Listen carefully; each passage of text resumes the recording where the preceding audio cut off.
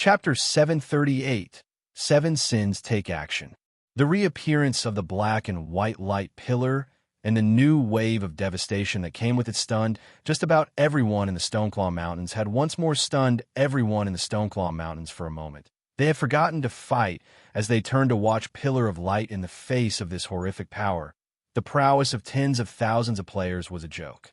Complete annihilation could happen at any minute, although the energy pulse had killed was only over 1,000 players. A deep fear of the weapon had seeped into their bones. Nobody wanted to be on the receiving end of that attack. Disintegrating into dust suddenly, everyone, players from the Star Alliance and various guilds alike, feared Zero Wing. They were deeply afraid that Zero Wing would launch another such attack after the energy pulse first appeared. They consoled themselves that it was impossible to use such an attack twice, however. That consolation vanished after the second energy pulse. Players would lose one level when they died. However, losing a level in the 30s would require several days to recover. At the thought of losing their lives to a single attack, the Star Alliance and its allies began to move cautiously. The various troops reigned in their bloodlust. After all, if they attracted too much attention, Armageddon could come knocking on their doors next. In contrast, Ouroboros and Zero Wing's morale flourished. The members of both guilds passionately launching their counterattacks. One side held back with caution, while the other side forged on with guns blazing. The battle's outcome was obvious. Damn it. Just where did Black Flame get that thing? Galaxy Pass scowled. That energy pulse attack was simply too much of a threat to the Star Alliance. If they did not deal with it quickly, they would certainly lose this war. Losing this war would be a fatal blow to the guild. The loss of EXP and equipment was a secondary concern. Most importantly, the Star Alliance's prestige as a first-rate guild would vanish. Not only had the Star Alliance challenged an upstart guild like Zero Wing, but even lost miserably. In the future, how was the Alliance supposed to compete with Ouroboros in Starmoon City? Meanwhile, if Zero Wing won this war, not only would it gain more prestige, but the guild would also see a flood of players trying to join, which in turn would allow the guild's strength to grow. Just how was the Star Alliance supposed to capture Stoneforest Town? Red Feather, lead the main army and annihilate Black Flame. We cannot allow him to fire that thing again. After considering his options, Galaxy Pass did not believe that they could allow Zero Wing to occupy that mountain any longer. With the mountain's vantage point, Zero Wing could fire that energy pulse anywhere on the battlefield they wanted. If they could evict Zero Wing quickly, then the threat of mass destruction would lessen. Hence, it was imperative that they remove Zero Wing from the mountain. As for Zero Wing's elite army, it was no longer important. Rest assured, guild leader. I'll lead a unit to annihilate Black Flame. Red Feather understood the importance of his task. Moreover, this was the perfect chance to avenge the humiliation he had previously suffered. He had only sent his subordinates to deal with Black Flame during the battle in White River City. Yet, in the end, not one of the 6 subordinates he sent had returned alive. This time, he intended to deal with Starmoon Kingdom's #1 expert personally, Brother Glorious.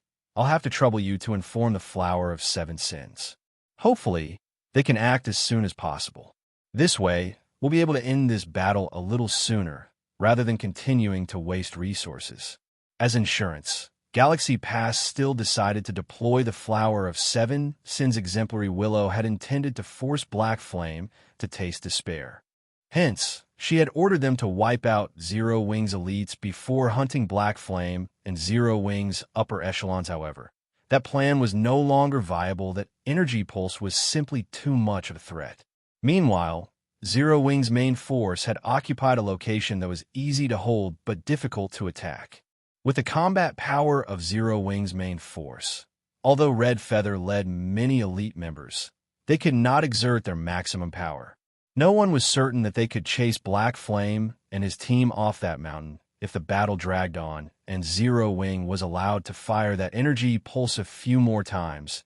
It could turn the tide of this war. Hence, for safety's sake, it would be more efficient for the Flower of Seven Sins assassins to take action. If the Flower of Seven Sins could take down Zero Wing's upper echelons quickly, they could deal a massive blow to both Zero Wing and Ouroboros. The Star Alliance could regain its lost momentum in full.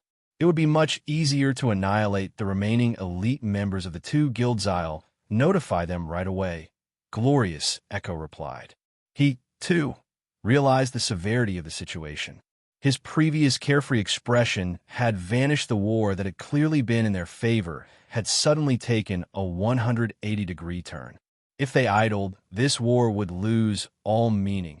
Even if they killed Zero Wing's upper echelons, Exemplary Willow wanted an overwhelming victory in addition to Black Flame's despair. If he told Exemplary Willow that they had won a Pyrrhic victory, the woman might even skin him alive. Finally want us to join the fray? A silver-robed man asked. This middle-aged man carried a black spear on his back and chuckled when he received Glorious Echo's callies. I hope you can finish the job as soon as possible. Glorious Echo nodded. Relax. As long as we make a move, Black Flame's time in this world will be limited. The silver-robed man laughed. He then disconnected the call and looked to the others, saying, Let's begin. Don't forget your targets. You're only allowed to attack someone else after your target is dead.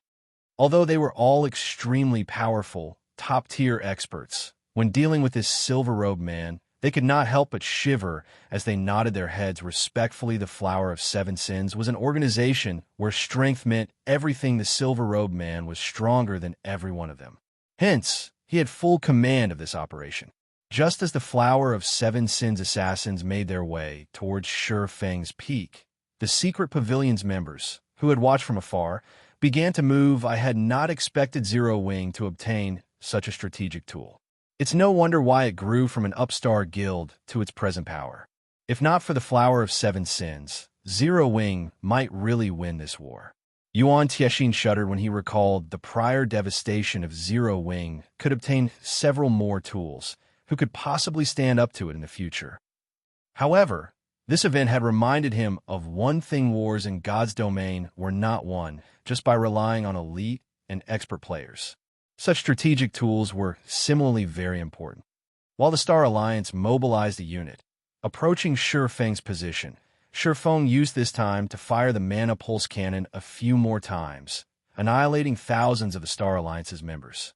The Star Alliance's expert team, which faced the Dark God's Legion, also received shot.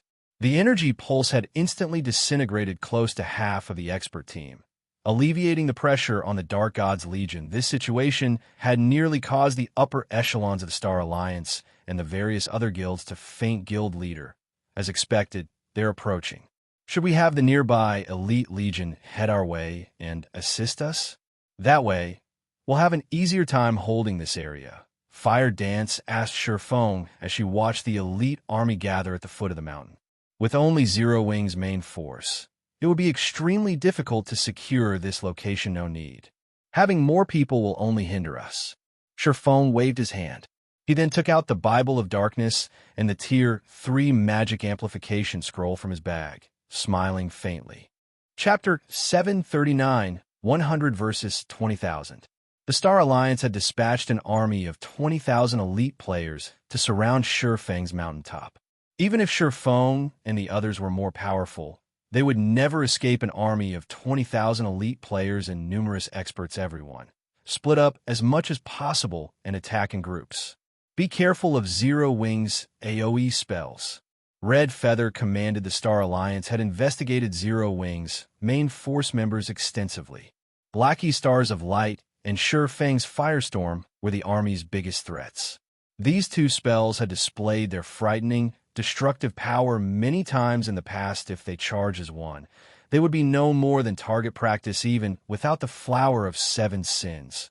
20,000 elite players are more than enough to drown Black Flame's group of 100. Cold Autumn, who watched from a nearby mountaintop, could not help but sigh at the sea of players as they climbed. The mountain players' stamina in God's domain was not unlimited. It might have been fine if Zero Wing fought ordinary players. But not only was every member of the 20,000-man army an elite, but the army also contained plenty of experts. This battle would not end quickly if Zero Wing faced only common monsters. It might have a chance at victory. After all, common monsters did not require much from players. There was no need to push oneself to the limit to fight such opponents. In a normal battle, players could fight for a very long time. However, It was a different story in a high-speed battle where it was necessary to remain at one's peak. This would have a high demand of one's stamina and concentration. This was like running a marathon. A runner might have the stamina to jog 10 kilometers, but not at full speed. It'd be a miracle if an experienced runner could run a full kilometer at full speed. It was the same concept with maintaining one's peak during combat. If they, the younger generation of the Secret Pavilion, were the ones to fight in this battle, let alone 20,000 players, even 10,000 players would be more than enough to drown them to death. They could only retreat if they wanted to survive. Choosing to fight would simply lead to their grave the fact that the Star Alliance had dispatched 20,000 elites to entrap Black Flame, and his team showed just how afraid the Alliance was of the swordsman. Ordinary top-tier experts would not warrant such treatment. Meanwhile, as the war raged, the official forums exploded with comments Zero Wing is too amazing. They're actually going up against 20,000 people with a team of 100. I wonder who will win. I wish I could watch this battle in person. I'm guessing that Zero Wing will wipe. We're talking about 20,000 guild elite members. Indeed, that's 20,000 elite players, not 20,000 common monsters. If Zero Wing comes out victorious, there will be a legend in God's domain. I wonder how many people Zero Wing's 100 members will kill. This battle would determine the supremacy over the Stoneclaw Mountains. Hence, the players throughout Starmoon Kingdom paid very close attention to it.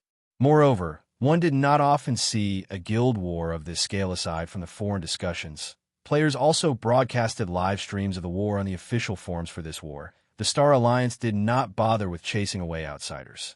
Instead, the guild allowed other players to watch.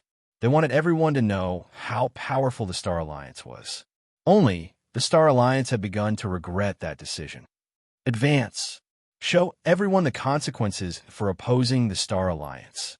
Red Feather shouted suddenly. The army of 20,000 elite players ascended the mountain, leaving no gaps for Zero Wing to escape through. They intended to wipe out Black Flame and his team when the Star Alliance's army was halfway up the mountain. A black figure suddenly appeared in midair. Whenever the figure flapped its pitch-black wings, it generated powerful winds. Why is a demon here? Everyone from the Star Alliance turned to look at the figure battle demon. Level 55. HP 11, 000, 000, 000/11,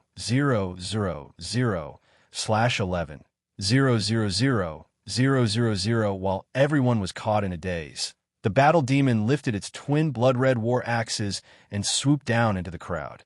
Swinging its weapons, the battle demon created a storm that sent all players within a radius of 15 yards flying into the air.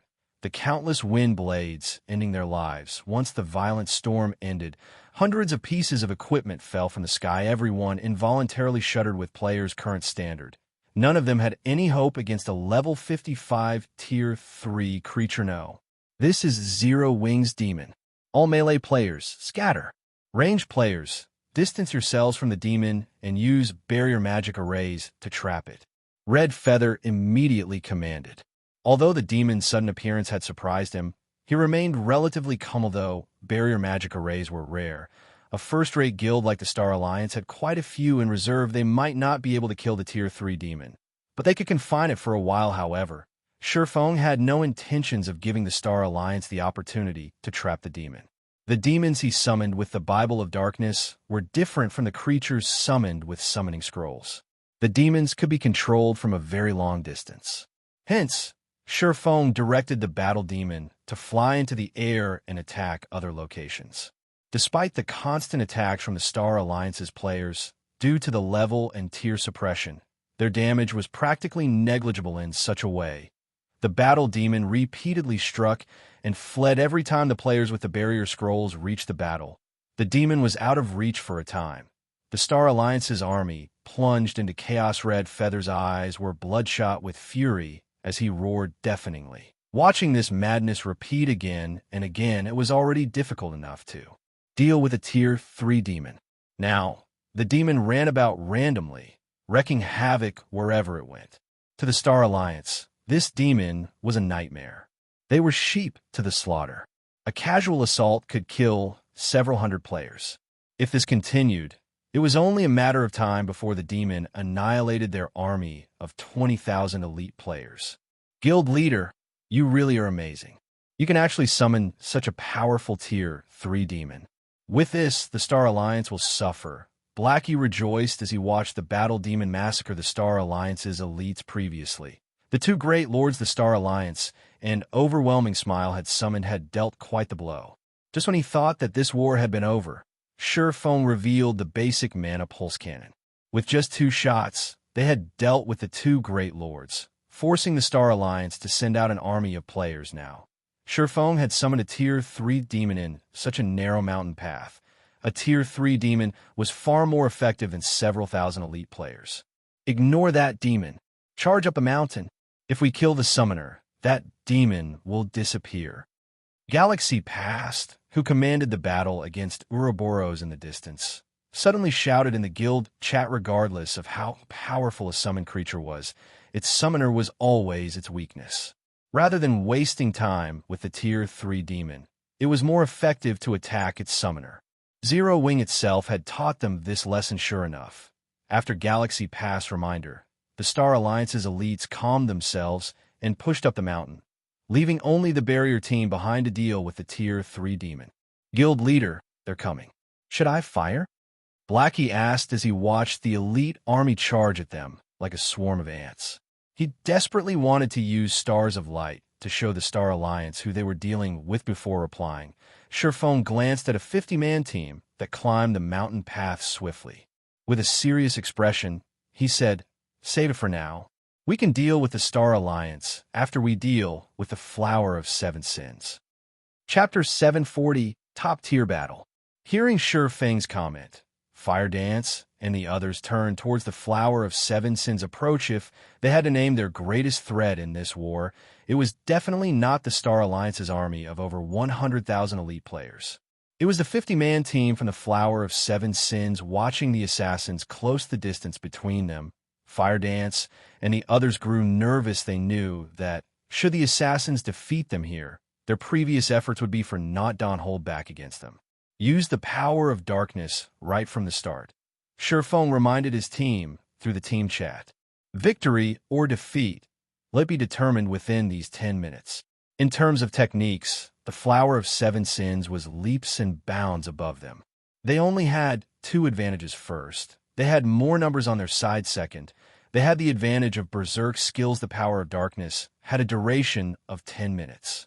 Ordinary Berserk skills generally only lasted a fraction of that time. When they activated the power of darkness, their opponents would have no choice but to activate theirs as well. If they could last through the duration of the Flower of 7 Sins Berserk skills, they would emerge victorious. Ye Feng directed the battle demon to charge at the assassins with flying speed. With the overwhelming combat power of a Tier 3 demon, it should be simple to defeat the 50-man team of assassins. Do you think you can stop the Flower of 7 Sins with a single Tier 3 demon?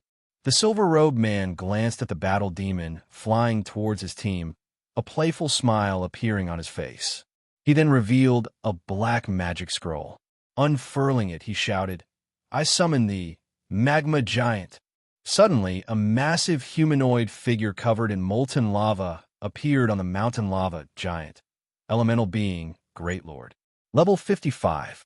HP 18, 000/18/000/000. The instant the Lava Giant appeared, it released an angry bellow and lifted both its hands. Suddenly, lava spewed from the ground and swept across the mountaintop, transforming an area of 300 yards around the Lava Giant into a lava domain. Not only did the lava domain suppress enemies' attributes, but it also ate away 3% of their HPs every 5 seconds. Players could not fight within the domain for very long at all. After establishing its domain, the Lava Giant tightly clasped both its hands together. In the next moment, hot lava began to spew into the air, engulfing the battle demon and preventing it from moving. A Great Lord actually knows a domain skill and a Tier 3 imprisonment skill. The Flower of 7 Sins is even willing to part with such a summoning scroll. Ye Feng could not help his frown. A Tier 3 imprisonment skill could seal the battle demon's movements for a very long time. However, throughout the skill's duration, the caster could not move. Both summoned creatures had been taken out of this fight. However, the Flower of Seven Sins had the aid of a domain skill, which was a significant disadvantage for Zero Wing Give Up. Nobody can avoid the Flower of Seven Sins assassins. The silver-robed man chuckled. The lava domain had already enveloped the mountaintop. Zero Wing's members were trapped inside. Moreover, with the suppression and HP reduction effects, even if Zero Wing's members activated their Berserk skills, they would not survive for long inside the lava domain. In the end, death would be waiting to greet them. That isn't necessarily true. Watching the assassins charge at them, Ye Feng suddenly shouted, "Activate the magic array." Suddenly, a purple-gold magic array appeared in the air, enveloping both Zero Wing and the Flower of Seven Sins. This magic array was none other than the intermediate magic array, 9-star polar domain, that Ye Feng had previously obtained. As long as the 9-star polar domain was active, people outside the barrier could not enter. Similarly, those inside could not leave. Only after the 9 casters' mana ran out would the barrier disappear. Moreover, the 9-star polar domain also suppressed the assassin's attributes. Furthermore, its suppression was more powerful than the lava domains. The lava domain could suppress a player's attributes by 30%, whereas the 9-star polar domain could suppress a player's attributes by 40%. Against high-tiered monsters, it could suppress over 70% of their attributes. It was an extremely powerful magic array. When the players outside of the barrier saw Zero Wing and the Flower of Seven Sins' various combat methods, they were momentarily stunned. Very good. At least things are getting a little interesting now. The silver-robed man could not help but laugh. Let's see which one of us will last until the very end. Saying so, the members of the Flower of Seven Sins activated their Berserk skills, although they suffered a more powerful suppression. The lava domain would chip away at Zero Wing's HPs. If they dragged on the battle, they could win easily. Meanwhile, Zero Wing's side similarly activated the power of darkness suddenly. Both sides' attributes soared, their combat powers reaching greater heights than before. With only a few dozen yards between them, they began to launch ranged attack spells, and arrows flew at their targets. However, neither side was easy to defeat as they weaved between the rain of spells and arrows in the blink of an eye. The distance between the two teams closed. The melee classes exchanged blows rapidly, their bodies moving with blurring speed. Fire Dance immediately set her sights on a level 34 cleric. Using shadow steps, she appeared behind the cleric and activated the assassin class' strongest skill, Absolute Strike. However, this cleric had sensed Fire Dance's approach. Not only did he manage to activate Truth Shield before Fire Dance's attack reached him, but he also activated Terrorizing Roar. Fire Dance was forced to activate a control removal skill. Afterward, she thrust her short sword towards the cleric. In response, the cleric used his staff to block the attack as Fire Dance possessed overwhelming strength. Her attack had sent that cleric flying. However, the cleric took the opportunity to put some distance between them. Unfortunately, Fire Dance's damage only shattered the cleric's Truth Shield. The cleric remained unharmed. Just as Fire Dance thought of chasing after the cleric, she felt an intensely dense, killing intent from behind her. Hurriedly, Fire Dance used Wind Step Stang. Without her notice, a dagger struck her back. Fortunately, Fire Dance had activated Wind Steps in time. The 1-second invulnerability nullifying the attack reaction time is quite good. But how about this? The black-clothed assassin that suddenly appeared behind Fire Dance bantered. He then brandished 2 daggers, sending over a dozen afterimages at Fire Dance. It was as if he had launched these attacks simultaneously, entrapping Fire Dance instinctually. Fire Dance had wanted to defend against the attacks.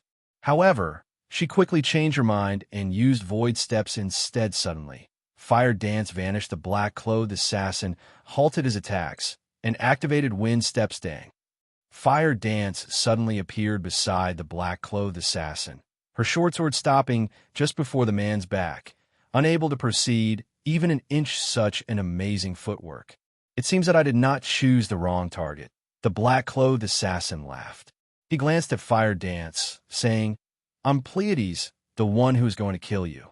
A flowing water realm expert? Wind Fire Dance saw her opponent's calm reaction to void steps. She could roughly guess Pleiades' standard. Otherwise, he would not have been able to defend. Only those capable of predicting her movements could defend against her void steps aside from Fire Dance, who had encountered a flowing water realm expert.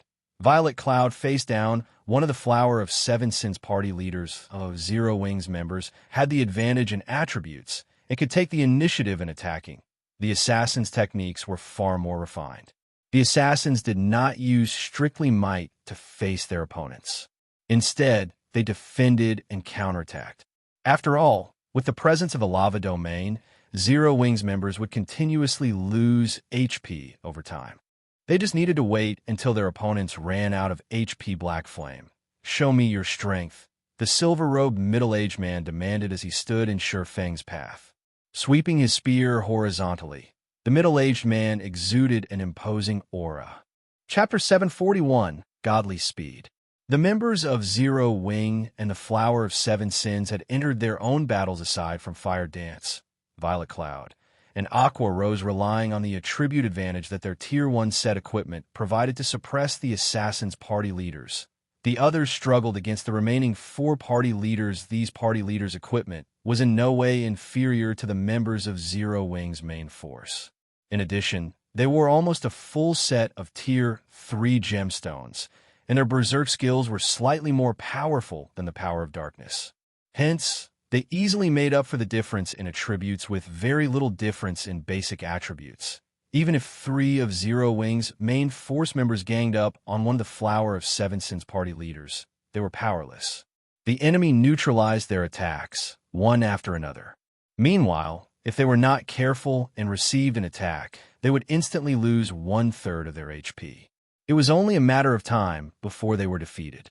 Not to mention, the lava domain was also in effect, continuously reducing the HPs of Zero Wing's players. Surprisingly, Shadow Sword, Minor Wind, Flying Shadow, Turtle Dove, Cola, and Ye Feng were able to exchange blow for blow with their assassin opponents, both their HPs and their enemies gradually decreasing. A small difference in HP might determine the outcome of their fight. Zero Wing is quite strong. Despite facing so many experts from the Flower of Seven Sins, they still fight so ferociously. If this were any other team, the Flower of Seven Sins would have defeated them by now, Yuan Tiexin, who watched the fight from afar, said in slight surprise. Unfortunately, Zero Wing will still go up in flames. Currently, aside from a few of Zero Wing's upper echelons holding their ground, it was only a matter of time before the others were defeated. If the battle dragged on, the ordinary main force members would fall. At that time, the assassins could corner Zero Wing's upper echelons. As they already had their hands full with their current opponents, facing more at once would be fatal. The other secret pavilion members nodded in agreement. However, they had to admit that Zero Wing's main force was indeed impressive. If they were in Zero Wing's place, the battle would end very quickly. Refinement realm experts could alter their actions in such high-speed battles nimbly. However, ordinary experts could note in the scorched battlefield.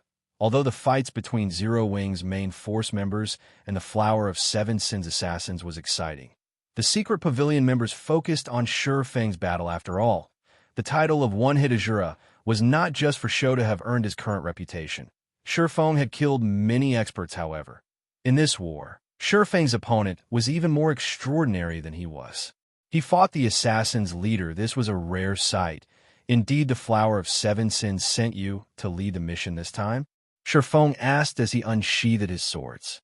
He was utterly focused on the silver-robed man before him. Although the silver-robed man had not yet attacked, the cold, killing intent he radiated caused Ye Feng to shudder involuntarily. Ye Feng felt as if his life were slipping away.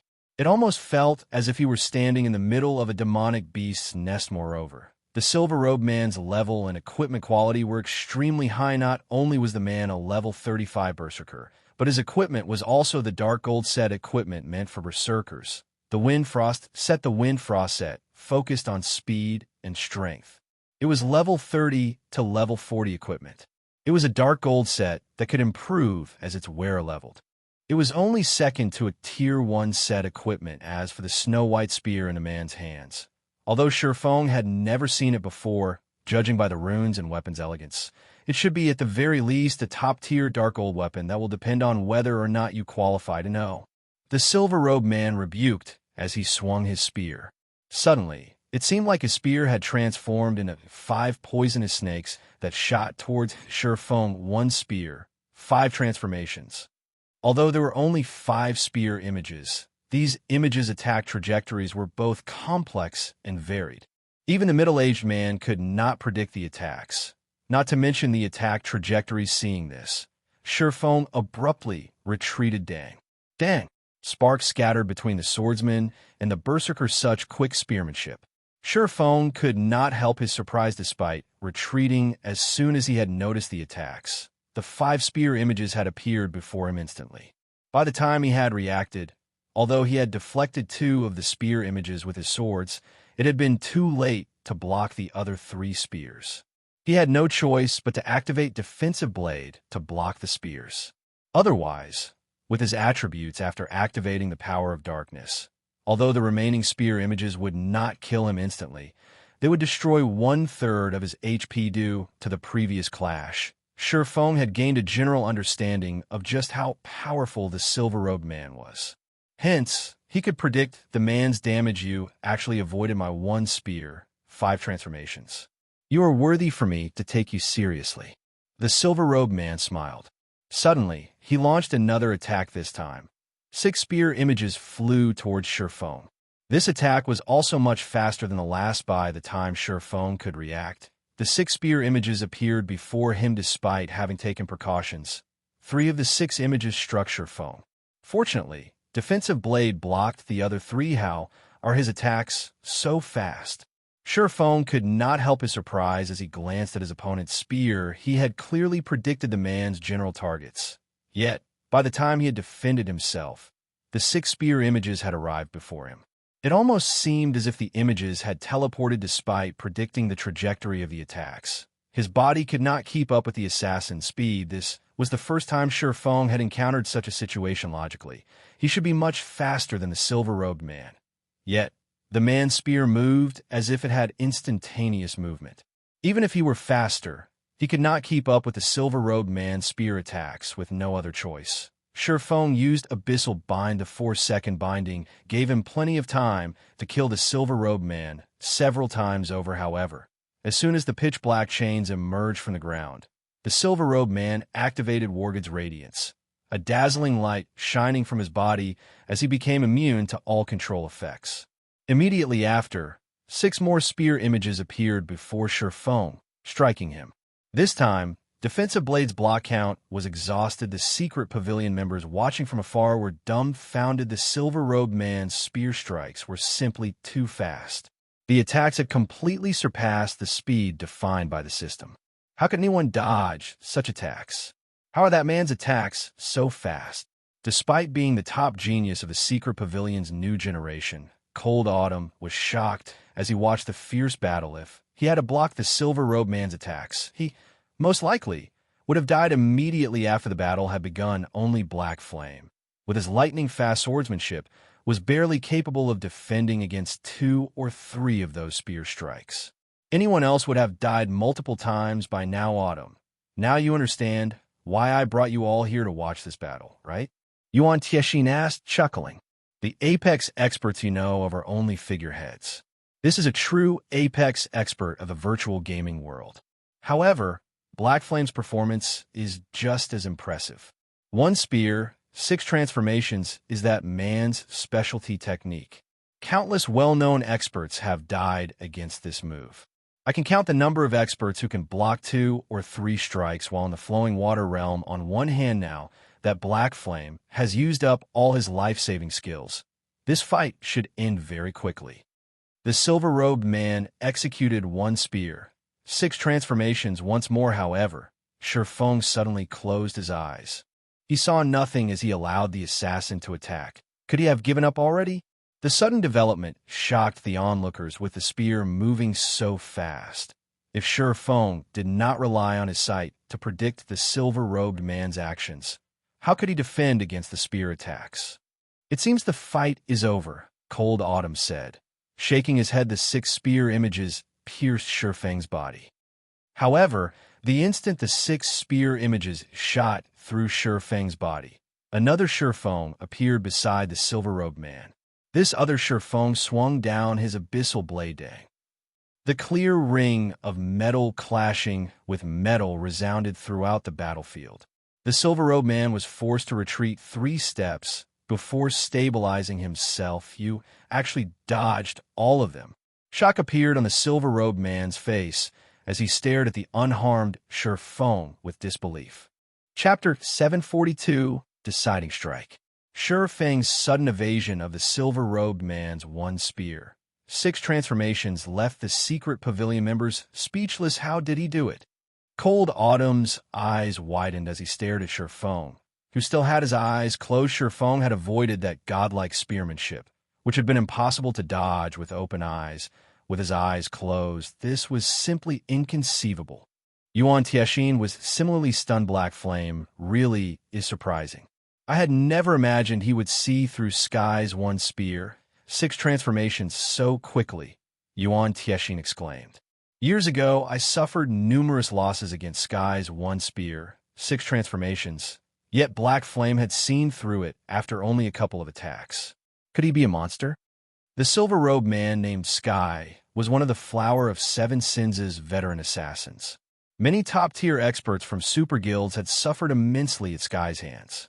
Sky had even killed many experts who had also stepped into the Void Realm. Only those at the Void Realm, who could exert their 5 senses to their limits and possessed rudimentary control over their surroundings, had the ability to block 1 spear, 6 transformations. Even Yuan Tiexin struggled to defend against 1 spear, 6 transformations while wielding 2 weapons. He could block 4 or 5 strikes at most. However, he was a shield warrior, so he had a much easier time defending against the spear strikes with a shield. Only, he would have a much harder time closing in on Sky. Of course, there were many skills in the game, such as wide-range attacks, that could neutralize such precision attacks. One could also distance themselves from Sky. After all, a berserker's attack range was only so far. Even a long spear would not increase one's attack range by much. However, in a close-quarters, high-speed battle like this, aside from the life-saving skills that one could activate with a thought, it was impossible to defend against Sky's attacks with skills. Skills generally required specific motions before activation. This would create a sense of disharmony in expert players. Their attacks using skills would not be as fast and natural as their normal attacks. Hence, this would reveal weak points that they did not normally possess. It was this reason precisely that experts in the refinement realm or above rarely use skills in close combat against other players, as it was highly possible that one weakness would spell their doom. Ye Feng had yet to reach the Void Realm. However, without using any skills, he still managed to neutralize Sky's 1 spear, 6 transformations. This was the first time Yuan Tiexin had seen such an occurrence. Meanwhile, on the battlefield, after Sky calmed his slightly surprised heart, fighting spirit flared in his eyes. He began to execute 1 spear, 6 transformations. Once more, Ski executed his specialty technique numerous times in succession. Yet, Ye Feng dodged all of his attacks with his eyes closed, launching a counterattack each time. Initially, Ye Feng had only gotten 1 hit in during his counterattacks. Now he landed 2 hits. Although Sky had blocked every attack Ye Feng had sent at him, he had received a lot of damage. Each one of Ye Feng's attacks had dealt over -500 damage. Ye Feng's strength was astonishing in God's domain. The resulting impact, as weapons clashed, would offset the damage. If there were a significant difference between the combatant's strength, however, some damage would occur. However, this damage was usually so low that it was almost negligible. If the difference in the combatant's strengths was quite vast, the weaker side would receive significant damage. Even if they blocked the attack successfully, Sky experienced this firsthand against Black Flame. His equipment had already reached the current peak among players in God's domain. He was also a Berserker, a class famed for its strength. The Berserk skill he had activated was even a strength-type Berserk skill. Yet, Ye Feng's strength was still far above his own. This was the first time Sky had encountered such a situation in terms of the strength attribute. Even those monster-like players in God's domain could not overwhelm him like this. It no longer felt as if he fought another player. Instead, it felt more like he fought a humanoid Lord-ranked monster. He received over -500 damage just by defending against attacks. His HP after activating his Berserk skill was only slightly more than 19,000. He had a limit to the number of times he could defend against Ye Feng's attacks, although Sky put in the utmost effort to dodge Ye Feng's attacks.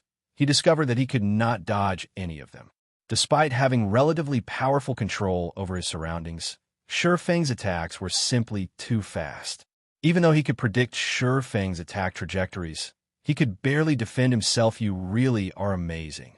It's no wonder why even Silver has noticed you.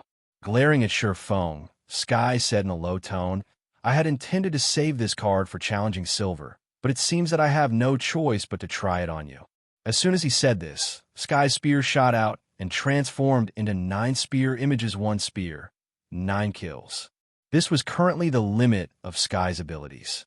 Not only did this move have a greater range than 1 spear, 6 transformations, but it was also much faster this time. Ye Feng opened his eyes facing the sudden approach of the 9 spear images. Rather than retreating, Ye Feng moved forward to welcome the spears. Yuan Tiexin, who watched from afar, thought that Ye Feng had lost his mind. Players who knew of it already avoided 1 spear, 6 transformations like the plague.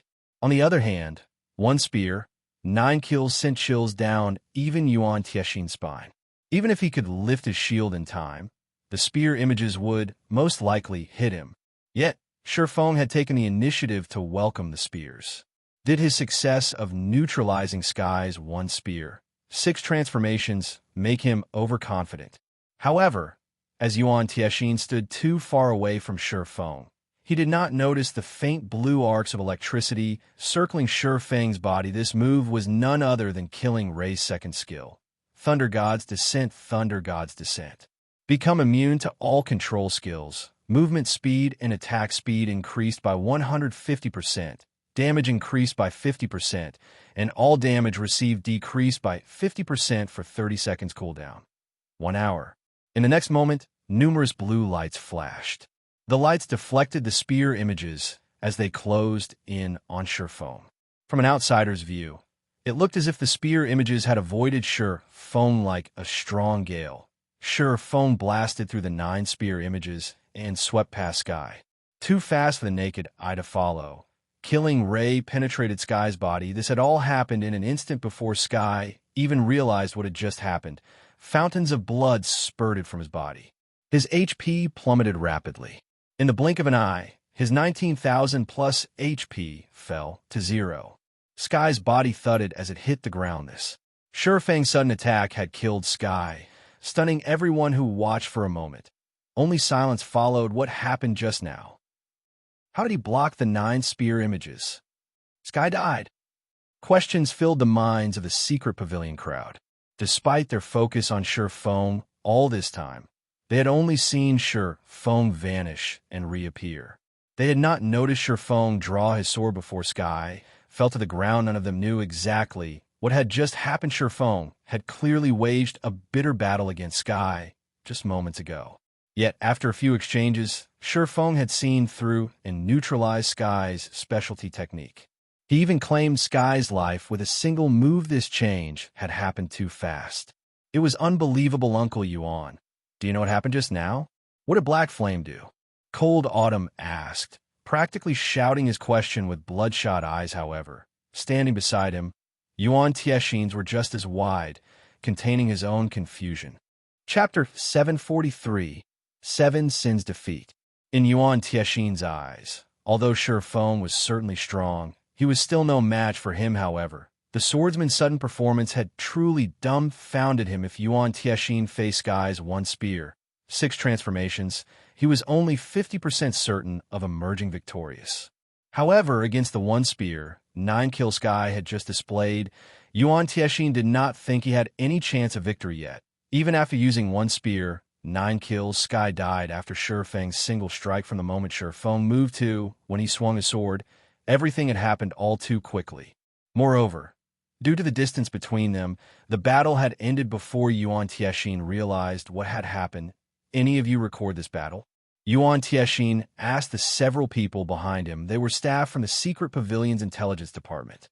The magic mirror they held was a magical tool in God's domain that could record the scenes within a certain range. One could purchase a magic mirror from shops in the various major cities.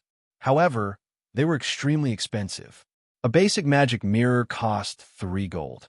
However, a basic magic mirror could record an area of 100 by 100 yards and a range of 4,000 yards for 2 hours. This item could easily allow the various large guilds to keep a record of certain battles. It was especially easy for players like them to get dragged into battles like this. Hence, they needed to maintain a certain distance from the battle. Although they could use binoculars to watch the fights, those items could not record the battles. Hence, magic mirrors were the best tools to gather information. After collecting the required data, one could research the information in detail. It was much easier than the system's recording function. We got everything. The intelligence agents nodded and replied, "Good. Make a copy and send it to me later. Send a copy to the guild leader as well." Yuan Tianxin commanded seriously for an expert like himself. Nothing was more alluring than watching a battle between players of Ye Feng's and Sky's standards. Moreover, Ye Feng's performance was also mind-blowing. At this moment, Yuan Tianxin could not help but reconsider the relationship between the Secret Pavilion and Zero Wing.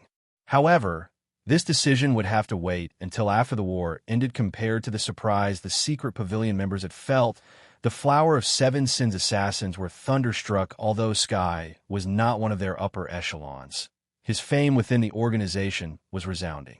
Almost everyone had heard of him. Moreover, among the many Void Realm experts in the organization, Sky was the only expert capable of facing down Silver. Yet Black Flame, someone who was only slightly famous, had killed Sky. This was like watching an ant defeat a lion. It was inconceivable. Guild leader. When Fire Dance saw the assassin Pleiades freeze, she followed the assassin's gaze. Immediately, she discovered that Ye Feng had claimed the assassin's team leader, and unconsciously, power welled up in her. Fire Dance wasn't the only one to react this way. Everyone from Zero Wing's main force also felt power flow into their bodies when they saw the Berserker on the ground. Although Zero Wing's main force had lost over a dozen members, this one death had far more of an impact that killing 3 or 4 of the Flower of Seven Sins party leaders. Hadn't the Flower of Seven Sins never failed a job? In the end, hadn't their strongest team leader still died under their guild leader's sword? Sky's death also caused the Lava Giant to disappear. Without the Lava Giant, the Lava Domain vanished as well in the blink of an eye. The suppression on everyone from Zero Wing lifted, their attributes abruptly soaring. On the other hand, the 9-star Polar Domain still suppressed the Flower of Seven Sins assassins. Damn it. Sky actually died so quickly. Pleiades frowned as he turned to Fire Dance, whose attributes had been restored. He lost his prior composure initially. Fire Dance already had higher attributes than he did. He had only kept up with Fire Dance's attacks by relying on his accurate judgment. Now that Fire Dance had recovered her attributes while he was still hampered, dodging and blocking the woman's attacks became far more difficult. Whether it was Pleiades or the other members of the Flower of Seven Sins, they all had grimaced as they fought. "Didn't you enjoy beating me up just now?" Shadow Sword, who had less than half of his HP remaining, said as he smirked at a Refinement Realm level 34 Guardian Knight. His lips curling into a smile, Shadow Sword said, "It's my turn now." Saying so, Shadow Sword swung the blue fire double-edged sword violently and executed Whirlwind Slash. He was not the slightest bit afraid of revealing any weak points against absolute strength and speed, despite the level 34 Guardian Knight using his shield to defend against Shadow Sword's Whirlwind Slash. The impact forced him to retreat 6 steps, a damage of over -800 points appearing above his head. For a second there, he had nearly lost his balance. Shadow Sword immediately followed up with a series of violent slashes facing Shadow Sword's rapid barrage. The Guardian Knight had no choice but to raise his shield and defend himself. However, every time Shadow Sword struck a shield, he received over -200 damage. his body forced to retreat one step after another. He had no chances to counterattack on Violet Cloud's side. The Astromancer was finally able to apply leverage. Activating Star's guidance, she sent the level 34 Berserker party leader, who chased after her, flying. Immediately after, she attacked with her mana balls. 30 mana balls appeared in the air around them. Although this attack was not as strong as the 36 mana balls she could summon after drinking the 100-berry wine, Violet Cloud was able to control the 30 mana balls with much greater precision. Moreover, due to her recovered attributes, the force her mana balls contained had also increased significantly. The Berserker party leader required his full might to block every mana ball. Otherwise, the balls would knock him back and reveal even more weak points. However, against the overwhelming power of the 30 mana balls, the Berserker party leader occasionally missed 2 or 3 mana balls, receiving around -500 to -600 damage without the suppression of Zero Wing's attributes. The battle immediately turned to Zero Wing's favor, whereas the Flower of Seven Sins were at a complete disadvantage after killing Sky. Ye Feng did not stop to pick up the loot the Berserker had dropped. Instead, he turned around and dashed for the Seven Sins party leader that posed the greatest threat to Zero Wing. These party leaders were all experts in the Flowing Water Realm. Even if Zero Wing's main force members recovered their attributes, the party leaders were still a major threat after Ye Feng's attributes recovered. Due to Thunder God's descent still being active, he became much faster. Although he was not as fast as when he had killed Sky, his speed was more than enough to deal with the Seven Sins party leaders. After appearing behind one of the party leaders, Ye Feng executed Chop with his killing Raya streak of blue light, flashed 15 for 85. A bloody mark appeared on the Shield Warrior party leader. Only at this moment did the Shield Warrior's shield appear in Ye Feng's trajectory. The Shield Warrior was slower than Ye Feng's by a massive margin. Suddenly, the party leader, who had roughly 11,000 HP remaining, fell to the ground. Observers were, once again, rendered speechless. Ye Feng's attack was simply too fast. Watching from afar, they had only seen a flash of blue light. They had not even seen his sword's afterimage before it struck his opponent. Just how was someone supposed to defend against such an attack? After just a short moment, 4 of the 7 Flower of Seven Sins party leaders had died at Ye Feng's hands. Fire Dance, Violet Cloud, and Aqua Rose took care of the last 3 in the end. Zero Wing had annihilated the assassins from the Flower of Seven Sins. Chapter 744, Star Alliance's Defeat. As the Flower of Seven Sins came to an end, everyone watching from afar was dumbfounded. Was especially true for the Star Alliance's upper echelons.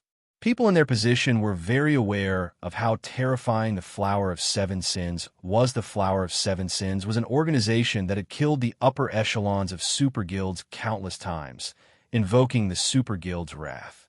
However, none of those guilds could do anything to the assassin organization until this day. The Flower of Seven Sins had never failed a job.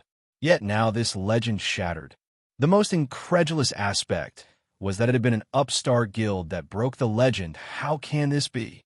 Red Feather's eyes widened, and he clenched his fists as he stared at the corpses of the Seven Sins scattered across the ground. The Flower of Seven Sins had been their final trump card against Zero Wing. Now that the assassins have been wiped out, how were they supposed to deal with Zero Wing's upper echelons?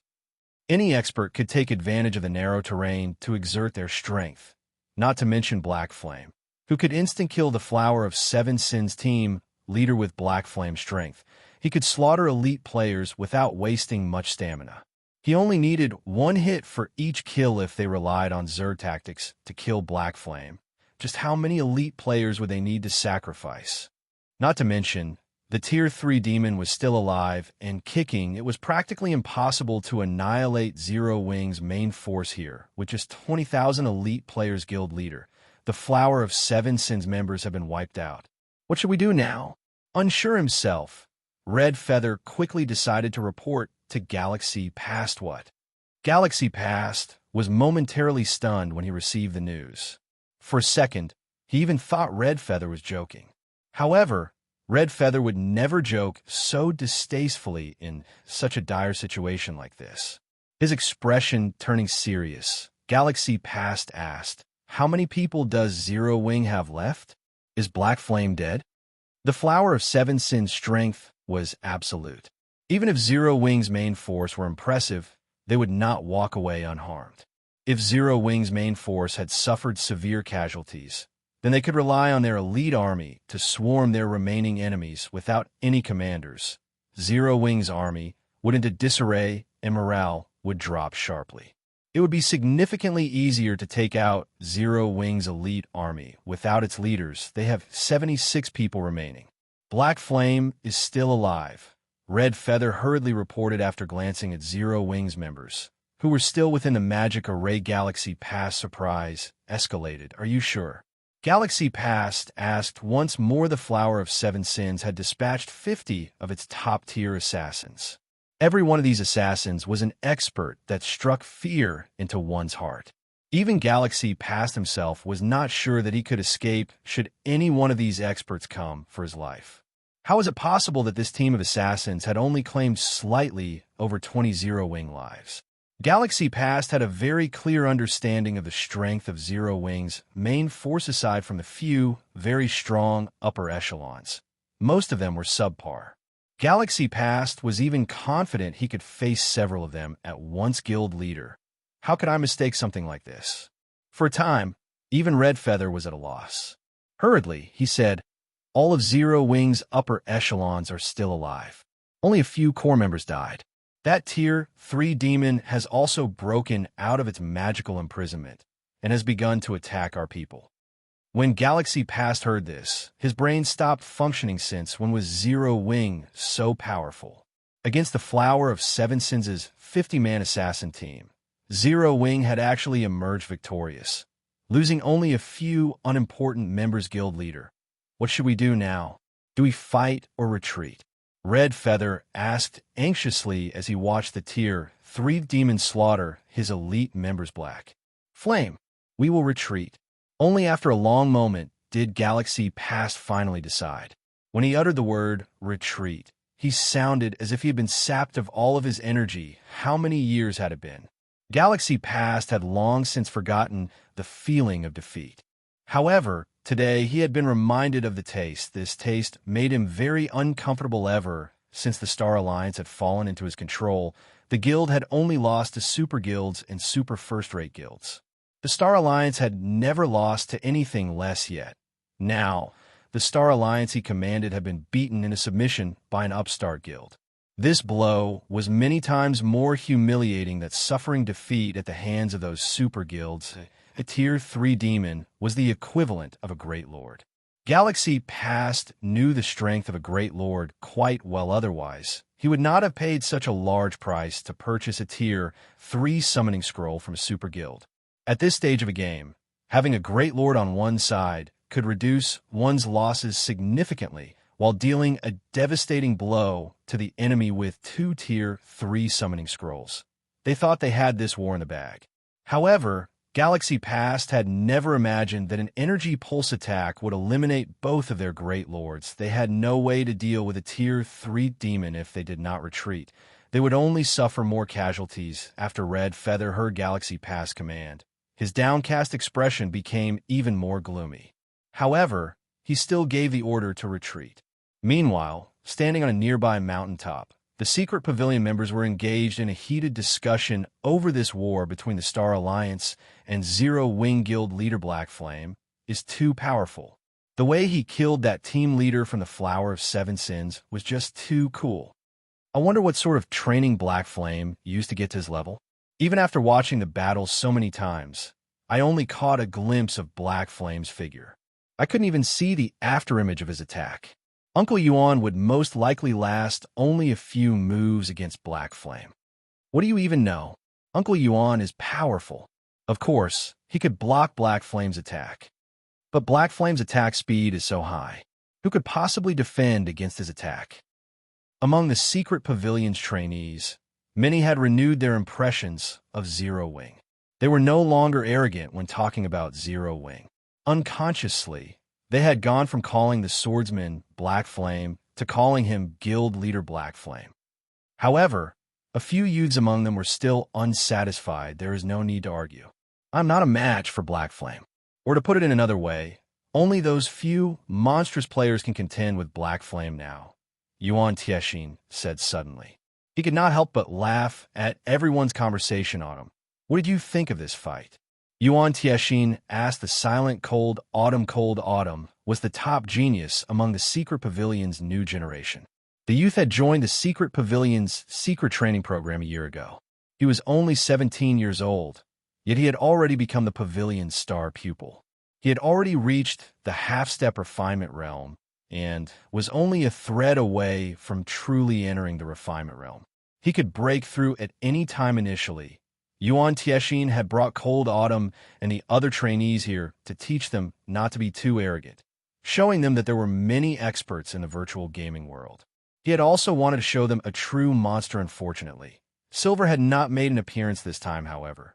Their gains from watching the battle between Sky and Black Flame should be sufficient. Yuan Tiexin had even hoped to see a confrontation between Black Flame and Silver. Just what kind of outcome would such a battle yield? Black Flame is very strong.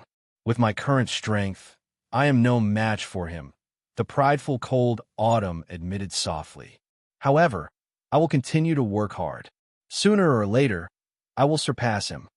Ha, that's right. This is the sort of mindset you must possess. It seems that this trip here has not been a waste at all. Yuan Tiexin nodded with satisfaction. Suddenly, he heard the ring of his communicator. Surprising him after all, this was a call from none other than the Secret Pavilion's guild leader. Chapter 745, Eternally Remembered Strike. After Red Feather gave the order, the elite army the Star Alliance had sent to deal with Zero Wing's main force retreated, leaving behind only a small squadron to deal with the battle demon. The elite legions of the Star Alliance and the various large guilds, which fought elsewhere on the battlefield, also began to retreat, preparing to leave the Stoneclaw Mountains. It's too late to retreat now. Ye Feng sneered as he swept his gaze across the fleeing Star Alliance army. Immediately, he sent a command through the guild chat, saying, "All elite legions, activate the 9-star polar domain magic array." There was why Ye Feng had previously split Zero Wing's army into 10 separate elite legions. The Stoneclaw Mountains outer region was vast. However, there were only 10 paths that led to the dungeon's teleportation areas. Soon as the war began, Ye Feng had used the Guild War order to seal off the Stoneclaw Mountains. Any player within could not escape with a return scroll. The only way to leave the dungeon was by using the teleportation array. There were 2 methods of using magic arrays in God's domain. The first method used a magic array aggressively to suppress the enemy. The second use was defensive due to the unique characteristics of barrier magic arrays. Once these magic arrays were activated, enemies trapped inside the barrier could not leave. Similarly, nobody would be able to enter the barrier unless they destroyed the magic array itself. However, it was not easy to destroy a magic array. A lot of time was required to do so. Attacks from outside the array would be weakened. Normally, it was much easier to destroy a magic array from inside. The 9-star polar domain was no exception. Hence, Ye Feng had sent Zero Wing's 10 elite legions to guard the 10 paths. When the elite legions activated their 9-star polar domain magic array, they would prevent the Star Alliance and other large guilds from leaving the Stoneclaw Mountains. They could then take the opportunity to gain more from this war. With Ye Feng's command, the barrier parties mobilized, every one of them revealing the 9-star polar domain magic scroll. They had held on to all this. To me, as the 90 players unfurled the magic scrolls in their hands, 10 massive magic arrays suddenly appeared above the battlefield, enveloping a large portion of the battlefield and sealing all exits out of the Stoneclaw Mountains. What's going on? Why are my attributes decreased? Damn it, I don't even have 6,000 HP right now. The various guilds' elite members, who had forced Zero Wing's elite legions into a constant retreat, suddenly discovered something amiss. Their attributes had decreased by 40%. Their attacks could not cause any significant damage to Zero Wing's elite members at all. In contrast, Zero Wing's elite members, whose attributes remained unchanged, could finish them off with just a few hits. Suddenly, Zero Wing's enemies began to panic. Although the players caught outside the magic array tried to help and constantly attacked the barrier with spells, the effect of their attacks were minimal. The magical class players maintaining the 9-star polar domain did not lose much mana from their attacks, at Elite's our turn now. Seeing the various guilds panicking elites, Zero Wing's elite members rushed forward to resolve the battle originally. They had needed roughly 4 or 5 attacks to defeat their enemies. Now, they only needed 2 or 3 hits to do so. On the other hand, their enemies now required roughly 8 or 9 hits to kill them. The battle was one-sided moreover. The 9-star Polar Domain magic array was like a knife at their throats.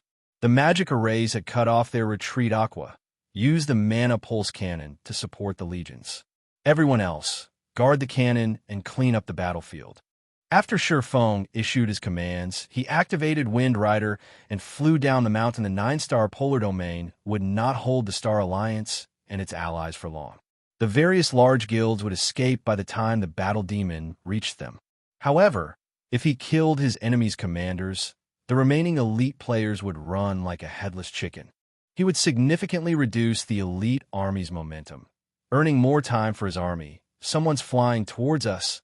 The retreating Star Alliance members suddenly shouted as they glanced towards the sky. Everyone turned to see the flying figure Black Flame. It's Black Flame. As the figure approached, the elites recognized Zero Wing's guild leader charging at us alone. Do you really think the Star Alliance is that easy to bully? Red Feather also noticed Ye Feng rapidly approach their army. He bellowed, "Range players, shoot him down. Anyone who kills Black Flame will be rewarded with a set of top-tier equipment, 500 gold, and a promotion to core member." A first-rate guild had many members. However, only a few could become core members. Without extremely powerful combat skills, becoming one of the guild's elites was generally their limit. Meanwhile, there was a qualitative difference between the treatment an elite member received and what the core members enjoyed. Not only did core members have priority on good equipment, but they also received a bountiful salary each month. One could earn far more credits as a core member than they could as at an office job in a large corporation. One could say that core members were considered formal internal staff in a first-rate guild, while an elite was merely external staff. The benefits were on a completely different level. Black Flame die. The Star Alliance's elites shouted excitedly. Thousands of range players began casting their spells and knocking their arrows as they awaited Ye Feng's arrival. As Ye Feng grew closer to the elite army, spells and arrows began to fly towards him. However, with Wind Rider's speed increase, Ye Feng had little trouble evading the spells and arrows. Moreover, as these elite players launched their attacks based on their predictions of Ye Feng's movement, he only needed to fly out of range to avoid the attacks. Like this, Ye Feng advanced effortlessly, weaving his way through the rain of spells and arrows from afar. It seemed as if Ye Feng danced amidst the countless spells and arrows. As a result of his frightening speed, Ye Feng left behind one afterimage after another, confusing the Star Alliance's elites. None of them could follow Ye Feng's movement. Seeing Ye Feng approach, instead of being affected by Ye Feng's frightening momentum, Red Feather sneered as he took out a Crimson Tier 2 magic scroll from his bag. Black Flame, you're the one who will die today. Red Feather acknowledged that none of his own spells would land on the fast-moving Ye Feng. However, the Tier 2 magic scroll he held was a different story. Tier 2 spell, Holy Spears of Flame. Suddenly, 36 flame spears appeared around Red Feather, the scorching fire increasing the surrounding temperature. Black Flame turned to ash. Red Feather waved his staff when he saw that there were only 30 yards left between him and Ye Feng. The 36 flame spears transformed into streams of light as they shot towards Ye Feng. The flame spears were much faster than Ye Feng, taking only an instant to cross the 30 yards. The flame spears blocked any path of escape, giving Ye Feng no room to dodge. Meanwhile, the Holy Spears of Flame was an unblockable sacred spell. Every spear rivaled a Lord-ranked monster's power. It was an extremely powerful spell. Just as the spears were about to strike Ye Feng, he suddenly disappeared. None of the flame spears hit their mark. Before Red Feather could react, he discovered Ye Feng in front of him. Blue arcs of electricity circled Ye Feng's body, crackling as they sparked Tier 2 taboo skill, Instant Strike. Ye Feng's figure dashed past Red Feather, leaving behind a blue afterimage that remained for a relatively long, timered feather fell to the ground, his body lying motionless. His HP, which had been over 8,000, dropped to nothing. Meanwhile, Ye Feng's figure had long since departed, leaving the Star Alliance elites in a daze. They would carry this scene forever in their minds, while thousands of players bombarded him with attacks. Ye Feng had managed to kill Red Feather with one hit. All they could do was stare at Ye Feng's back as he departed.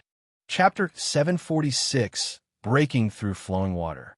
The retreating elite members weren't the only ones who saw Ye Feng kill Red Feather. The secret pavilion members, who had been preparing to depart from the battlefield, also saw the attack with a flash of blue light. The battle had been over. No one from the secret pavilion understood what had just happened despite the thousands of elite players and Red Feather's Tier 2 magic scroll.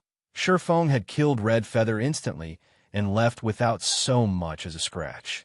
It was simply inconceivable Ye Feng's attack was even faster than the one he had used to kill Sky. Who could possibly contend with that kind of speed? Black Flame was still hiding his strength when he faced Sky. Yuan Tiexin was shocked, as for the secret pavilion's trainees. Everyone was speechless, chills crawling down their spines. Ordinary elite members might not have caught the crucial moment of the fight, but they had seen it rather than his dodging capabilities. The speed of Black Flame's attack had been truly frightening. They had only seen Black Flame brush past Red Feather. None of them had seen Black Flame's sword leave its sheath. They just stood too far away, so they had not been able to see the attack too clearly. However, Red Feather had taken the hit personally. He should have seen Black Flame's technique clearly. Moreover, due to God's domain, both ordinary players and experts' sharp intuition had improved significantly in the moment of death. This wildlike intuition could allow them to evade attacks. Expert players, in particular, had an easier time and a higher chance to evade. Red Feather was an expert ranked on the God's Domain experts list, which the secret pavilion published. His strength was extraordinary. Although he had yet to reach the half-step refinement realm, he possessed bountiful combat experience with very high basic attributes to back it up. His ability to respond to danger was first class among experts. Even Cold Autumn, a genius proclaimed by the secret pavilion, might not be as good as Red Feather in this aspect yet. An expert with such fast reactions had not reacted in the least when Black Flame had attacked him. It was as if Red Feather's intuition had vanished during that moment. Only when he had died did he realize that he had been struck. This was the cause behind the secret pavilion members' shudders. Although the attack speed Black Flame displayed when he faced Sky had been astounding, their eyes had only failed to keep up with Black Flame's sword. Now, however, they had not even realized when Black Flame had attacked. They had only seen the streak of rapidly dissipating blue light. Meanwhile, Ye Feng, who had already pulled away from the elite army, was not particularly satisfied with his performance. Sure enough, it won't be easy to replicate that sensation again. After killing Red Feather, Ye Feng recalled the move he used to kill Sky. The principle behind One Spear, 6 Transformations was similar to his Void Steps. One Spear, 6 Transformations was a technique that used special attack methods to overload the opponent's brain with complex information, causing their brain to ignore this information, not allowing them to perceive the attack. Only when the spear truly threatened their life would their brain dispel this ignorance. However, at that point, the spears were already under their noses, and it was too late to react. Even with his advantage of attributes, Ye Feng could barely block 2 or 3 spear images. It was practically impossible to block all 6. Ye Feng was only able to employ such a technique with his body. However, Sky could employ the technique on his attacks. It was astounding.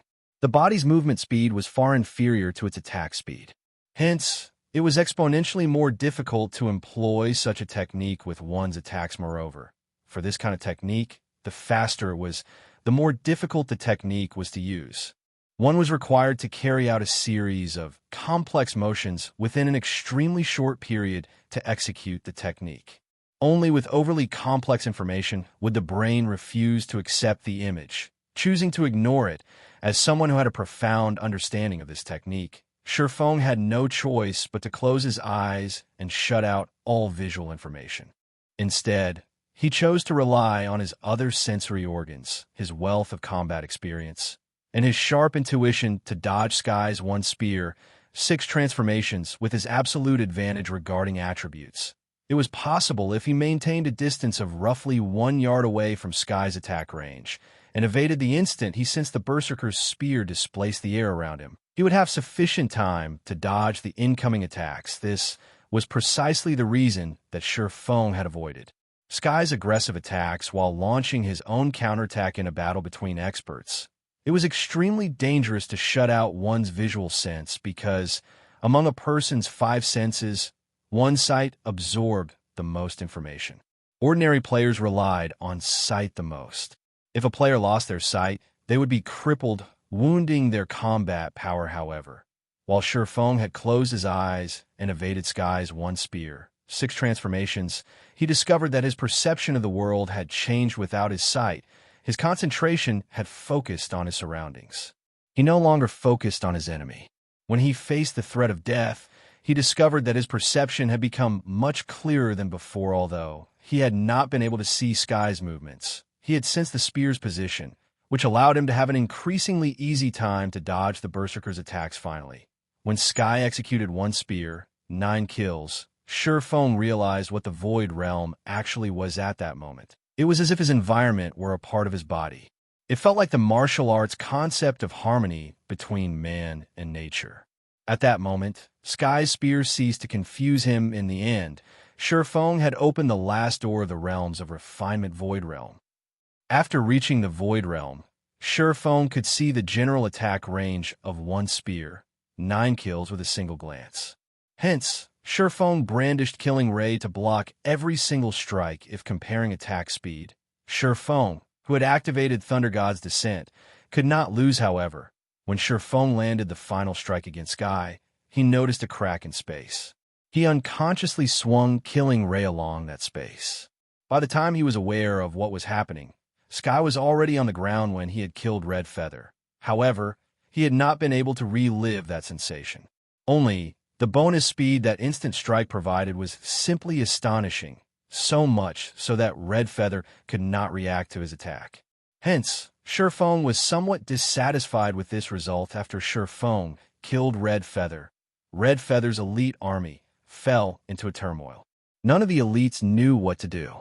Moreover, after watching Ye Feng's performance, many of them were scared witless as they scattered. If killing Red Feather generated such a result, Ye Feng could not let the other Legion commanders off the hook on top of his own battles. Ye Feng directed the Battle Demon to kill the Star Alliance and their allies' commanders. Very quickly, chaos broke out on the battlefield. Damn that Black Flame. He's trying to wipe us out. After receiving the reports from the Star Alliance's various elite legions, even if Galaxy Past were a fool, he understood Ye Feng's goal. He then looked at the map of the Stoneclaw Mountains and said through the guild chat, "Everyone, gather at the northwest mountain path. We'll break through as one." With mayhem overwhelming the battlefield, breaking through multiple exits would be too time-consuming. They would only play into Ye Feng's hands if they did so. Hence, Galaxy Pass chose to gather the Star Alliance's army at the nearest exit path, focusing their power into a single point. With this, they could smash through Zero Wing's defense. A moment later, under Galaxy Pass command, the Star Alliance's elite army gathered at the northwest mountain path and began to attack the 9-star polar domain madly. Despite Zero Wing's elite members retaliating, the effect was minimal. The 9 players maintaining the magic array lost their mana rapidly. After a few minutes, the 9-star polar domain shattered. The Star Alliance members rejoiced, huh? Isn't that Black Flame? It's not just Black Flame. Isn't that Fire Dance? And Aqua rose beside him? When the magic array shattered, the players from the Star Alliance with sharp eyesight discovered Black Flame and Zero Wing's main force members in the middle of the mountain path. Their expressions sank instantly. Chapter 747, Harvest of the War. Everyone had seen for themselves what kind of powerhouse Ye Feng was despite watching from afar. They could not stop or shudder the fact that Ye Feng was able to kill Red Feather, while surrounded by thousands of elite players, and leave unharmed showed them that their lives were in Ye Feng's hands. If Ye Feng wanted to take any life here, nobody could stop him. It was precisely this reason that kept the various players from the Star Alliance from rejoicing when they shattered the 9-star polar domain. Right now, they only felt fear. Every one of them froze. None have dared to move forward by a single step. One man had deterred an elite army of tens of thousands moreover. This was no ordinary elite army. It was the elite army from the Star Alliance, a first-rate guild. Every elite member was level 32 or above. In the eyes of ordinary players, they were all experts, yet against Ye Feng's might, these experts lost the will to fight furthermore. Ye Feng had many famous experts standing with him, whether it was Fire Dance, Aqua Rose, and the other upper echelons of Zero Wing. Each one of them was even more famous than their guild leader, Galaxy Past. Moreover, they all possessed dazzling battle records. Chances were that Zero Wing's upper echelons were stronger than their guild leader. How were they supposed to face these monsters? Zero Wing loomed in front of them. Behind them, Ouroboros waited. The Star Alliance army was stuck between a rock and a hard place. Zero Wing only has several hundred people guarding the exit. So what if Zero Wing's main force has joined the fray? Do they really think they can stop our 50,000-strong elite army? Galaxy Past suddenly shouted, "All of you charge! Wipe them out!" Galaxy Pass words jerked everyone out of their daze. Although Zero Wing had a Tier 3 demon, they had barrier scrolls, which could suppress it. Dealing with Zero Wing's several hundred members would be a piece of cake, even if Ye Feng were more powerful and could kill a player with every attack. Even if everyone let him, it would take a very long time to kill 10,000 players, not to mention 50,000 suddenly. The Star Alliance members swarmed towards Ye Feng. The players from Zero Wing felt their hearts race as they watched the tide of players surging towards them. They only had several hundred players on their side. Although their guild's main force had arrived to assist them, it was impossible to hold off 50,000 players. Even lasting for a short time would be impressive. After all, battles between players demanded an extremely heavy burden of one's stamina. Without stamina, even the strongest expert would fall under an ordinary player's blade. However, as soon as the Star Alliance's elites closed in, dozens of intermediate frost grenades exploded among the crowd, freezing the mountain path and decorating it with hundreds of ice sculptures. As soon as they appeared, these ice sculptures shattered and disappeared naturally. Ye Feng knew that it was impossible for several hundred players to hold off an army of 50,000.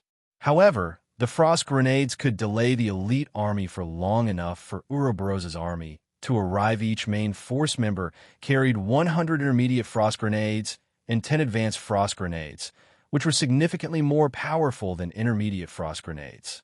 With the main force's strength and the large stock of frost grenades, it was child's play to hold back the Star Alliance's army until Ouroboros arrived. Black Flame. Galaxy Past gnashed his teeth as the frost grenades appeared once more. At this point, the fearsome might of the frost grenades had embedded itself into everyone's minds. Previously, Zero Wing's elite legions had damaged the various large guilds significantly with these frost grenades. To deplete Zero Wing's supply, the various guilds had sacrificed a large chunk of their armies. If the Star Alliance showed its fear and halted its rampant assault, Zero Wing wouldn't need to waste their grenades to buy time. However, if the guild proceeded, it would pay a horrific price. Guild leader, are we continuing the charge or not? One of the Star Alliance's commanders asked Charge. I refuse to believe that Zero Wing has that many tools. Galaxy Pass shouted, a chill running through his troops. Neither advancing nor retreating was a good option. Hence, even if he knew that they would slam into a brick wall, they needed to charge past Zero Wing's blockade. If they waited until Ouroboros' army arrived, none of them would leave this place alive. Suddenly, the Star Alliance launched a full charge. Zero Wing's main force, who were throwing frost grenades, had nearly buckled under the flood. The Star Alliance's assault was fierce. These players showed zero regard for their lives as they pushed forward. Many MTs activated all of their life-saving skills, significantly increasing their maximum HP and reducing the damage they took. The intermediate frost grenades were already half as effective against players. Now, its damage reduced by another half. At this moment, each intermediate frost grenade only dealt around minus 200 damage to the Alliance's MTs. With over 14,000 HP, not even 60 or 70 intermediate frost grenades would be enough to kill Theme as a result. Zero Wing's 70-plus main force members threw their grenades as fast as they could, barely holding off the assault as Ye Feng charged towards the Star Alliance's army. He upgraded the 7 Luminaries' Ring's aura of fire to level 9. As a result, Ye Feng's level fell from 38 to 37. However, the aura of Flame's activatable skill, Firestorm, instantly improved previously. The skill only inflicted 1,000% damage within a range of 30 by 30 yards for 6 seconds and had a cooldown of 5 minutes after its upgrade. It inflicted 1,200% damage within a range of 45 by 45 yards for 6 seconds with a cooldown of 5 minutes. Although upgrading the skill by 2 levels did not increase its damage by much, the skill's range had increased by 5 times. The skill could now cover over half of the mountain path suddenly. An inferno roared in the middle of the mountain path, transforming the frozen land into a scorching hell. Even an MT who had activated all of their life-saving skills only lasted 2 seconds inside this inferno. 6 seconds later, the smoke cleared to reveal a large area empty of players, but littered with weapons and equipment. The dropped items nearly formed a small mountain. The least valuable items were level 25 mysterious iron equipment. It was mainstream equipment for God's Domain players right now, and each piece could sell for at least 40 or 50 silver. Meanwhile, nearly 5,000 pieces of equipment decorated the ground. Most of it had dropped from players who died under the Frost Grenade assault. Converted to coins, the equipment was worth at least 2,500 gold.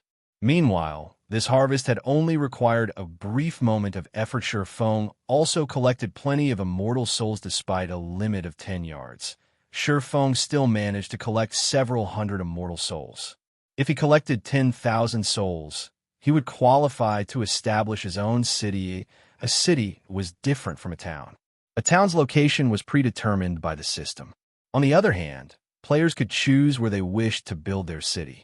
Moreover, after capturing a town, one had to reconstruct the town from scratch, developing it into a city slowly. The time involved was long. On the other hand, the Sherlin's quest would reward Ye Feng with the qualifications to construct a city. Before him was the perfect chance to complete this quest. There were 2 conditions to collect immortal souls.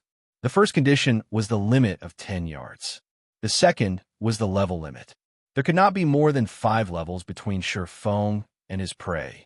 Currently, the Star Alliance's elites were at least level 32. Meanwhile, Ye Feng was now level 37. It just so happened that he could absorb all of their immortal souls. If he missed this opportunity, he would not find one like it again. There weren't enough people before. Now that so many are here, I should get enough immortal souls. Ye Feng could not help his smile as he looked towards the distant galaxy past. Retrieving a blue magic scroll from his bag, he activated Wind Rider and dashed towards the guild leader. Chapter 748, One Man's Strength. When the firestorm swept through the land, it turned the mountain path into a river of fire. Watching the players inside the fire turn to ash horrified. Everyone, this spell sure is scary. Luckily, I wasn't with the front line. A level 32 shield warrior in silver heavy armor gulped as he watched the flames in front of him. He had only been a thread away from losing his life. Had he taken another step forward, he would have died like the Guardian Knight who had been in front of him a second ago. The Guardian Knight had over 12,000 HP and had Protection Blessing and Magic Resistance aura activated. The Guardian Knight had even received a Truth Shield from a Cleric and a Defense Blessing from an Oracle. Yet, said Guardian Knight still evaporated in a matter of seconds. Someone's heading this way. The heavy armored shield warrior suddenly discovered a figure charging straight for him. Someone actually dares to face us alone. Brothers, let's CK him up. A level 32 Berserker snarled as he raised his heavy sword. The Berserker immediately received an enthusiastic response from his companions. They all took up a stance to welcome the approaching enemy after the enemy toyed with them using the frost grenades. Resentment filled these players' hearts. now that a fool charged at them blindly. This was the perfect chance to let off some steam. The heavy-armored shield warrior squinted, trying to see the figure hidden in the smoke. When he glimpsed Ye Feng's general appearance, he shouted, terrified, "Wait, I think that's Black Flame." The dozen or so berserkers and shield warriors who had activated charge could not help their shock. However, as they had already activated their skills and were only a dozen or so yards away from Ye Feng, retreat was no longer an option. Every one of them hardened their resolve as they aimed their most powerful skills at Ye Feng. However, these berserkers and shield warriors' attack speeds were simply too low. Moreover, these dozen or so players had already entered Ye Feng's range. Now that Ye Feng was in the Void Realm, his perception allowed him to see the attack trajectories of these dozen or so players with a single glance. Suddenly, Ye Feng's footwork changed. Like a cool breeze, he swept through the pincer attack. As he passed these players, the killing ray in his hand left behind several streaks of dazzling blue light on their bodies. On the other hand, none of the enemy's swords and sabers even touched Ye Feng in seconds. Over a dozen plate armor classes died, each dropping a weapon or piece of equipment as they fell to the ground. Over a dozen immortal souls flowed into the marking on Ye Feng's hand. If these people had known that the players who Ye Feng killed would lose their immortal souls, not being able to log into the game for a few days, in addition to the usual level and skill proficiency loss, they probably would have sacrificed themselves to the river of fire before letting Ye Feng get near them. How is this even possible? Everyone from the Star Alliance, who watched from a short distance away, were dumbfounded as Ye Feng finished off over a dozen players in a matter of seconds.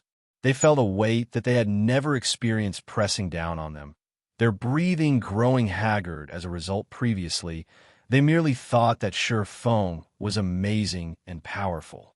However, this kind of power was somewhat illusory for them. They did not fully understand it. However, only after facing this power themselves did they realize how massive a gap there was between them and Ye Feng. Now that they realized Ye Feng's true power, they nearly lost their grip on their weapons from fear. And although they tried to move, neither their hands nor their feet responded suddenly. Everyone thought that their previous idea of overwhelming Ye Feng with numbers was childish. By the time they returned to their senses, Ye Feng had appeared right before them. In the next moment, numerous streaks of blue light bloomed on their bodies. There sure are a lot of people. As Ye Feng glanced at the crowd of Star Alliance members blocking his way, he lifted Killing Ray and slashed downwards Thundering Flash. Suddenly, several lightning strikes slithered towards the Star Alliance players, leaving behind dazzling electric arcs in the air. With a single move, Ye Feng gained dozens of immortal souls and cleared a path for himself. By the time the Star Alliance members reacted and tried to surround and contain Ye Feng, he had already dashed into the crowd and began a slaughter chop. Earth Splitter, Thunder Flame Explosion, Skywheel Sword. Ye Feng leisurely harvested the Star Alliance's lives, one after another. Despite the elite members throwing all sorts of control skills at Ye Feng, who had activated the Aura of Space, none of these control skills had taken effect. As for the various attacks sent at him with his movement speed, none of them even came close to hitting him frequently. Onlookers watched bodies soar into the air, hitting the ground with a thud far from the Star Alliance's elite army. Those who watched were stupefied. Not only had Ye Feng's onslaught slowed the Star Alliance's offensive, but it also killed a large fraction of the Star Alliance's elites. Ye Feng was unstoppable as he rushed through the Star Alliance's army. As Zero Wings members watched the slaughter, their fighting spirits burned within them as they joined the offensive. He's so strong. Black Flame can actually hold off the Star Alliance's assault by himself. Is he even a player? The players from the secret pavilion, watching from afar, were stunned. Ye Feng's astonishing performance even aroused many of the pavilion's female players despite being surrounded by enemies. Not only did Ye Feng's rampage continue without pause, but he was also able to evade everyone's attacks in the limited space. This feat was immensely difficult. The secret pavilion's experts were quite confident that they could handle 100 elite players by themselves during the battle. They would try to choose the most favorable terrain for their fights, using it to funnel there. opponents, limiting the number they had to face at a single time. This way, they would have a much easier time defending against and dodging attacks. However, when the enemy surrounded them, the difficulty of defending and dodging increased exponentially. They would most likely last only a moment before they died. Even Cold Autumn, who was known as a genius of the new generation, would be lucky if he lasted even 20 seconds. However, Ye Feng had already lasted over a minute. Moreover, he had yet to receive any damage. Black Flame. Complex emotions filled Galaxy Pass' heart as he watched Ye Feng. The Star Alliance's overall strength had clearly surpassed Zero Wings by a large margin. The Alliance had even received assistance from various guilds. They had amassed a force that not even Zero Wing and Ouroboros combined could defeat yet. At the end of the day, he never would have imagined that. In this war, involving hundreds of thousands of elite players, Zero Wing grasped the outcome. Dominating simply because they had Ye Feng on their side, it should have been impossible for a single player to change the outcome of a major guild war. Yet at this moment, that is exactly what had happened. Moreover, this domination occurred right before his very eyes. This will end now. Killing intent flashed in Galaxy Pass' eyes as he lifted his greatsword and charged at Ye Feng, shouting, "Everyone, attack him as one." Even Twilight Echo's guild leader, Glorious Echo, took action. Over 100 experts also circled to Ye Feng's back stealthily. Chapter 749, Wargod Possession. Galaxy Past finally can endure it. Yuan Tiexin could not help but smile as he watched Galaxy Past, who rushed at Ye Feng, although it was impossible for Ye Feng to wipe out the Star Alliance's army. Even if Galaxy Past let the swordsman be, doing so would wound the Alliance's morale severely. If Galaxy Past did not stop Ye Feng's unrestrained slaughter, the elite members' opinions of their guild might hit rock bottom when Ouroboros' army arrived. The Star Alliance would truly be finished. However, with this opportunity, Yuan Tiexin would finally see Ye Feng's limits during the battles against Sky and Red Feather. Ye Feng had shown rapid improvements to his combat power initially. Yuan Tiexin merely thought that Ye Feng's stunning performances against Sky and Red Feather were a result of his overwhelming attributes. However, after seeing Ye Feng last so long while surrounded by elites, yet not receiving any damage, this was no longer a matter of superior attributes without stepping into the Void Realm, which allowed one to perceive one's environment as if it were a part of their own body. It was impossible to dodge so many spell and arrow attacks coming from behind. Accurately, Yuan Tiexin suddenly realized something that made his skin crawl. The secret pavilion had collected plenty of information regarding Zero Wing's guild leader, Black Flame. Yuan Tiexin himself had read the reports on Black Flame multiple times in the beginning. Black Flame had gained his fame in Starmoon Kingdom through his identity as a forger, earning himself the title of Starmoon Kingdom's chief forger. However, as Black Flame began to appear in battle, everything had changed. Black Flame had relied on absolute strength to defeat his enemies. Through his achievement of killing his enemies with a single hit, he had gained the title of One-Hit Asura. However, Black Flame's performance had been a result of his excellent equipment and very high basic attributes. As for his combat standards, he was merely a top-tier expert in the eyes of the general public. He had not even been a match for Cold Autumn when it came to combat standards. He was only someone with a wealth of combat experience. He could not hold the attention of the major powers in God's domain yet. As he participated in more battles, Black Flame's combat standards surprised the public again and again. He had gone from half-step refinement realm to reaching the refinement realm fully, then entering the flowing water realm as well. As his battle count increased, Black Flame's abilities increased now. He had reached the Void Realm. Yuan Tiexin refused to believe that Black Flame's battles had just been acts. Moreover, experts who had set foot into the realms of refinement had their own pride. They would not suppress their strength to deal with a weakling. There was no point to that since it was an act. Yuan Tiexin could only think of one possibility. Zero Wing's guild leader, Black Flame, had improved with an intensely terrifying speed. Compared to the horror of Black Flame's basic attributes, his growth was what truly frightened people. The secret pavilion considered Cold Autumn a genius because he was young. In addition, despite training with the pavilion for less than a year, he had already reached the half-step refinement realm and could break through to the refinement realm at any moment. Cold Autumn's growth was even faster than Yuan Tiexin's when he had been young, but what about Black Flame? How long had it been since God's Domain launched? In less than 2 months, Black Flame had gone from someone who was not even a half-step refinement realm expert to a true void realm expert. Was he even still human? Even Martial Dragon, someone whom the Dragon Phoenix Pavilion had considered a genius that only appeared once every 10 years, would not be a match for Black Flame in the future.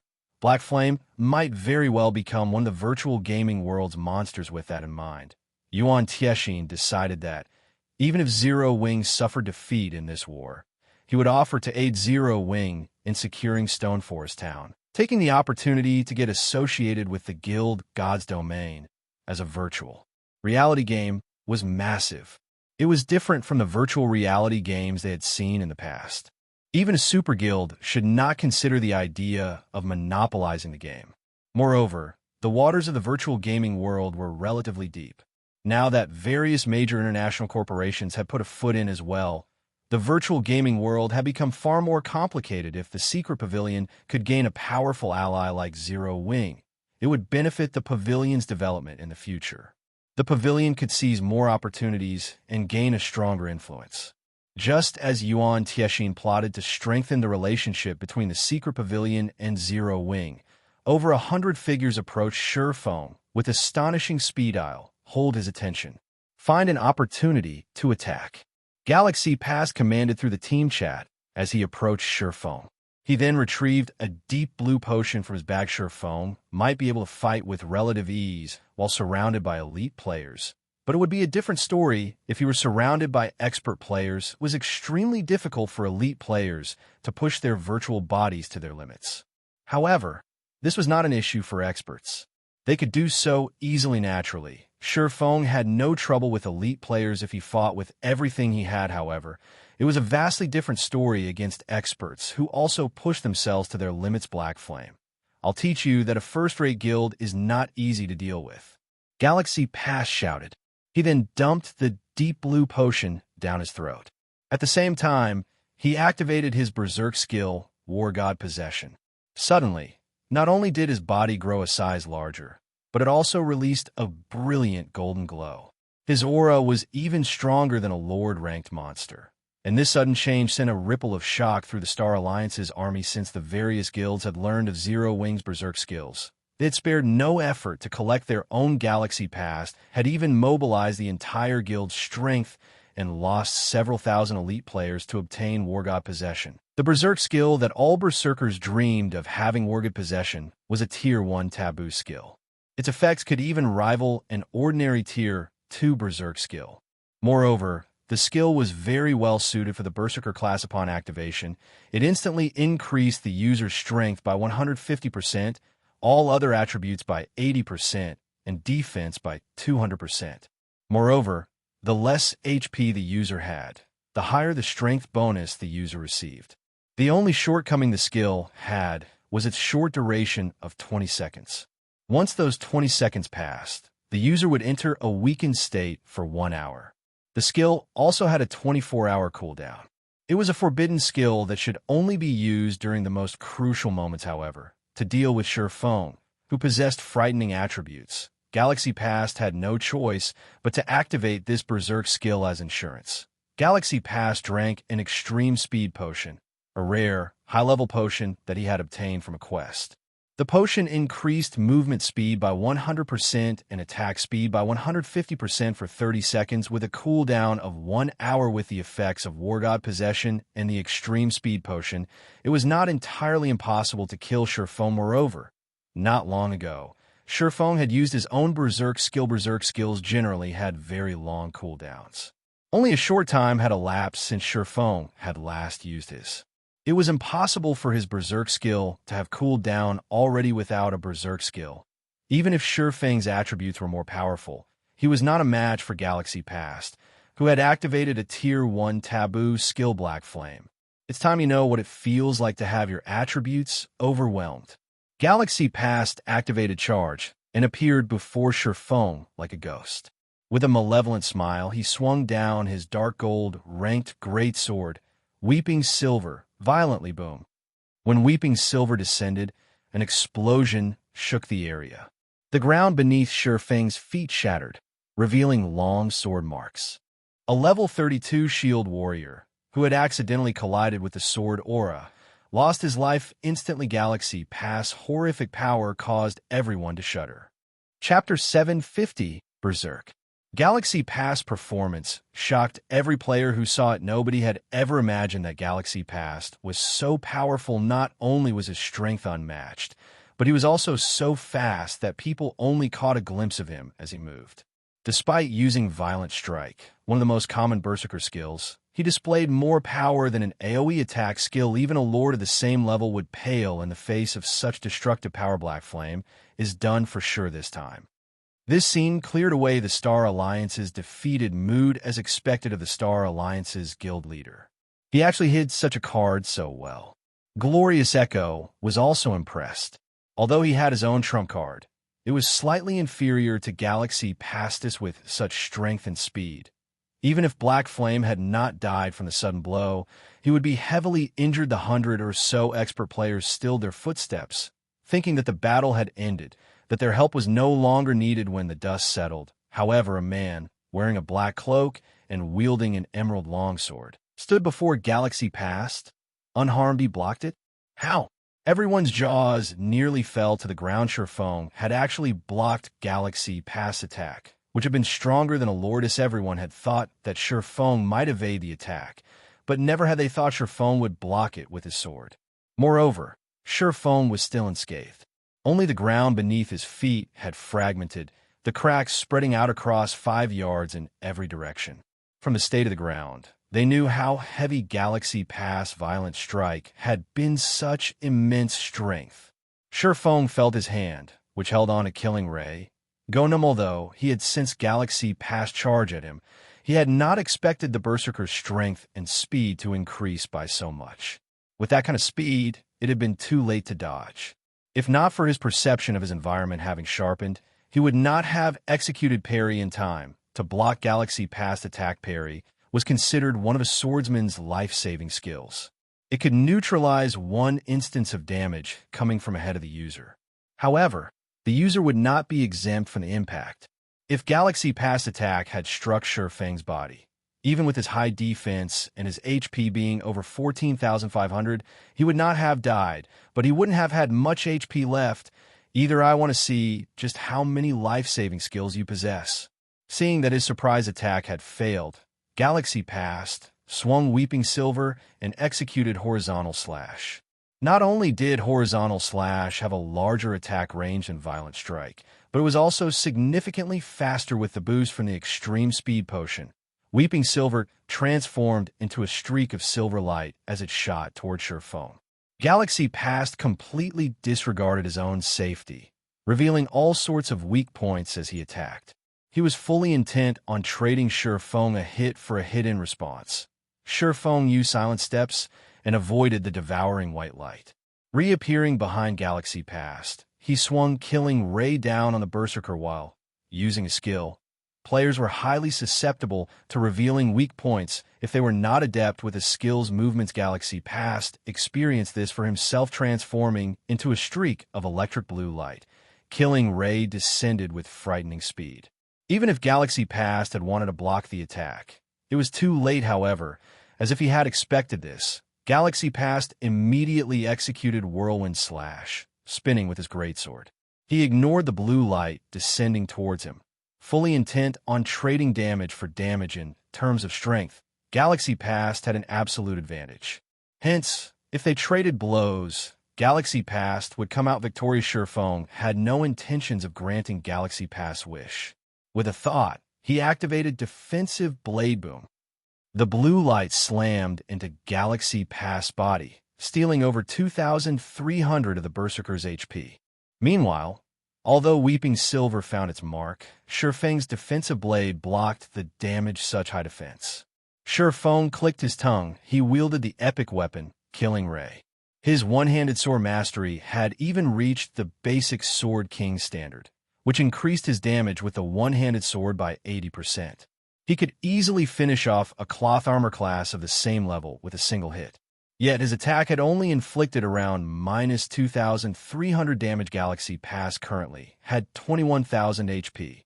Ye Feng's single attack had merely devoured slightly over 1/10 of his HP. Just as Ye Feng intended to get a few more hits in, he noticed a Guardian Knight's protection blessing suddenly enveloping Galaxy Pass.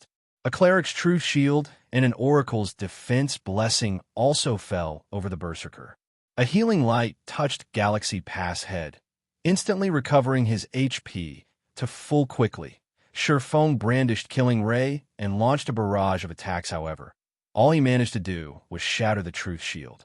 He was still short of shattering the Defense Blessing. An Oracle's Defense Blessing and a Cleric's Truth Shield were different. The Truth Shield could protect the target's entire body, and the caster's mana determined how much damage it could absorb. Defense Blessing, on the other hand, could only block attacks coming from one direction. However, the target's maximum HP determined how much damage it could absorb. A Tier 1 Defense Blessing could absorb damage equal to 30% of the target's maximum HP. Since Galaxy Pass had 21,000 HP, a Defense Blessing cast on him could absorb over 6,000 damage. Ye Feng frowned slightly. They were currently surrounded by members of the Star Alliance. If Ye Feng were facing an elite MT, even if said MT activated Shield Wall, he was confident that he could finish off the MT quickly without giving the healers a chance to heal him. Now, however, Galaxy Pass defense was simply too high. The Berserker's HP had also increased to 21,000, and he had the damage reduction from Protection Blessing. It was practically impossible to kill Galaxy Pass before the healers recovered his HP, although the predicament troubled Ye Feng. Galaxy Pass was shocked. He finally realized just how massive the gap was between him and Ye Feng. Ye Feng's attack power was insanely high. Wargod possession had increased Galaxy Pass defense by 200%. It would be impressive if expert berserkers could even deal around minus 900 damage to him. Yet Ye Feng had dealt over minus 2,300 damage with a single attack, nearly 3 times higher than those expert berserkers. If not for the aid from the surrounding experts, he might have lost close to half of his HP from that exchange galaxy. I'll help you. Glorious Echo had also noticed how massive the gap was between Galaxy Pass and Ye Feng in terms of combat standards. Even with the surrounding experts' help, it would not be easy to take down Ye Feng. Hence, as an additional precaution, Glorious Echo activated his Berserk skill as well, his attributes soaring instantly. Although his Berserk skill, Evil God's Power, could not compare to Galaxy Pass Wargod possession, it was still a very rare Berserk skill. Moreover, Glorious Echo was a shield warrior. His normal HP was already close to 13,000. After activating the Berserk skill, his HP rose to over 26,000. He also radiated a bloody miasma, which formed a faint layer of blood armor around his body, increasing his defense significantly. Glorious Echo then revealed a Tier 2 blue magic scroll and used it. Lightning Speed, Tier 2 magic scroll. Increases the target's movement speed by 80%, attack speed by 120%, and damage by 20% for 30 seconds. Cannot be stacked. Cooldown, 1 hour. When the Star Alliance members saw the 2 guild leaders activate their own Berserk skills, their confidence rose. The expert players a short distance away began to support the 2 guild leaders, casting buffs and heals. At this moment, it was practically impossible to kill Galaxy Pass and Glorious Echo Black Flame. Today will be the day you die. Glorious Echo used Charge, following up with a Justice Roar and releasing a dazzling glow as he forced Ye Feng to focus on him. If he didn't, Glorious Echo's strength and speed would increase significantly, and killing Ye Feng would become much easier yet. As soon as Glorious Echo arrived before Ye Feng, he discovered that Ye Feng was smiling. That smile told him 2 things. Everything was under Ye Feng's control, and they had foolishly jumped into Ye Feng's trap. Heavenly Dragon's power. Suddenly, numerous golden dragon scales covered Ye Feng's body, the strength of his aura rising exponentially. It felt like they had woken an ancient beast, and one could not help but shiver when this aura swept over them. Chapter 751, Ancient Broken Sword. Crap, he still has a Berserk skill. Galaxy Past was shocked. Hurriedly, he lifted his greatsword and swung it towards Ye Feng, taking the opportunity to assist Glorious Echo just as frightened by this sudden development. Glorious Echo instinctively lifted his massive, golden shield. A blue streak of light flashed across the boom. Glorious Echo was forced back by 6 steps, each step leaving a deep footprint in the ground. 527.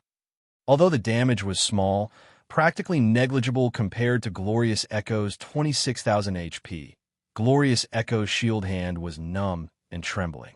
A grave expression crossed over the shield warrior's face after activating Evil God's power. His defense had received a massive boost. In addition, as a shield warrior, he possessed skills and equipment that reduced the damage he took. After activating Shield Wall, the damage was reduced by another 60%. He had even blocked Ye Feng's attack with his shield, and Ye Feng still dealt over -500 damage to him in terms of strength. Ye Feng was practically a humanoid boss. If Glorious Echo had not blocked Ye Feng's attack, his HP might have dropped by a frightening amount suddenly. Galaxy Pass Weeping Silver slashed at Ye Feng just before the streak of silver light bit into its target. Weeping Silver suddenly stopped before Ye Feng, the weapon unable to proceed by even an inch.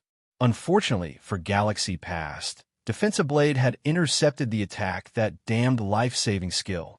Galaxy Past's previous excited expression vanished. He had forgotten that Ye Feng's Defensive Blade was still in effectio. This time, a streak of blue light bloomed on Galaxy Past. Damage of -2,054 points appeared above Galaxy Past's head, shocking the Berserker. Hurriedly, Galaxy Past brandished his sword in an attempt to block Ye Feng's follow-up attacks when Ye Feng brandished Killing Ray. None of them could even see the sword's afterimage.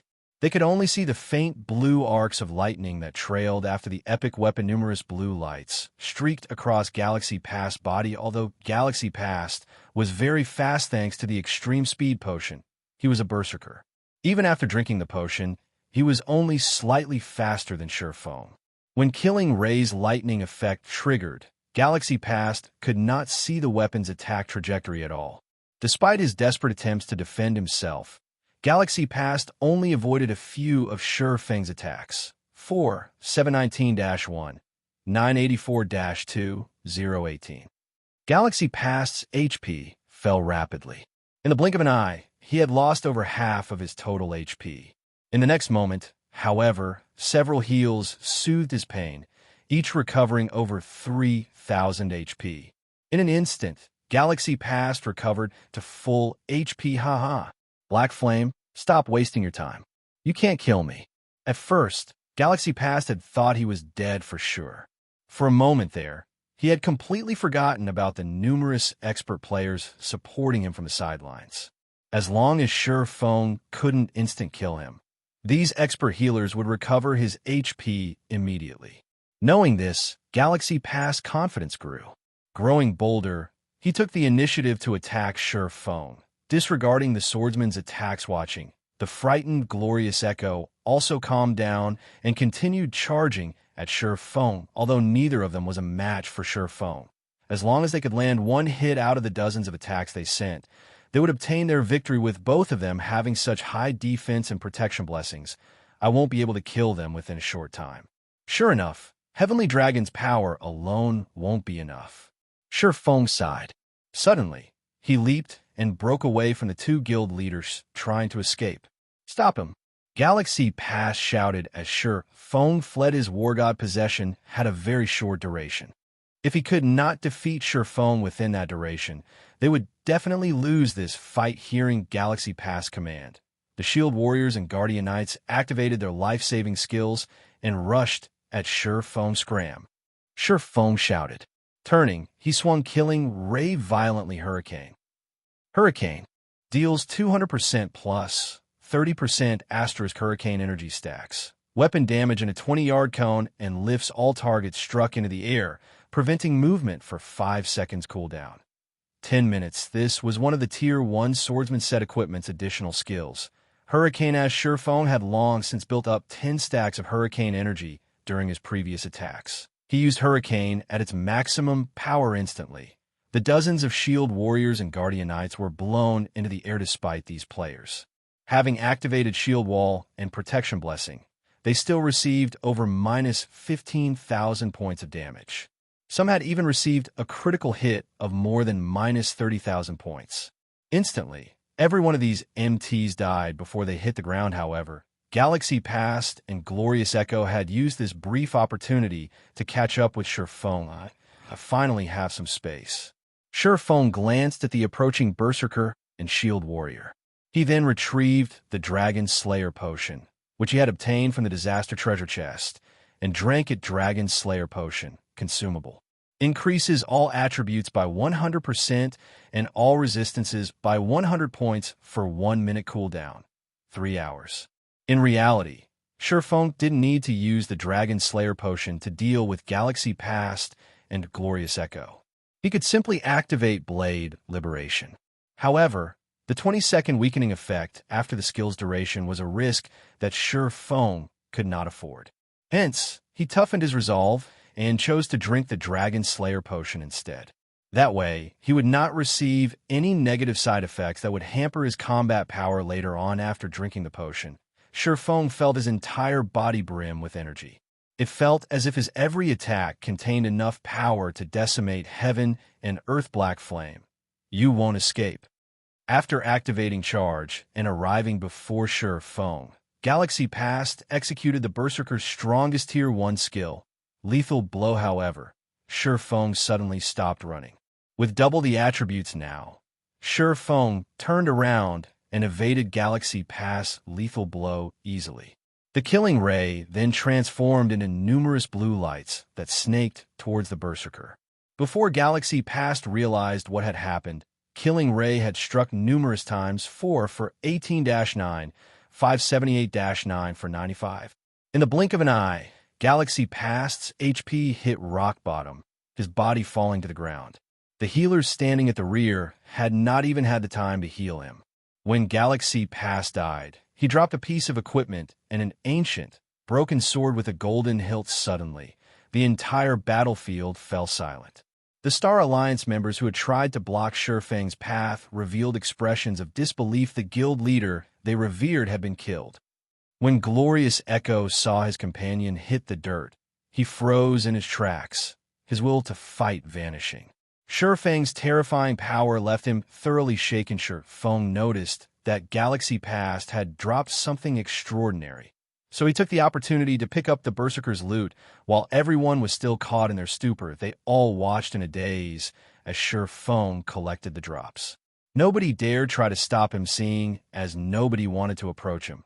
Ye Feng smiled faintly as he took a blue magic scroll out of his bag. Ye Feng had also obtained this from the Disaster Treasure Chest. Thunder's Wrath, Tier 3 magic scroll. Deals devastating damage within a radius of 100 yards for 5 seconds. Although this magic scroll was powerful, it had a channeling time of nearly 1 second. During this time, he could not afford any interruptions. This moment, however, was the perfect opportunity to use it. While everyone struggled with their shock, Ye Feng unfurled the magic scroll and channeled the spell. With himself as the center, he activated Thunder's Wrath. Crap. Run quickly. Glorious Echo shouted in a panic after realizing what was about to happen. Unfortunately, it was too late to finish Ye Feng off. The Star Alliance had gathered most of its experts around him. If Ye Feng attempted to hunt down these experts one by one, they would have fled if he used Thunder's Wrath. However, none of them would get away. Suddenly, a gigantic magic array appeared in the sky. Countless lightning bolts began to descend. However, area-wide attacks like these usually required around 2 or 3 seconds to reach their full potential. During this period, the lightning strikes that snaked down from the sky would gradually increase. Hence, not all players within the affected area would take damage the instant the magic scroll activated. Upon activating Thunder's Wrath, Ye Feng switched the aura of space to the aura of earth and activated absolute defense. The skill's duration was just enough to last through the duration of Thunder's Wrath. Ye Feng then dashed towards the Star Alliance's expert players. Lightning bolts descended, one after another. Even Glorious Echo, who had the highest HP and defense among every player present, was vaporized when one of these bolts struck him. Ye Feng weave his way through the lightning storm as he collected the expert's immortal souls. This fed his current collection rapidly. By the time Thunder's Wrath ended, the Star Alliance's expert players have been wiped out. Chapter 752, Star Moons Number 1. Black Flame really is vicious. Yuan Tiexin could not help his sigh as he looked at the charred corpses in the distance. The Star Alliance is done for this time. Thousands of Star Alliance elite members had died in an instant. Who knew how much equipment was scattered across the ground? If converted to coins, just how much one would have to spend to purchase all of that equipment? To the Star Alliance, however, the lost items were only secondary. To deal with Black Flame, the Star Alliance had gone all out and sent most of its experts to surround Ye Feng. Yet with just one blow, Ye Feng had annihilated all of them. This was an irrecoverable blow to the Star Alliance. Without these upper echelons commanding the war, the Star Alliance's army would definitely fall into chaos. Zero Wing and Ouroboros's armies would slaughter the survivors after players died in God's domain. They could not contact those still alive in the game. They could only do so after they revived. However, unlike in dungeons, players would not revive immediately upon death. They needed to wait for half an hour before they could return to the world of the living. By the time half an hour had passed, the war in the Stoneclaw Mountains would, most likely, be over. At that time, there would be no point in returning. Even Yuan Tiexin could not begin to estimate how many elite members the Star Alliance would lose in this war. However, what Yuan Tiexin did not know was that Ye Feng had not only killed the Star Alliance's experts, but he had also absorbed many of their immortal souls. As a result, these upper echelons would not be able to log into God's domain for some time. After losing a war, a guild did not need to focus on its losses, but whether or not it could stabilize itself. If a guild's upper echelons could not log into God's domain for 2 or 3 days, even Ye Feng could not imagine the chaos that would befall the guild. Not only had the Star Alliance lost the war, but its upper echelons had also gone missing. Who would want to remain in such a guild? This was also why plundering immortal souls had become a taboo among players in God's domain in the past. Meanwhile, the reports of Ye Feng wiping out the Star Alliance's upper echelons with Thunder's Wrath had begun to spread throughout the official forums instantly. The Star Moon Kingdom forums gone into an uproar. Black Flame is too godly. Damn, Black Flame can win, even surrounded by enemies? Is he even human? If Zero Wing has such an expert, it won't have any problems growing stronger. Please, carry me. Please accept me as your disciple, God Black Flame. Although I've just joined God's domain, I am going to join Zero Wing no matter what. Only minutes after Black Flame's battle video posted, it had been upvoted to the #1 spot on Star Moon Kingdom's forums. Meanwhile, the majority of the Kingdom's players desperately wanted to join Zero Wing. Aside from focusing on Black Flame, players had also grown curious about Zero Wing's other experts and had begun to investigate the guild the moment they checked. However, they were frightened. Zero Wing had 3 people who had reached the 8th floor of the Divine Colosseum's Trial Tower. If one were a veteran player in God's domain, they would be very enthusiastic about the Divine Colosseum's Trial Tower. The Trial Tower had become an important indicator for players' comparisons against each other. For players new to God's domain, it was practically a dream to clear even the 1st floor. As for veterans, reaching the 3rd floor was their limit, whereas elite players could roughly reach the 4th floor. Meanwhile, ordinary players already considered elite players experts. When forming a party to raid a dungeon, any party that had an elite player would be the envy of others. An elite player could increase the party's overall strength, making a piece of cake to clear a hard mode party dungeon. As for the experts who had reached the 5th floor, ordinary players looked up at them as if they were stars. A city would only have several hundred experts. Some even had less than 100. NPC cities' player population could range anywhere from 70,000 to over 1 million. One could imagine just how rare such experts were. In other words, these experts were the top players in an NPC city currently. In most of the cities in Star Moon Kingdom, the highest floor any player had reached was the Trial Tower's 6th floor. Only the major NPC cities with a player population of over 1 million would have 7th floor experts. Yet Zero Wing actually had 3 people who had managed to reach the trial tower's 8th floor. The players of Star Moon Kingdom struggled to accept this fact. It was impossible for ordinary players to encounter true experts. Hence, they usually used the trial tower as a method of judging experts because the Divine Colosseum's tower did not test a player's attributes or equipment. Rather, it tested a player's true power. The difference between players was made clear. Each of the trial tower's floors was more difficult than the last. Veteran players could only reach the 3rd floor after fighting through hell and high water. Hence, elite players who reached the 4th floor were treated like experts. However, what about those who managed to reach the 8th floor? No one could even imagine how much power these players had. The Assassin Fire Dance, the Cleric Violet Cloud, and the Cursemancer Aqua Rose. Beneath them were quite a few 7th floor experts, such as the Berserker Rampant Blade, the Berserker Shadow Sword, the Guardian Knight Kola, the Shield Warrior Yi Wumian, the Ranger Minor Wind, the Assassin Flying Shadow, the Elementalist Su Qianlu, and the Cursemancer Blackie. Zero Wing also had many 6th floor experts. Only after a detailed investigation did anyone discover that Zero Wing housed so many top-tier experts. Zero Wing is simply spectacular. There are actually so many experts in a single guild.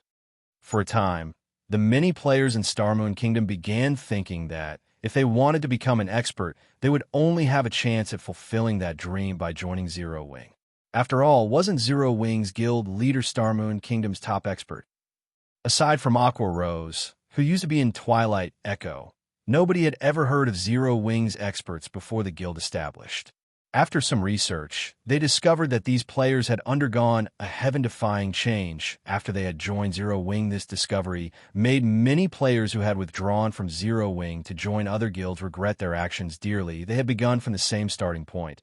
Yet because of their unfortunate decision, their past companions had become the experts that they revered. Inside the Stoneclaw Mountains, after Thunder's wrath dissipated and the Star Alliance's upper echelons were dead, chaos descended on the Alliance's elite army. The guild's elite players scattered, fleeing in all directions and discarding their attempt to charge towards Zero Wing's blockade. Moreover, Ouroboros's army had finally caught up and had begun to trap the Alliance's elite army as Ye Feng had activated Heavenly Dragon's power and had drunk the Dragon Slayer potion. He could not idle and let the effects go to waste. He charged into the Star Alliance's elite army and began slaughtering players like a ferocious beast. On the other hand, none of the Alliance's elite members showed any will to defend themselves. They only wanted to escape the Stoneclaw Mountains as Ye Feng massacred the Alliance's elite members. The system notification he had long awaited for finally arrived. System. Congratulations! You have collected 10,000 immortal souls. Rewarding basic tyrant title. Chapter 753, title, Sword King. I've finally finished this quest. Ye Feng breathed a sigh of relief when he saw the system notification before him. Although it was not difficult to kill 10,000 players in the time frame Charlene had set, it would be very time-consuming if he had gone out of his way to do so. Where would Ye Feng, who already had his hands full with his own tasks, find the time to hunt random players? Now that he had completed the epic quest, Immortal Crown, the weight bearing down on Ye Feng's heart lifted significantly. After all, he still had an extremely deadly legendary quest waiting for him, Lord of Balrog's Fall. If he did not gain the promotion to Tier 2 quickly, only death awaited him. Failing an epic quest would partially cripple a player. However, there was still a chance to recover from the blow. A legendary quest, on the other hand, was different. If failed, the penalty would render the player's account useless. In the past, even though many players had encountered the opportunity to undertake a legendary quest, they had hesitated for a very long time before making a decision. There were multiple known instances where players who had not been strong enough had accepted a legendary quest. In the end, they had to delete their accounts and start all over again. Hence, in the past, many players had chosen to pass on the opportunity to challenge a legendary quest, either challenging it later or selling the quest information to stronger, bolder players. A legendary quest rewards were incredibly bountiful. Normally, they would reward either a fragmented legendary or legendary item. These were invaluable to a player, and they could push a player's combat power to the next level. Hence, one could gain quite a profit by selling information about such quests in the past. Many players who had known that they were too weak would sell these legendary quests to large guilds, earning coins or items to strengthen themselves. Instead, others had scolded these players for being foolish. After all, just how much of a boost would a legendary item offer a player? Even so, many people had still envied such players. After all, it was extraordinarily difficult to complete a legendary quest as an individual. Obtaining one or two pieces of epic equipment without bearing any of the risks that came with a legendary quest definitely made it a worthwhile trade. A bird in the hand is worth two in the bush. A small advantage was more beneficial than a massive risk. Improving one's strength was the priority, however.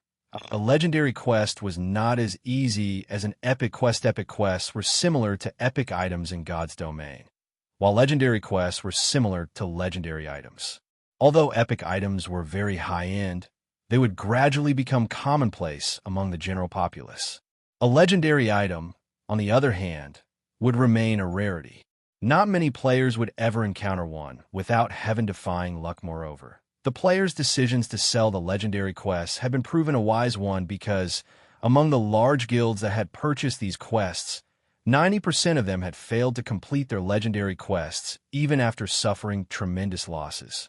Many of those guilds' experts have been forced to start all over again. Sure, Feng knew of a few legendary quests he could pick up. However, he wasn't quite strong enough right now, so he would not try to take these quests on just yet. Yet, Sure Feng never imagined that the legendary quest that he tried so hard to avoid would come looking for him. Instead, basic tyrant title.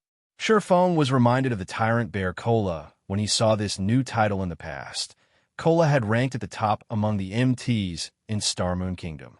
However, this achievement had not been due to his excellent combat techniques. Rather, it had been his title. That title was Tyrant. However, Tyrant Bear Kola had never revealed his title's origin in the past. Now, Sure Feng finally understood how he obtained it. Basic Tyrant title. When title is in use, Fortitude plus 30, maximum stamina increased by 20%, and all attributes increased by 5%, requires 100,000 immortal souls to upgrade by one level. What a powerful title. Sure Feng was stunned. This was only the basic ranked tyrant title. Yet, not only did it already increase a player's fortitude by 30 points, but it also increased their maximum stamina by 20%. Just how powerful were the intermediate and advanced tyrant titles? Both fortitude and stamina were hidden attributes in the past. Many people had paid massive prices to add just 1 point to their hidden attributes. Yet, one could obtain both stamina and fortitude from just a single title.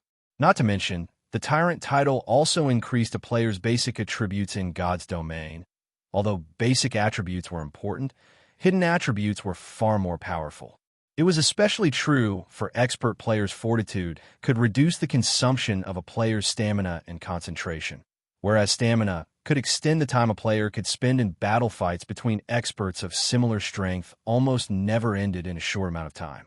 Eventually, it would become a competition of stamina and concentration. Whoever could outlast the other would be the winner of the fight. Sure Feng had only managed to obtain 10 fortitude points after taking the risk to open the disaster treasure chest. Even so, this meager amount had thrilled Sure Feng. Now, if he used the basic tyrant title, he could obtain 30 fortitude points and increase his maximum stamina by 20%. If he encountered an opponent of roughly equal or greater strength in battle, he could definitely fight a battle of attrition and slowly wear down his opponent. This was why, despite Kola being the MT of only a second-rate guild, he had been able to push his way through the many obstacles in his path and become one of Star Moon Kingdom's top MTs. In fact, as one progressed in the game, fortitude and stamina were also extremely important when raiding a large-scale team dungeon because the bosses inside these dungeons demanded much of one's stamina. More often than not, raids would fail not because the bosses inside large-scale team dungeons were overwhelmingly powerful, but because the players raiding these bosses would collapse from exhausting their stamina. Guild leader, we've cleared out most of the elites from the Star Alliance and the various large guilds. Those still alive have already escaped the Stoneclaw Mountains. Should we hunt them down? Aqua Rose reported excitedly. This war had truly been a pleasurable one. They had even beaten a massive threat like the Star Alliance to a pulp. Even if the Star Alliance tried to rope the other large guilds to join hands and capture Stone Forest Town in the future, no one would work with them. No need for that. Everyone's tired from the war. Let's tidy up the battlefield and tally our gains and losses, Ye Feng said, shaking his head when players left the Stoneclaw Mountains. They could use a return scroll to teleport to their respective cities. It would be impossible to pursue these players even if they wanted to. Moreover, they had already achieved their main goal in this war in the future. Any guild would have to consider their decisions carefully before trying to lay a hand on Zero Wing. Ye Feng left the post-war report to Aqua Rose and the others to manage. After all, he had something more important to deal with right now. He needed to look for Charlene and turn in his quest. Ye Feng was already dying to receive the reward for the Immortal Crown. As Ye Feng took off to turn in his quest, a huge incident rocked Starmoon Kingdom. The secret pavilion had updated its God's Domain experts list this time. The update had rendered many experts throughout God's Domain speechless, none of them daring to believe the truth of what they saw. The God's Domain experts list was a very credible ranking list in God's Domain. Experts who ranked on it were all considered extraordinary players.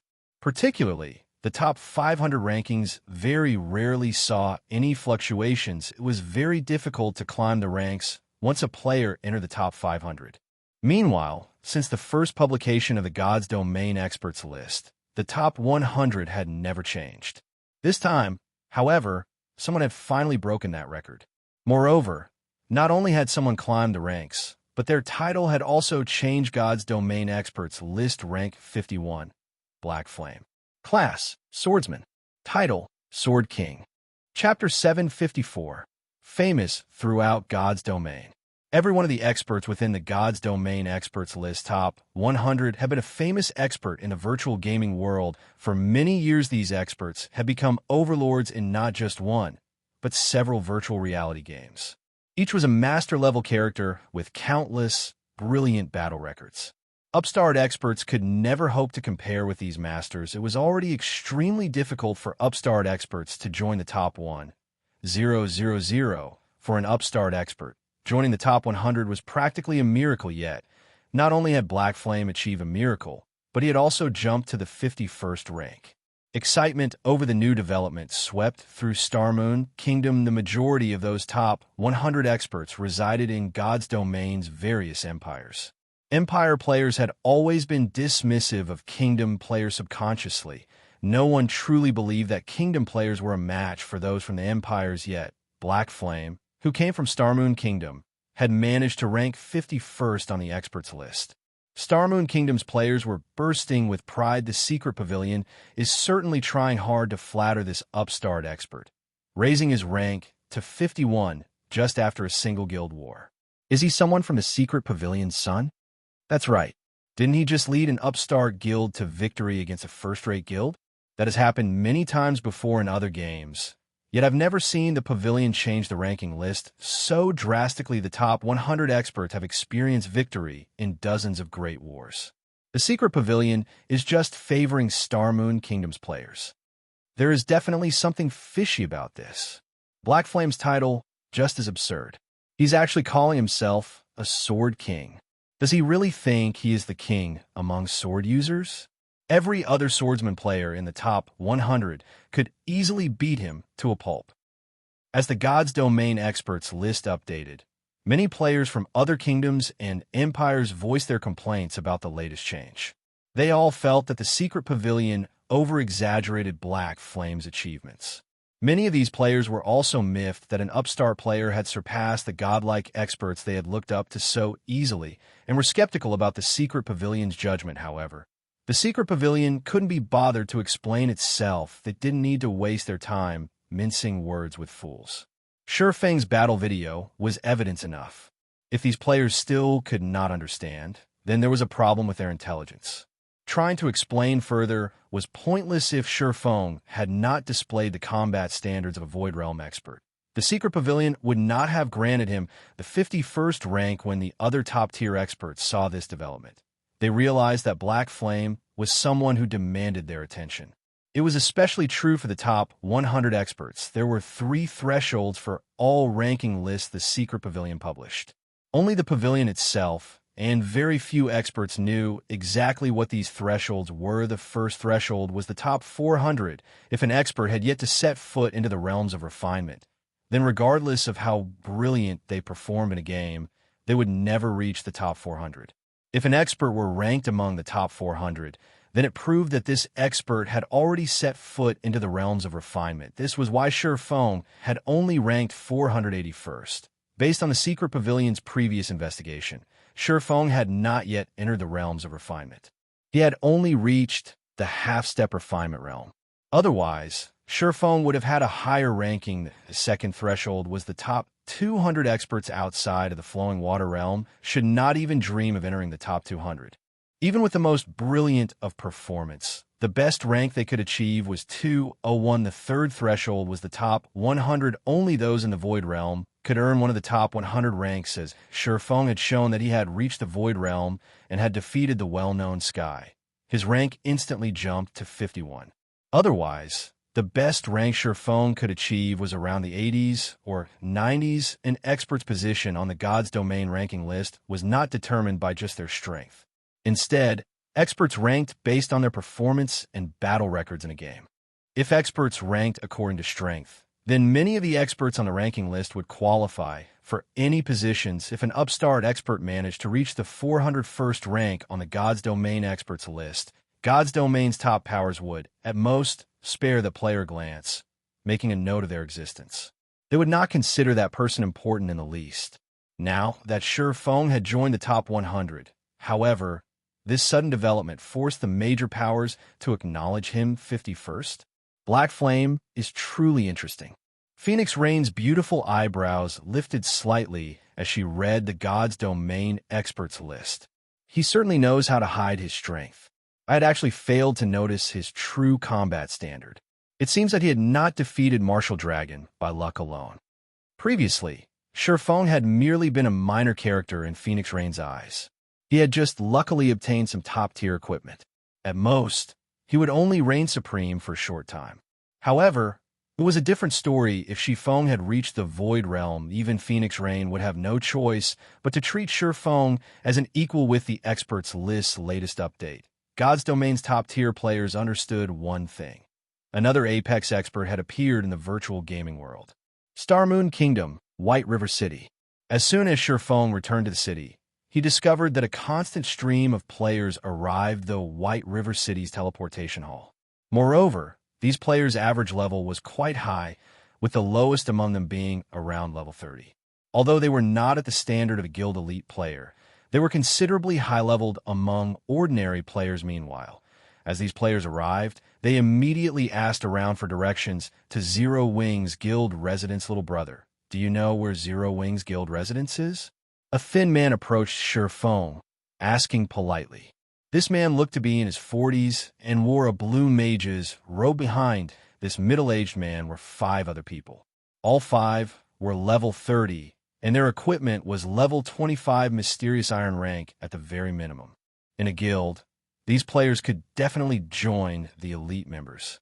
Unfortunately, their levels were slightly off the mark. However, independent players did not have the same advantages as guild player. Independent players did not have access to the various benefits that a guild offered. They had no choice but to invest some of their time in other aspects. Hence, their leveling speed was slower than guild players. Ye Feng currently hid under his black cloak and had reverted to his original appearance. Both his level and equipment were also hidden. Hence, no one recognized him. When Ye Feng glanced at this group of players, his eyes instantly lit up with an excited light. The person speaking to him was actually Silent Years, who had been a top-tier expert in his previous life. This man had once ranked within the top 50 among the oracles of Star Moon Kingdom. He had even reached the top 10 during his peak. Big brother Silent. This person is wearing Zero Wing's emblem. He's from Zero Wing. The female elementalist beside Silent Years said awkwardly as she jabbed her finger at the oracle. Suddenly, Silent Years jerked, realizing this. As he had walked up to Ye Feng from behind, He had not noticed the guild emblem on the swordsman's chest. To think that he had actually asked a member of Zero Wing whether or not they knew where the guild residence was. Zero Wing's residence is on the city's central street, Ye Feng said casually, not minding the oracle's awkward question. You guys could just take a carriage there. After saying so, Ye Feng turned and left the teleportation hall, riding a horse carriage towards the library. Sure enough, Zero Wing is really amazing. It's no wonder how it became an expert's playground. I felt so much pressure from a casual member. It seems that we have not wasted a trip. We must join Zero Wing, Silent Years stated as he watched Ye Feng's departing figure, reverence on his face. His evaluation of Zero Wing increased substantially. Ye Feng had not realized that his casual response had increased Silent Years' reverence of Zero Wing. Chapter 755, City Promoted. Horse carriages rattled up and down White River City's streets as Ye Feng rode comfortably in one such carriage. He could feel the tremendous changes that had swept through the city. More horse carriages moved along the streets than before. Moreover, there were more varieties of carriages. Now God's domain evolved over time. Similarly, NPC cities also changed as time passed. Nothing would stay the same forever. Ordinary players might not think much of the number or variety of horse carriages, but to Ye Feng, who had played God's domain for over a decade, these changes symbolized the city's prosperity. How could one determine how prosperous a city was? The most basic criterion was the city's horse carriages. It was similar to the cars in a city. In reality, in small cities, not only were there fewer cars, but high-class cars were also very rare. In big cities, however, traffic jams were common. One would also see high-class luxury cars all over the city. God's domain cities were similar in this aspect. When an NPC city's player population increased to satisfy the player's needs, the main God system automatically increased the number of horse carriages within the city, allowing more convenient travel. Meanwhile, as players consumed more in a city, the system would also release advanced horse carriages. These advanced horse carriages charged more but were much faster. This would allow players to save time when traveling. After all, an NPC city was very large. It was very normal to spend several hours walking from one place to another. Currently, advanced horse carriages had only appeared in 5 cities in Star Moon Kingdom. The city with the most carriages was none other than White River City. One could say that White River City had become Star Moon Kingdom's most prosperous city. Unlocking the advanced horse carriage feature was only one of a thriving city's basic settings. As time passed, various new facilities would open, such as flying tools and the flying transportation feature, which could allow players to reach destinations where teleportation arrays could not. As a result, these features would subtly improve a player's leveling speed. This was also one of the main reasons that Empire players were much higher level than Kingdom players now that White River City has unlocked the advanced horse carriages. With the number of carriages present, the city should not be that far from unlocking the luxury horse carriages. When the city unlocks the luxury horse carriages, players will be able to take the flying ship to the Eclipse Gate to level up. It seems I'll need to prepare for that. Ye Feng could not help but recall the Eclipse Gate, which had been a most famous leveling area that White River City had to offer in his previous life in the past. By the time White River City had activated the flying ship feature, the average player in God's domain had closed in on level 50.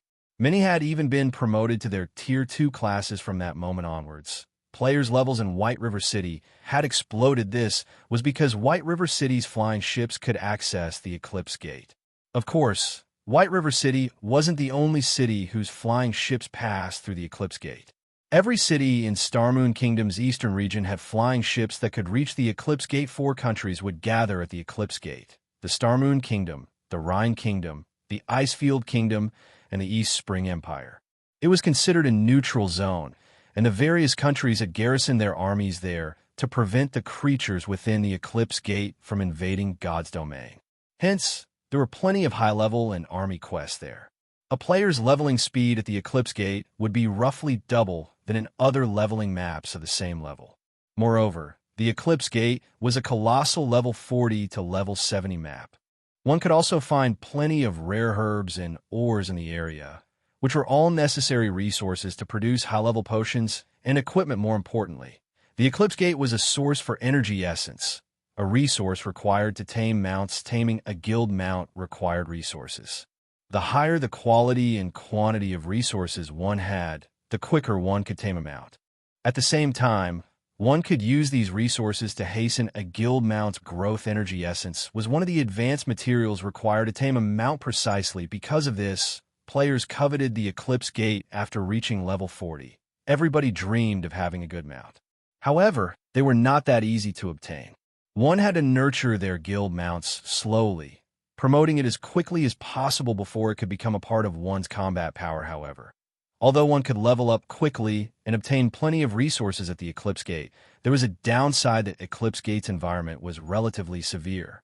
If one did not possess a certain amount of fire and ice resistance, even expert players would lose their lives. Hence, after the Eclipse Gate opened, whether it was in Starmoon Kingdom or the 3 surrounding countries, the demand for equipment with ice resistance and fire resistance attributes grew. Aside from ice and fire resistance equipment, tools that increased one's ice and fire resistance were also extraordinarily popular, although there was still quite a long time before the flying ship feature would unlock. Ye Feng felt that he could already begin the necessary preparations, although ice resistance and fire resistance equipment sold for a relatively high price right now.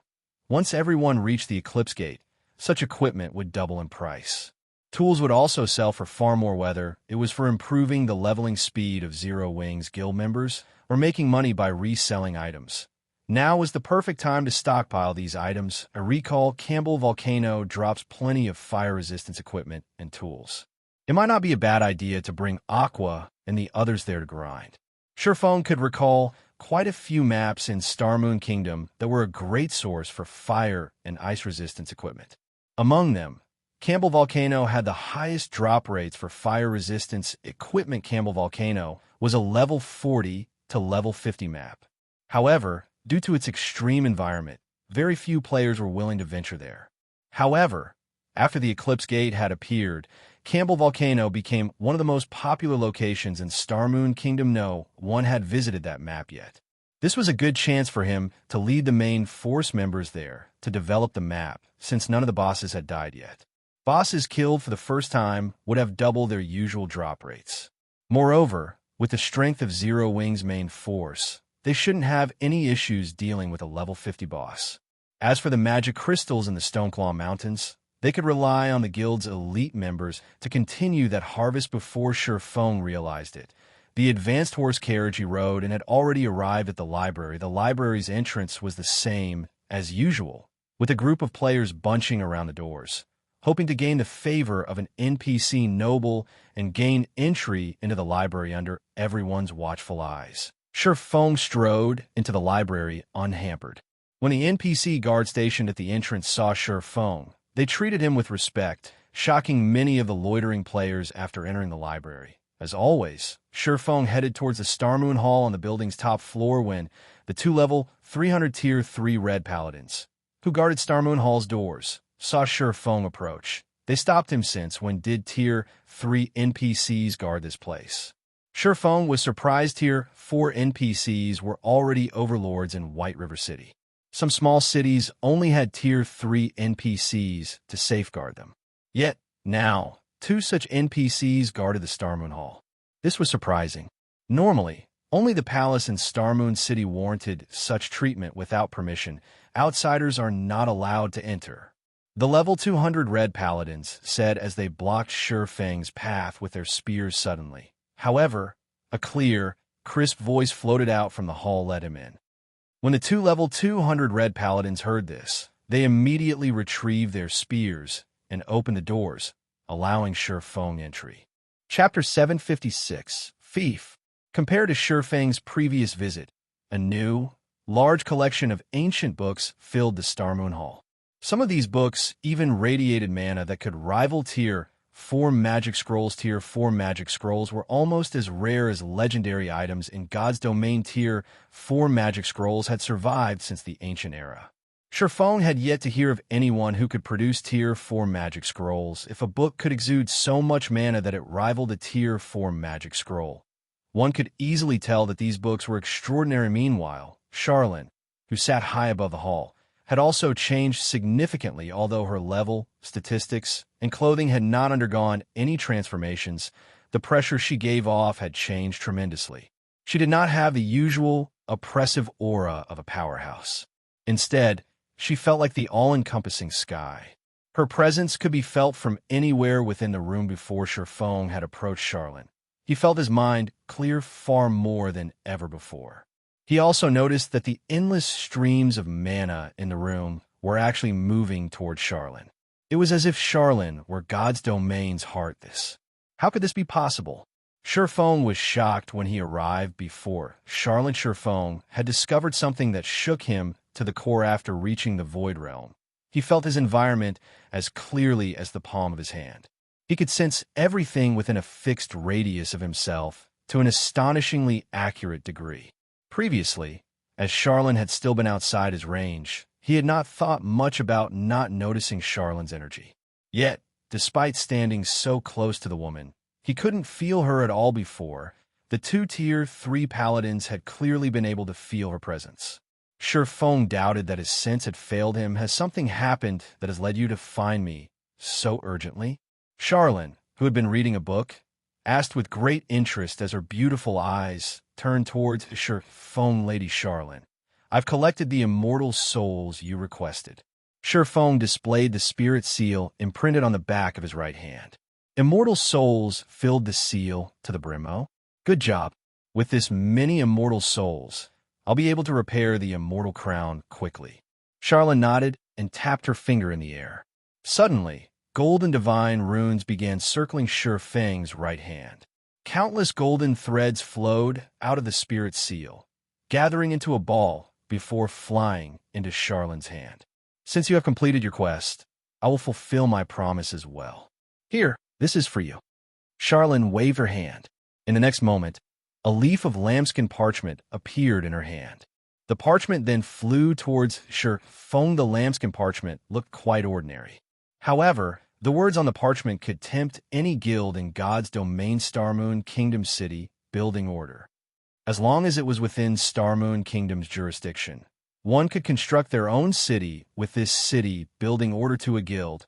Even a legendary item was not worth as much as this single piece of parchment. Cities were different from towns.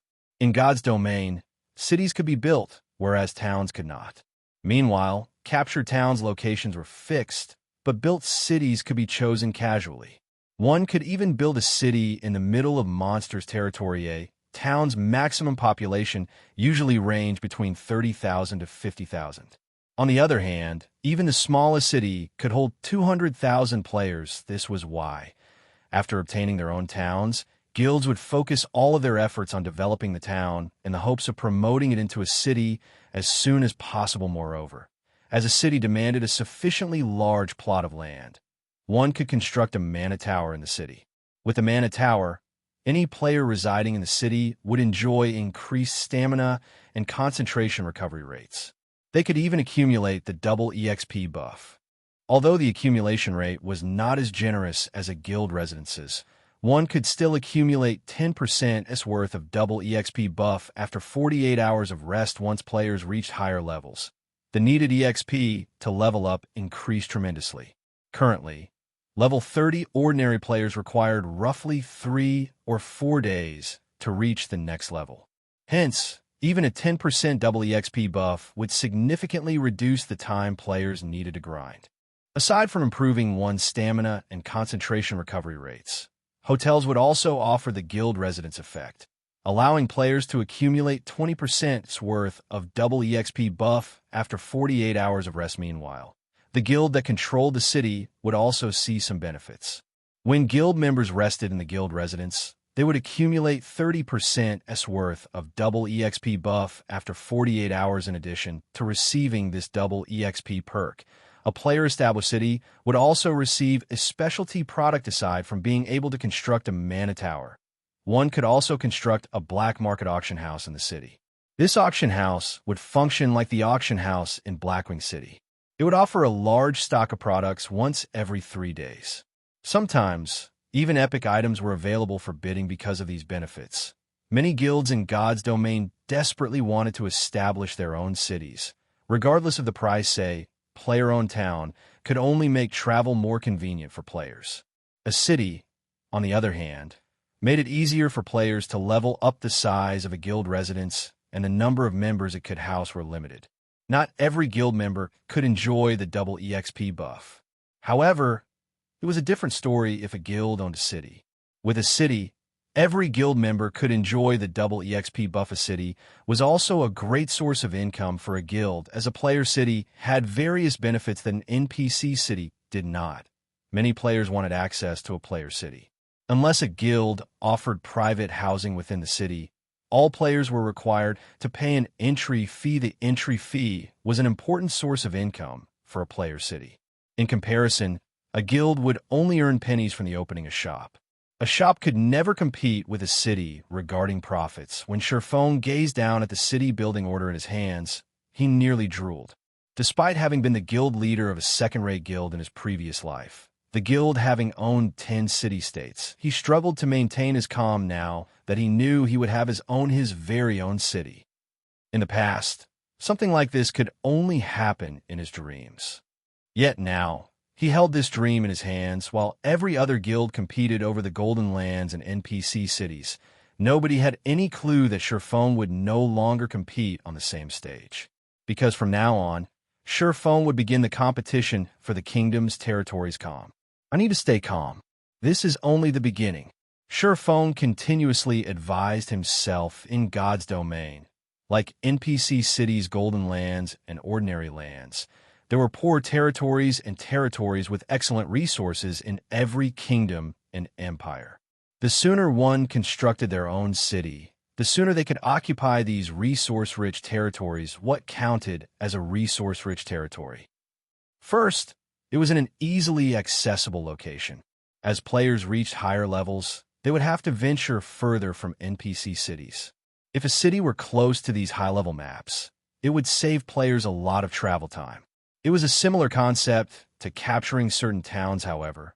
Most towns were still quite far away from the truly excellent leveling areas. Meanwhile, a city that was close to multiple high-level maps would attract large amounts of players. Second, it was an area that was near consumable resources. This would provide convenience for players who needed to farm materials.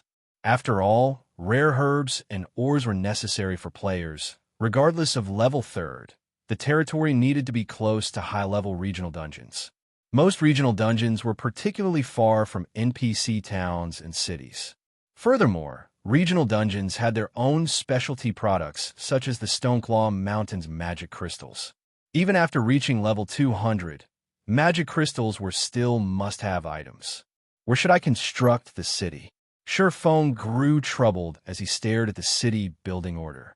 Chapter 757, Witch's Hill. Starmoon City, the Starmoon restaurant's top floor. Few players were usually willing to dine here. However, more than a dozen players currently occupied the large, luxurious hall. If Gentle Snow were there, she would have been shocked, as every one of these players was an elder from the Star Alliance. Even Galaxy Past had to behave respectfully before these people currently. However, every elder had lowered their head as they watched the level 10 woman seated on a bench, fear and respect radiating off of them. Did you just say? Galaxy Past has not been able to log into the game? Exemplary Willow asked quietly, frowning. What the hell is going on? The Star Alliance's elder felt helpless against Exemplary Willow's questioning. After the guild war ended, the guild's upper echelons should have begun working to stabilize the guild. Yet, for some reason, the majority of the guild's upper echelons who had participated in the war could not log into God's domain based on the main God system's notification. These people were locked out of the game for around 2 or 3 days. Some were even barred from entering the game for up to 4 days time. That was enough time for the mainstream players in Starmoon Kingdom to grind at least one level, although the guild's elders, had tried to stabilize the falling morale that shook the guild. With the disappearance of the majority of the guild's upper echelons, many members began to doubt the guild. Many had begun to wonder if the Alliance's experts had defected to some other guild. If the guild's experts had left, what was the point in remaining in the guild? Only a few hours after the guild war ended, over 10,000 members had withdrawn. If this persisted, no one knew if the Star Alliance would survive, however. This was not the most tragic issue. The Star Alliance's defeat had infuriated exemplary Willowa high and mighty first-rate guild like the Star Alliance had actually lost to an upstart guild, on their home ground no less. This caused Exemplary Willow to doubt the Star Alliance's strength. If Exemplary Willow suddenly decided to withdraw her funding, it would deal a fatal blow to the Star Alliance. If none of you knows why they can't log into the game, your guild may be truly finished. Exemplary Willow stated coldly as she sneered at the Alliance's elders before her. Sternly, she said, "Since your guild is nothing more than a failure, then you can forget about any follow-up investments. I have no intentions of spending money on a wastrel of a guild. Get lost." When the elders heard these words, their complexions paled to a sickly white, every one of them begging Exemplary Willow for mercy. Unfortunately, Exemplary Willow chased them all out of the room. Exemplary Willow refused to tolerate defeat. She had initially invested in the Star Alliance to deal with Zero Wing, teaching Ye Feng the consequences of angering Open Source Corporation. She would then plunder the Stoneclaw Mountain's magic crystals for herself. Yet, in the end, not only had she failed to teach Ye Feng anything, but his fame had also grown. The Flower of Seven Sins is also garbage. They had been so confident of themselves. In the end, didn't they lose as well? Fortunately, I only promised them 1/3 of the Stoneclaw Mountain's magic crystals and did not have to pay much. Exemplary Willow muttered as she glanced through Starmoon Kingdom's official forums. Her mood soured as she saw the many discussion threads relating to Black Flame. In the end, it seems that I'll have to use my own power to resolve this matter.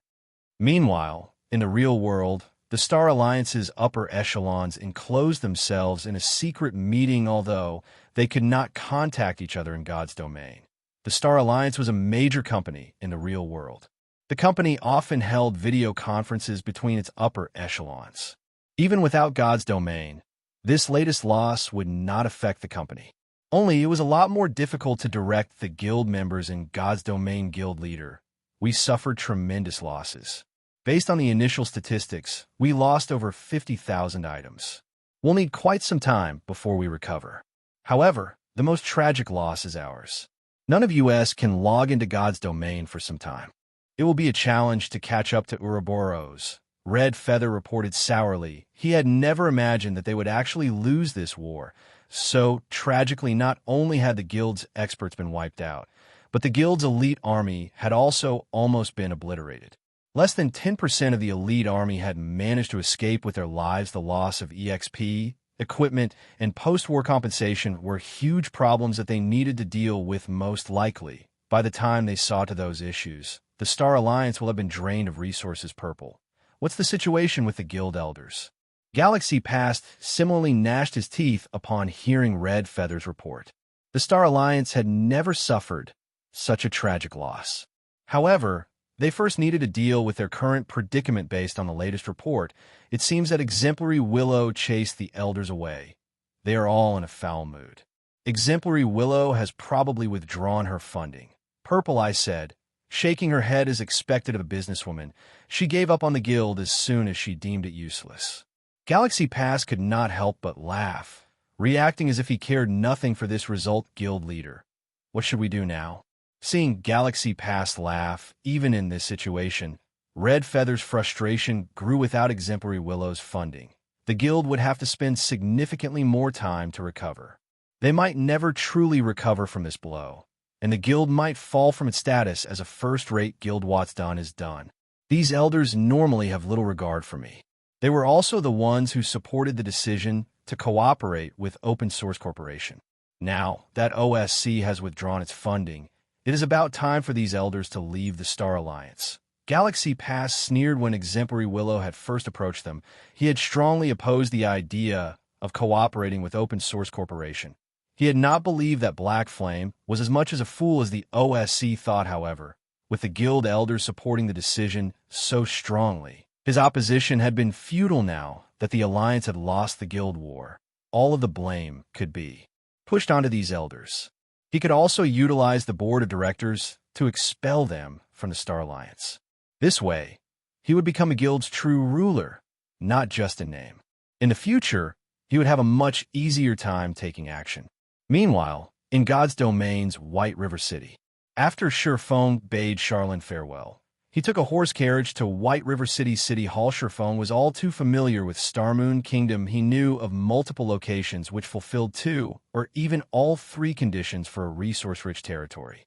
However, players could not reach these locations yet. If he constructed a city in a very high-level location, the city would not be nearly as attractive to players, although building a city in a level 100 map might be attractive towards players in the future. To current players, this city would be useless without a large player population. The city's development would be slow. The city's construction was not a small issue either. The demand of manpower and resources could not compare to a town's.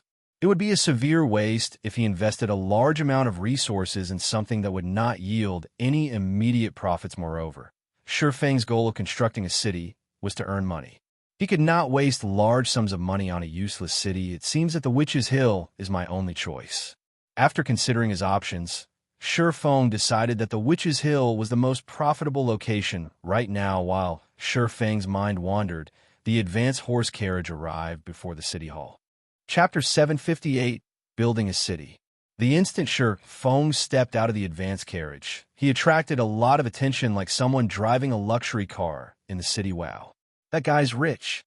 He seems to be someone from Zero Wing. It's no wonder he's so rich. I know, right? Zero Wing receives so many advanced quests every day.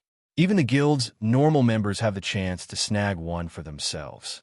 On the other hand, our guild only receives a few advanced quests each day, and the guild's upper echelons have priority on them, leaving very few for anyone else. Even elite members have a hard time obtaining one. Although I'm an elite member, I have only accepted 2 advanced guild quests so far. Those were good times. I earned over 12 silvers a day during those days. Indeed, one of my friend's friend is an elite member in Zero Wing, and he says that Zero Wing's elite members can accept an advanced guild quest once every 2 or 3 days, while normal members can pick one up once every 5 or 6 days. Envy filled these players' voices as they spoke about Zero Wing. It cost 1 silver to ride an ordinary carriage and 3 silver to ride an advanced carriage. To them, even riding an ordinary carriage was a luxury. They would rather run to their destination than spend so much. Ye Feng could not help but shake his head at this sight. He had never imagined that he would be envied for riding a carriage while the majority of the players in God's domain still strive to earn a single silver coin. Even a gold coin was of little use to Ye Feng anymore. He was more concerned about time than he was about spending a few silvers at this point. The towering city hall bustled with noise regarding both reputation and coins. The various large guilds had accumulated a certain stock after playing God's domain for so long. Naturally, more people would be attempting to purchase the city's lands. However, most purchased ordinary lands, as the golden lands and lands in the central district were not easily affordable. Hello, sir. How may I be of service to you today? A beautiful female employee approached Ye Feng and asked, I wish to construct a city. Ye Feng said, please follow me. The NPC receptionist smiled as she led Ye Feng to a VIP reception room. Whether it was establishing a town or a city, players needed to begin the relevant procedures in an NPC city. May I know if you have a city building order? The NPC receptionist asked politely. Ye Feng retrieved the Starmoon Kingdom city building order Charlene had given him. The lambskin parchment was worth over 1 million gold. Very good, sir. May I know where do you wish to establish your city, so that I can quote you a price? The NPC receptionist said as she took out a magic scroll. Unfurling it on the table, this magic scroll displayed a map of Starmoon Kingdom. Compared to the system map players had, this map was far more detailed. The Witch's Hill, Ye Feng said as he tapped a spot in the southwestern corner. Immediately, the scroll displayed the Witch's Hill map. The Witch's Hill was a level 50 to level 70 map. Rumors had it that a great witch lived there, hence, the hill had been called the Witch's Hill. The hill's name had remained unchanged even after hundreds of years, and the Starmoon Kingdom's ownership. The Witch's Hill could be considered an ordinary leveling map. It was not particularly rich in resources, yet various guilds in Ye Feng's previous life had frantically sought after the Witch's Hill. They had done so for two reasons. The first was the location's accessibility. The Witch's Hill bumped up against two resource-rich maps, Shadow Forest, a level 80 to 100 map, and Ruins of Agon, a level 60 to 75 map. Of these two locations, one produced rare herbs, while the other housed a Hell Mode regional dungeon. The Witch's Hill secret was the second reason. This secret of the Witch's Hill had only been discovered after the mainstream players had reached level 100. At that time, the various guilds had suddenly rushed to construct their cities in this map. Dozens of guilds had fought over the Witch's Hill. Naturally, that included Shadow. The guild Ye Feng had led in the end. The powerful Star Alliance and Ouroboros had captured the Witch's Hill. The other guilds had stood no chance against them.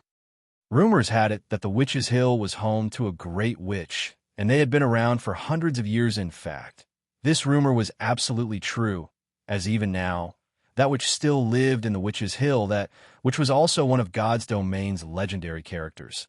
The jealous witch. In the past, Ye Feng's sight had been limited. He had thought that the jealous, which was only a tier 5 powerhouse. Now that he thought about it carefully, he was sure that the jealous, which was not a tier 5 powerhouse, but a demigod. Otherwise, how could she have lived for so long? The jealous, which none other than the guardian of the Otherworld Gate, the Otherworld Gate, led to another continent outside of God's domain. The Otherworld was similar to the top of the world that Ye Feng recently visited there. Not only could players level up much faster, but they could also obtain equipment far more easily. There was only one condition to cross the Otherworld Gate. Players must have reached tier 2 inches God's domain. It was very difficult for players to find equipment of good quality above level 50. However, it was much easier to grind for such equipment in the Otherworld. Hence, back when the Otherworld Gate had been discovered, the various large guilds had fought frantically to occupy the Witch's Hill. After all, in order to obtain good equipment, countless players would grind and level up in the Otherworld. Hence, Witch's Hill bustled with player activity even after a decade had passed. A storm of players still gathered in the Witch's Hill currently. However, no one had discovered this secret yet. Hence, Ye Feng had to strike while the iron was hot. Furthermore, Zero Wings members were nearing level 50. The Witch's Hill's proximity to a Hell Mode regional dungeon was also a good enough reason to establish a city there. Hello, sir. We have calculated the quote for the region you selected. At this time, a beautiful female NPC walked over and handed Ye Feng a list.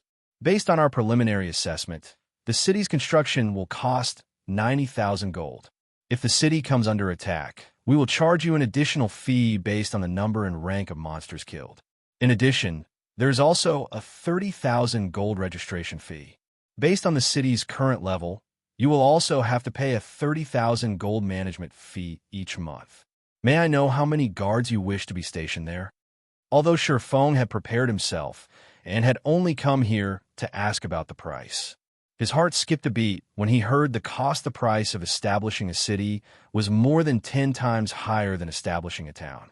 Moreover, after establishing the city, he also had to pay a monthly management fee of 30,000 gold. That was the equivalent of paying 1,000 gold every day. Just how many guilds in God's domain could earn 1,000 gold every day? Even if Ye Feng had not spent most of his funds on frost grenades and the mana pulse cannon, he couldn't afford even a fraction of that price. Sir, do you wish to build a city now? The NPC receptionist asked with a smile. No, I have to consider this. Ye Feng rolled his eyes at this NPC receptionist. The initial payment alone was 120,000 gold. There were also additional fees if the city were attacked during construction. Ye Feng had experience in constructing a city. Even if he dispatched the entire guild to repel the monster attacks, defending the city would cost tens of thousands of gold. Right? However, I must remind you that you only have 1 month to use this city building order. If it isn't used within a month, this city building order will be voided, the NPC receptionist said before leaving the reception room. Chapter 759, Harvest of the War. Ye Feng could not help his bitter smile as he heard the NPC receptionist's words. Sure enough, it isn't that easy to establish a city. Ye Feng had thought it strange that Charlene had so kind-heartedly given him a city-building order in exchange for only 10,000 immortal souls. This reward was much too extravagant for an epic quest.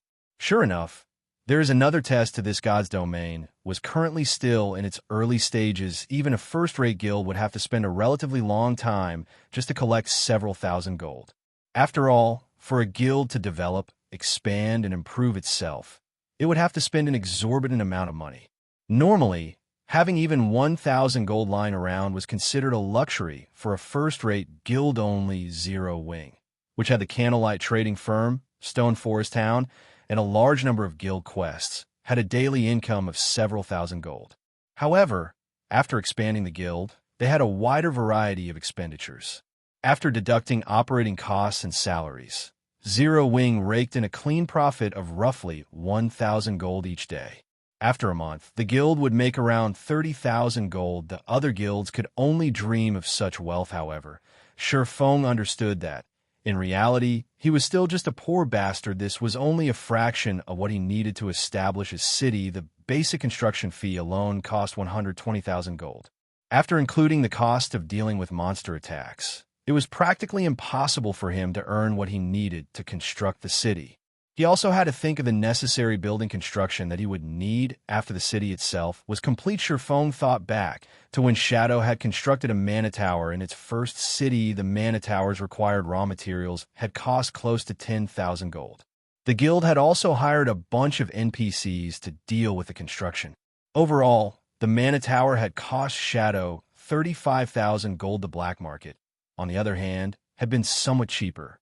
Even so, its construction still cost over 20,000 gold. If one added all the costs together, they would discover that the initial construction fee was only the first step to constructing a city. Even so, a large guild would willingly sacrifice everything it had, seeking sponsors and selling small portions of the guild's shares to build a functioning city. Once the city was built, however, it would be a money magnet. In the past, to construct its first city, Shadow had sought out over a dozen sponsors.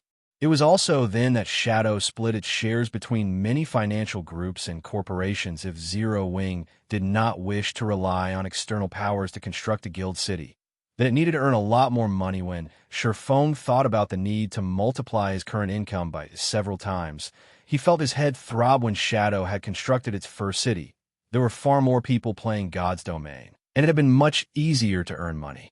Currently, the majority of the players in God's domain had yet to reach level 30.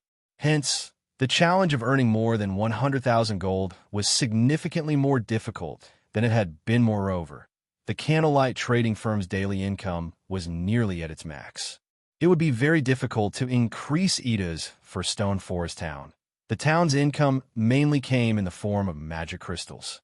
Moreover, it was also impossible to increase the town's income within a short time. As for the income from guild quests, it could not even begin to compete with the income of the Candlelight trading firm in Stone Forest Town. It seems I'll have to look for a new source. Ye Feng began to consider the matter. Currently, the most profitable trade involved selling top-tier weapons and equipment. Consumables were the next most profitable items. Zero Wing did not even have enough top-tier weapons and equipment to equip all of its members. So how could it possibly afford to part with those items? Just as Ye Feng's headache over searching for a new source of income grew, Aqua Rose contacted him. Guild leader, I have the post-war report ready for you. We struck gold this time, Aqua Rose said excitedly. After deducting the compensation and rewards for our guild members, we obtained 18,456 pieces of level 25 mysterious iron equipment, 3,187 pieces of level 25 secret silver equipment, 549 pieces of level 25 fine gold equipment, 84 pieces of level 25 dark gold equipment, 1,427 pieces of level 30 mysterious iron equipment, 241 pieces of level 30 secret silver equipment, 53 pieces of level 30 fine gold equipment, and 4 pieces of level 30 dark gold equipment. There were always spoils after a great war.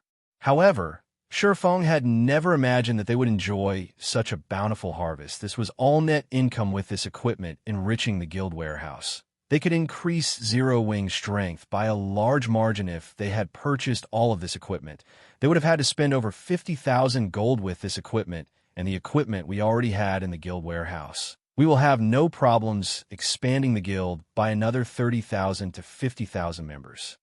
Previously, Aqua Rose had still struggled with her headache over the issue of equipment after expanding the Guild Zero wing had already become a large guild, acknowledged by every player in Star Moon Kingdom. Its fame had even surpassed the Star Alliance and Ouroboros. As a result, more players reached out in an attempt to join the guild each day. Hence, this was the perfect time to expand. However, they would suffer if they did not have enough equipment in the guild warehouse for the new recruits initially. Aqua Rose had considered limiting the number of new members they recruited to 10,000. Now that they had obtained so much new equipment, however, they could recruit an additional 30,000 to 40,000 players. However, most of the equipment's durability has nearly been depleted. The repair fees will cost us a lot. I was thinking of taking out a portion of the guild funds to repair the equipment. Aqua Rose suggested if it were only a small amount of money, Aqua Rose could make the decision herself. However, too much equipment needed repairs. Hence, she needed Ye Feng's permission before she moved forward. Hearing this, Ye Feng felt another headache bloom. There isn't a lot left. Sell some of the lower quality equipment and use the money to repair the rest, Ye Feng said. After some thought, I understand. Aqua Rose then disconnected the call. After speaking with Aqua Rose, Ye Feng suddenly recalled the forging design inside his bag, the strengthening device. This item was capable of strengthening a player's equipment, reducing the consumption of durability. This was a must-have for current players during lower levels. The majority of players in God's domain would not think much of their equipment's wear and tear. However, as players reached higher levels, they encountered far more powerful monsters. Naturally, the burden on their equipment grew as they began to take more damage. The repair fees alone would demand the majority of a player's earnings. Selling the strengthening devices would be a great source of income. Ye Feng could not help but smile. Previously, he had considered selling the magic devices. However, magic devices were too precious and expensive. Only the various guilds' upper echelons could afford to purchase and use them. Moreover, there weren't even enough magic devices to outfit Zero Wings members. Fortunately, it was a different story for the strengthening devices. Ye Feng immediately left the city hall and hurried toward the candlelight trading firm. Isn't this the broken sword that Galaxy Past had dropped when he died? While Ye Feng searched through his bag for the strengthening device forging design, he discovered an extraordinarily eye-catching broken sword. The broken sword's aura alone was enough to make Ye Feng's heart skip a beat, despite it sitting idle in his bag. Chapter 760, Flawed Weapon, 1,000 Transformations. Inside Ye Feng's bag, aside from the Bible of Darkness, the broken sword was the next most powerful item. Even the epic weapon Petrified Thorn could not compete with the broken sword's presence. Just what kind of weapon is this? Ye Feng carefully retrieved the broken sword from his bag and clicked to check its statistics. Dilapidated broken sword. It's impossible to tell which era this ancient weapon originated from based on its appearance. However, the broken sword's blade radiates a frightening magic power, and its edge is still sharp enough to slice through space itself. Although the blade has already been broken, its engraved, divine runes are still intact. More secrets might be revealed under a Grandmaster Forger's examination. What a powerful weapon. I actually need to take it to a Grandmaster Forger if I want to know anything more. Ye Feng's interest in the broken sword grew. A Master Forger was already a towering figure in God's domain. There were very few throughout Star Moon Kingdom. As for a Grandmaster Forger, they were treated with fear and respect, regardless of where they were from. There had been a countless Tier 4 and Tier 5 powerhouses who dreamed of hiring a Grandmaster Forger to craft them a custom weapon in God's domain. Who wouldn't want a weapon that had been made specifically for them? Although Master Forgers could produce epic weapons, their success rate was abysmally low. Even so, many powerhouses flocked to them. After all, a tailored epic weapon would allow them to exert more of their own strength. Hence, Master Forgers enjoyed a lofty position in society. Meanwhile, a Grandmaster Forger had a much greater chance of producing an epic item. They even had some chance of producing a legendary item. In terms of status, Master Forgers could not compete with them at Alley. Want to see just what this broken sword's true identity is? Saying so, Ye Feng activated Omniscient Eyes to appraise the broken sword after a full 30 seconds. Omniscient Eyes finally finished appraising the broken sword 1,000 transformations. 65th of God's Domains 108 Flawed Weapons. However, due to the sword's broken blade, it is now no more than scrap metal. Fortunately, the blade's divine runes remain nearly intact. The sword can be remolded and repaired using 100 mana stones, so this is the rumored Flawed Weapon 1,000 transformations. In the past, Ye Feng had only heard about this short sword throughout God's domain. There were a total of 36 famed swords and 108 flawed weapons. Famed smiths and craftsman forgers had crafted everyone, and they were all peerless weapons. Legendary figures had once used the 36 famed swords. The flawed weapons, on the other hand, were different. Although the legendary figures of the past had never wielded any of these weapons, they were something far beyond ordinary epic weapons. After all, the flawed weapons were the results of famed smiths and craftsman forgers' failed attempts to forge legendary weapons. A weapon produced with the same materials as a legendary weapon was naturally not something ordinary epic weapons could compare to. Meanwhile, the 1,000 transformations had been made vastly famous by a player in Ye Feng's previous life. In the past, a Tier 6 assassin god had wielded the 1,000 transformations and had claimed countless expert lives with the blade. Among those experts, even the era's apex experts had died to the blade. This was precisely the reason that Assassin had become one of God's domain's solo players that others feared and respected. Meanwhile, that Assassin's name had been Feather. Although his ID was ordinary, nobody dared to show him disrespect. In the past, a few people with too much time on their hands had compiled a list of God's domain's solo players that one should avoid provoking. Among them, the top 10 were known as the 10 Great Solo Players. One of these 10 Great Solo Players had been the cleric god Violet Cloud. However, Violet Cloud had merely ranked 8th on the list, whereas the assassin god Feather had ranked 3rd. Ye Feng had never imagined that he would obtain Feather's weapon. Although 100 mana stones is a steep price, owning a flawed weapon will be a worthwhile trade. Ye Feng inwardly smiled. For most, obtaining 1 mana stone was an extremely difficult endeavor. To Ye Feng, however, there was no challenge to it at all. He only needed enough magic crystals to synthesize immediately. Ye Feng contacted Melancholic Smile and Fire Dance. He had Melancholic Smile retrieve 10,000 magic crystals and instructed Fire Dance wait for him at the Candlelight trading firm. An hour later, Ye Feng arrived. Both Fire Dance and Melancholic Smile had waited patiently in his special forging room. Guild leader, those are the 10,000 magic crystals you've asked for, Melancholic Smile said as she pointed towards the magic crystals carefully stacked on the table. If other guilds realized that Zero Wing could easily take out 10,000 magic crystals, they might bang their heads against a wall in frustration. Ye Feng nodded. 10,000 magic crystals should be just enough to synthesize 100 mana stones. If converted to coins, 100 mana stones was worth far more than an epic weapon. However, anyone would be willing to trade 100 mana stones for a flawed weapon. Guild leader, why have you called me here? Fire Dance asked softly.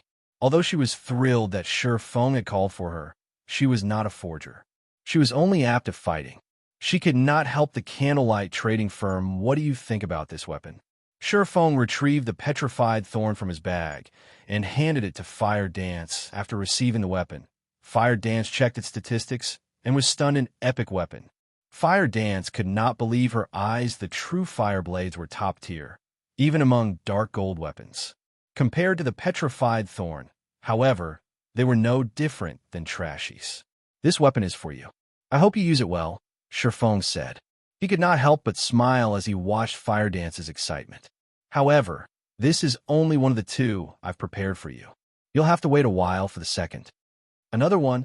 Fire Dance was nearly dying with excitement after receiving an epic weapon. Yet now, Ye Feng was actually going to give her a second one.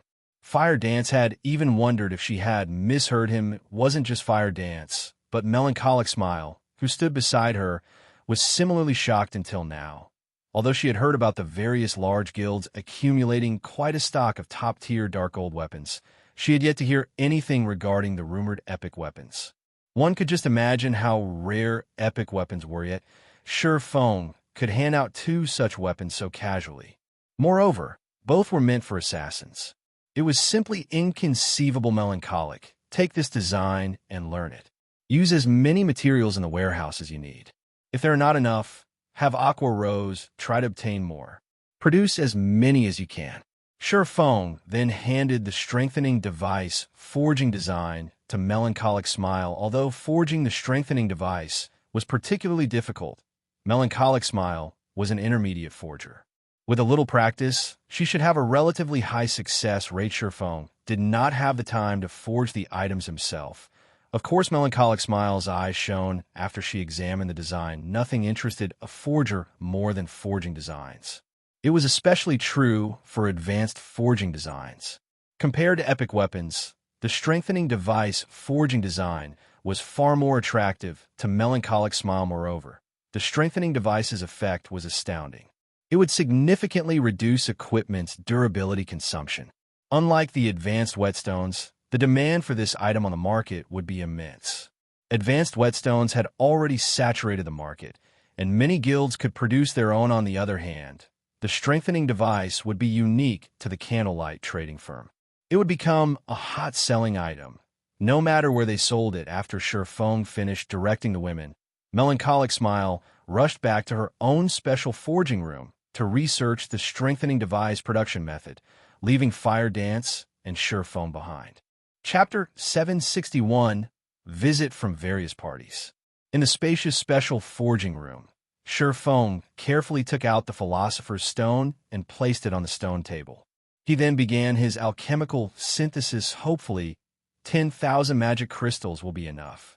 Ye Feng still felt a slight sting. He saw the synthesis success rate of 50% during the war in the Stoneclaw Mountains. The Mana Pulse cannon had needed to consume 1,000 magic crystals for each shot. Aqua Rose had fired the cannon over 30 times. Although it had been magnificently effective, over half of Zero Wing's magic crystal supply had been depleted during the war. Now, the guild had barely 15,000 magic crystals remaining, and he was about to use another 10,000. Even to Zero Wing, this expenditure was considerable. While Ye Feng synthesized mana stones, Fire Dance sat out of his way and watched quietly. When will I truly become an asset to guild leader? When Fire Dance recalled the danger she had faced during this war, frustration filled her heart. If not for Ye Feng, the Flower of Seven Sins would have wiped out Zero Wing's main force. Despite having an advantage in attributes, she had been utterly helpless against that Seven Sins party leader. Although their guild had won, they were still far from being a match for God's Domain's major powers. Stone Forest Town. After the war between the Star Alliance and Zero Wing, Stone Forest Town's atmosphere had transformed. Originally, the various large guilds had quietly eyed Stone Forest Town and waited for Zero Wing to suffer defeat. Once Zero Wing lost its prestige, the guild would lose members. After that exodus, they simply needed to gang up on Zero Wing to obtain Stone Forest Town. However, their plans had vanished in a thin air when the Star Alliance had been defeated. Moreover, they had finally seen Zero Wing's true strength. The Star Alliance had suffered over 50,000 casualties. The various guilds shared a similar death count. In total, the Star Alliance and the various large guilds had lost over 100,000 elite players. In contrast, Zero Wing had only lost 4,128 members, while Ouroboros had only lost close to 30,000 members. Based on the death counts of either side, Zero Wing's power was apparent despite only dispatching an army of 10,000 elite players. Zero Wing had defeated an enemy several times its size. Meanwhile, Zero Wing had over 20,000 elite members in its midst. With such strength, what guild in Starmoon Kingdom would dare to challenge Zero Wing? The Star Alliance's fate served as the best example. After the Star Alliance had been defeated, several thousand members had withdrawn from the guild within an hour. Moreover, due to the disappearance of the upper echelons, despite the guild elders' attempts to stabilize the situation, over 30,000 players had left the Star Alliance. As time passed, this number would only increase. Making a rough estimate, the various large guilds guessed that the Star Alliance had lost at least 20 to 30% of its members from just this single war. It would be extremely difficult for the guild to recover from such a huge loss, although Zero Wing and Ouroboros had both lost close to half their members in this war. They had recruited far more than those they had lost. Moreover, due to their overwhelming victory, both guilds managed to collect plenty of weapons and equipment, filling their guild warehouses. Not only had the guild's prestige grown after this war, but they had also increased their overall strengths. Many of the other guilds grew envious of this situation as a result of this war. Ouroboros had also replaced the Star Alliance as Star Moon City's overlord, becoming the city's #1 guild. One was the #1 guild of Star Moon City, while the other was the #1 guild of White River City. With these guilds working together, who would dare attack Stone Forest Town? On the contrary, now that Zero Wing had already taken care of its main enemy, it shifted its concentration toward the other guilds that plotted against it for a time. The various large guilds that had joined hands with the Star Alliance felt an impending doom. None of them knew what Zero Wing would do next, even if Zero Wing joined hands with Ouroboros and laid claim over the Stoneclaw Mountains. None of the other guilds could do anything about it. The Stoneclaw Mountains had become an important source of magic crystals for the various guilds. If they were banished from Stone Forest Town, their harvest would be limited. They would stagnate hence. Immediately after the war, various guild leaders and upper echelons hurried to Zero Wing's guild residence in hopes of negotiating with Ye Feng. However, Ye Feng did not have that much time to waste on these people. Hence, he had passed the responsibility to Aqua Rose. Currently, the guild leaders and upper echelons from the various Star Moon Kingdom guilds occupied Zero Wing's residential reception hall. Normally, these individuals were extremely secretive about their intentions, and arranging a meeting was rare. Yet, now, all these powerful individuals sat obediently, waiting for their turn next. Xiao Zhao, Aqua Rose's female assistant, shouted in the reception hall immediately. Unparalleled, the guild leader of the second-rate guild Heaven's Gate, stood and walked into Zero Wing's meeting room. Unparalleled was a level 34 ranger. He wore level 30 fine gold rank or above equipment. He was an expert who had reached the Trial Tower's 6th floor. In an ordinary NPC city, he would be considered one of the top experts. Unfortunately, in front of Aqua Rose, he was no one special. Heaven's Gate was a second-rate guild that occupied 2 cities within Star Moon Kingdom. Even here, it was a relatively powerful guild. However, when Unparalleled entered the meeting room, he had no choice but to show Aqua Rose proper respect. Heaven's Gate was indeed the overlord of 2 cities.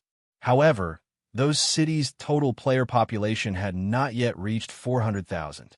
On the other hand, White River City's population closed in on 5 million. Moreover, the city housed numerous elite and expert players. Other cities could not compare to White River City Guild leader Unparalleled. Let's not waste each other's time. Here's the contract. If you have no issues with it, please sign here. Aqua Rose said as she took out a contract and handed it to Unparalleled. The contract was quite simple. If Heaven's Gate wished to remain in Stone Forest Town, the guild would have to hand over 15% of its total magic crystal income to Zero Wing. Otherwise, Heaven's Gate would be banished from Stone Forest Town. At the end of the day, Stone Forest Town was just a town, not a city.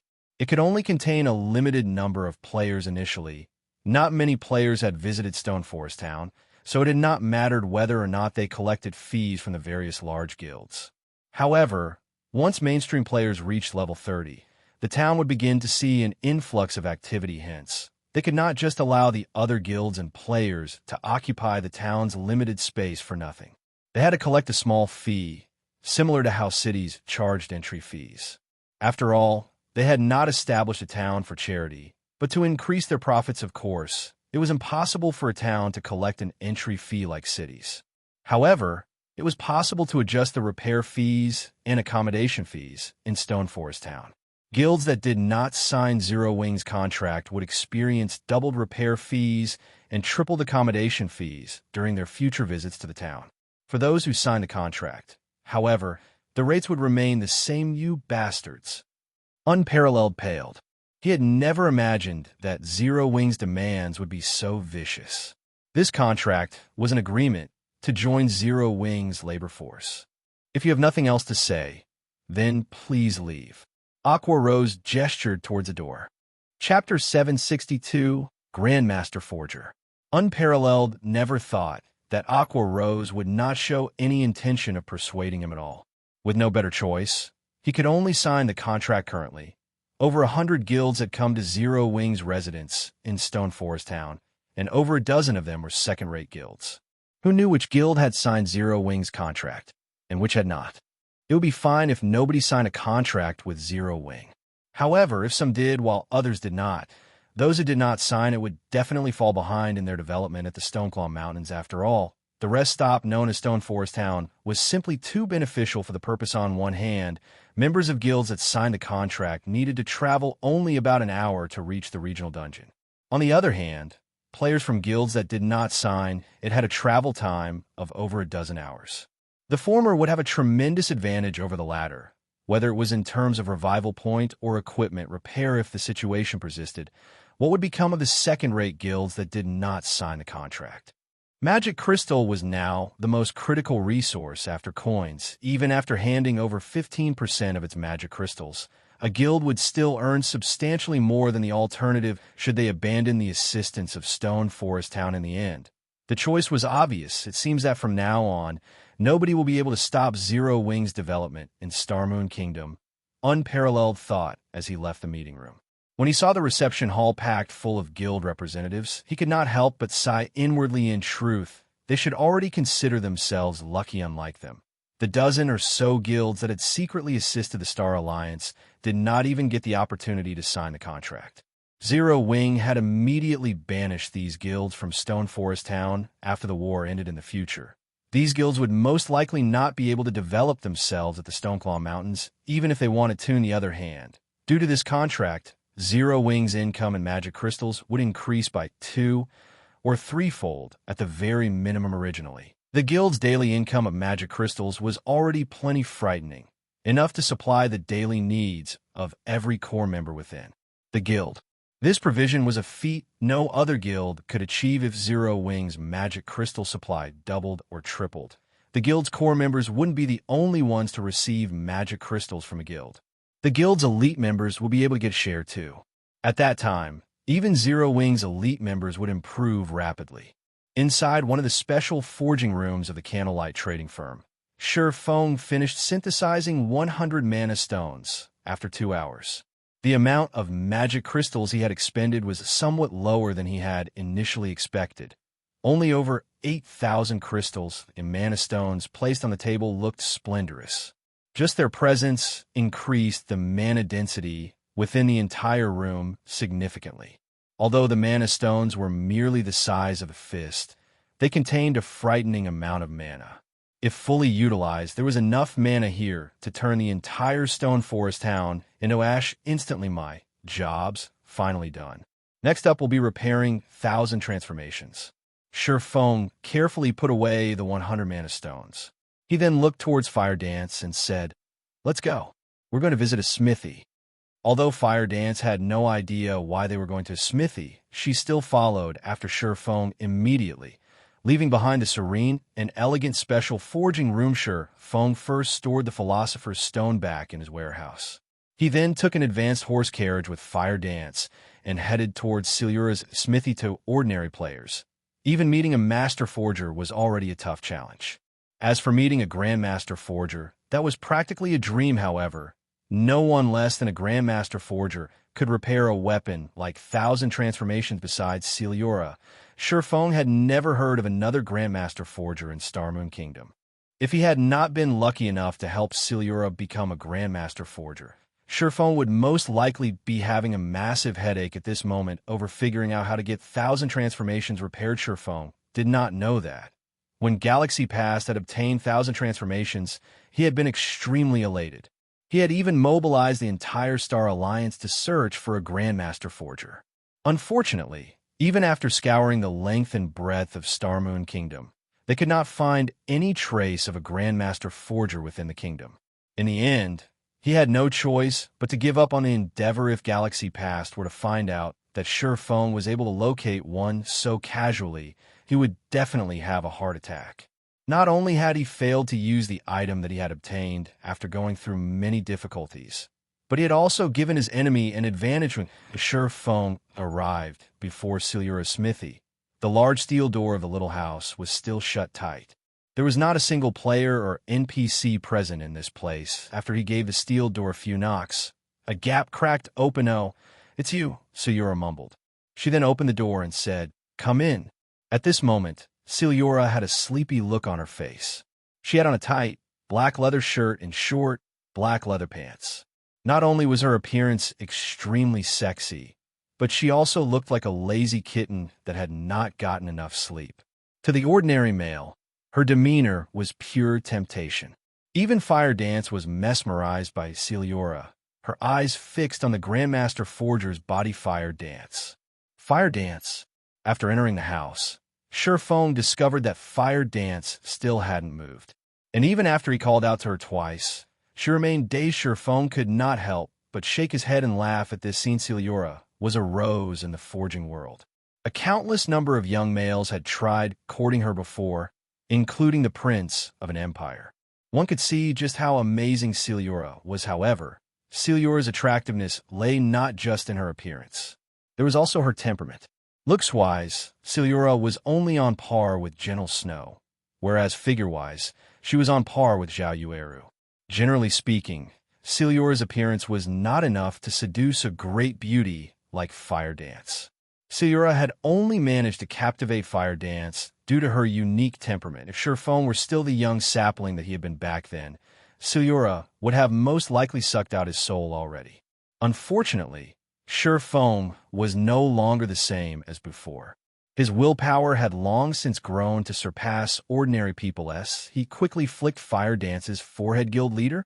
Fire Dance covered her reddened forehead with her hands. Confused about Ye Feng's actions, the fact that Silura mesmerized you shows that your training is deficient. After we return, we'll need to make sure you properly cultivate your willpower, Ye Feng explained slowly. Fortunately, the one you encountered right now is Silura. If you were to encounter Medusa, you would have most likely been petrified by now. Medusa was one of God's domain's 10 great beauties. She was also one of the legendary figures in God's domain. Even without using any skills, Medusa could make countless expert players surrender themselves to her, regardless of gender. Fire Dance nodded wordlessly. Inwardly, however, she was very curious as to why Silura would suddenly enthrall her. Being mesmerized is not a problem. The great characters and powerful monsters in God's domain have already reached an extremely high level of mental strength. Even without doing anything, they can affect a player's mental state. This is your first time encountering a great character like Silura, so your reaction is very normal. Ye Feng explained. In truth, with Fire Dance's mental strength and willpower, Silura should not have been able to mesmerize her so easily. Only, the current Silura was no longer the Silura Ye Feng had known in the past. Instead, she was now a Grandmaster Forger. Through normal identification, Ye Feng could see only Silura's name. Both her level and tier were in question marks even after utilizing omniscient eyes. The only additional information Ye Feng managed to obtain was Silura's level and class. Asura, human, Grandmaster Forger. Level 200. HP? Speak. Why have you come looking for me? Silura asked as she tidied up her forging materials. If it were any other player, Silura would have most likely chased them away by now. However, Ye Feng was the player who had helped her become a Grandmaster Forger. Hence, he received better treatment from her. "I wish to have this weapon repaired," Ye Feng said. He then took out 1,000 transformations from his bag with just a single glance. Silura's eyes immediately widened when she saw the broken sword. The Flawed weapon. 1,000 transformations. This is great. With this, I can finally complete the weapon I designed before. Silura instantly appeared in front of Ye Feng and snatched 1,000 transformations out of his hands, her eyes flashing with excitement. Chapter 763, Legendary Quality. Before Ye Feng could even react, 1,000 transformations was already in Silura's hand. There, 1,000 transformations underwent massive changes. The mana in their surroundings suddenly began surging towards the Flawed weapon. In Silura's hand, Thousand transformations seemed as if it were alive. Is this the ability of a Grandmaster Forger? Ye Feng was surprised Ye Feng had encountered other Grandmaster Forgers in the past. However, these Grandmasters would never display their abilities before commoners like himself hence. This was his first time witnessing a Grandmaster Forger's ability on display. A forger made weapons and equipment. Their understanding of weapons and equipment was most likely much greater than that of the users themselves, despite this clearly being Celiura's first time wielding thousand transformations. Ye Feng could sense that her compatibility rate with the Flawed weapon was at an extremely frightening level. If the Abyssal Blade could display 80% of its true power while in Ye Feng's hand, then thousand transformations could display 120% of its true power while in Celiura's. This scene fascinated Fire Dance. 2000 transformations was a short sword. Even though Celiura was clearly not an assassin, thousand transformations seemed more like a living being rather than an inanimate object as she wielded it. When Celiura gave thousand transformations a few casual swings, the Flawed weapon sent ripples through space.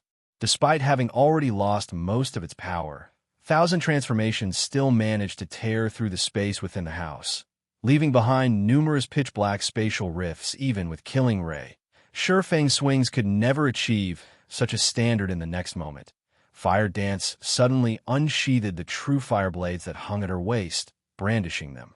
As she swung the weapons, her body movements contained not a single bit of excess motion. The speed of the true fire blades suddenly increased sharply, Fire Dance's attack speed accelerating significantly. Moreover, her attacks were no longer as rigid as before. They now seemed much more relaxed. Ye Feng was thunderstruck. Fire Dance had only watched Celiura do a few swings, yet she actually managed to break through the final barrier and officially set foot into the realm of top-tier experts. Her power of comprehension was simply too frightening. So, this is the refinement realm. No wonder I never could win against Guild Leader. There was actually such a large gap between us. Fire Dance was still reliving the pleasure she felt just now as she looked at the true fire blades in her hand. Ye Feng sighed with emotion at seeing Fire Dance officially enter the realms of refinement. He had spent many years before managing to set foot into the refinement realm.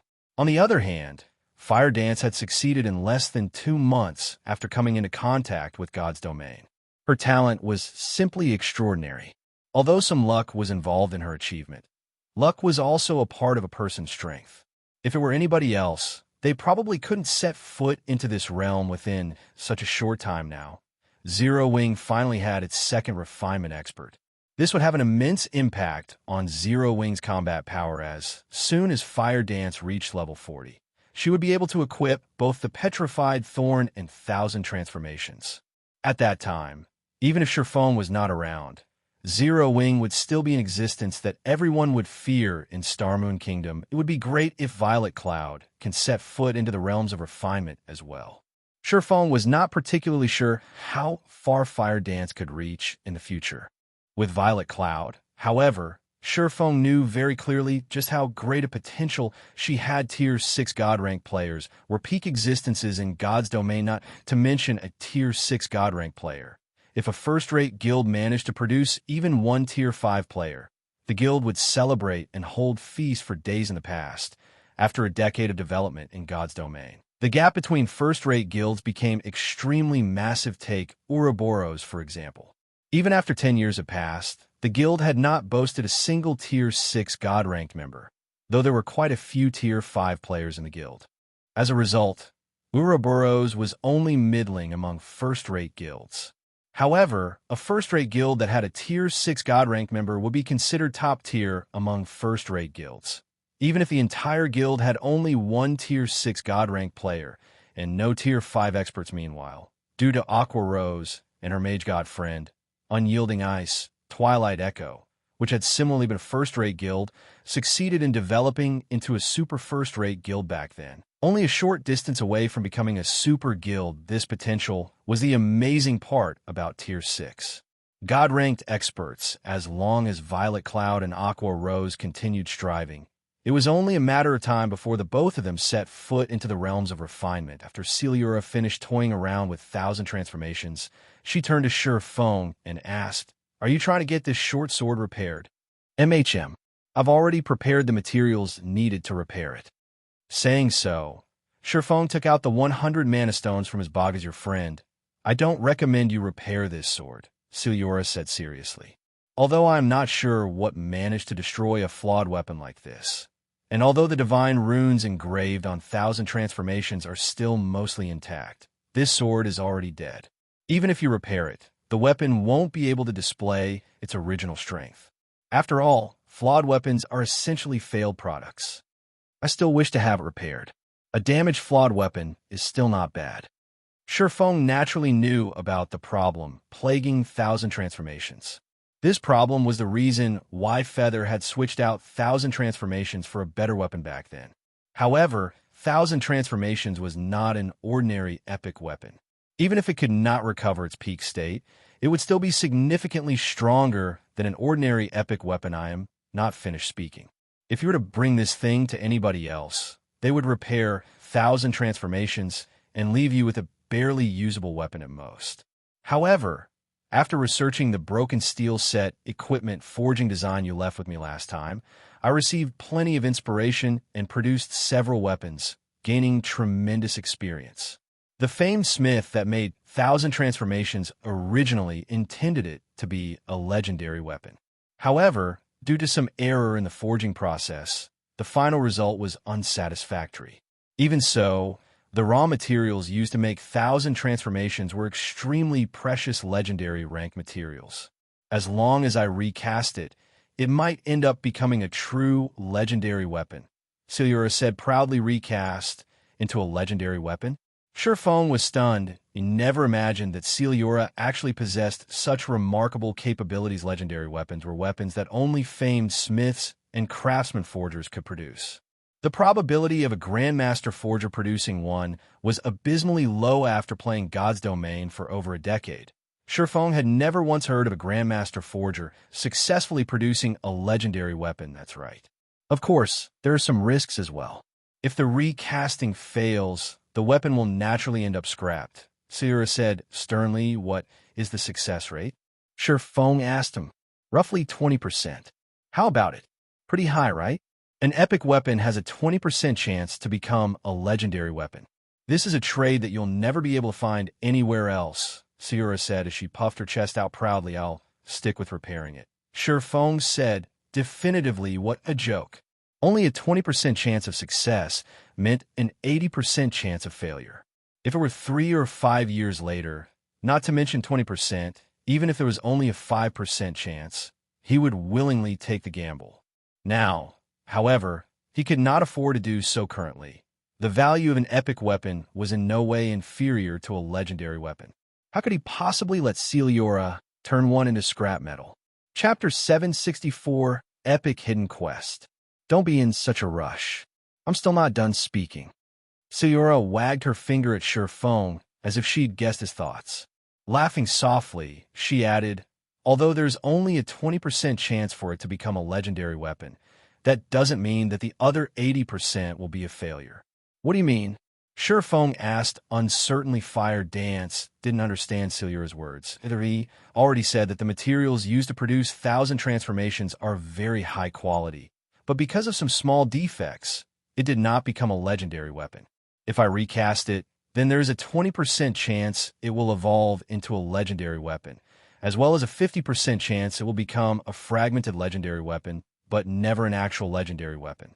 As for the remaining 30%, the recasting will end up a complete failure, and 1,000 transformations will turn into scrap metal, Illusionary explained slowly.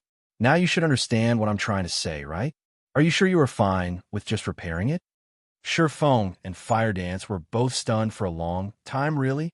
Ye Feng sought further confirmation, thinking that he had heard wrong earlier, not to mention upgrading 1,000 transformations into a legendary weapon. Just turning it into a fragmented legendary weapon was already an unbelievable notion currently. The various large guilds and major powers in God's Domain were frantically searching for traces of epic weapons. Who knew whether they could even obtain one?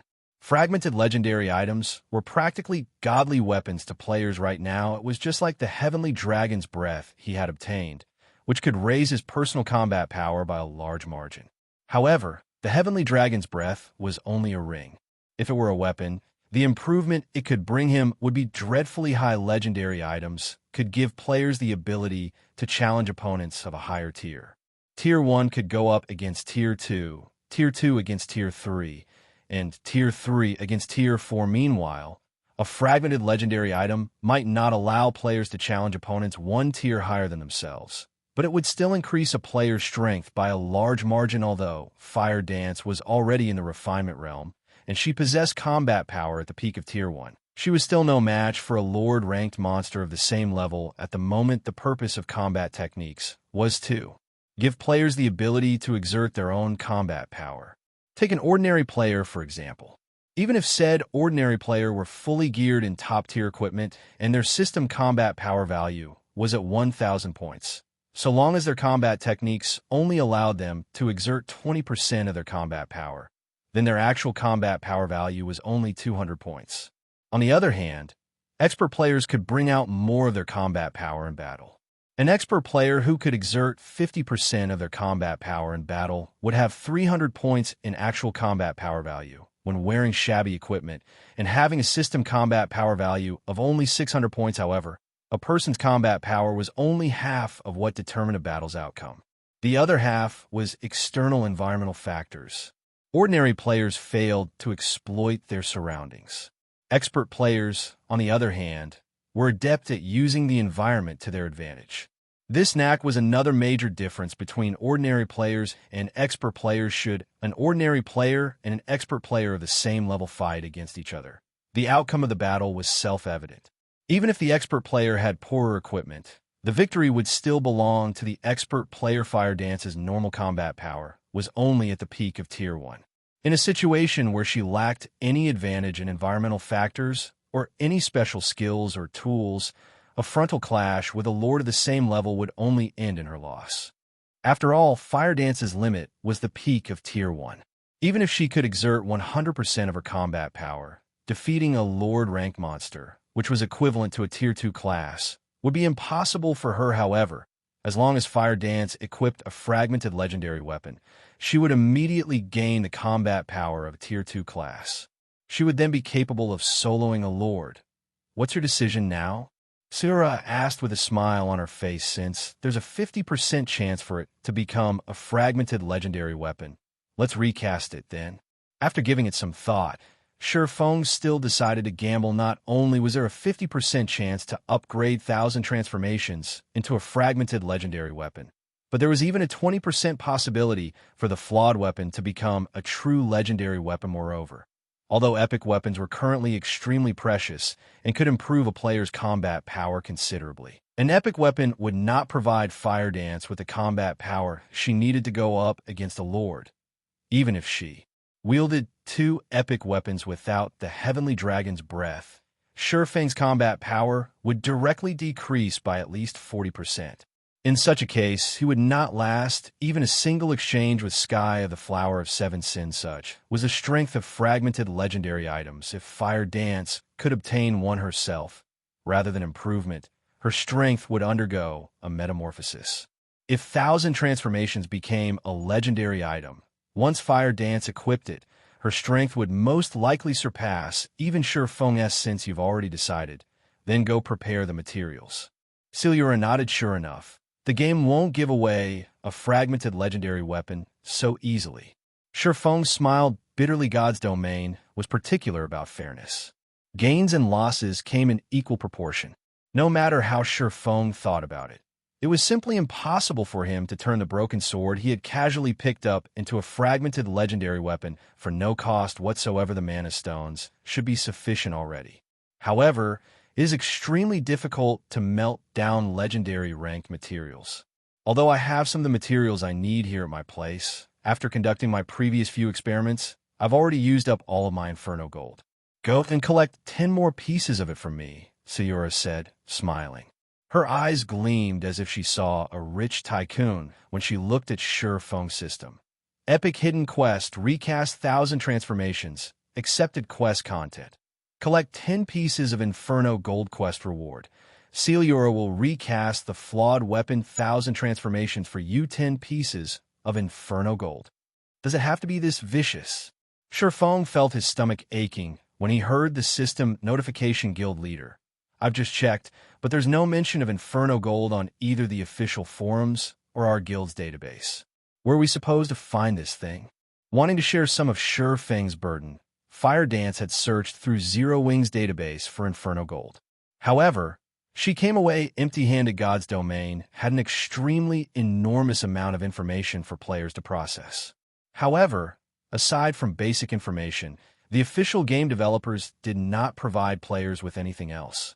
Players had to depend on themselves to search for the information they wanted through the libraries, ruins, and other such places for convenience. The various large guilds had tasked individuals to collect information in the game after entering God's domain and compile it into a single database.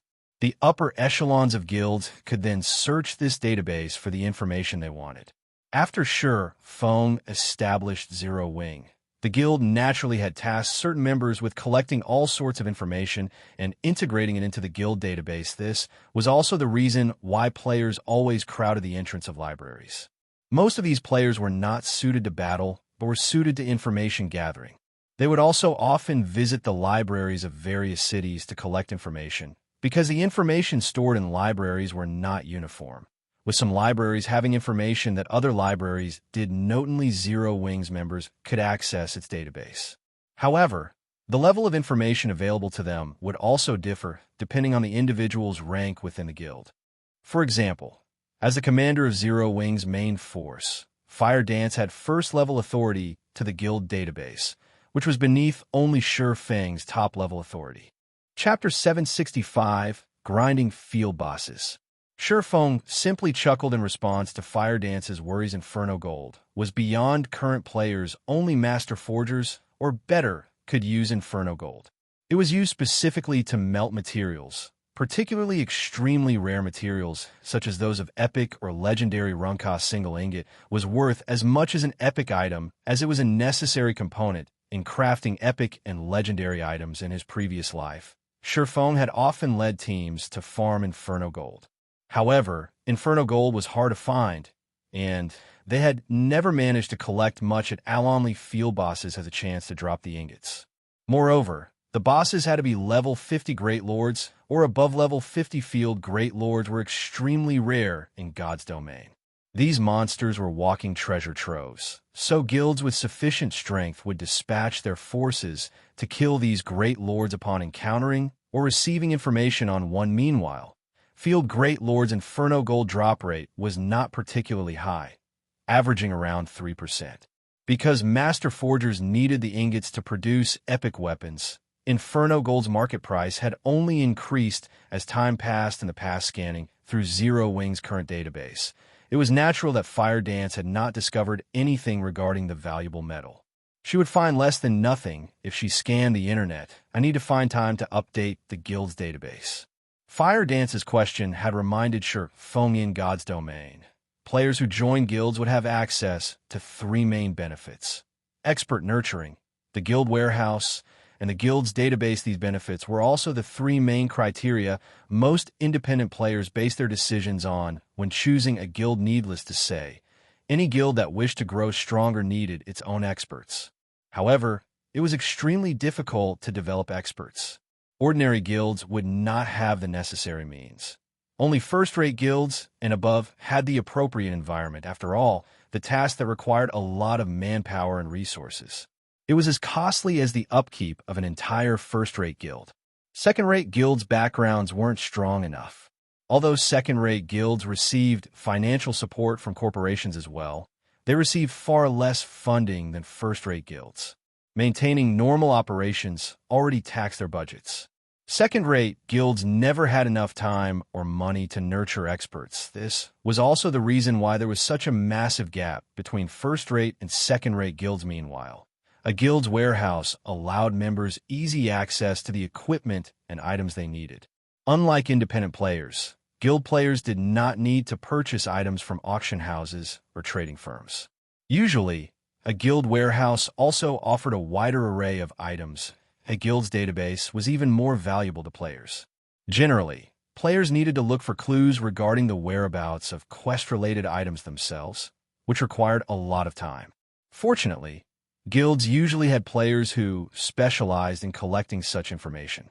Guild members could easily obtain the information they needed by accessing the guild's database, saving precious time. This was one of the reasons that guild players leveled up much faster than independent players. Veteran guilds in the virtual gaming world would strike at these three factors when entering a new game. Hence, many players preferred joining well-known, long-standing guilds. However, there were differences between each guild's information. Moreover, collecting and registering information was not easy, as it had to be transcribed in the guild's database by hand. Meanwhile, every library in God's domain contained an overwhelming amount of information. Transcribing it all into the guild's database was a vast project that needed a lot of manpower, although Aqua Rose had invested a lot of effort into developing Zero Wing's database. At the end of the day, Zero Wing was merely an upstart guild that had only recently established. Naturally, it could not compete with other large guilds in terms of resources. Hence, its database was inferior to those long-standing guilds that had spread their roots throughout God's domain.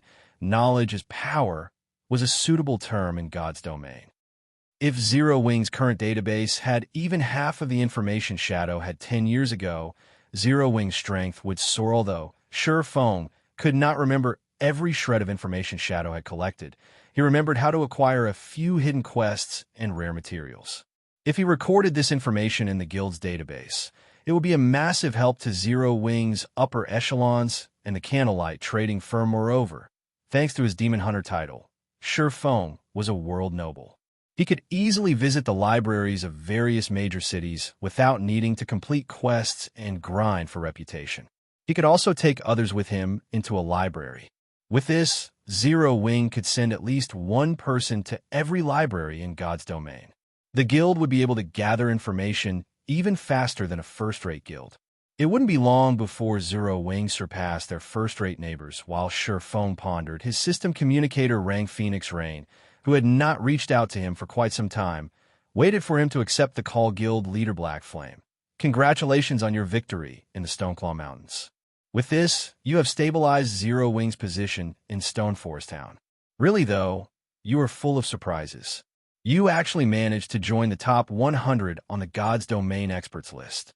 I doubt that there is any major power in God's domain that hasn't heard of you now, Phoenix Rain said, chuckling. Mate, I know what business you have with me. Ye Feng did not think that Phoenix Rain had called him just to congratulate him. It's nothing urgent. Your first opponent for the Dark Arena has been decided, so I've called to notify you. Phoenix Rain revealed a charming smile that could melt one's heart. The fight will be in 3 days. The venue is in the Fire Dragon Empire's imperial capital. Don't be late. I'm eager to earn some money off of you. Who's our opponent? Ye Feng asked. I nearly forgot. It's a battle team called Glorious Lions. Everlasting War is their leader. This battle team has already won twice in a row, so is very strong. I'll send you the information we have on them in a moment, Phoenix Rain said before disconnecting the call. Everlasting War is my opponent? Ye Feng could not help his smile when he heard this name. He had originally planned to join the Glorious Lions battle team. He had never imagined that they would be his opponents. Immediately, he turned to Fire Dance. Fire, contact the main force members and have them gather in Starmoon City. Tell them to bring all of the barrier crystals and 9-star polar domain magic scrolls we have left. We're going to grind bosses. Currently, the various large guilds were either busy in the Stoneclaw Mountains or team dungeons, so they were not particularly focused on hunting field bosses, not to mention level 50 field Great Lords. Guilds typically avoided such bosses like the plague with the strength of Zero Wing's main force. Killing a level 50 field Great Lord was practically a dream. Fortunately, they had the 9-star polar domain magic array. Ye Feng could think of a few level 50 field Great Lords they could test their strength on previously. To avoid the flower of 7 Sins' assassins, Zero Wing's main force had taken a break from leveling, hiding safely in the city. Hence, their levels were not particularly high. There were no level restrictions or strength suppression in the Dark Arena. Even a difference of one level could lead to a huge difference in attributes. Zero Wing was at a disadvantage. Hence, he needed to raise everyone's levels as quickly as possible by killing these bosses. Not only could he farm for Inferno Gold, but he could also help his team level up, killing 2 birds with 1 stone. Understood. I'll notify them right away. Everyone will be excited to hear this. Fire Dance burst with energy. It had been a very long time since Ye Feng had taken them along to kill bosses. Moreover, after breaking through into the refinement realm, her strength had improved significantly. She could use these bosses to get used to her new strength. Chapter 766, Asura Battle Team. Beast Empire, Beast City. As the imperial capital of an empire, Beast City was far more prosperous than Starmoon City. Moreover, its territory was vast. It ranked near the top. Even among the many empires on the continent of God's domain, Beast City's player population alone exceeded 10 million. The city had even more elite and expert players than White River City and Starmoon City combined, although there were 5 first-rate guilds in Beast City. The imperial capital's true ruler was the Super Guild Battle Wolves. All 5 of these first-rate guilds submitted to Battle Wolves' rules. They were only allowed to develop in Beast City after signing an agreement with the Super Guild. Otherwise, the massive guild would have chased them out of the city long ago. Inside Battle Wolves' guild residence. Leader, our opponent for the next match has been decided. Here is a list of their names and the information we have gathered. The vice leader of the Glorious Lions battle team, Journey Leave, reported as he approached Everlasting War. The report Journey Leave held was very thin, as the folder only contained a single sheet of paper. Many of the battle team's members in the meeting room were confused. Vice leader, you couldn't have brought the wrong report, right? Why is there only one sheet of paper? Don't we usually have a stack for each team? The other members asked curiously. Journey Leave's report regarding the previous 2 battle teams they had faced had taken them nearly 3 days to analyze. Yet their vice leader held only a single sheet this time. No matter how they looked at it, that did not seem like their usual reports. This isn't a mistake. The battle team we're facing this time has only recently joined the Dark Arena. This will be their debut match. Journey Leave confirmed when he had received the report. He, too, had his doubts. However, the intelligence department had confirmed that there was nothing wrong with the report, stating that their opponent was a new battle team. Aside from the battle team's leader, there was no information on any of the team's members. A new battle team? Everlasting War's curiosity grew. He had not expected a new battle team to boldly challenge the Glorious Lions. It seems that the battle team's employer is confident of their team. In any case, we should be careful. Journey, give us a general introduction. Journey Leave nodded. He then opened the report on the meeting table and displayed it before his team members. This battle team is a new one. So, aside from some basic data on the registered team leader, we haven't uncovered any information. As of now, the other members have not been registered yet, and we have nothing on them. The battle team is called Asura, and it's led by Ye Feng. I researched this team leader myself. When God's Domain launched, he was relatively famous.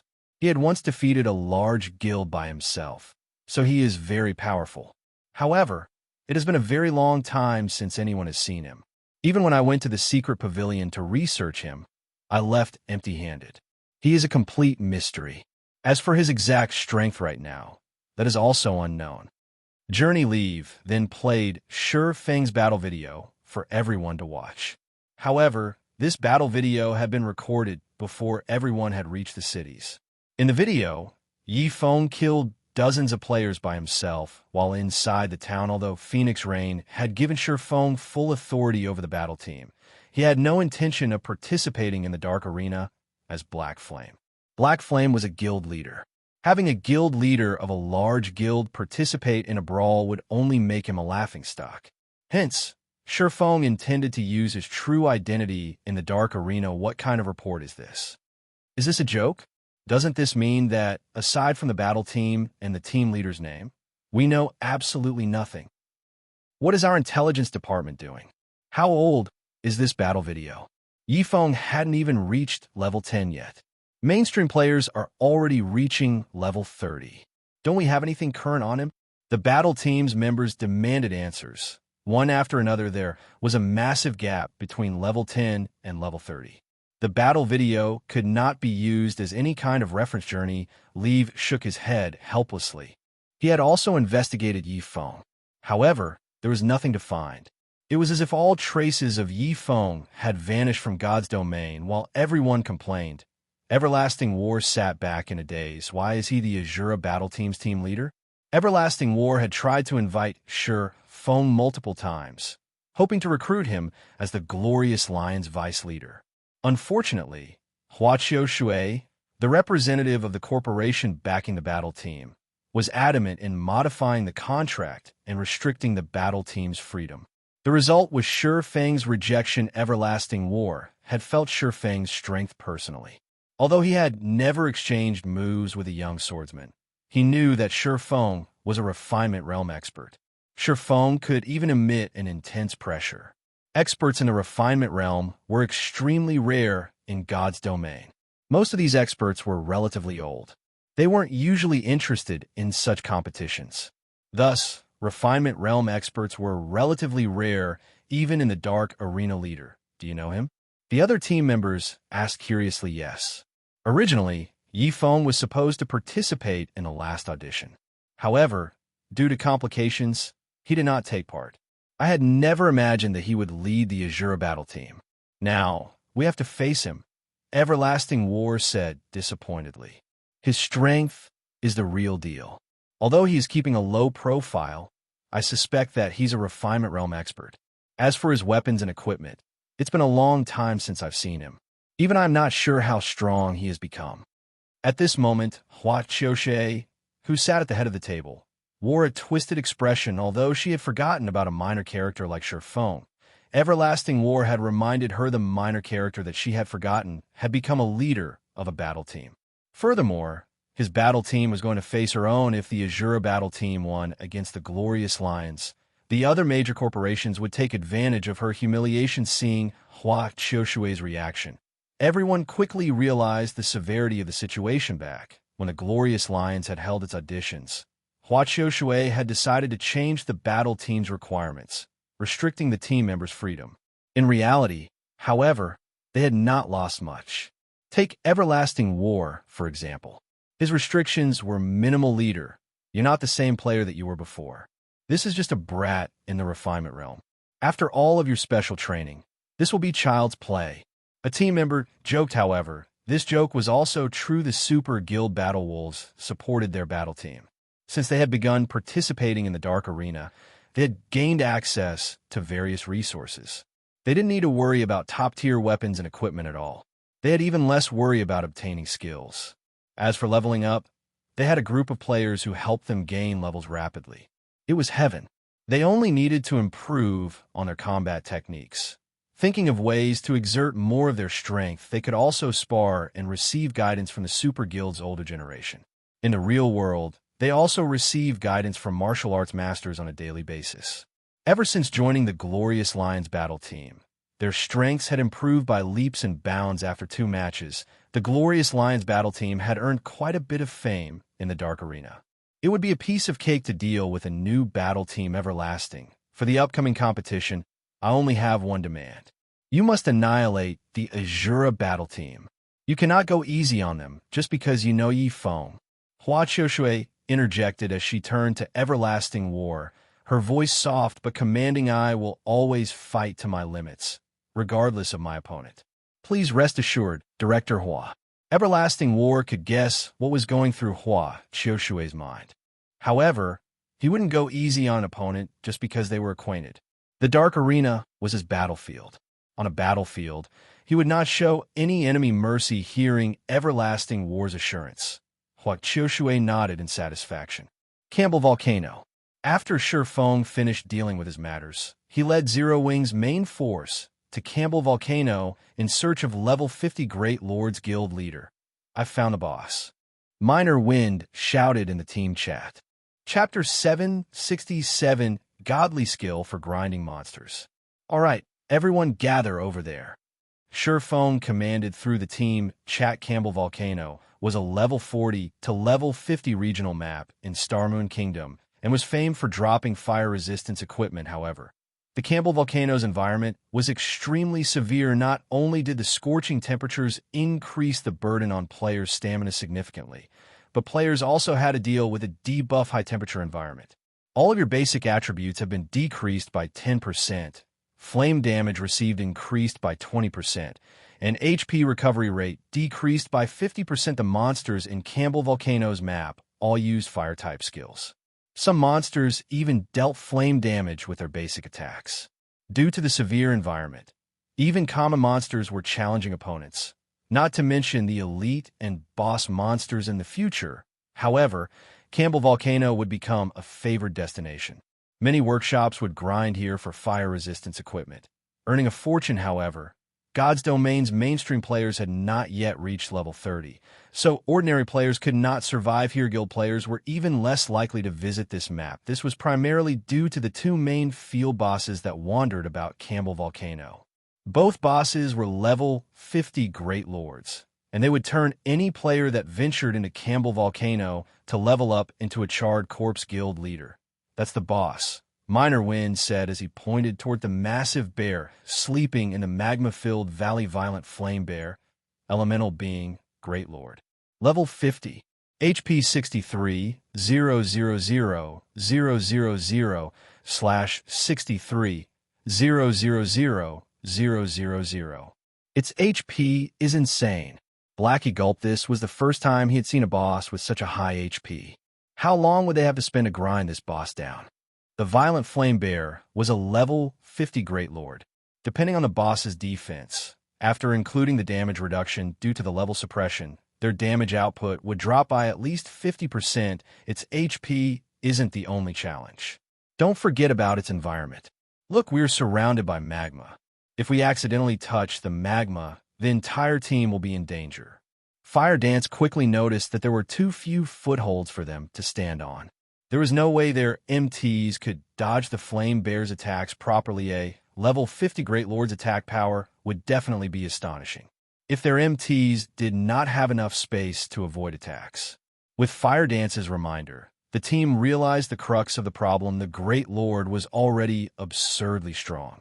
If it could use skills that utilize the surrounding magma, they would not be surprised if they team-wiped without extremely high fire resistance.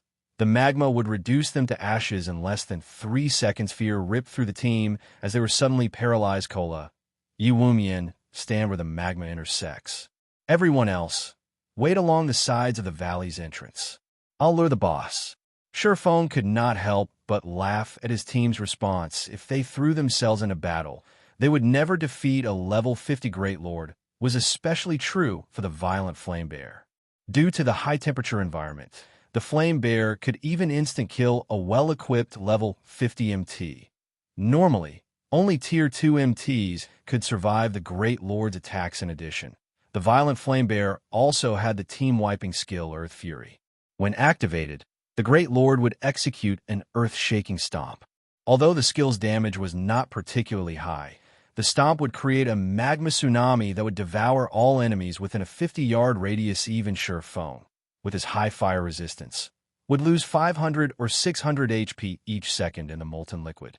He'd be surprised if his teammates didn't lose 5,000 HP per second among Zero Wing's main force members. Even Cola would only last several seconds with all of his life-saving skills active, much less everyone else in the past. To deal with the Violent Flame Bear, the various large guilds had lost hundreds of 100-man teams. These teams had consisted of level 50 and above elite players. They had been much stronger than Zero Wing's main force naturally. Since Ye Feng had chosen to raid this boss, he had a strategy to deal with it. Ye Feng retrieved the Bible of Darkness and Magic Amplification Scroll. He then summoned a Demona Tier 3 demon, was the equivalent of a Great Lord. Although the Tier 3 demon Ye Feng summoned would suffer the debuff and wouldn't have any environmental advantages, it could still act as a meat shield. A level 53 Tomahawk demon with 11 million HP appeared before them, stupefying Zero Wing's main force. None of them had thought that Ye Feng could still summon a Tier 3 Demona. Single Tier 3 demon was far more useful than 4 or 5 level 50, 100-man teams with this demon raiding the violent flame bear would be much easier go. Ye Feng directed the Tomahawk Demon to fly towards the Great Lord. When the Tomahawk Demon was within 50 yards of the flame bear, the sleeping Great Lord discovered its presence. Suddenly, the flame bear opened its mouth, gathering an overwhelming surge of fire-type mana in its mouth before releasing Idier 2 spell, Breath of Fire. Instantly, a red beam of light lanced through the air towards the Tomahawk Demon. The beam was too fast. Ye Feng already struggled to control the demon. Hence, the red beam struck the Tomahawk Demon, sending it plunging into the molten magma. 124-0-84.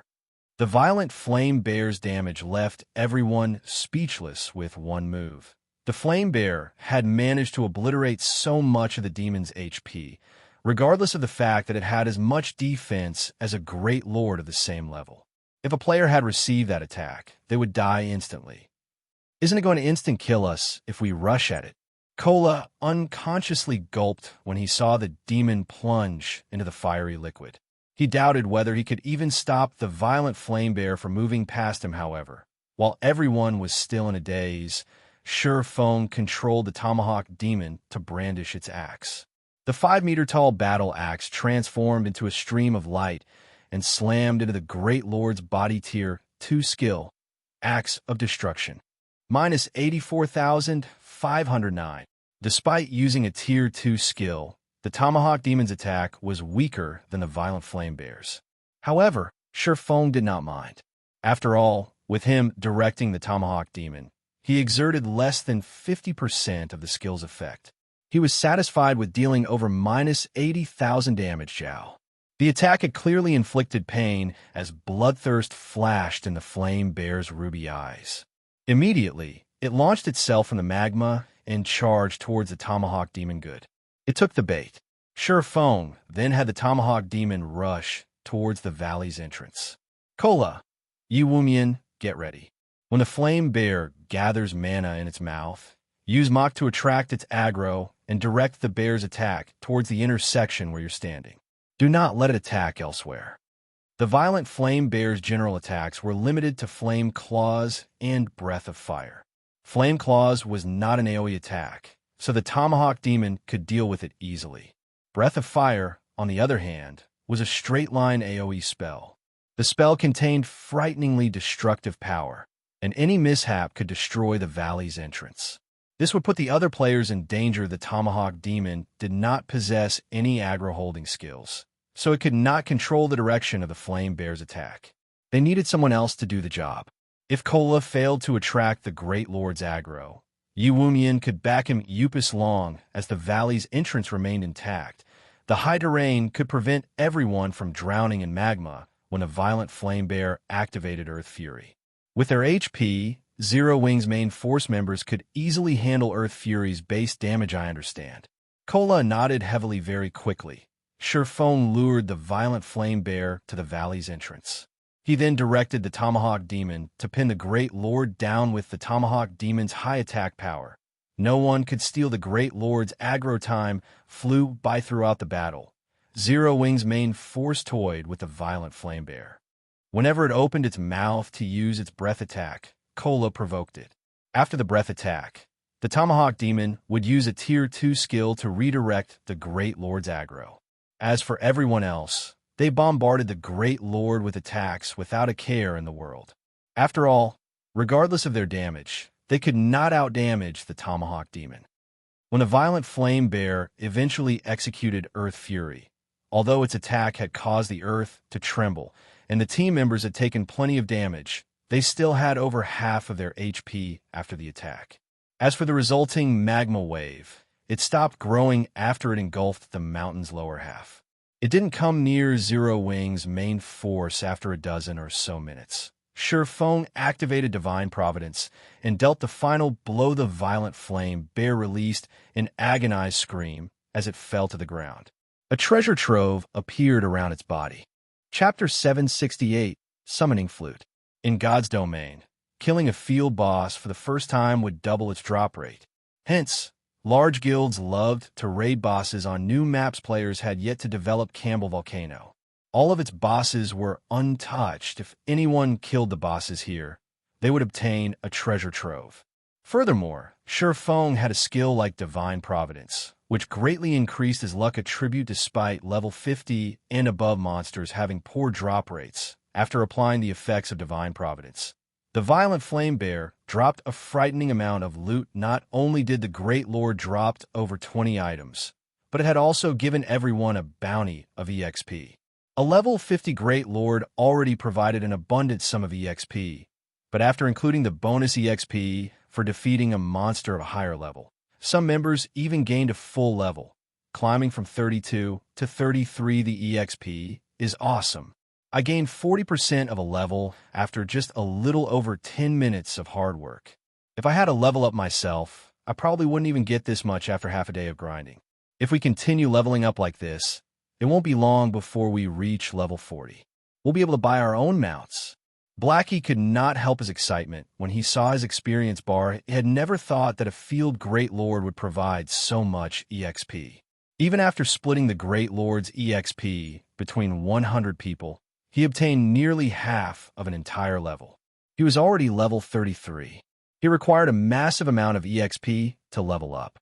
Even if he grinded and raided dungeons non-stop, it would take him at least 2 or 3 days to reach level 34 now. However, he only needed to kill 2 more Great Lords to reach level 34. This could level faster than a rocket. Ye Feng simply laughed and shook his head as he watched Blackie's reaction. His friend was too optimistic. Although it was true that field bosses provided an abundance of EXP and that they had only taken a dozen minutes or so to defeat the Violent Flame Bear, field bosses were not common monsters. They were not easy to find. Take Campbell Mountain, for example. There were only 2 Great Lords in this entire map. After these bosses died, it would take a day before they respawned. Then could not grind them indefinitely. Moreover, they had been able to kill this boss due to the Tier 3 demon. Without the Tier 3 demon tanking the Great Lord, with their current level and equipment, killing a level 50 Great Lord was impossible for them as they were guild leader. What did the boss drop?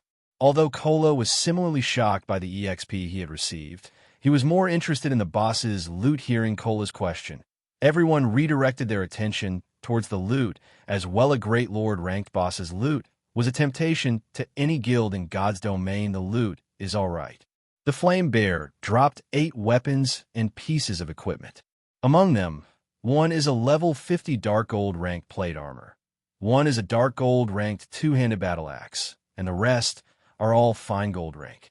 However, this flute is the most precious item among the loot. After Ye Feng finished arranging the drops, he smiled as he revealed a silver flute. Players were lucky if an ordinary level 50 Great Lord dropped even 10 items. It was only due to the first kill bonus and Ye Feng's high luck attribute that the Violent Flame Bear had dropped over 20. Among the items, over half were rare materials.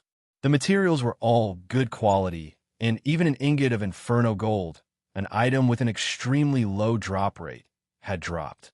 They had definitely profited from this raid. However, what had surprised Ye Feng the most was the appearance of the silver flute in his hands. Guild leader, what's so special about this flute? Even after examining it for a long moment, Aqua Rose could not see any peculiarities about the silver flute. The others couldn't see anything special about it either. There was only one line of text introducing this silver flute. Broken flute. If they had picked up this item during a normal hunt, they would have sold it to an NPC as garbage. You guys have heard of summoning flutes, right? Ye Feng smiled faintly as he provided a hint. What? Guild leader, are you saying this is a mount? The Guardian Knight, Turtle Dove, shouted excitedly. While everyone else relied on their own feet for travel, it would be absurdly awesome if she could ride a high-ranking mount. Mounts were still out of players' reach, and it wasn't only because of their low levels. The main issue was money. Even after reaching level 40, players needed to 40 gold to purchase a steed. Even to expert players, 40 gold was astronomical. Furthermore, expert players would not be satisfied with a common mount. However, obtaining rarer mounts was extremely difficult. A guild mount also required a lot of time and resources to nurturing. Hence, Riding a high-ranking mount right now was practically a dream. Everyone began drooling over the silver flute in Ye Feng's hands. This flute should trigger a quest that rewards a mount. The mount should be bronze rank at the very least. It might even be mysterious iron rank. Ye Feng was relatively familiar with mount quests. A mount quest generally awarded a bronze mount. However, as they had obtained this flute by killing a field boss for the first time, the mount quest might even reward a mysterious iron mount. Alright, which one of you wants it? We'll start the bidding at 50,000 GCPs. In terms of coins, 50,000 GCP was worth roughly 150. Gold. A bronze mount would cost far more than just 150 gold. There was also a chance that this silver flute would yield a mysterious iron mount. If that were the case, the mount would be worth several times more guild leader. Don't you want it? This is a high-ranking mount. Aqua Rose asked. Strangely, Ye Feng was Zero Wings guild leader. He was their guild's face. He should be seen on the best mount they could find. Although she knew that the guild had already captured a mount, the guild stable had not been built yet. None of them could purchase a guild mount right now. Moreover, a guild mount only started out slightly stronger than a common mount. It was far from the prestige of a bronze or mysterious iron mount. I already have one, so you can fight for it. Ye Feng smiled faintly. He had not told anyone that he had obtained an even better mount when he had visited the Dark Den. When everyone heard that Ye Feng would not participate in the auction, their hearts pounded as they frantically shouted their bids. In just a short moment, the bidding had increased past 100,000 GCPs. However, this was only the beginning. As the main force's ordinary members reached their limits, Blackie, Fire Dance, Aqua Rose, Violet Cloud, Cola, and the other upper echelons joined the auction. 140,000, 145,000, 150,000, 220,000. As the upper echelons reached their limits, Aqua Rose shouted an offer that disappointed everyone present. Aqua Rose did not normally utilize her guild contribution points. She also often donated plenty of weapons and equipment to the guild warehouse. Hence, she had accumulated an immense amount of GCP. Her offer instantly dismissed everyone's hopes. If converted to coins, 220,000 GCPs would be worth 660 gold. If other guilds discovered that Aqua Rose had only spent 660 gold to purchase a mysterious iron mount, they would be shocked. If it were up to them, they would not hesitate to spend 1,000 gold on purchasing the mount following, which Ye Feng handed the silver flute to Aqua Rose as envy swept through the team. Before she had even reached level 40, Aqua Rose had obtained a high-ranking mount. As soon as she reached level 40, she could travel through God's domain with ease. Alright, enough idling. Split up and search for the other Great Lord. Who knows? The next one might drop another mount as well, Ye Feng said. Laughing, Ye Feng's words motivated everyone instantly as they began searching for the other Great Lord in Campbell Volcano. Chapter 769. Levels rising rapidly. In the Stoneclaw Mountains, a long-abandoned city rested in a circle of mountains.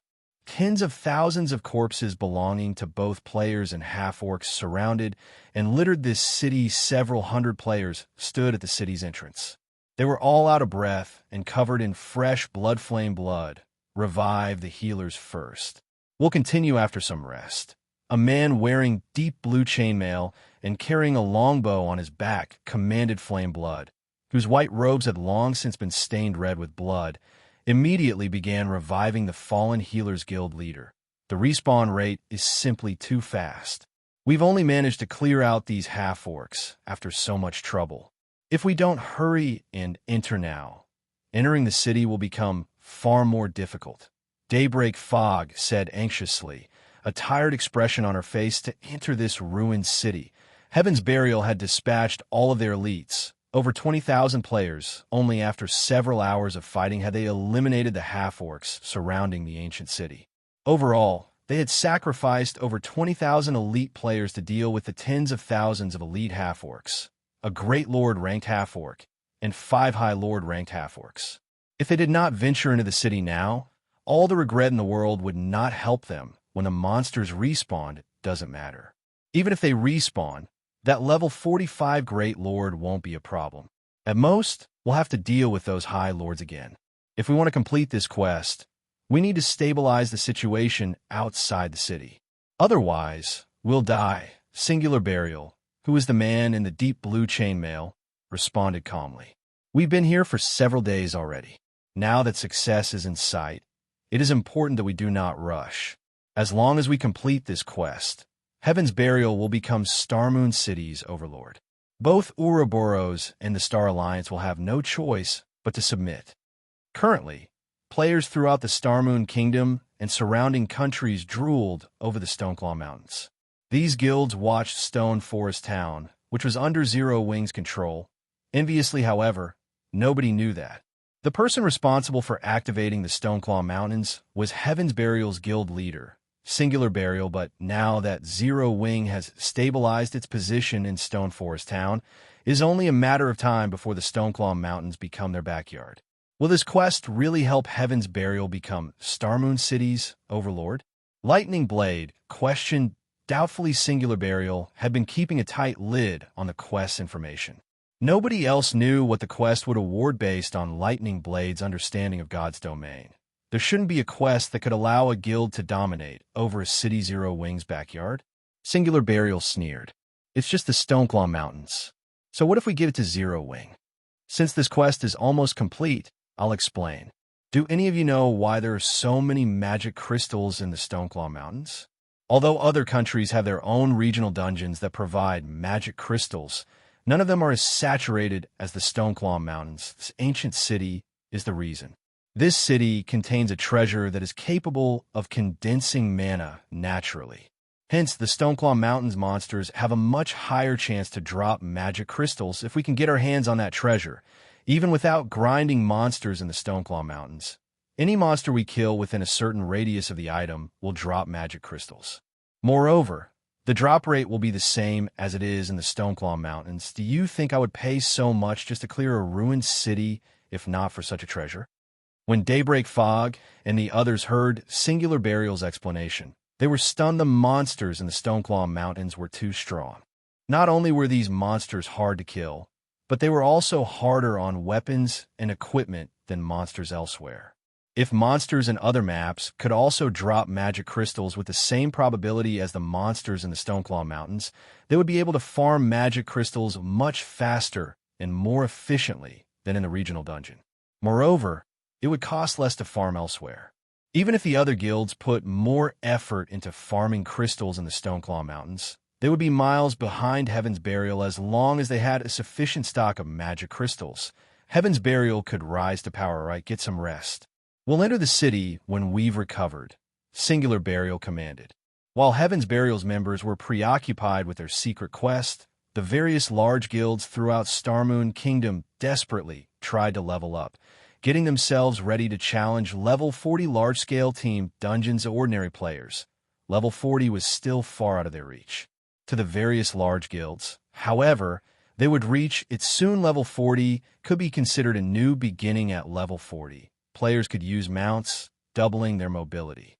As a result, their leveling and questing efficiency would double as well. However, purchasing a large number of mounts for its members was unrealistic for a guild. Having a guild mount was more reasonable. Hence, guilds needed to focus on constructing a stable. However, stable design's drop rates were abysmal. Only 100-man team dungeons had a somewhat higher drop rate. Hence, the various large guilds were desperately preparing to raid level 40 large-scale team dungeons in the hopes of obtaining a stable design sooner. For a time, guilds were in a frenzy to raid large-scale team dungeons. Time quickly passed.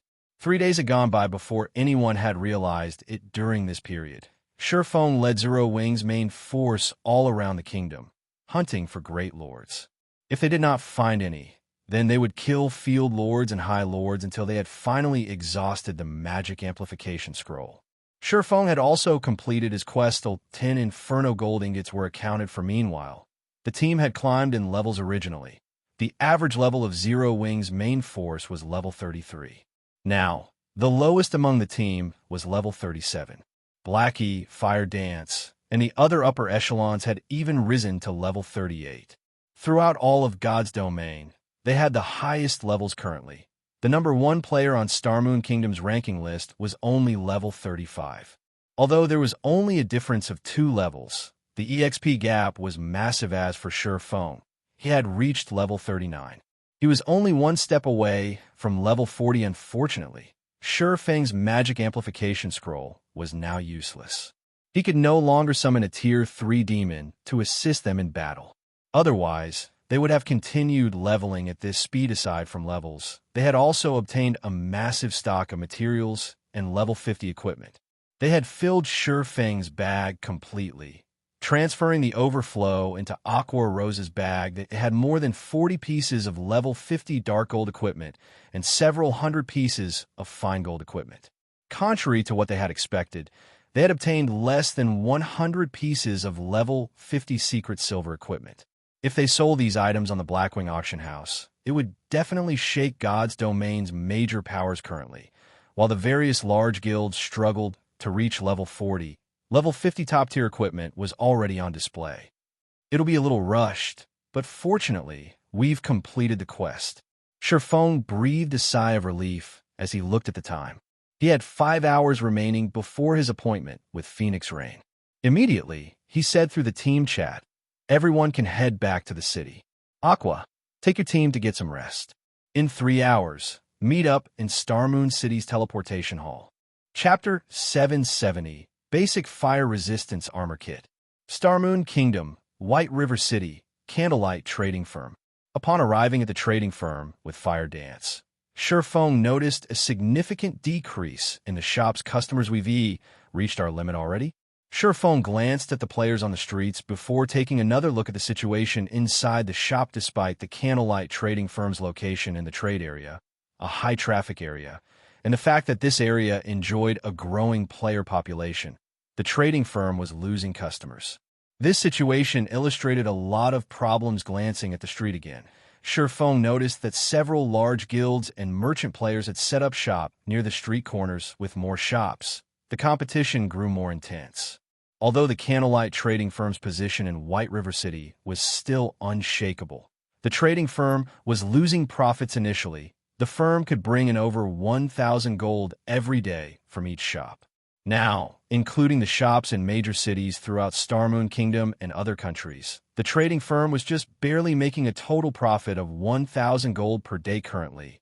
Fewer and fewer hot-selling items, such as whetstones and advanced whetstones, as well as various other necessities, such as recovery potions and mana regeneration potions, sold each day. This was all due to the new competition. Most of these new shops had powerful backers. Furthermore, the designs for hot-selling items were becoming more common. One could easily farm them or purchase them from the auction house. As long as these shops hired some lifestyle players to produce these items and sold them at a lower price than the Candlelight Trading Firm. With a profitable location, they could easily steal plenty of the Candlelight Trading Firm's customers. Fortunately, light stones and basic strength and armor kits still sold like hotcakes. However, Ye Feng knew that this situation would not last. Neither the light stones nor the basic strengthening armor kits were unique items like the mana armor kit. As more time passed and players reached higher levels, it would become easier to obtain these items' designs. As a matter of fact, after just being away from the city for 3 days, other shops had already begun selling basic strengthened armor kits. Only, they demanded slightly higher prices than the Candlelight Trading Firm. It wouldn't be long before light stones would appear in other shops as well. At that time, the Candlelight Trading Firm would lose some of its advantages. Guild leader, why have you called for me? Melancholic Smile asked with a tired expression as she entered the firm's reception room. Melancholic Smile was feeling the pressure of the lost profits. Although she had thought of many solutions, none were effective enough to save them from this predicament. How is the production of the strengthening devices coming along? Ye Feng asked. With the Candlelight Trading Firm's current income, they could never earn 150,000 gold in the next 20-some days. They needed to increase their profits. The strengthening devices were their only hope. More players flocked to White River City. Among them, there was no lack of elite and expert players. These players often ventured to high-level maps to grind. The burden on their equipment was much higher than ordinary players. Hence, they also had a much greater need for an item like the strengthening device so that they could grind and adventure for longer periods. So far, I produced 400 strengthening devices. My success rate is roughly 40%. Unfortunately, our stockpile is still too small to begin selling them. We will sell out before we even begin attracting customers. I intend to put them up for sale in the trading firm once we have a stockpile of 1,000 units. Melancholic Smile was optimistic about the strengthening devices when they began to offer the strengthening devices. The Candlelight trading firm would regain its popularity, increasing their daily sales tremendously, a success rate of 40%. Ye Feng was slightly surprised. He had not expected Melancholic Smile to have such a high success rate. If Ye Feng produced the strengthening devices himself, he'd have a 30% success rate at most. He then revealed a stack of designs and passed them to Melancholic Smile, saying, "Let Coco and the others learn these designs. If the firm has anyone with potential, you can allow them to learn one as well. Produce as many of these as you can. I have something important I need them for." Melancholic Smile was dumbfounded as she accepted the stack of design strengthening device. Basic Fire Resistance Armor Kit. Melancholic Smile already knew how important the strengthening device was. Obtaining even a single design was already an amazing feat. Yet Ye Feng had 5 more. If they had 5 more people producing the strengthening devices, they could satisfy the demands of 1 or 2 cities worth of players. After all, the cost of forging for the strengthening device was relatively high, and the forging success rate was low. Hence, they could not offer the devices for too low a price. However, the other item, the Basic Fire Resistance Armor Kit, confused her. Slightly Basic Fire Resistance Armor Kit. Defense plus 120. Endurance plus 5. Agility plus 3. Fire Resistance plus 7. Maximum binding limit per character 3. Can only be bound to level 30 equipment or above. In terms of basic attributes, it was only slightly stronger than the basic strengthened armor kit. However, the materials it required were much rarer. The basic fire resistance armor kit would cost twice as much to produce as the basic strengthening armor kit. Would anyone really be willing to buy these? Although the fire resistance armor kit provided quite an amount of fire resistance, there were many areas in God's domain that didn't offer the danger of fire. Players didn't need to head to leveling maps or dungeons that required high fire resistance. One could say that the fire resistance armor kit was not a necessity. Even if they produced this item, not many players would be willing to purchase it. However, the fact that Ye Feng viewed the basic fire resistance armor kit and the strengthening device as equally important showed that the former was just as precious. From now on, focus on forging strengthening devices and basic fire resistance armor kits. Set everything else aside.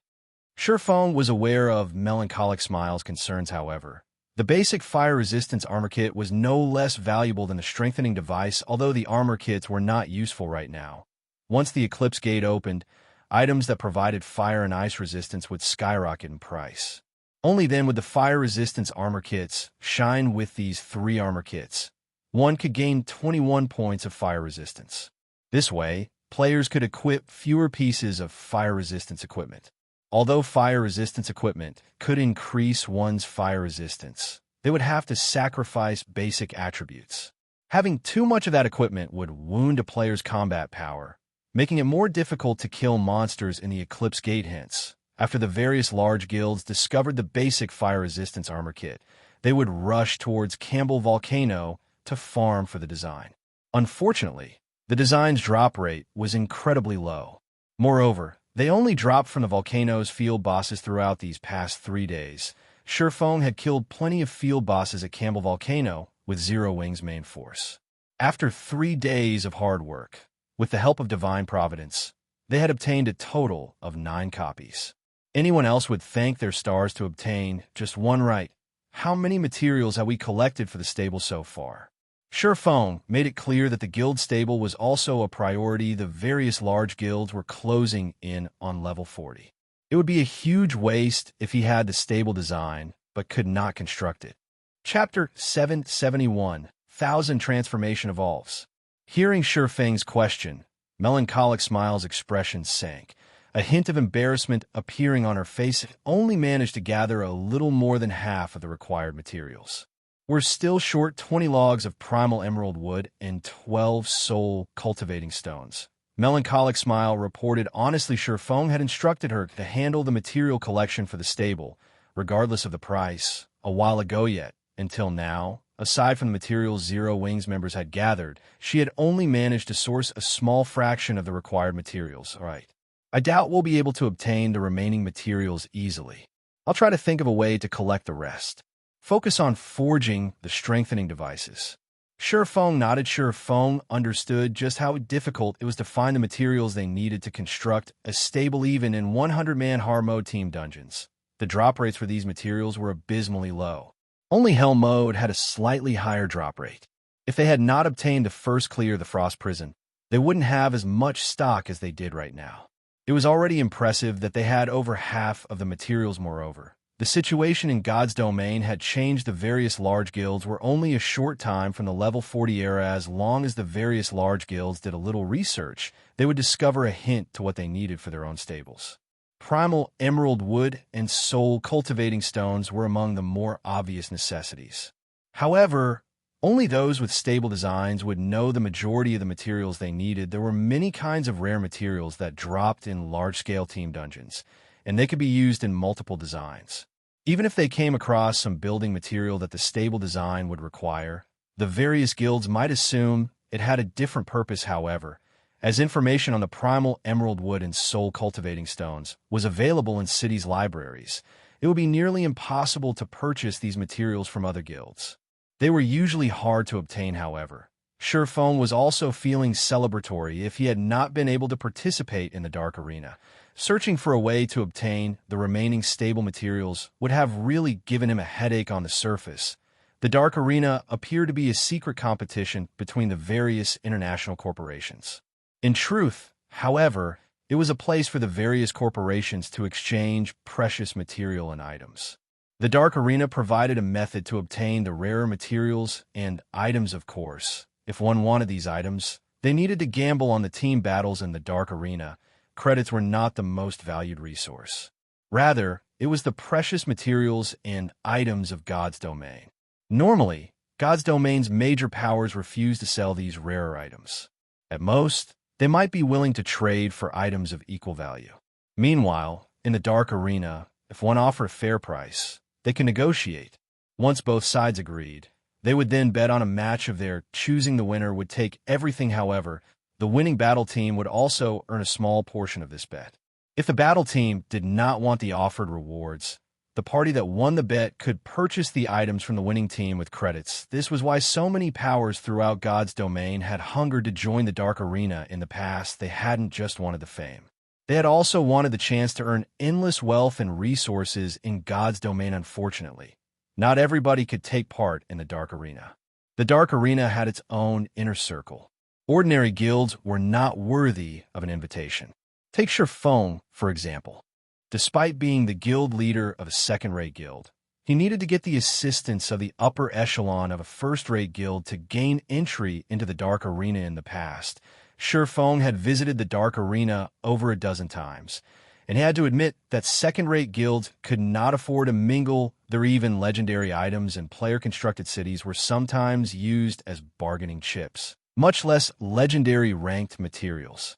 Although each team in the Dark Arena consisted only of 10 members, the profits one could earn from a single match could inspire hundreds, even millions of people to fight. The primal emerald wood and soul cultivating stones were precious materials. In the Dark Arena, however, these materials were considered subpar wagers. Hence, it would not be difficult for Shi Feng to gather the materials he needed to build his stable. After Shi Feng stored the rare materials and level 50 weapons and equipment in the trading firm's warehouse, he hurriedly led Fire Dance towards Celiura's smithy. In Celiura's smithy, Shi Feng handed Celiura the 10 Inferno gold ingots. Immediately, the sound of a system notification reached his ears. System. Epic hidden quest. Recast 1,000 transformations. Completed quest rewards. 200 million EXP and Fortitude plus 5. Suddenly, Shi Feng's experience bar rose to 42% of level 39. 200 million EXP might be a lot to ordinary players, but to Shi Feng, it was a drop in the bucket. Aside from the fact that he required double the EXP normal players required to level up, An ordinary level 39 player needed an astonishing amount of EXP to level. Even several hundred millions of EXP was not enough to climb from level 39 to level 40, however. The 5 fortitude points were quite valuable. If Ye Feng challenged advanced quests, he would have to waste a lot of time and complete 3 or 4 to gain 5 fortitude points after stowing away the Inferno gold with satisfaction. Asura looked at Ye Feng and asked seriously, "Now that I have everything I need, who is the weapon intended for?" "My companion here will use it." Ye Feng tugged Fire Dance forward as he introduced her to Asura. Since 1,000 Transformations was going to be recast, a Grandmaster forger like Asura could not recast the weapon blindly. She needed to make sure that the weapon would fit its user perfectly. Taking a look at Fire Dance, Asura turned back to Ye Feng and said, "You must think this through. The weapon I recast will not be some garbage epic weapon that you can find anywhere on streets. It will have the possibility of becoming a legendary weapon. Are you truly willing to give that up?" Even Tier 6 gods would go crazy over a legendary weapon. Asura refused to believe that Ye Feng would actually go through all that effort for the sake of a companion. "Why wouldn't I be willing?" Ye Feng laughed. 1,000 Transformations was a short sword. Although swordsmen could use short swords as well, they did not suit his style. On the other hand, Fire Dance was Zero Wing's #1 assassin.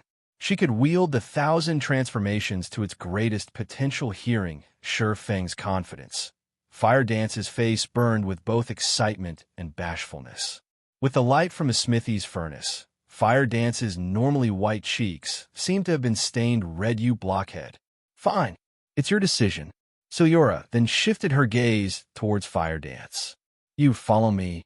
Fire Dance nodded silently. She then followed Asura and arrived before a silver magic array. "All you need to do is stand in the center of the magic array," Asura instructed. Her hands then began tracing divine runes in the air. By the time Fire Dance took her place at the array center, Asura had already written dozens of lines of golden divine runes. Her casting speed was tremendous. Shortly after, Asura flicked her delicate finger, and the divine runes wrapped around Fire Dance's body rapidly, enveloping her. After finishing her preparations, Asura took out the mana stones Ye Feng had readied for her and tossed them into the furnace. Suddenly, 100 mana stones hovered above the magic array, looking like stars as they circled the 1,000 Transformations, which the Grandmaster forger had placed inside the furnace. "In you go." Asura took out the 10 Inferno gold ingots and tossed them into the furnace as well. Immediately, the crimson flames transformed into golden tongues of fire. In the next moment, the broken sword, which even killing ray could not damage, melted as they watched. 1,000 Transformations had melted completely. It transformed into multicolored globs of molten metal condensate. Asura shouted. A multicolored magic array then enveloped the furnace and everything around it. The 100 mana stones instantly transformed into liquid and melded with the liquefied 1,000 Transformations. Afterward, Asura returned to rapidly writing divine runes and curses. The golden runes and purple curses also began to flow into the liquid metal inside the furnace. The Grandmaster forger wrote runes for over half an hour. By the time Asura finished, her face had paled to an unhealthy white. Meanwhile, the divine runes and curses had molded the liquefied 1,000 Transformations. Asura waved her finger. 1,000 Transformations then flew out of the furnace and hovered in midair. Currently, 1,000 Transformations glowed red and radiated a scorching heat. "It's finally complete." Asura could not help but reveal an excited smile as she gazed at the newly recast 1,000 Transformations. Chapter 772, Extraordinary Ability. Due to 1,000 Transformations, the temperature in the smithy had increased rapidly.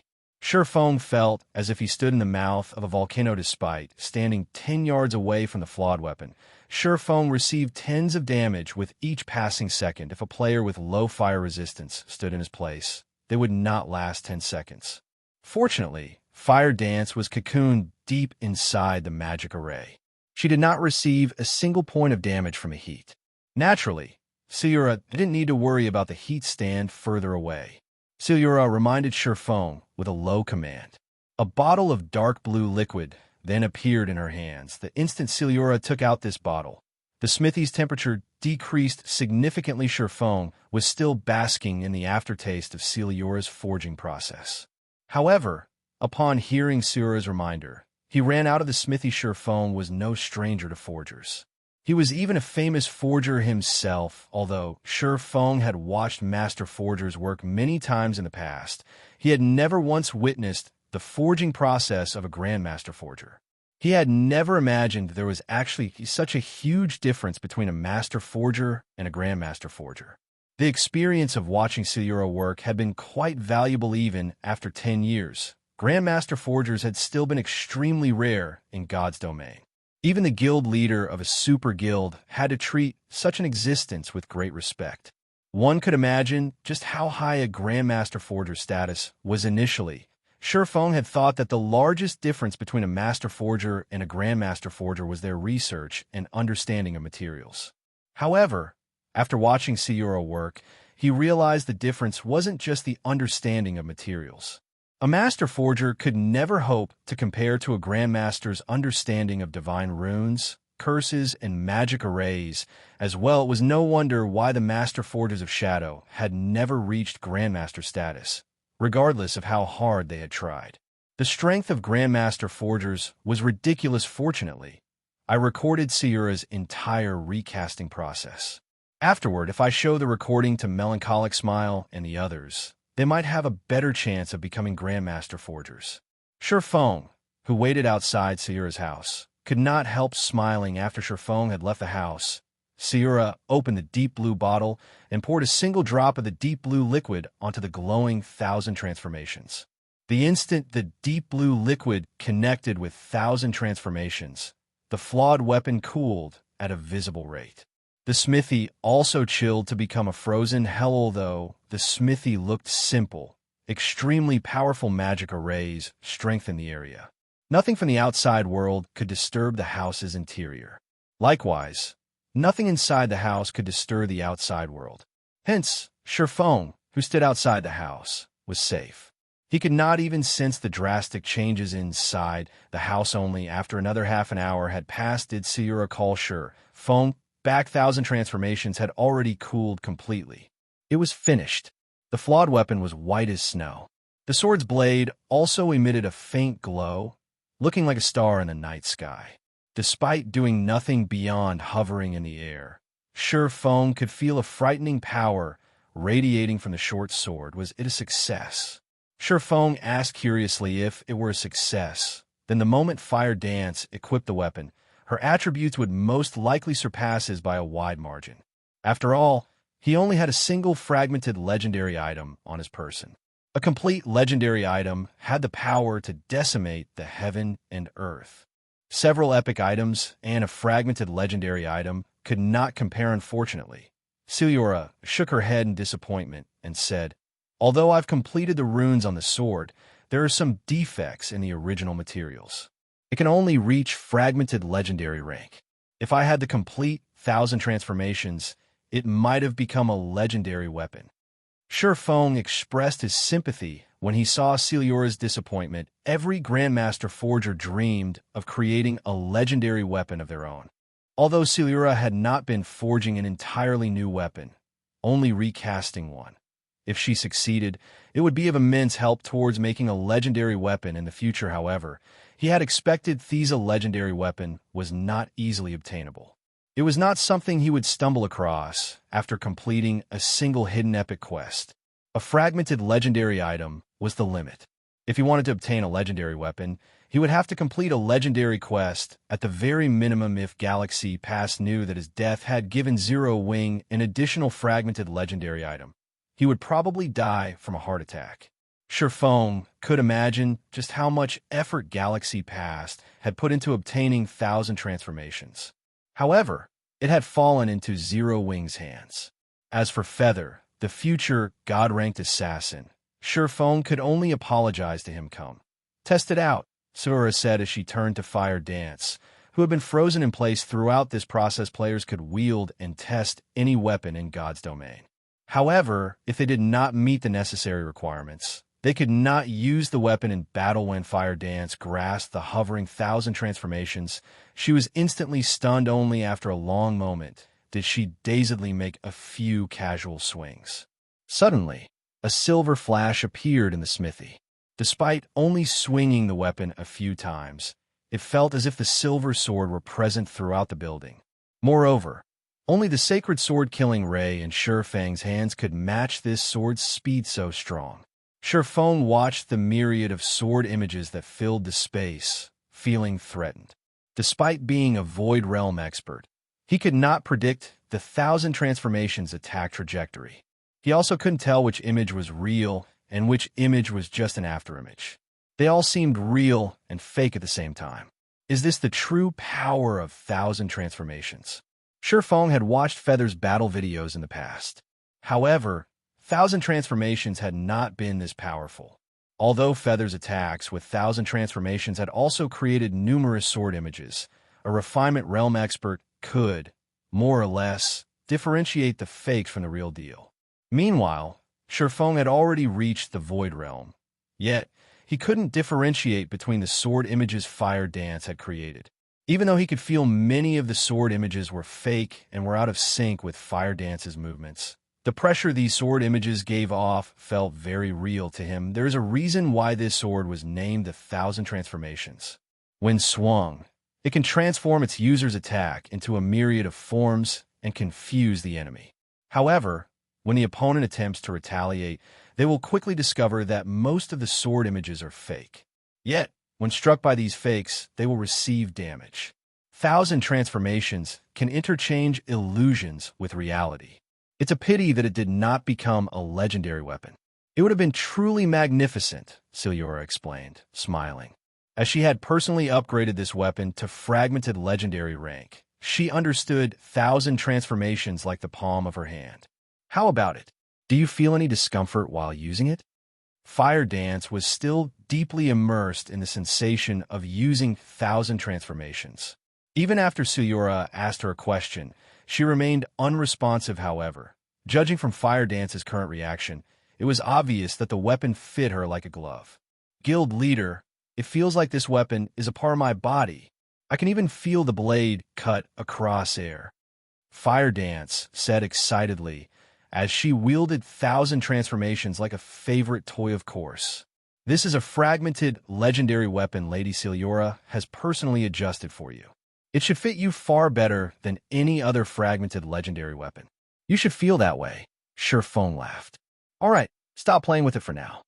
1,000 transformations already belongs to you. You have all the time in the world to analyze it. Let me see its attributes. Chapter 773. Strongest Attributes. Ye Feng was incredibly curious to see how powerful a fragmented legendary weapon was. There were quite a number of fragmented legendary items in God's domain. However, those who had obtained fragmented legendary items were not fools. They would not intentionally reveal their items' attributes, allowing their opponents an opportunity to guess their strength and discover weaknesses. Moreover, fragmented legendary items that belonged to large guilds were kept as guild secrets. They wouldn't even advertise owning one, much less revealing the item's attributes. Although Ye Feng had been Shadow's guild leader in the past, the guild had not owned a single fragmented legendary item. On the other hand, the guild had owned quite a few epic items. However, at the end of the day, an epic weapon was only an epic weapon. It could never compare to a fragmented legendary weapon. Hearing Ye Feng's request, Fire Dance lost her composure. Hurriedly, she sent Ye Feng the 1,000 transformation statistics as expected of a fragmented legendary weapon. Compared to this, an epic weapon is practically garbage. Ye Feng's hands involuntarily trembled when he saw the weapon's attributes: 1,000 transformations, one-handed sword, fragmented legendary rank.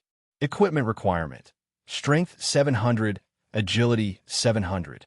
Attack power 200% of strength. Attack speed 2% of agility. All attributes increases according to user's level. When equipped, strength increased by 50%, agility increased by 60%, intelligence increased by 40%, endurance increased by 50%, attack speed increased by 50%. Ignore levels plus 20. All skills plus 3 levels. All item level requirements reduced by 10 levels. Attacks have 60% chance to trigger deadly blow, increasing damage by 220% and attack speed by 20% chance to trigger critical point effect, ignoring all block and defense effects, and dealing 330% weapon damage. Additional skill 1 dash. Phantom, when activated, summons 5 doppelgangers. The doppelgangers share attributes with the wielder. They do not have any attack power. All attacks against doppelgangers will have no effect. User can freely swap positions with any of the 5 doppelgangers without cooldown duration, 30 seconds. Cooldown, 1 hour. Additional skill 2 dash. True Illusion. If wielder dies within 40 seconds upon activation, wielder will respawn at full HP nearby. Grants 3 seconds of invulnerability. All buffs before death will remain in effect. Cooldown, 48 hours. Additional skill 3 dash. Illusory Power.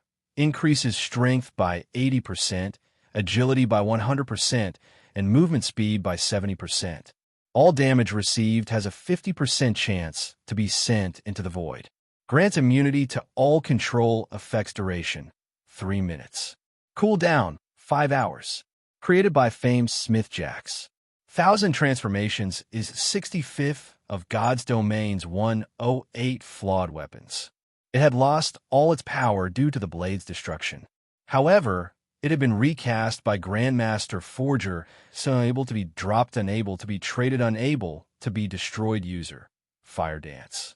An epic weapon could never hope to compare to the 1000 Transformations attributes, much less the additional skills. This weapon was perfect for assassins. However, the most impressive aspect of 1000 Transformations was the True Illusion skill.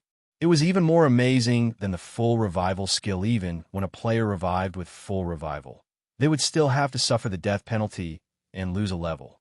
Moreover, the monster they fought would leave combat due to their death. When said player challenged the same monster again, the monster would have recovered to full HP. The player would have to start the battle all over again. However, True Illusion was different. It could dismiss a player's death, allowing them to reappear with full HP without needing to lose a level. Even if one died in mid-battle against a monster, they could reappear and continue fighting immediately in PvP. This skill was even more powerful. In ordinary duels, this skill might not be useful, as the system would declare the outcome of the battle as soon as a player's HP fell to 1. In a death match, however, the battle would only end after a player had died. In such a situation, True Illusion would take effect, allowing the player to reappear with full HP instantly. The system would not judge the player as the loser, and the battle would continue. With this skill, with the survivability of assassins, it would be near possible to kill Fire Dance. If one did not have the strength to instant kill Fire Dance, they would not be able to kill her at all. Moreover, 1000 Transformations was now a personal weapon. Even if others wanted the flawed weapon, they could not steal it from her. Of course, if Fire Dance obtained better equipment, 1000 Transformations would go to waste. There are both pros and cons. Can you equip it now? Ye Feng asked Fire Dance, his excitement evident in his tone. If Fire Dance could equip 1000 Transformations right now, they would have a much easier time in the Dark Arena. After all, that was a team battle. An individual's strength was limited to prevent monster-like characters from dominating the entire competition. The Dark Arena ran team battles. This way, the outcome was much harder to predict. It was also impossible for one player to carry a battle team to victory. A battle team was only likely to secure victory if the majority of the members were very powerful. If Fire Dance equipped 1000 Transformations, it would undeniably increase the Asura battle team's chances of victory. My agility is sufficient. However, I don't have enough strength. Fire Dance was similarly tempted and wished she could equip the new weapon immediately. However, the weapon demanded 700 strength, and of everyone in Zero Wing, only Ye Feng had met this requirement. How far are you from the requirement? Ye Feng asked. I am short by 133 points. Fire Dance felt helpless. Unfortunately, she had placed the majority of her free attribute points into agility. Her Tier 3 gemstones were also all agility types. However, had she not focused on her agility, she wouldn't have enough for that requirement either. That's quite a lot. Ye Feng frowned. If it were only several dozen points, he had some ways to make up for the gap. However, over 100 points was a little too much. Unless she could replace her equipment. Right, now that you're level 38, you should be able to equip the Petrified Thorn. Try. The Tier 1 set equipment for assassins, the Dark Melody set, could decrease the equipment requirement by 3 levels. The Petrified Thorn could only be equipped at level 40. As for the other equipment requirements, Fire Dance had fulfilled them long ago. She could equip the Petrified Thorn now being reminded by Ye Feng. Fire Dance hurriedly replaced the Subhand True Fire Blade with the Petrified Thorn immediately. Her attributes skyrocketed. Not only did an epic weapon provided more fixed attributes, but it also increased a player's basic attributes by a fixed percentage after being equipped. Take the Petrified Thorn, for example. When equipped, it would increase the wielder's strength and agility by 10% moreover. The True Fire Blade was only a level 30 Dark Gold weapon. How could it possibly compete with a level 40 epic weapon in terms of attributes? Sure enough, after Fire Dance equipped the Petrified Thorn, she was only 32 strength short of reaching 700 points afterward. Ye Feng led Fire Dance to the Candlelight Trading Firm and had her replace some of the Tier 3 Agility gemstones with Tier 3 Strength gemstones, instantly pushing her strength to 700 points. Her agility remained above 700 as well tested out, Ye Feng said. He could not help but laugh at Fire Dance's slightly nervous expression of Mecha. Fire Dance then replaced her main weapon with 1,000 transformations. Immediately, Fire Dance's aura changed massively. The pressure Ye Feng felt from her also increased tremendously. The assassin now felt like a ferocious beast that had just woken and bared its sharp fangs. Ye Feng was incomparably excited to see Fire Dance's strength increase currently. In terms of basic attributes, Fire Dance had surpassed a might. It's time to make a trip to the Fire Dragon Empire. Ye Feng smiled. Chapter 774, 4 Great Empires. Underscore in one of the bars in Starmoon City slums. A middle-aged man in silver robes turned and looked at his surroundings. After confirming that no one had followed him, he walked into the bar aside from the NPC barkeeper. The bar's only occupant was a white-haired youth dressed in exquisite black leather armor. When the white-haired youth, who had been enjoying a bottle of vodka in silence, sensed the silver-robed man walk over, he turned around and smiled, saying, "You're finally here. It seems that Black Flame has put you through quite the ringer. Did you finish what I asked you to do?" The silver-robed man was none other than Sky from the Flower of Seven Sins. He was also the first Void Realm expert. Ye Feng had killed Sky's position in the Flower of Seven Sins was extraordinary. He could be considered one of the organization's key figures. Normally, upon meeting, the Flower's members only felt fear and respect. They were deeply afraid of offending Sky, who had a strange personality. Yet, when speaking with this man, the white-haired youth remained calm and natural. If the other members saw this, they would definitely be shocked. As you guessed, he can steal players' immortal souls. However, I did not discover that item's presence on him. Really though, this incident has ruined me. I wasn't able to log into the game for 3 days. I've fallen behind in levels. I even lost an excellent pair of shoes. Say, how do you intend to compensate me for the losses? Sky said, annoyance clear in his tone as he glared at the gloating youth. Fine. They were just a pair of shoes. What do you think of this? The white-haired you asked, laughing. He then revealed a pair of level 35 Dark Gold ranked combat boots currently. God's Domain's mainstream players were around level 30, while its experts were level 33. Even expert players were barely reaching level 35. Yet, the white-haired youth could so easily hand Sky a pair of level 35 Dark Gold ranked combat boots. Even level 30 Dark Gold equipment was very difficult to obtain, not to mention level 35 Dark Gold equipment that is more like it. Anything less, and you'd fail to live up to your name, Silver. Sky, however, was not particularly surprised. He accepted the combat boots. You really are a strange one. Instead of looking for him yourself, you chose me to test his strength and learn whether or not he has that item. Isn't this just a waste of time? With your abilities, can't you find an opportunity to kill him fairly easily? You don't understand. There is only one chance to obtain that item. In the off chance that I alert him, I will lose that one opportunity besides. It was fortunate that I didn't join you. It would have been too difficult to kill him. He didn't bring the item with him, either. Killing him would have been useless. Silver shook his head. Laughing softly, he said, I am not in a rush anyway. In any case, I have other places to be as well. However, I need you to keep a close eye on him and report any movement to me for the reward you requested. I'll take care of it as soon as possible. However, you mustn't forget that only you and I know this information. If I find that word has gotten out, you will suffer the consequences. Sky involuntarily shivered under Silver's warning glare. Hurriedly, he replied, I understand. Silver was a true upper echelon of the Flower of Seven Sins. Throughout the organization's history, Silver was the only player to join the organization's upper echelons at such a young age. His strength and abilities were extraordinary.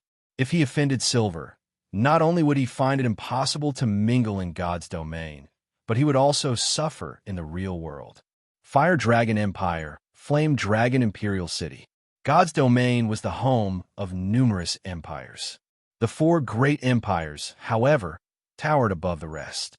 The Fire Dragon Empire was one of these four. The Beast Empire's imperial capital only had a player population of around 10 million. Flame Dragon City, however, had a population of over 30 million. Beast City could not compete with Flame Dragon City. At the same time, Flame Dragon City was also one of the four venues that often hosted the Dark Arena. Flame Dragon City's territory was also massive.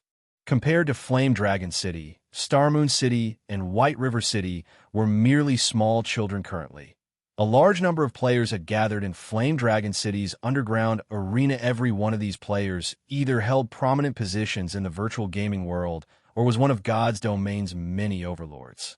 No one could afford to offend a single one of these players currently. Ordinary players could not enter the underground arena, as a super guild had cordoned off the area. If a player dared to cause a scene here, they would find themselves very quickly removed from God's domain. Hence, no one dared to approach without an invitation. Big Sis Rain.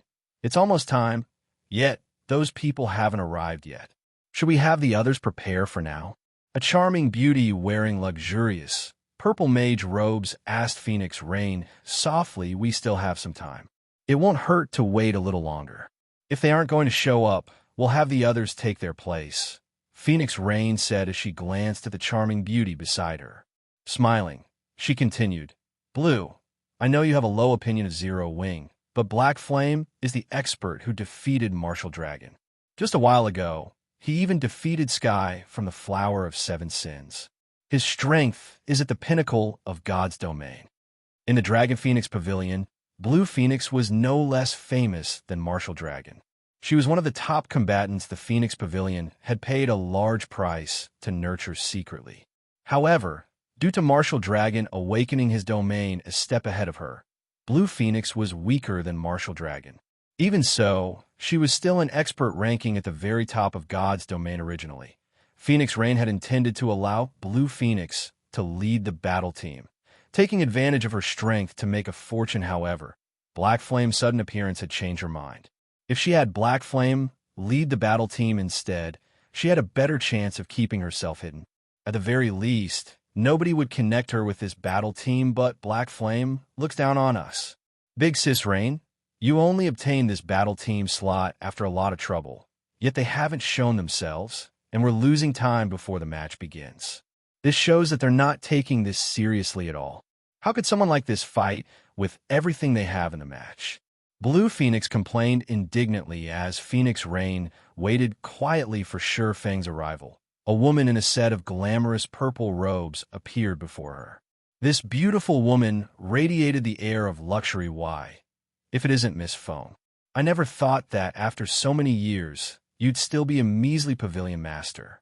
If you had agreed to my brother's conditions, you wouldn't be in such a pitiful state, Exemplary Willow said, giggling.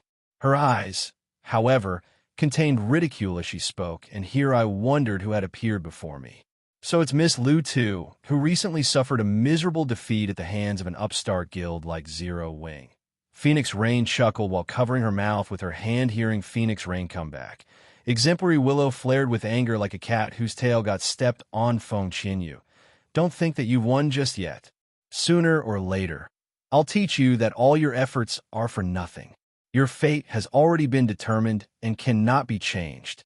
Even the Dragon Phoenix Pavilion cannot help you. Not to mention, you're still just a measly little pavilion master. Exemplary Willow snorted as she stomped away after Exemplary Willow left. However, Phoenix Rain's complexion darkened slightly. Big Sis Rain, time's up. The organizer is ushering us to get ready. What should we do? Blue Phoenix asked. Chapter 775, Sure Kill Spell. Could he have forgotten?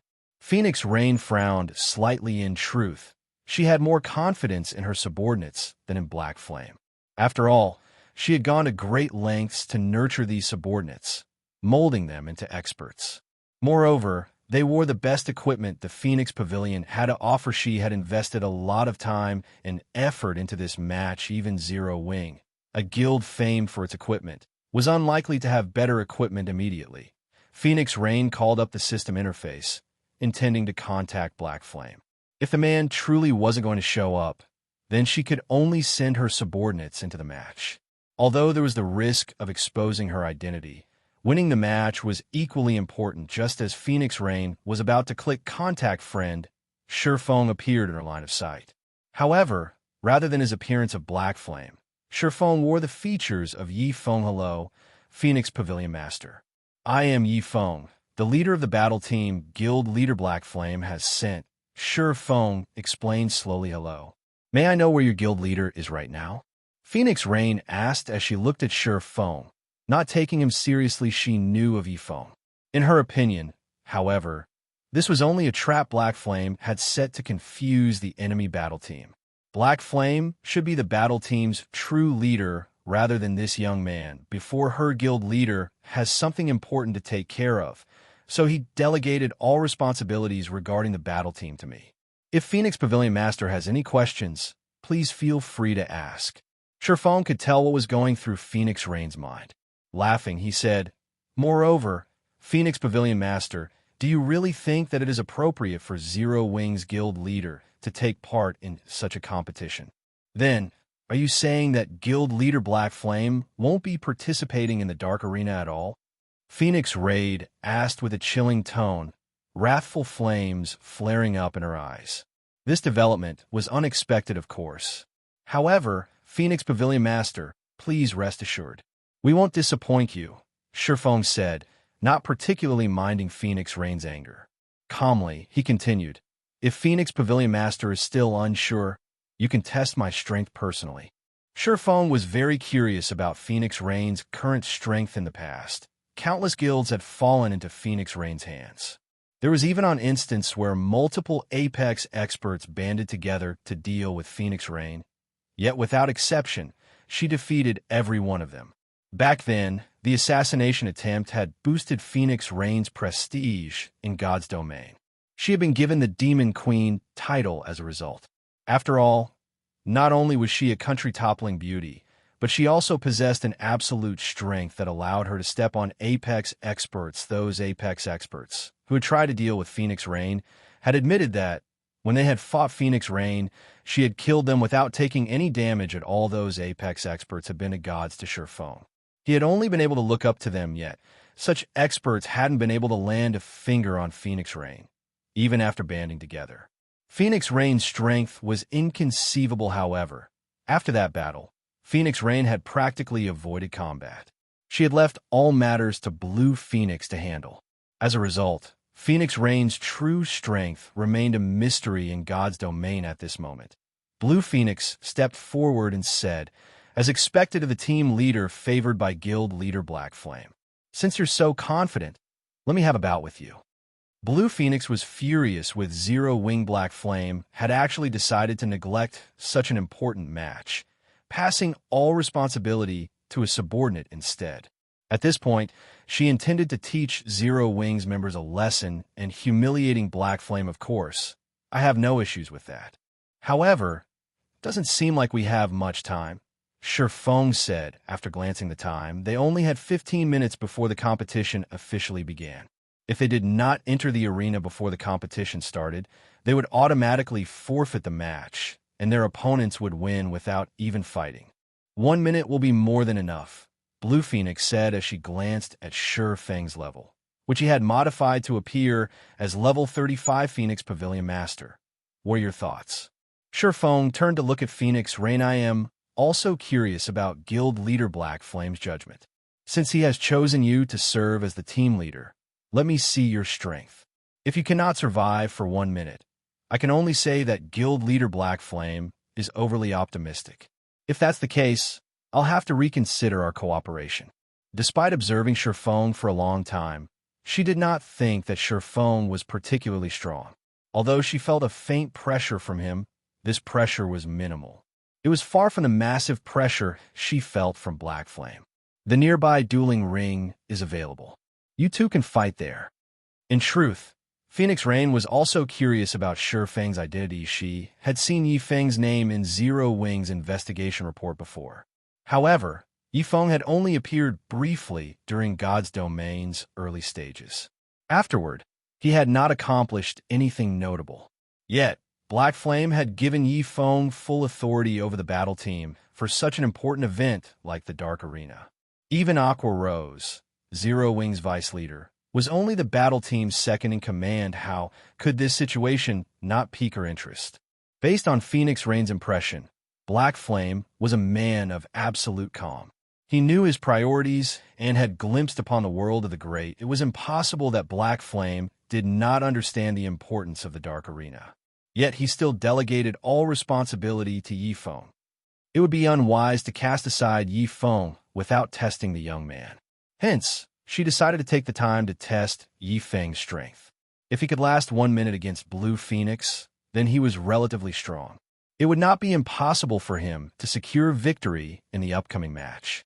After all, the other Zero Wing members of the battle team were relatively strong as well. Since Phoenix Pavilion Master doesn't have any problems with it, I have no issues with it either. Ye Feng laughed as he walked towards the dueling ring. There were many dueling rings inside the underground arena that players could rent for practice matches.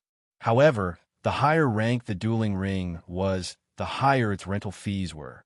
In the dueling ring, as soon as Blue Phoenix and Ye Feng turned towards each other, the duel's countdown began 5 seconds.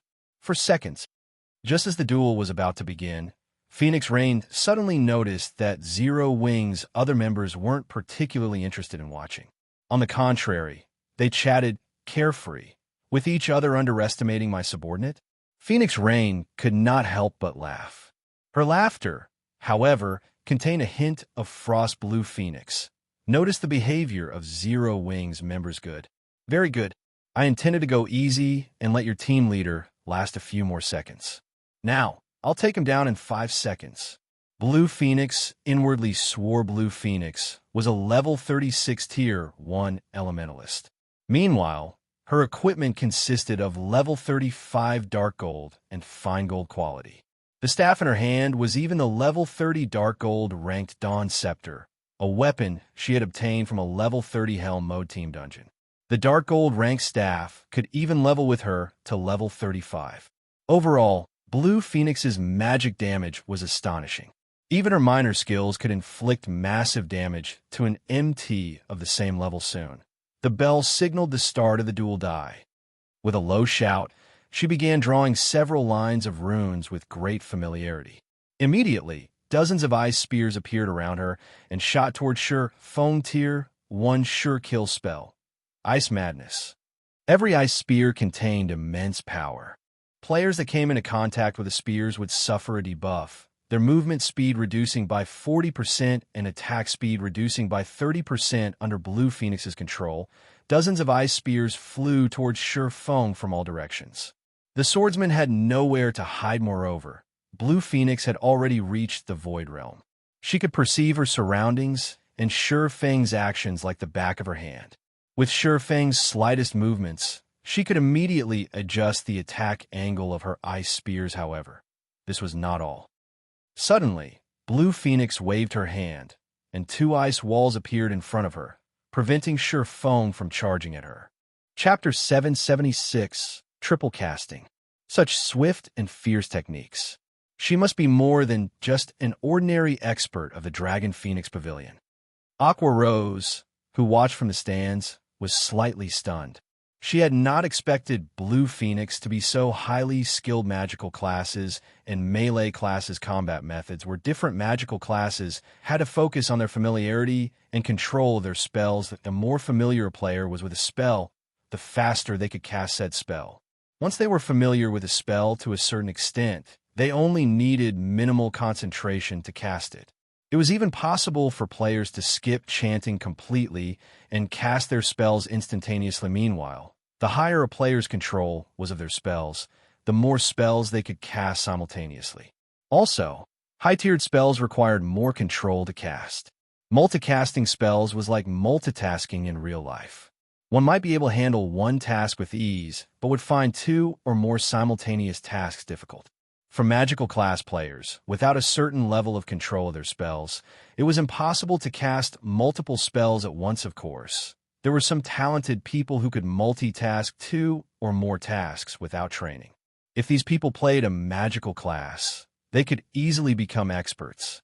Even without a high degree of control, they could cast 2 or more spells simultaneously. One could overwhelm their enemies by multicasting spells, drowning them in a bombardment of magic. After all, evading one spell attack was already difficult. Not to mention evading 2 or more. Being able to double cast spells would greatly increase a magical class player's variety of attack methods. They would not have to rely on monotone attacks that could be easily avoided. Naturally, this would increase their combat power by leaps and bounds. Currently, Aqua Rose could only handle double casting. Moreover, she could only cast 2 Tier 0 spells simultaneously. Even casting 1 Tier 0 and 1 Tier 1 spell simultaneously was beyond her. Yet, Blue Phoenix was capable of multicasting a Tier 1 sure kill spell and a Tier 0 spell. One could just imagine how superior Blue Phoenix was to her facing the dozens of incoming ice spears. Ye Feng ran, leaving behind multiple afterimages as he moved. It was far more difficult to hit a moving player with a spell. Not to mention, Blue Phoenix had to focus on controlling so many ice spears. It's useless. Blue Phoenix had long since seen Ye Feng's intentions and had taken countermeasures. However, Ye Feng was also an expert in the Void Realm. He could sense the dozens of ice spears' exact locations. The instant the ice spears were about to reach him, he sidestepped and allowed the dozens of spears to brush past. He then circled the ice walls and approached Blue Phoenix. Although the Void Realm allowed players to perceive their surroundings clearly, their range was not unlimited. Their maximum range was 20 yards.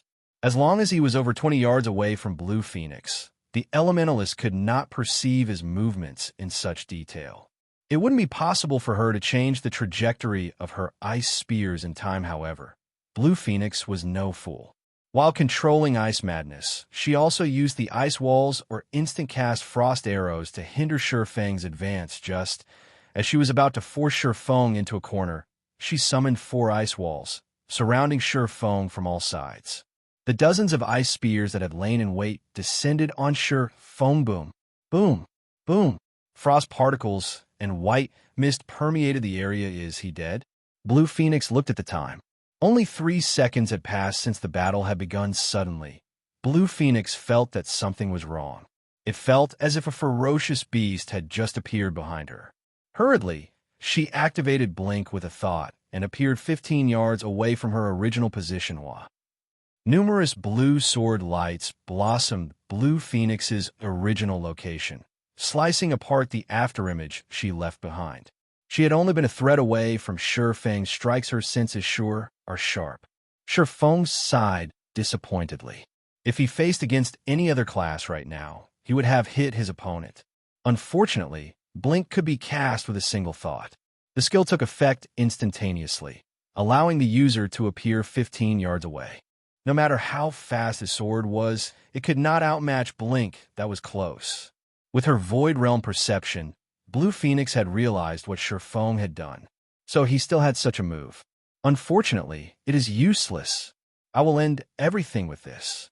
following which, Blue Phoenix waved her finger and used Ice Dragon's Roar.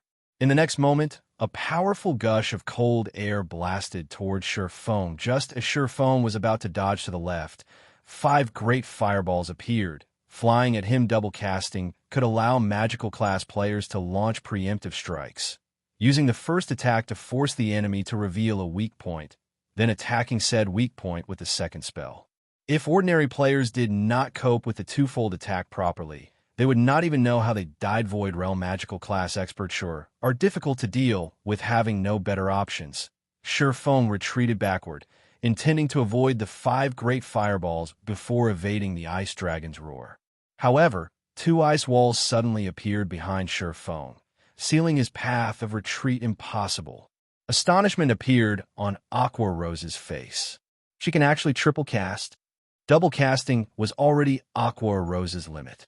Even so, double casting had increased her combat power tremendously. Yet, Blue Phoenix could triple cast.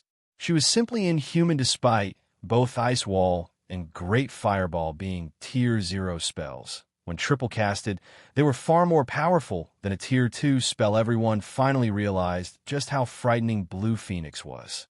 It was no wonder why she had confidently claimed that she could end the battle in 1 minute. Almost anyone would be helpless against her diverse attack method. A player's only option was to confront the incoming spells.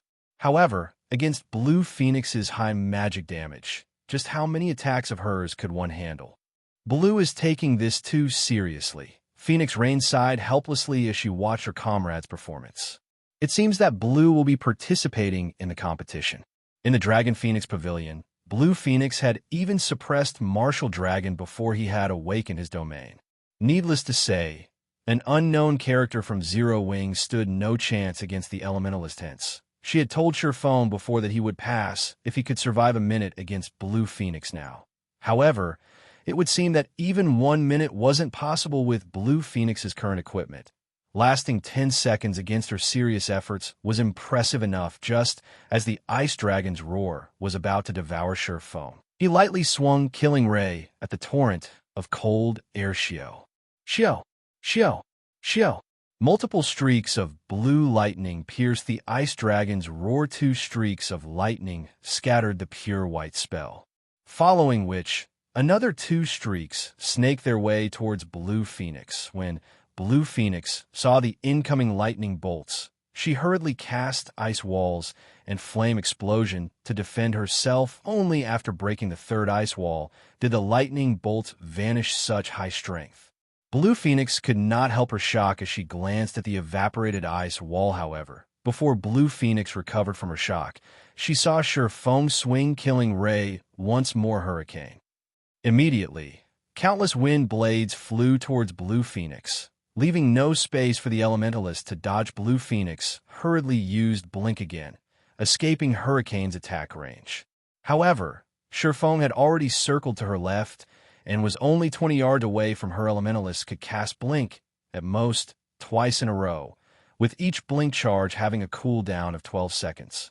Only a few seconds had passed since she used Blink the first time. Hence, her Blink was on cooldown and was unavailable. Do you think you can approach me just because I've used up my Blink? Blue Phoenix smiled disdainfully. Waving her staff, she began casting ice walls, one after another, to block Ye Feng's path. At the same time, she used ice spheres to both slow and damage Ye Feng. Slowed by evading the ice walls and ice spheres, as well as pinned down by her firepower. By the time Ye Feng could close in the Elementalist, Blink would have finished its cooldown. By the time Ye Feng could approach her, her Blink would already be ready for use. Just as Blue Phoenix wondered how Ye Feng would evade her attacks, Ye Feng suddenly activated Defensive Blade and swung his sword at the ice wall before him. When one touched an ice wall, the spell would reduce their speed instantly. However, if one attacked an ice wall using Sword Aura, their speed would be unaffected. After activating Defensive Blade, Ye Feng's attack range extended to 15 yards. Suddenly, the blue sword aura shattered the ice wall before Ye Feng. He then charged past the broken ice wall. Don't even think about getting near me. Blue Phoenix cast more ice walls while bombarding Ye Feng with ice spears. However, The instant her ice walls appeared, Ye Feng's blue sword aura shattered them. The numerous ice spears Blue Phoenix fired shared a similar fate. When Ye Feng was within 15 yards of Blue Phoenix, he suddenly brandished Killing Ray at the Elementalist and triggered the lightning effect. A streak of blue light shot across the dueling ring. Not only did the sword light pierce the blocking ice wall, but it also pierced Blue Phoenix's frost body. Numerous streaks of blue light then wrapped around Blue Phoenix, devouring her HP, dropping it to 0. Chapter 777. Times are different. When the white mist faded, the duel's outcome was on display above the ring victor, Ye Feng. Just who is he? Shock and suspicion filled Phoenix Rain's eyes. Her expression growing somewhat somber. She was very familiar with Blue Phoenix's basic attributes. The Elementalist definitely ranked at the very top of God's domain in this aspect, yet Ye Feng had surpassed Blue Phoenix. An Elementalist's ice wall was not easily destroyed. Even a Berserker of equal strength couldn't shatter an ice wall with 2 or 3 hits.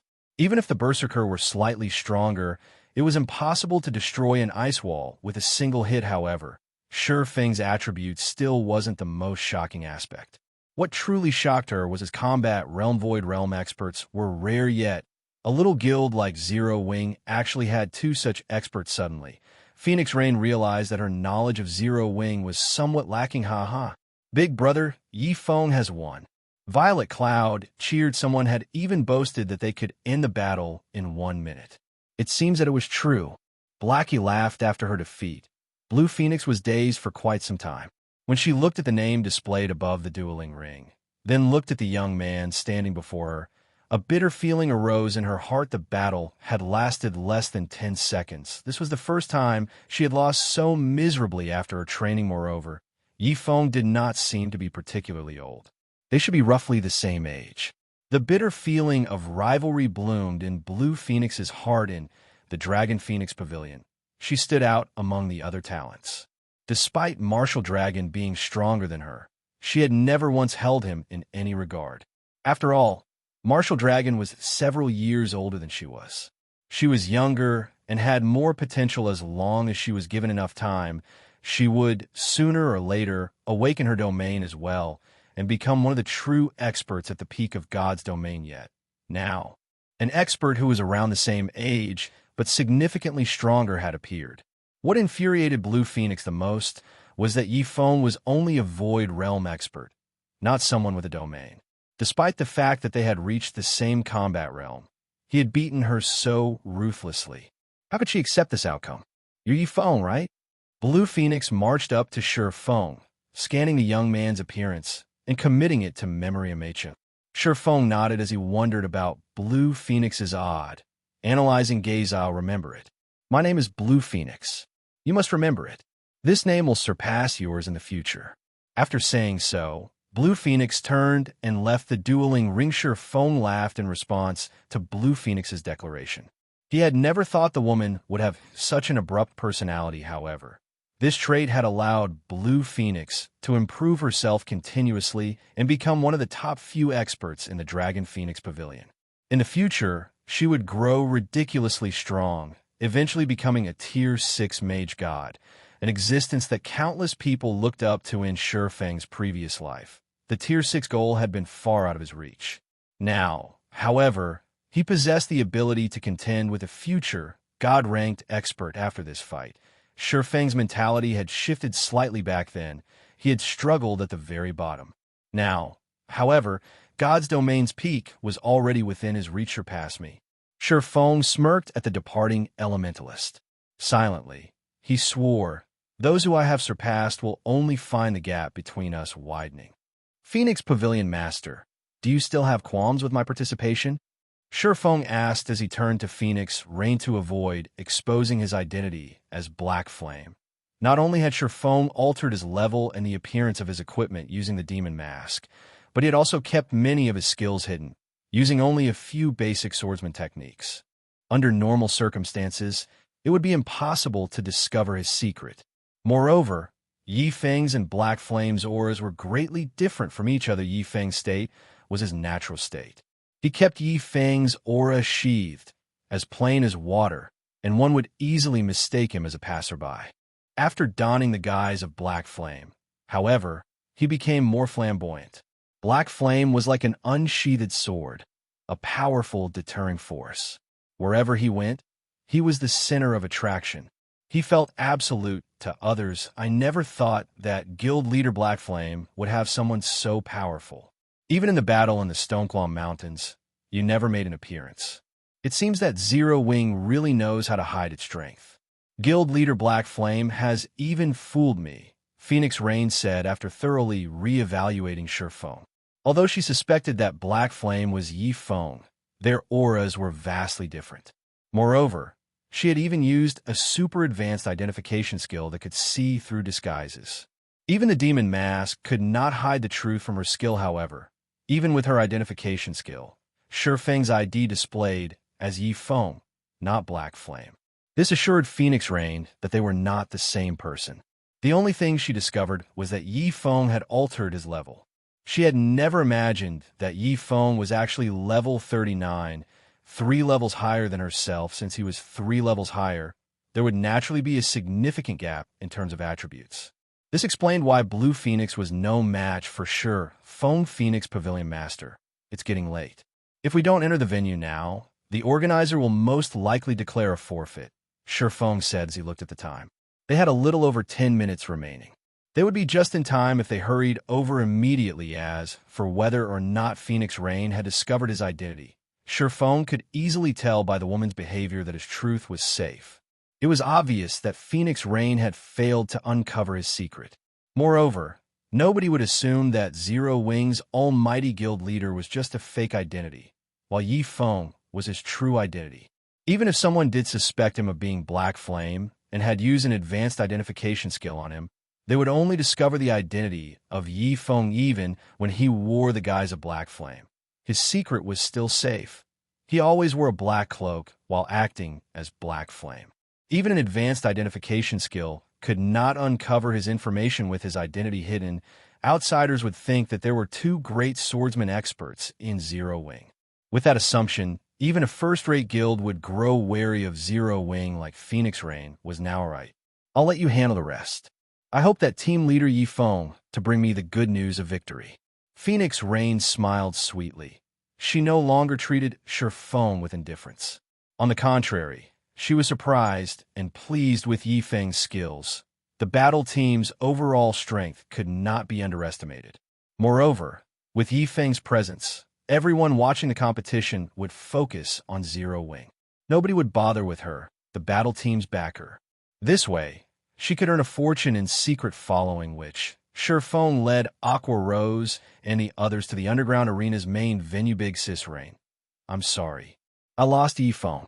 After Ye Feng and the others left, Blue Phoenix was racked by guilt. Despite Phoenix Rain having the best resources the guild possessed, she still suffered defeat. Foolish girl. It was only natural that you lost. Do you know what level he is right now? Phoenix Rain chuckled softly, not blaming Blue Phoenix at all. Blue Phoenix shook her head in response. Level 39. Phoenix Rain announced. Even the old monsters from super guilds have not reached that level yet. As for his weapons and equipment, even I don't know what he's wearing. Although his items looked plain and simple, it is clear that he had disguised them. Unfortunately, my identification skills cannot see through the disguise. Meanwhile, the fact that his attributes are far superior to yours shows that his weapons and equipment are extraordinary.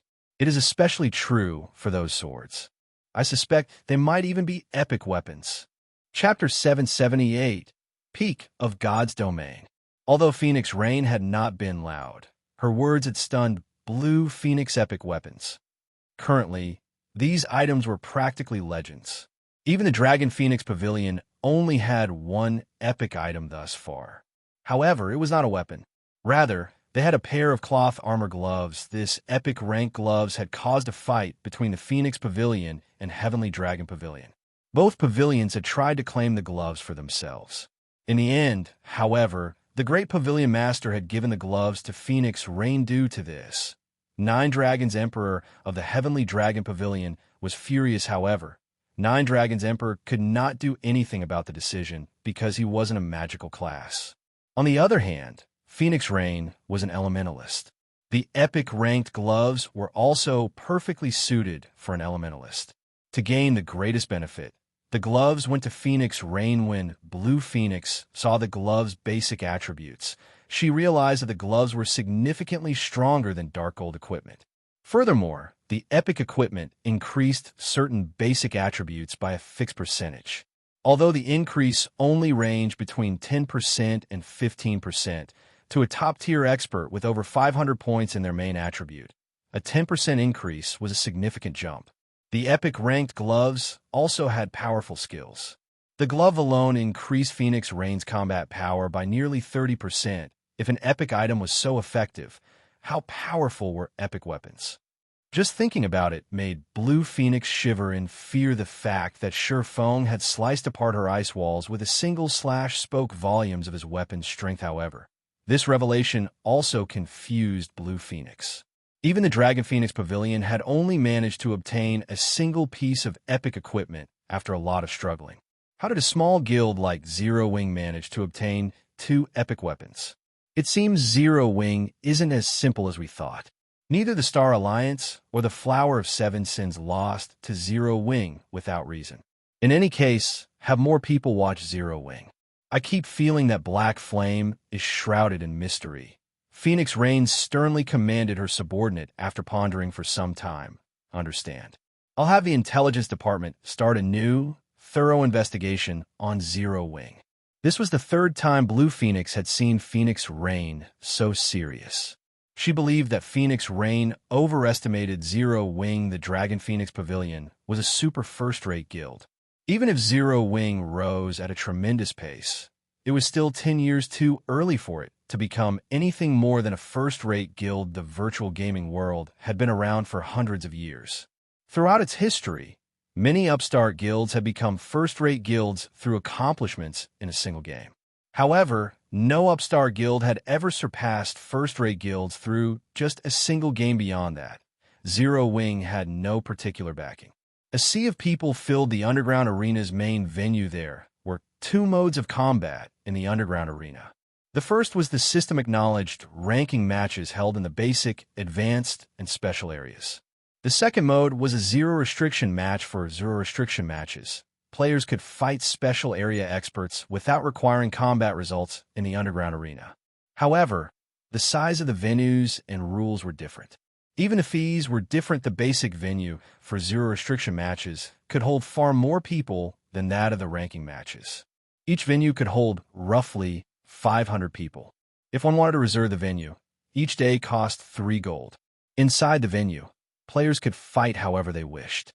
There were no restrictions to the number of fights that could be held. As for the advanced venue, it could hold 3,000 people. Reserving it for the day cost 10 gold. The special venue could hold 20,000 people, and reserving it for a day cost 100 gold. Even large guild could not afford to reserve the special venue. The main venue towered above the special venue. The number of people the main venue could hold depended on the city's rank. A kingdom's main venue could hold roughly 50,000 people. An empire's main venue could hold roughly 70,000 to 80,000 people. The main venue of the 4 great empires' underground arenas could hold roughly 100,000 people. Aside from accommodating larger crowds, the greatest difference between zero-restriction matches and ranking matches was the size of the dueling rings in basic venues. The dueling rings there could support 1-on-1 matches. The dueling rings of advanced venues could support 3-on-3 matches. At most special venues could hold 10-on-10 matches. Lastly, main venues could hold 100 matches. In the underground arena, the spectator stands offered the full view of the dueling ring. One could observe the battlefield from whichever angle they desired. Battles involving hundreds of players frequently occurred across God's domain. However, it was difficult to observe these battles without being dragged into the fray. However, that would not happen in the underground arena. Players could observe the battles in the dueling rings closely. Hence, players favored the underground arena. The various large guilds would also often rehearse 100-man team battles here. However, unlike the other venues, each underground arena only possessed 1 main venue. Moreover, the rental fee was very expensive. Renting out the main venue in White River City cost more than 300 gold. As for the four great empires, their main venues cost 600 gold to rent each day through Zero Wing and the Candlelight trading firm. Ye Feng only raked in roughly 1,000 gold of profit each day. Yet it costs 600 gold to rent the main venue. Meanwhile, such competitions occurred in the four great empires' underground arenas every day. The wealth of the Dark Arena's organizer was obvious. Neither the participating players nor the audience members needed to pay an entry fee. Of course, they all required an invitation to enter. No one could enter the main venue without one, however. Even without charging an entrance fee, the Dark Arena's organizer still made an immense profit. The organizer charged a 1% processing fee for all winning bets in the Dark Arena. Although 1% might not seem much to whoever won the bet, only those of extraordinary status were invited to watch the battles. Even 1% was an extraordinary amount of money. Furthermore, there were a lot of people betting on the fights. The organizer earned far more than just 600 gold each day. With so much profit at stake, it was natural that the position of the Dark Arena's organizer was not permanent. Initially, one would secure the position by influence. Later, they secured it with strength. Why were the various major corporations pushing their battle teams to secure victory with every match? They pushed because only the top few ranking battle teams could qualify to challenge the Dark Arena's organizer. Hence, the qualifications to form a Dark Arena battle team were precious. When Ye Feng learned that Phoenix Rain had qualified to send a battle team to the Dark Arena, he had been shocked. There are so many people here. After Blackie entered the main venue, the scene had left him awestruck. The competition venue, which could accommodate 100,000 players, was about 20% full. These people have extraordinary statuses. Most likely, even the most inferior among them are upper echelons of first-rate guilds, Aqua Rose stated. When she swept a glance over the audience members, she noticed several upper echelons from first-rate guilds. She even spotted the guild leaders of several first-rate guild sits, not just the upper echelons of the first-rate guilds in God's domain. Many famous experts have been invited as well. In addition, the representatives from many major corporations have received invites. However, the Dark Arena is lively today. Ye Feng explained slowly. He had visited the Dark Arena many times in his previous life. Back then, however, he had been over level 100. By then, many people had discovered the Dark Arena. Moreover, the battles he had watched had usually been between relatively skilled battle teams. Even then, the venues were only about 30% full. Currently, the Dark Arena was still new, only emerging recently. An occupancy rate of 20% was already considerably high as staff members guided Ye Feng and his team into the dueling ring. Their appearance had elicited a small cry from a corner of the audience. Stands I assent that Ye Feng? Zhao Yueru exclaimed as she rubbed her eyes, thinking they had fooled her. However, no matter how she stared, the man was undoubtedly Ye Feng. Why is he here? Chapter 779, Zero Wing's True Appearance. Hearing Zhao Yueru's shriek, Gentle Snow, who sat beside her in silver armor, could not help but turn to look. This Gentle Snow was slightly surprised, as well even in Star Moon Kingdom. Ye Feng unknown to the public, however. Gentle Snow knew very well that, if not for Ye Feng's help, it would have been impossible for her to defeat Chao. One could say that Ye Feng was quite strong, however. Being strong and being able to participate in the Dark Arena were entirely different things after not encountering Ye Feng for a short time. The man had become one of the Dark Arena's participants. This sudden development was truly shocking. Just what kind of place was the Dark Arena? It was a hub for the top powers in God's domain. Even the guild leader of a second-rate guild was not qualified to receive an invitation. Only first-rate guilds would have the opportunity to watch the matches here. Although Zero Wing had risen to prominence in Star Moon Kingdom, and it was as strong as a first-rate guild, it was still an unknown existence to the majority of God's domain. After all, Star Moon Kingdom was only one of the many kingdoms in God's domain. Even if the guild received an invite to the Dark Arena, it shouldn't have happened for another several months yet. Ye Feng had joined a battle team. Joining a battle team required far more than joining the audience. No, look, it's not just Ye Feng. Zero Wing's upper echelons are here, too. Zhao Yuuru quickly noticed Aqua Rose and the others, who followed Ye Feng closely during the war in the Stoneclaw Mountains. Zero Wing's upper echelons had allowed the various large guilds to gain a new understanding of their strength, although their victory against the Flower of Seven Sins mainly attributed to Black Flame's uncontrolled power. The fact that they had lasted so long against the assassins and suffered so few losses was astounding. It was especially true for Aqua Rose, Fire Dance, and Violet Cloud. These three women had stood against the Flowers party leaders without assistance. They were extraordinarily strong after the war.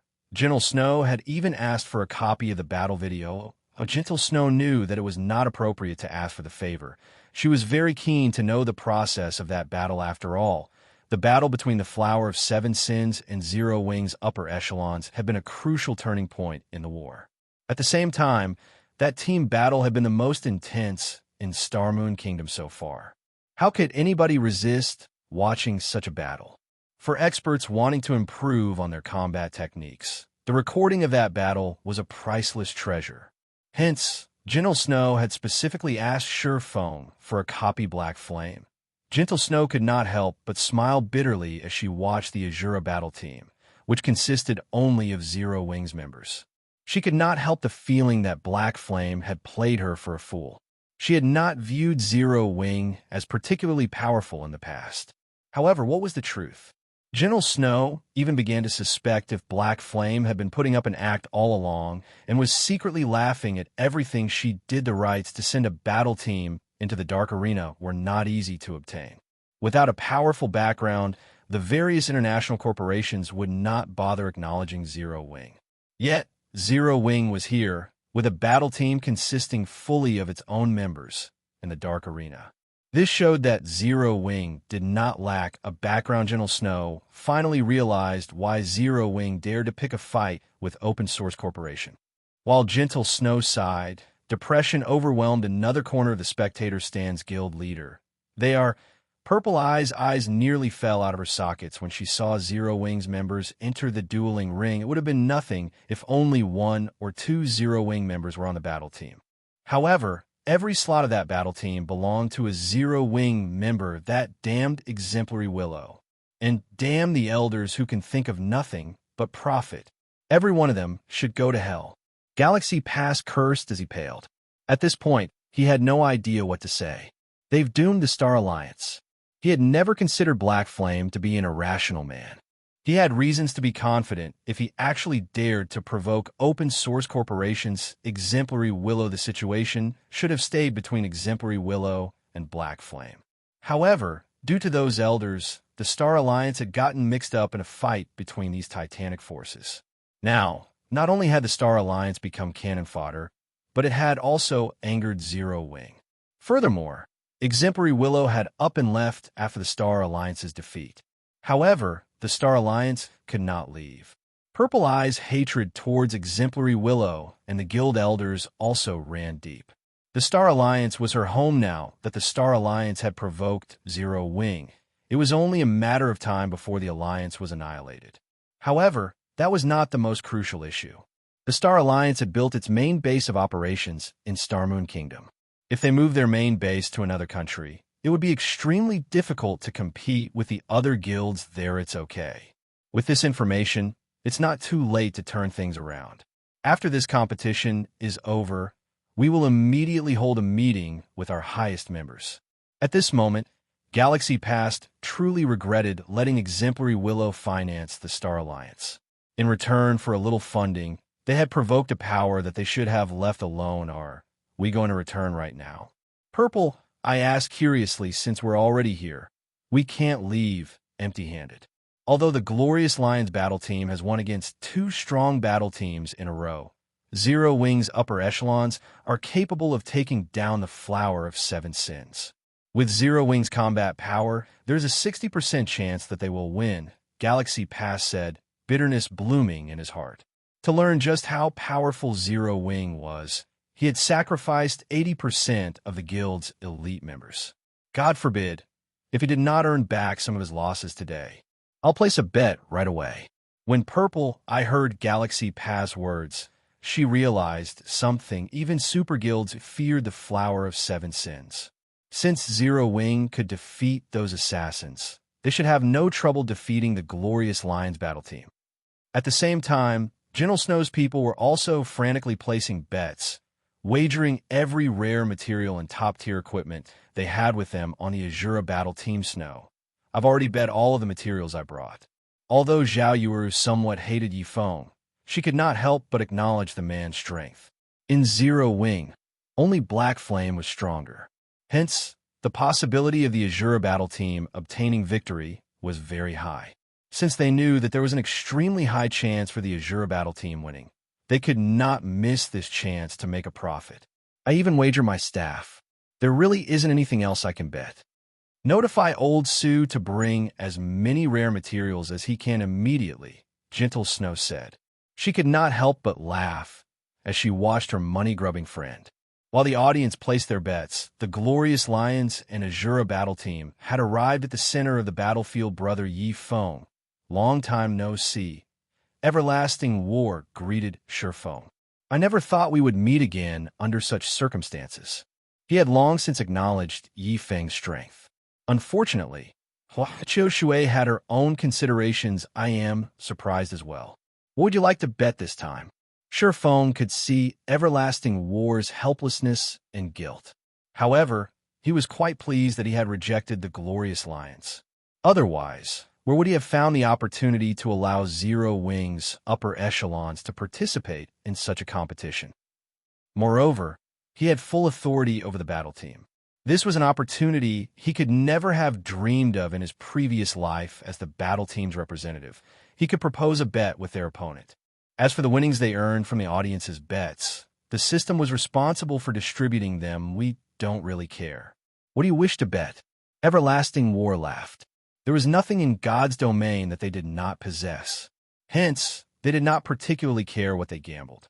Moreover, Everlasting War was confident that the Glorious Lions would win this match. Since you do not care, I won't be courteous. Ye Feng had never thought that Everlasting War was so wealthy to dismiss profit. He relaxed and said, let's bet 40 logs of primal emerald wood, 24 soul cultivating stones, 30,000 magic crystals, and 1,000 pieces of level 30 and above dark gold equipment. How about it? Chapter 780, Wager. Before the match began, the audience began to place their bets. Everyone came to the dark arena for two reasons. The first was to earn rare materials and top-tier equipment.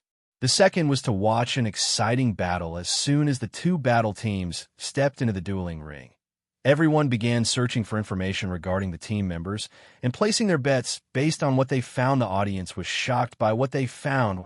Does this Asura battle team consist of members from a small guild?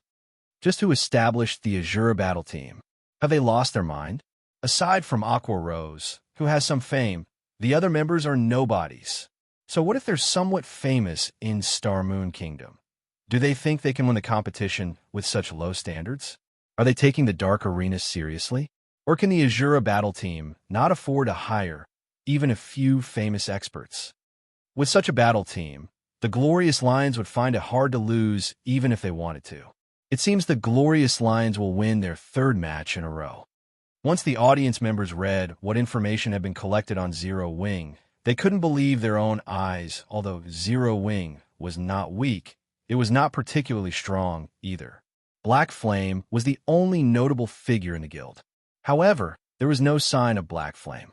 Moreover, none of the members had even set foot into the realms of refinement. Their equipment might rank at the top in their kingdom, but what did that matter in the Dark Arena? The Dark Arena was the hub for God's domain's top powers. Top-tier equipment in a kingdom was nothing in this place. One could see this much just by looking at Glorious Lion's leader. Everlasting War, a complete level 35 fine gold set equipment. The current best set equipment in God's domain. It was significantly stronger than a level 30 dark gold set equipment. Everything else the man wore was level 35 dark gold equipment as well. He was also fully equipped with Tier 3 gemstones. As for Zero Wing's members, they had not replaced their equipment since level 30. They were no match for everlasting war. They dare call themselves Asura with such members. This is a joke. If Black Flame made an appearance, the show might be interesting, but it seems that Black Flame has allowed his guild members to venture off on their own. Bet on the Glorious Lions. Although many will bet on them as well, a small profit is still profit. Many among the audience could not help but sigh with disappointment at the lost chance to make a fortune. However, General Snow's excitement grew as she watched this development. Sure enough, none of them know about that incident. Zhao Yueru giggled as she watched the other audience members place their bets on the Glorious Lions. All right, stop laughing. We only discovered it by coincidence. Gentle Snow strictly reprimanded her companion. Although plenty of information about the war in the Stoneclaw Mountains had leaked, most of this information came from independent players who had watched from afar. At such a great distance, nobody had been able to get a clear recording of the apex battle between Zero Wing and the Flower of Seven Sins.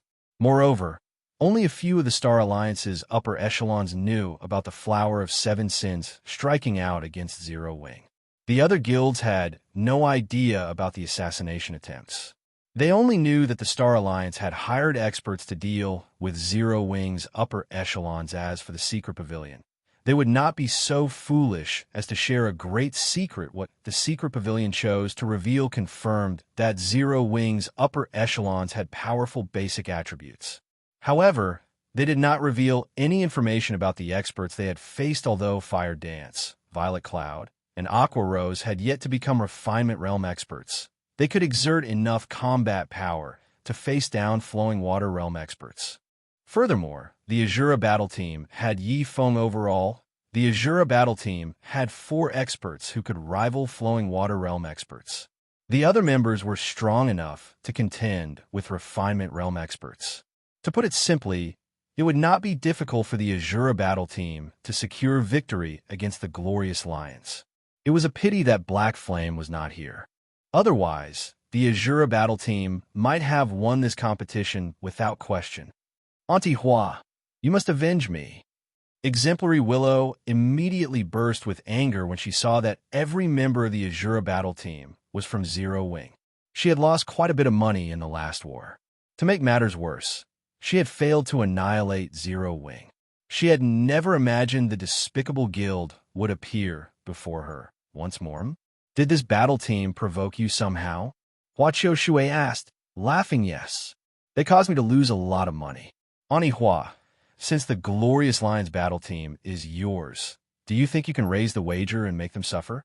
Exemplary Willow gnashed her teeth as she glared at the Asura battle team. However, both sides have to accept the wager first. If the other side refuses, I can't do anything about it. But rest assured, your Auntie Hua will definitely make them pay. Hua Qiushui nodded. She had nothing against the Asura battle team. However, she was not fond of the man known as Ye Feng. Not only had he refused to participate in her audition, but he had also appeared before her as the leader of the Asura Battle Team Society's inner circle was only so big. If Ye Feng won this competition and others learned of their history, she would be a laughingstock now that even Lu Shishir asked her to avenge the loss the girl had suffered. She could use this opportunity to teach Ye Feng a lesson. In the dueling ring, what did you say?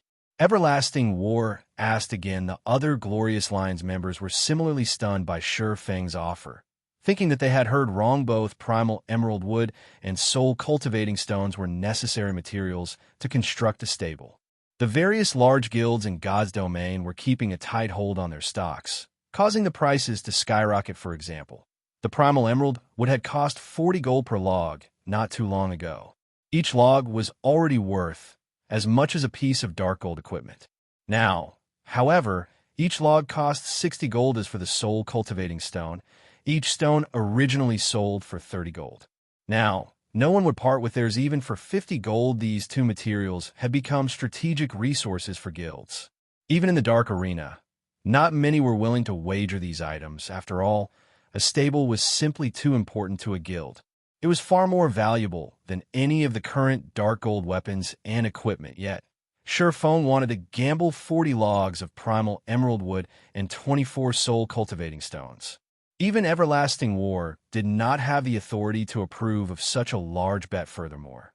The swordsmen also wanted 30,000 magic crystals and 1,000 pieces of level 30 and above dark gold equipment. Even their total profits from the previous 2 matches were not worth so much. 40 logs of primal emerald wood, 24 soul cultivating stones, 30,000 magic crystals, and 1,000 pieces of level 30 and above dark gold equipment. What do you think, Brother Everlasting? If you think the wager is too low, we can increase it further. Ye Feng repeated. Zero Wing's recent expansion had been massive. While the guild did not lack mysterious iron and secret silver equipment, there was a shortage of top-tier equipment lately. Zero Wing's main force had been busy dealing with other matters and had not raided any dungeons. In addition to the recent expansion, Zero Wing needed level 30 dark gold equipment. If he could obtain 1,000 pieces of level 30 dark gold equipment from this match, it would make up for the guild's shortage. Everlasting War was rendered speechless previously. He had boasted that he did not care what they bet. He had never dreamed that Ye Feng would offer such an expensive wager. There was no doubt that Ye Feng could afford this gamble. After all, if either side did not have the ability to pay up, the system would not allow the battle to begin. Hence, Ye Feng had no reason to lie. Moreover, he was not that kind of person. Brother Ye Feng, please wait a moment. I don't have the authority to agree to such a large wager. I need to ask my superior. For now, Everlasting War could only offer an excuse, following which he contacted Hua Qiushui and reported the situation honestly. Director Hua, the Asura battle team has offered the wager. Please take a look. If this is not enough, they are willing to increase the bet. When Hua Qiushui saw Ye Feng's wager, her complexion darkened. Ani Hua, are you not feeling well? Exemplary Willow asked curiously when she saw Hua Qiushui's expression. Chapter 781, Hidden Strength. Hua Qiushui waved off Exemplary Willow's question and said, It's nothing. Watch your Ani Hua avenge your losses. Thank you, Ani Hua. Exemplary Willow smiled sweetly, her mood brightening, following which Hua Qiushui contacted Everlasting War and asked in a low tone, Everlasting, what is your opinion on the Asura battle team's strength? My opinion? Everlasting War wondered why Hua Qiushui asked such a question. The Asura battle team is very strong. A few of its members feel like intense threats. As for the team leader, Ye Feng, he is a refinement realm expert. However, based on our team's strength, winning should not be a problem. There were a total of 5 matches in this competition. 2 were 1-on-1s, 1 was a 2-on-2, and 2 were 3-on-3s. To secure victory, a battle team only needed to win 3 matches. Even if a battle team had an invincible expert, at most, the team would win 1 match, not the competition. Furthermore, Ye Feng was not invincible. Everlasting War was 60% certain of defeating Ye Feng. There should not be a problem. Hua Qiushui's expression was stern. Even for her, this was a very large wager. If the Asura battle team's employer wasn't a fool, then they must be absolutely confident of their team. Although Hua Qiushui trusted Everlasting War's estimation, she did not think that the Asura battle team's employer would bet on luck. A fool like that would never make it to a place like this. Everlasting, do what you need to. We're sending in Team 2. After giving it some thought, Hua Qiushui made up her mind. Are we really going to mobilize Team 2? Everlasting War was shocked. Currently, we still have quite a few matches to win before we can challenge the organizer. Is mobilizing Team 2 necessary? If we reveal our strength too soon, it would only make it easier for our future opponents to learn our weaknesses. 9 people had been chosen during the Glorious Lions audition. Including Everlasting War, they formed a full battle team afterward. However, Everlasting War learned that those 9 members were only reserves. The battle team's official members had long since been decided. Only, Hua Qiushui had never mentioned that before the audition. This had been the Glorious Lions battle team's secret. So far, he had only been introduced to 2 of the other 9 official members. However, both of these people were strong enough to frighten Everlasting War. When the audition members learned that they were merely reserve members, they were not pleased. As a result, the 9 of them had fought the 2 official members in a team battle. In the end, victory had belonged to the two official members. Neither had even lost any HP throughout the battle. The 9 audition members had no choice but to admit their defeat.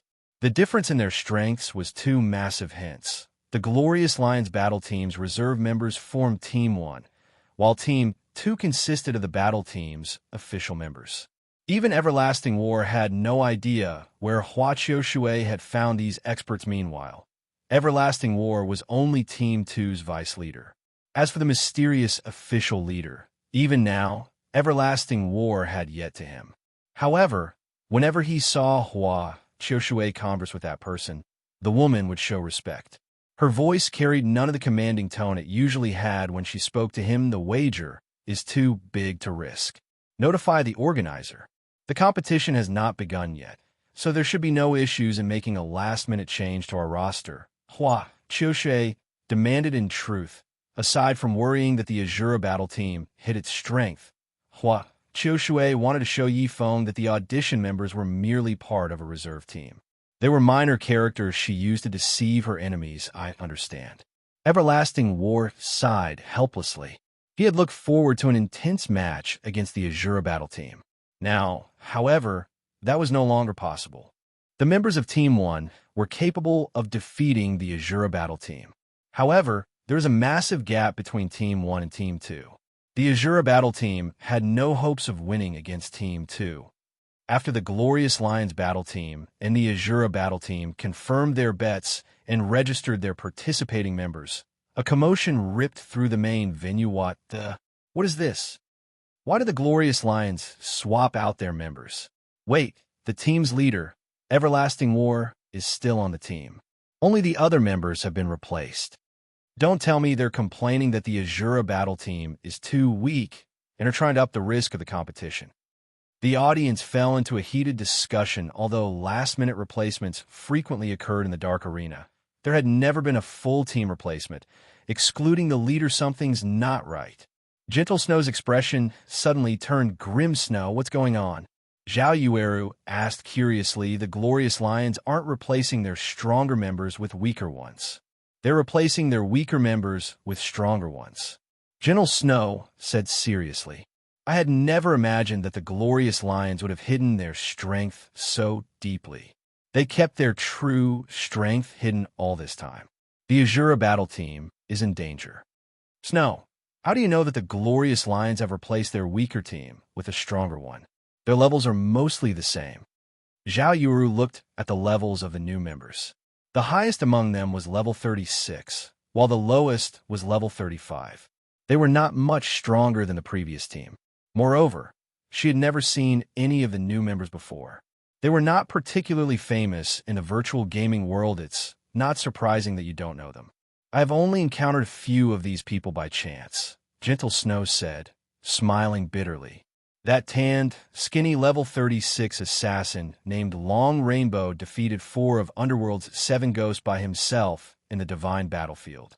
He is slightly stronger than Great Ghost, the 7 ghosts' #1 expert. That level 36 blue-armored swordsman named Blood Sun defeated War Wolf and Soaring Snake by himself in the Divine Battlefield as well. She had only discovered this information from her spies in Underworld currently. Underworld sided with Chao Chenghua. Naturally, she had been forced to take her own countermeasures. These incidents had flabbergasted Underworld's upper echelons. Nobody could have imagined that their top experts, who had gone into the Divine Battlefield to grind, would have been hunted for points. Gentle Snow had been quite pleased when she heard the news. She never imagined that someone other than Black Flame would cause so much trouble for Underworld. Now, however, she felt no joy at all. That can't be true, right? Since when have the Glorious Lions been so strong? Zhao Yuera knew plenty about Underworld's 7 ghosts. She also remembered War Wolf's strength. The man had played with Fierce Snake, one of Ouroboros's 12 apostles, like a toy. Even Zhao Yueru feared the man's strength. Yet, someone had defeated such a powerful expert despite him combining his strength with Soaring Snake's, the 12 apostles' #1 expert, like Gentle Snow. Phoenix Rain, who sat comfortably in a VIP room, frowned deeply. Damn it. Why is he here? Phoenix Rain glared at the Glorious Lion's new leader, complaining indignantly. Do the Battle Wolves not care about their reputation? Chapter 782, Famed Sword Bonfire. Big Sis Rain. Blue Phoenix was confused. This was the first time she had seen Phoenix Rain grow, so angry in her eyes. Phoenix Rain was a lofty queen. She was always calm and dignified. Even when competing with a super guild over an item, she spoke and smiled peacefully. Now, however, she was clearly anxious. It was simply inconceivable. Phoenix Rain had also realized that she had lost her composure. Smiling bitterly, she explained, Ye Feng's group is doomed. If I had known this would happen, I wouldn't have bet so much on the Asura battle team. Big Sis Rain, is that man particularly powerful? Blue Phoenix watched the middle-aged man, who now led the Glorious Lines appearance-wise. This middle-aged man had a handsome face, a strong body, and sharp eyes that resembled an eagle's. He wore silver-black armor and carried a flame-red greatsword. He looked like a towering Wargod. After analyzing the man, just for a short moment, Blue Phoenix suddenly noticed that the man's gaze shifted towards her as if he noticed her watching him. Blue Phoenix was afraid. Not only was she far from the dueling ring, but she was also in a VIP room. The players in the dueling ring should not be able to see inside the VIP rooms at all. Blue, you understand now, right? Anger filled Phoenix Rain's eyes as she glared at the new team leader Big Sis Rain. Who is that man? Why haven't I heard of someone with so much power? Blue Phoenix asked as she realized just how powerful the middle-aged man was, shock setting in logically. Such monster-level characters should disdain taking part in such competitions, yet here one was. It was no wonder why Phoenix Rain had become so enraged. Although you've never met him before, you should have heard his name, Phoenix Rain said as she shook her head. He is one of the 4 great wolf kings of the Battle Wolves. Serious. That's him. Blue Phoenix immediately understood Phoenix Rain's anger. The Battle Wolves was a super guild that had existed for over 100 years. The guild's 4 great wolf kings had shaken the virtual gaming world with their fame for many years now and were mainly responsible for pushing the Battle Wolves to the peak of the virtual gaming world. Only 8 years ago, the 4 great wolf kings had removed themselves from the public eye. No one had heard any news about the wolf kings after that. For those who remember them, however, the names of the 4 great wolf kings still resounded like thunder in their ears now. An old monster had arrived to participate in a competition between the younger generation. This was harassment. Big Sis Rain, why don't we notify Ye Feng and tell him about this? Although Blue Phoenix had lost to Ye Feng, at the end of the day, they were on the same side. Now that Sirius had joined the competition, they could only send cannon fodder at him, losing the match intentionally and focusing on the other matches. No need. Ye Feng is no fool. He can tell how powerful Sirius is. I don't think he'll try to face Sirius head-on, Phoenix Rain said. However, Sirius isn't the only one to watch out for. There's several other members who are extremely dangerous as well. Even if Ye Feng chooses the right members for the matchups, this will be a hard battle. Are we going to lose our first competition? Blue Phoenix was frustrated. She wished she was a part of the battle team's roster. They might even have a chance at victory. However, now that the competition roster had been set, no further changes were allowed. If you lose, you lose. Victory and defeat are common on the battlefield. In any case, this will be a profitable loss. At the very least, we now know the Glorious Lions battle team's trump card. Although Phoenix Rain was frustrated as well, one must know when to surrender. Fortunately, this was only their first competition, not a crucial competition. The only problem was that Zero Wing would, most likely, suffer a huge loss of resources this time. This is odd, though. Hua Shui is a calm and collected woman. Why would she suddenly decide to deal such a vicious blow to a new battle team, going so far as to reveal her trump card? Guild leader, the Glorious Lions atmosphere is weird. Their previous team leader has been demoted to vice leader. The other members don't seem to like him. Either Aqua Rose stated curiously as she watched the Glorious Lions rest a short distance away. Changing members at the last minute was a basic strategy in such competitions, so she had not been particularly surprised by the sudden development. After all, with every battle in the Dark Arena, a large number of people would analyze the players in the competition.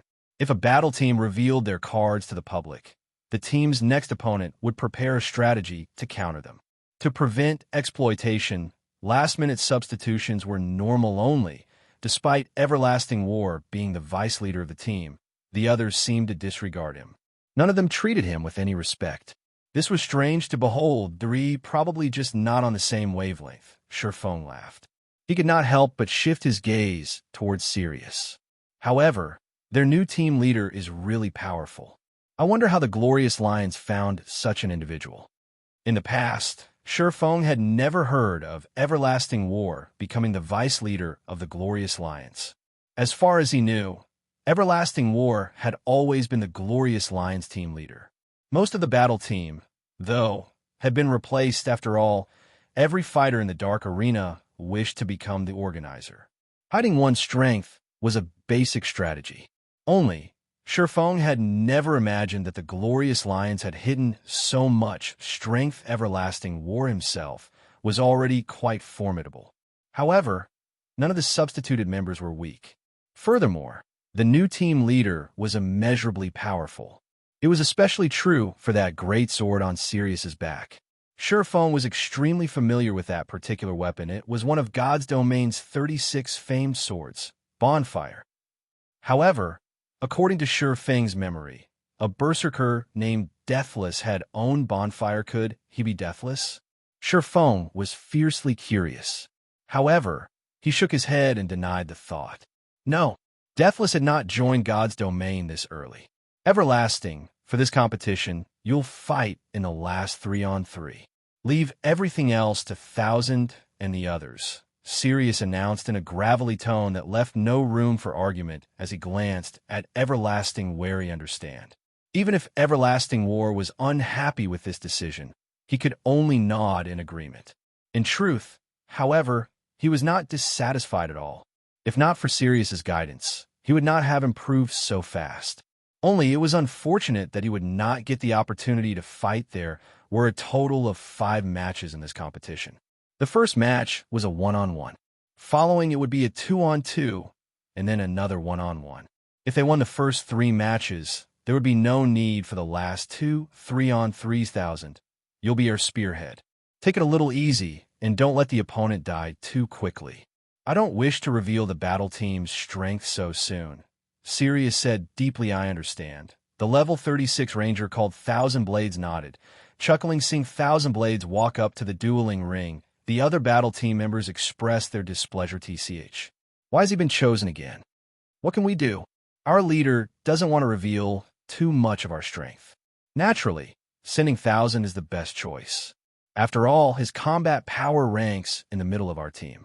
He should be able to deal with the enemy easily while pulling the wool over those intelligence personnel's eyes. When the other members heard this deduction, they understood Sirius's decision. After all, they had already garnered plenty of attention with the sudden substitutions. Restraining their strength would benefit them. When Zero Wings members saw that their first opponent would be a ranger, everyone began to volunteer for the match guild leader. Let me fight. We're both rangers. It is a good opportunity to determine which battle team is superior. Minor Wind said hurriedly no. As a precaution, Aqua Rose will face him, Ye Feng said as he shook his head. He had already formulated his own plan. Chapter 783, Thousand Blades versus Aqua Rose. When the Zero Wing team heard Ye Feng's decision, they were confused. The Cursemancer was a magical class, so it would be at a disadvantage against a ranger. At the very least, they should send a ranger like Minor Wind to negate the class advantage, or an assassin or berserker, which countered Ranger's guild leader. Let me take him on instead. My class is particularly effective against rangers. This match will be ours. Fire Dance suggested. The others agreed with her proposal. There were a total of 5 matches in this competition, but they only needed to win 3 to emerge victorious. If they could win the first match, it would increase their chances of winning and the team's morale. Moreover, during their journey to the Dark Arena, the team had noticed a change to Fire Dance's weapons. Fire Dance, who had never replaced her true fire blades before, had replaced both of them. The true fire blades were set weapons. Both were also top-tier dark gold weapons. Even on their own, they were only slightly weaker than level 35 dark gold weapons. However, even two level 35 dark gold weapons could not compete against the true Fire Blade set effects. Yet, Fire Dance had still replaced them. This told them that the new weapon's attributes must far surpass the true Fire Blades now, that Fire Dance had gained a boost to her attributes. With her combat techniques, she should be able to defeat the Ranger easily now. Aqua is the best choice here. You have more important matters to deal with. Ye Feng shook his head. His decision was firm. Ye Feng knew quite a bit about the Ranger named Thousand Blades. After all, he had been one of the Glorious Lions battle team's members in the past. Thousand Blades also often took part in the dark arena battles in these top-tier competitions. Attributes meant very little.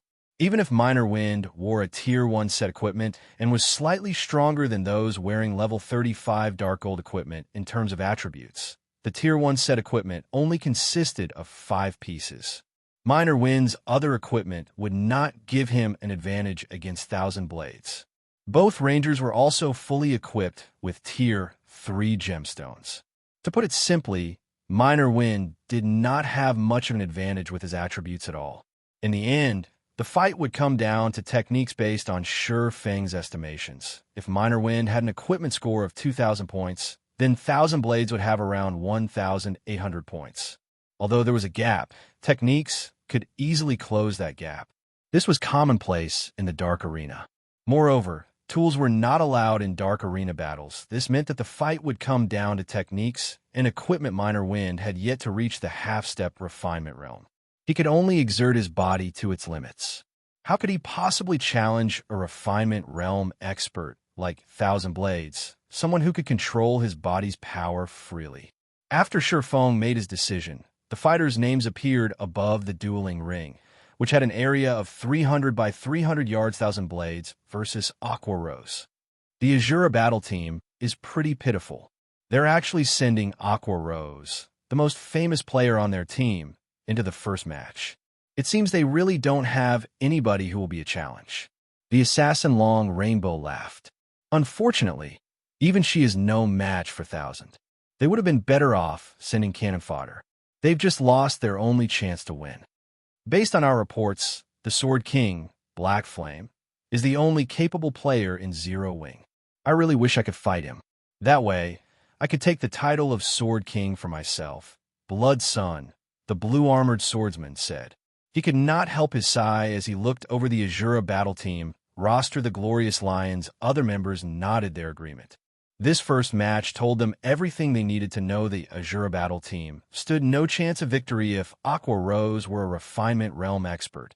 Even with a class disadvantage, she could put up a good fight against Thousand Blades. Unfortunately, she was not. Even though she was only a thread away from the threshold, without actually setting foot into the refinement realm, there would be a massive gap between her skills and Thousand Blades. Big Sis Rain, what is going on with Ye Feng? He sent Aqua Rose up. Can't he judge Thousand Blades' strength? Previously, Blue Phoenix had come to admire Ye Feng. Now, however, Ye Feng's choice had disappointed her. Thousand Blades had not bothered hiding his combat power at all. His actions were so smooth and natural, without any excess movement. It was obvious he had already reached the refinement realm. No matter how I look at it, Thousand Blades should have reached the refinement realm. Even if Ye Feng doesn't face the Ranger himself, at the very least, he should send Fire Dance, right? Fire Dance was Zero Wing's #1 assassin. In terms of techniques, she was on par with Aqua Rose. Moreover, the assassin class, more or less, countered the Ranger class. Although Fire Dance had not reached the refinement realm either, with her attributes, it was not impossible to secure a win. Giving up the match without even trying was a waste. Phoenix Rain simply shook her head.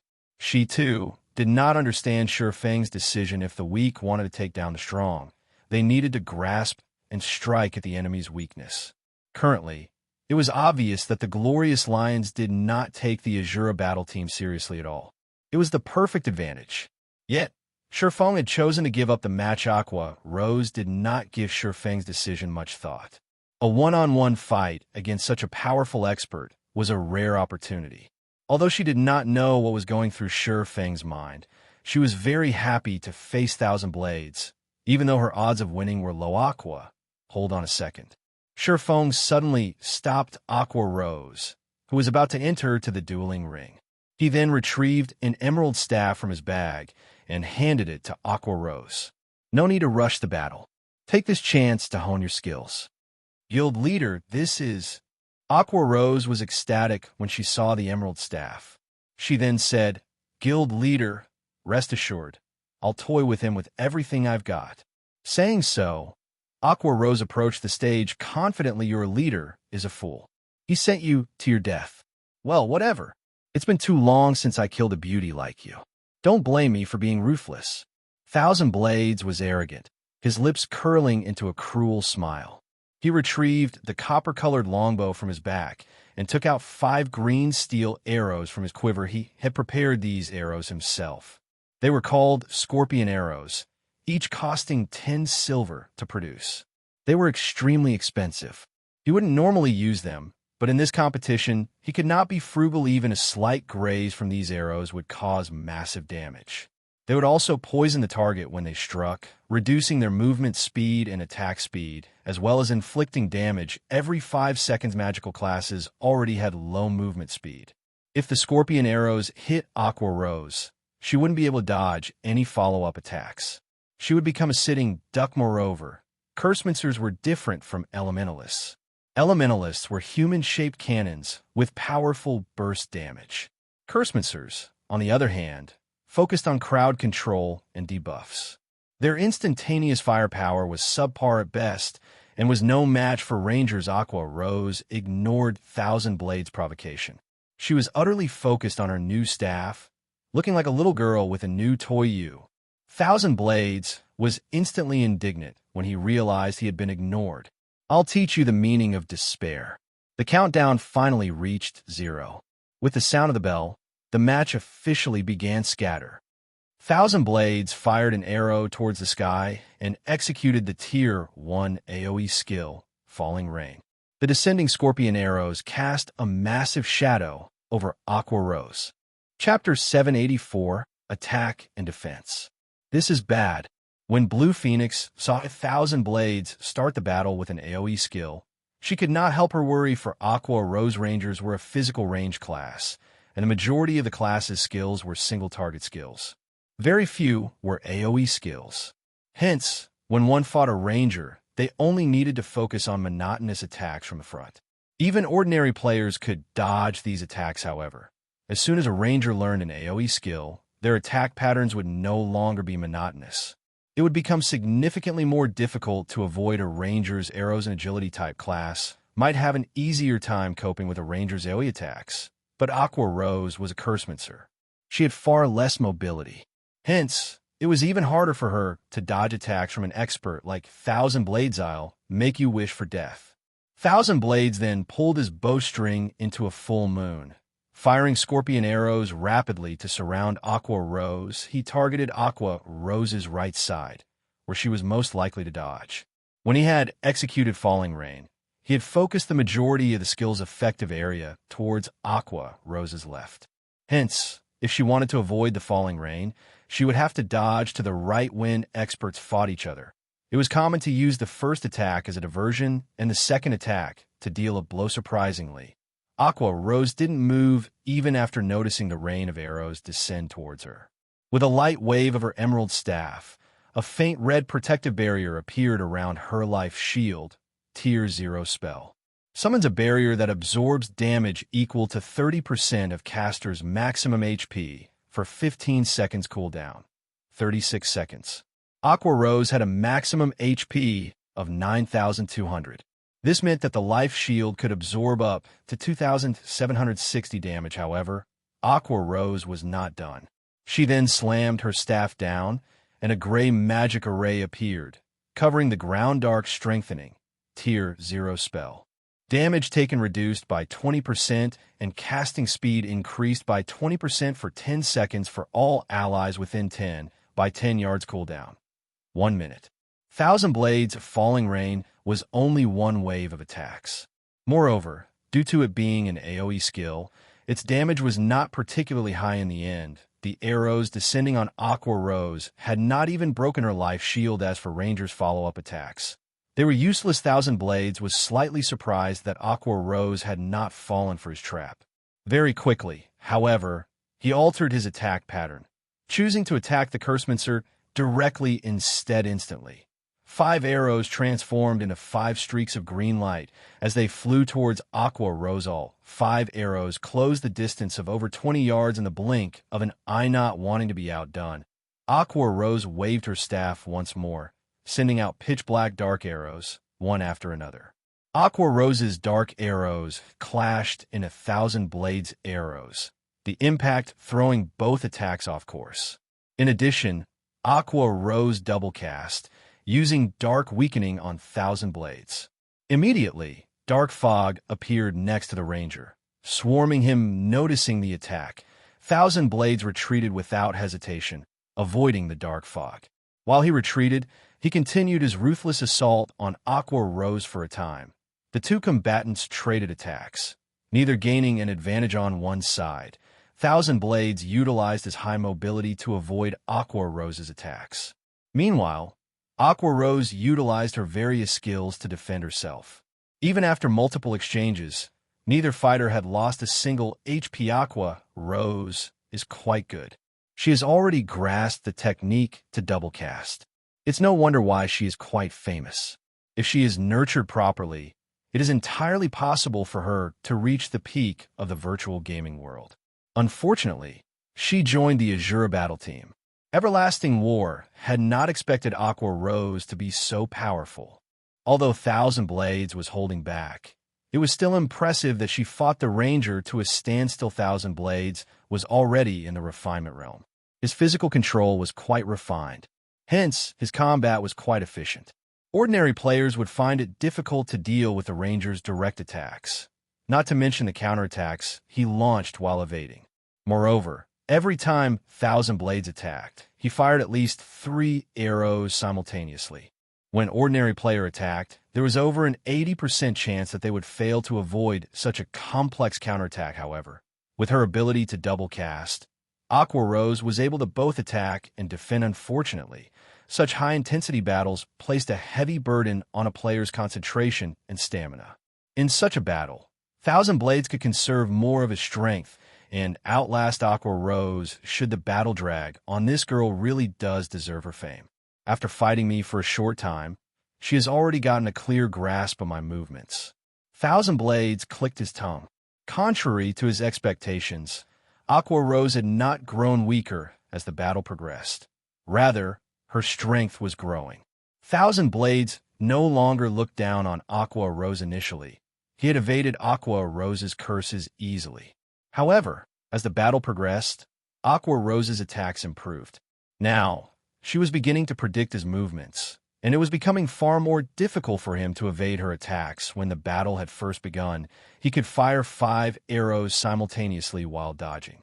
Now, he could fire only 3 arrows. Why are her dark arrows so powerful? With the power behind my scorpion arrows, even if they collide with her dark arrows, the impact should not affect their trajectories at all. 1,000 Blades was very confident of his own arrows. He had never imagined he would encounter something like this. I can't drag this on any longer. 1,000 Blades was now certain that dragging this battle on any further would only benefit Aqua Rose immediately. 1,000 Blades used the Tier 1 skill, Heart-Piercing Arrow Show. A silver arrow sliced through the air as it flew towards Aqua Rose. Heart-Piercing Arrow's power was astonishing. Even the Berserker on the Glorious Lions battle team would not take 1,000 Blades' heart-piercing arrow head-on. Hence, it was impossible for Aqua Rose to block his attack using the instant cast Dark Arrow Pung. As expected, the heart-piercing arrow shattered the Cursemancer's Dark Arrow. Such power. Aqua Rose knew that it was too late to cast another spell. Immediately, she used her staff to block the attack pung. When the heart-piercing arrow struck Aqua Rose's staff, the Cursemancer was forced to take 5 steps back. Her arms were numb from the impact, and a damage of over -600 points appeared above her head. 1,000 Blades smiled faintly, taking the opportunity to launch a fierce assault one scorpion arrow after another rained down on Aqua Rose like a storm as the heart-piercing arrow had interrupted Aqua Rose's rhythm. It became impossible for her to defend against the dozen or so arrows meanwhile. The only life-saving skill a Cursemancer had was Soul Protection. It could reduce the damage she took by 90% for 4 seconds. However, the skill had no defense against the movement speed reduction and dot effect of the Scorpion Arrow's poison. Once Soul Protection's duration ran out, her fate would be sealed. If you have to blame someone, then blame yourself for being a Cursemancer. Thousand Blades grew gleeful when he saw that his attacks would hit Aqua Rose. Dang. Suddenly, 3 massive treants appeared before Aqua Rose. Like an iron wall, the treants blocked all of the incoming arrows. What's going on here? Thousand Blades frowned when he saw the 3 massive Trent's Forest Sprite, Special Elite. Level 38. HP 240,000/240,000. A powerful expert could, at most, deal with 1 Special Elite of the same level. Now, however, 3 Special Elites had appeared before him. He also had a Cursemancer, a class with many control skills, to contend with. This was definitely a problem. Chapter 785. The Cursemancer that shouldn't be provoked. The 3 6-meter-tall treants earned shrieks from the audience the moment they appeared in the dueling ring. Do Cursemancers have such a skill? What skill is that? 3 Special Elites. The Glorious Lions are going to have a difficult time winning this match. The players in the audience were not ordinary, but experts with extraordinary insight. Ordinary players might never have the chance to watch a match between God's domain experts, but to these players, such opportunities were readily available. Hence, they were very familiar with the amazing aspects of God's domain experts. They were even more familiar with classes skills in God's domain. Cursemancers mainly relied on control skills in combat. As long as they could restrict their opponent's movements, they could finish them off easily. However, Cursemancers were somewhat weaker than Elementalists and Summoners when it came to survivability and damage output. However, if they had a meat shield to pin down the opponent, a Cursemancer's threat level would rise exponentially. After all, Cursemancer's tiers and levels were still low, and many of their powerful skills had relatively long cast times. The class was not suited for expert battles. In a battle between experts, the outcome could be determined at any moment. It would be suicidal to use a spell with a cast time of more than 1 second. Hence, very few Cursemancers were found in the Dark Arena's battle teams. Generally, the battle team's casters were Elementalists and Summoners. However, now that 3 Special Elites had appeared to assist the Cursemancer, these monsters would easily make up for her deficiencies. It really underestimated the Asura battle team. It's no wonder why they dared to send a Cursemancer into the fight. Sirius could not help but shift his gaze towards Ye Feng, who sat quietly on the other side of the dueling ring. Tell Thousand to stop holding back. We must win this match. Everlasting War nodded. He then left his seat and approached the side of the dueling ring, forming hand signals to inform Thousand Blades players inside the dueling ring could not receive any messages or hear anything from outside the dueling ring. However, they could see what was outside the dueling ring. Hence, the various battle teams in the Dark Arena had created their own hand gestures and code words to convey instructions. At this moment, Thousand Blades' continuous retreat was exhausting him. Not only were the 3 Forest Sprites' defenses very high, but their movement speed was also relatively high. Avoiding the 3 treants took a lot out of him. He also had to deal with the various control skills Aqua Rose sent at him. Hence, he had no choice but to focus on his defense. Yet, if he only defended without attacking, he would, inevitably, suffer defeat. Previously, he had accidentally allowed one of the Forest Sprites to graze his shoulder, and instantly his HP had fallen by 2. 318. His total HP was just slightly over 10,000. A few more hits would definitely finish him off, huh? I can go all out? When Thousand Blades noticed Everlasting War's hand signals, his lips curled into a smile.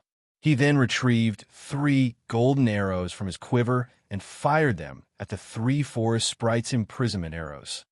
The imprisonment arrow would prevent enemies within a certain range from leaving the area, and the only way to break free from the seal was to destroy the arrow itself. However, The imprisonment arrows would also reduce summoned creatures' damage by 80%, even 1,000 blades. These arrows were precious. After spending a large stock of precious materials, he had only managed to produce 5 imprisonment arrows. Now, however, to win this match, he had no choice but to use them 3 golden streaks of light struck the 3 forest sprites. Immediately, the Trants were trapped inside golden cages. Meanwhile, each of the golden cages had 100,000 HP. Even though the forest sprites were special elites, after the 80% damage reduction, it would take them quite some time to free themselves from the cages. By the time they escaped from their imprisonment, the match would be over. After imprisoning the 3 forest sprites, Thousand Blades activated his Berserk skill, Beastmaster's Soul. For 1 minute, his agility increased by 80%, strength by 60%, and movement speed and attack speed by 50%. The Berserk skill also had a cooldown of 10 hours after the Ranger's strength and agility jumped. Not only were his arrows faster, but they also contained far more power in the next moment. A sonic boom echoed throughout the dueling ring. Numerous arrows arrived before Aqua rose, however. As if she had expected this, Aqua Rose simply smiled as she waved her hand. Suddenly, 3 figures covered in blue flames appeared before her. When the powerful arrows struck these blue figures, they were forced to step back. Aqua Rose, however, remained unharmed. Thousand Blades' eyes nearly fell out of their sockets. How was she a Cursemancer? She was basically a summoner. He could accept the 3 forest sprites, but Aqua Rose could also summon 3 elite ranked blue fire crows. Go. Aqua Rose immediately directed the 3 blue fire crows to charge towards Thousand Blades. Although the blue fire crows were not as powerful as the forest sprites, they were faster. Thousand Blades knew he could not afford a clash with the elite monsters head-on. Hence, he had no choice but to run about the dueling ring while finding opportunities to attack. If he dealt with the summoned creatures first, Aqua Rose would have enough time to activate an advanced spell. If that happened, the summoned creatures wouldn't be his only problem. He absolutely could not give Aqua Rose that kind of time. Still not giving up. Seeing the arrow fly at her, Aqua Rose activated the power of darkness, her attributes rising abruptly. She also activated the Blue Fire Heart's skill, Blue Fire Devour. Although she would lose a significant portion of her mana and increase her mana consumption rate by 200%. Her skill effects would increase by 200% for 30 seconds aside from Blue Fire Devour. Aqua Rose also activated Elemental Domain. All allies within a radius of 50 yards will have their magic damage increased by 15%, cast speed increased by 15%, and mana consumption decreased by 20% for 1 minute. Aqua Rose then fired a dark arrow. When the dark arrow clashed with Thousand Blades' scorpion arrow, the latter was thrown off course, whereas the former continued towards the Ranger. Seeing this, Thousand Blades hurriedly fired another arrow, successfully diverting Aqua Rose's dark arrow. Why is it so powerful? Thousand Blades was stunned. The arrow he fired after activating his Berserk skill was even weaker than before. Thousand Blades had no clue that the staff Aqua Rose wielded was the epic rank staff, the Song of Beatrice. Aqua Rose already had higher basic attributes than Thousand Blades. Now, not only had Aqua Rose activated her Berserk skill, but she also had a support skill empowering her attacks. Hence, it was only natural that her dark arrows were far stronger. However, Aqua Rose did not give Thousand Blades too much time to think about it. She sent one dark arrow after another. At the same time, Dark Weakening's ominous fog began to appear around Thousand Blades. If the dark fog caught him, not only would his speed fall sharply, but his attributes would also decrease significantly. Again, Thousand Blades was forced to focus on his defense, escaping for his life. This time, however, he struggled far more than before. Previously, he had only needed to deal with the summoned creatures. Now, he had to deal with the summoned creatures and Aqua Rose's dark arrows. As a result, Thousand Blades' mobility was restricted. Meanwhile, this situation gave Aqua Rose sufficient time to cast the Tier 1 spell. Soul Cloud gathered the power of shadows, to form 10 flying blades that could only be dodged, not blocked. Soul Cloud was considered one of the Cursemancer's sure-kill spells after Blue Fire Devour's amplification. Aqua Rose was able to summon 20 pitch-black flying blades, however. She wasn't satisfied. Just before she finished casting Soul Cloud, she activated the third skill of the Song of Beatrice. The Song of Sprites increases the effect of a specific spell by 300%. Meanwhile, Aqua Rose chose to amplify none other than Soul Cloud immediately. The 20 pitch-black flying blades increased to 60. Each flying blade was even stronger than Aqua Rose's dark arrows impossible. 1,000 Blades paled when he saw the swarm of flying blades hover before Aqua Rose, a chill crawling down his spine. He could feel the power within those pitch-black blades. A single one of them would devour at least half of his HP without waiting for 1,000 blades to react. Aqua Rose waved her finger immediately. The 60 flying blades transformed into 60 streaks of black light as they shot towards the dazed ranger from all directions. Hua! Hua! Even if 1,000 blades had already reached the refinement realm, he was powerless against the attacks of 3 summoned creatures and 60 flying blades. In the end, the streams of black light consumed him, and he died tragically. Chapter 786, Strong Matchup. Underscore when the black lights dispersed. The victor's name appeared above the dueling ring. Aqua Rose. The entire venue fell silent. Aqua Rose's performance was simply too shocking. Not only could she summon monsters to fight for her, but her final Soul Cloud was also exceedingly powerful. It's no wonder why Ye Feng sent Aqua Rose to fight in the first match. It turns out that she has an impressive trump card. I'm guessing that not even the Glorious Lions expected such an outcome. Blue Phoenix shuddered when she recalled the might of Aqua Rose's Soul Cloud. Although 1,000 Blades had activated as life-saving skills to defend against the attack, Soul Cloud could not be blocked, only dodged against flying blades from all directions. Even Blue Phoenix was only confident in dodging 20 to 30 attacks with her techniques. Using Blink to escape would be her only option. However, 1,000 Blades was a ranger. He did not have any instantaneous movement capabilities or skills that provided invulnerability. It seems that we don't understand as much about Zero Wing as we thought. Phoenix Rain revealed a bright smile as she watched Aqua Rose 1 move to finish the enemy. Such situations were rare in the Dark Arena. Furthermore, Aqua Rose had yet to even set foot into the refinement realm.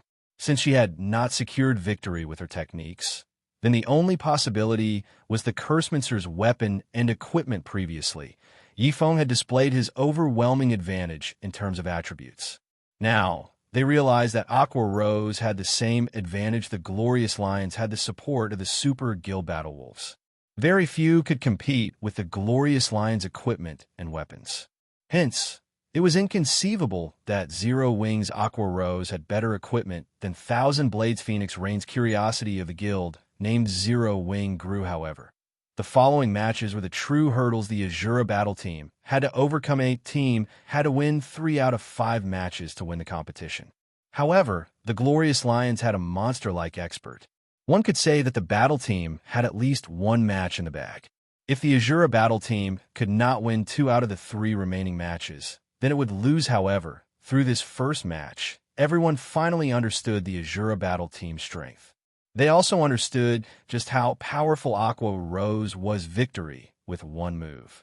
In the future, anyone who challenged Aqua Rose would have to consider today's fight for a time. The various major powers focused their attention on Aqua Rose. They began to investigate her past. She used to be an honorary elder of Twilight Echo. The upper echelons of Twilight Echo really are interesting. They chased such a talent out of the guild. Haha. Twilight Echo, sure, is rich. While others are frantically trying to recruit top-tier experts, Twilight Echo is chasing them away. The guild must have too many geniuses. It's no wonder why Twilight Echo has not been performing well in recent years. So this is their problem.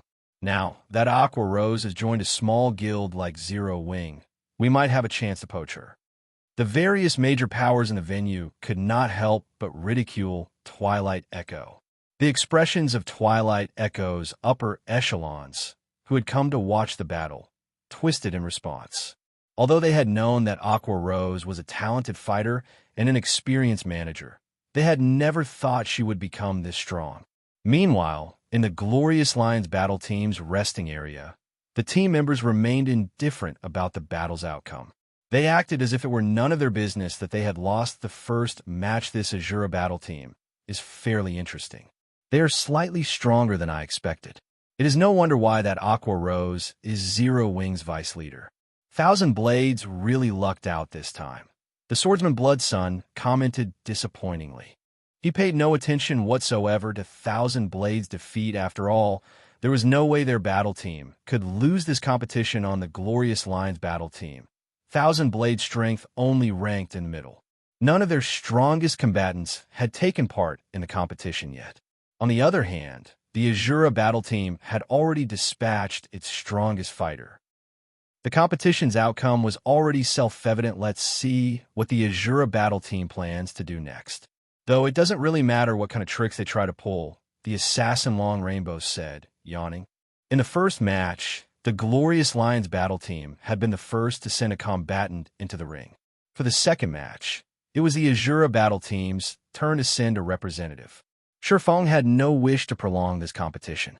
Hence, for the next 2-on-2 match, he sent Fire Dance and Violet Cloud. What's going on? They're actually sending a cleric. Is the Asura battle team giving up this match entirely? Wait, that Fire Dance seems to be the commander of Zero Wing's main force. The Asura battle team's representatives for the second match confused the crowd. Although clerics were not entirely useless, one would not normally send a cleric into a 2-on-2 match. After all, if the enemy focused on a cleric, the battle would quickly devolve into a 2-on-1 situation. To make things worse, the assassin class could not pin down players like the Guardian Knight, and Shield Warrior classes could just. What is going through that man's mind? Is he trying to forfeit the match? Phoenix Rain could not help her frown. She was aware of the three great experts of Zero Wing. They were Aqua Rose, Fire Dance, and Violet Cloud, respectively. Although sending two of the three great experts seemed like a good move, in the off chance that they were both defeated, the Asura battle team would lose all chances of winning this competition, having them take part in the later 3-on-3 matches. Taking the enemy by surprise like Aqua Rose had would have been the wisest move yet. Ye Feng had discarded that opportunity. Interesting. This brat's desire to win is impressive. He wants to win 2 matches in a row and rely on his own strength to fight for the final strand of hope. He is underestimating the Glorious Lions, Sirius muttered as he glanced at Ye Feng. Immediately, he instructed, Rainbow and Blood, you two will fight. Show the Asura battle team's leader the Glorious Lion strength. Blood Sun and Long Rainbow's combat prowess was only weaker than his among the Glorious Lions battle team. It was especially true for Blood Sunday. To increase their chances of becoming the Dark Arena's organizer, the Battle Wolves had even given Blood Sun an epic weapon. With Blood Sun's skills and the epic weapon, the swordsman's combat power was only beneath his own hints. Winning this match would be child's play for Blood Sun and Long Rainbow. In fact, Blood Sun alone was more than enough to defeat the Asura battle team's 2 representatives leader. Rest assured, Long Rainbow confidently reassured the team's commander as he stood abruptly. Rainbow, wait a minute. Fighting one player is too boring. Let me handle the both of them by myself, Blood Sun said as he stopped Long Rainbow. After the competition, I'll give you a bottle of life wine. How about it? The life wine was a Fire Dragon Empire specialty. It was known as a mortal world delicacy. Although the recipe was easy to obtain, the materials it required were extraordinarily rare. One could only obtain these materials if they were lucky. Aside from the drink's delicious taste, the life wine also had a certain probability of strengthening a player's physique. It was even more precious than dark gold equipment, really. Long Rainbow was certainly tempted when he heard the words life wine. This item was Blood Sun's treasure. Even their team leader had only managed to obtain 1 bottle from the swordsman after a lot of trouble. Normally, Blood Sun would not even share a cup, of course. Blood Sun assured he wanted to test his new sword properly, and he did not want Long Rainbow to interrupt his fun. Fine, I agree. However, if it seems like you're going to lose for the sake of winning the competition, I'll have to join the fight. Of course, you'll still have to give me the life wine, Long Rainbow said after giving it some thought. Sure. Blood Sun grinned. Chapter 787, Phantom Sword. In the wide and spacious dueling ring, the assassin Long Rainbow stood in the corner, while the swordsman Blood Sun took his place in the ring's center. The spectators were surprised. Normally, in a 2-on-2 match, teammates wouldn't stand so far from each other. They usually stood relatively close so that they could better coordinate their attacks and defense. Furthermore, they were both melee players, which was all the more reason not to stand 50 yards apart with a distance of 50 yards. Even a ranger, the class with the longest range, would not be able to assist a companion in battle. What are you guys trying to do? Fire Dance glanced at the distant Long Rainbow before shifting her gaze back to Blood Sun carefreely. Blood Sun said, "One-on-one battles are too boring, so I intend to take you both on by myself. Don't worry about it. The fight will be over very quickly." The audience could hear the players in the ring quite clearly. When they heard Blood Sun's words, an uproar shook the venue. They never thought that the Glorious Lions member would make such a bold statement. Nothing like this had ever happened in the Dark Arena before. Everybody wanted to win the competition, so why would anyone hold back their strength? If Blood Sun wasn't a fool, then he must be absolutely confident of his own power. So, you want a 1-on-2 battle? Rage flared in Fire Dance's eyes as she glared at Blood Sun's arrogant expression. Suppressing her anger, she said coldly, "It seems the Glorious Lions really underestimates us." "Ha, don't put it like that. This is a good opportunity for you to win the competition." Blood Sun laughed. He did not pay any particular attention to Fire Dance's cold, killing intent. The loss of the first match had wounded the Glorious Lions battle team's reputation quite severely. Blood Sun's first reason for asking Long Rainbow to step aside was to recover the team's reputation, while the second reason was to experiment with his epic weapon. However, Blood Sun did not think Fire Dance and Violet Cloud even qualified as test subjects. As you wish. Fire Dance stepped forward, standing in front of Violet Cloud. Understanding Fire Dance's intentions, Violet Cloud retreated. Interesting. Blood Sun did not mind the women's actions as he unsheathed the silver sword encrusted with 7 resplendent gemstones. "Hopefully, you don't lose too quickly. This is bad." Gentle Snow frowned as she watched the ring from the spectator stand. "Snow, what's wrong?" If Fire Dance could last against the party leader of the Flower of 7 Sins for so long, shouldn't she be able to defeat Blood Sun easily? Zhao Yueru was, more or less, familiar with Fire Dance's strength. Even if Blood Sun was very strong, she did not think that the swordsman was guaranteed to win. You don't know this, but Blood Sun's swordsmanship is very odd. Even a shield warrior like War Wolf couldn't defend against his attacks. Gentle Snow explained as she shook her head.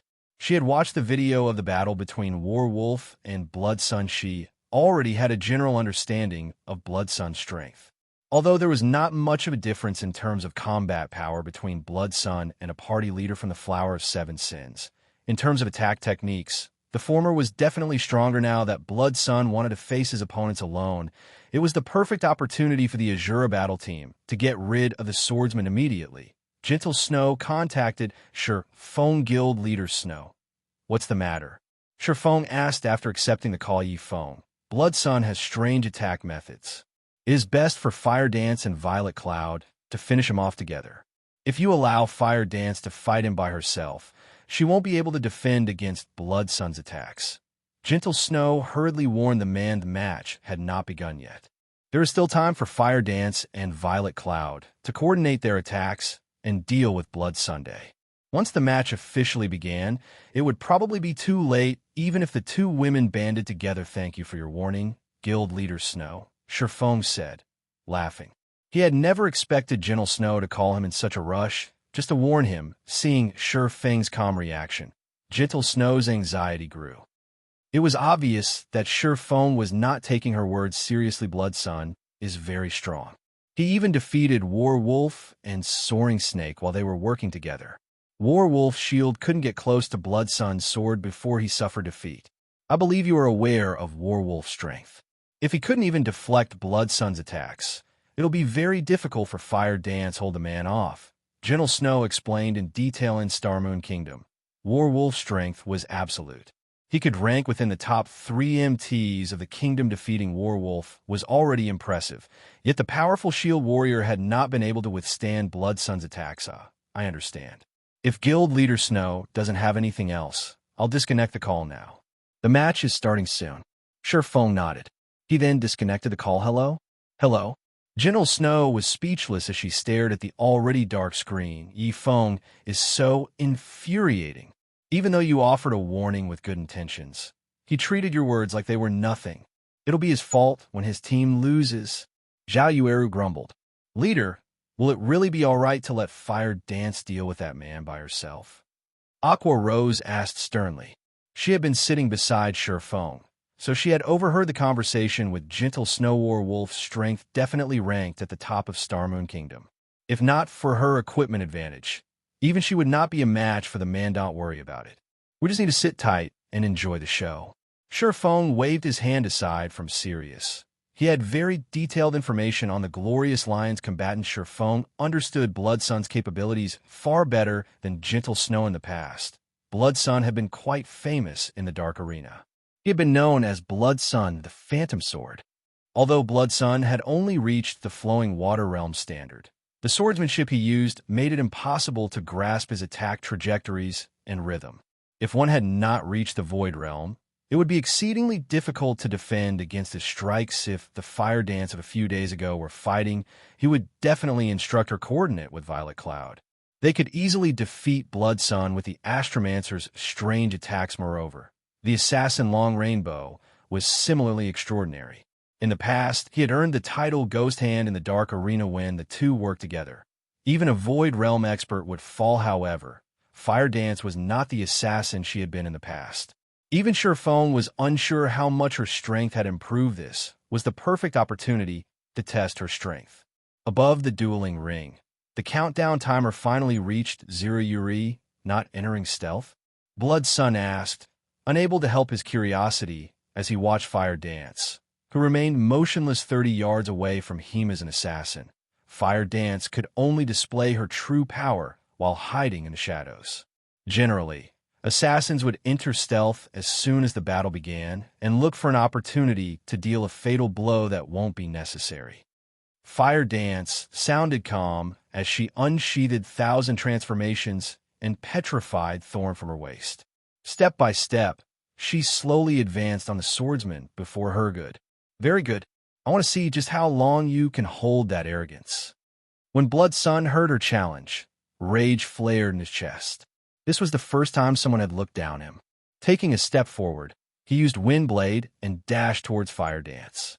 Chapter 788, Legendary Power. As she lost her mind, Gentle Snow was flabbergasted as she watched Fire Dance approach Blood Sun. Slowly Zero Wings guild leader was insane enough. She had never imagined that Fire Dance would follow in that man's footsteps, and assassin's abilities in a frontal confrontation were significantly weaker than a swordsman's.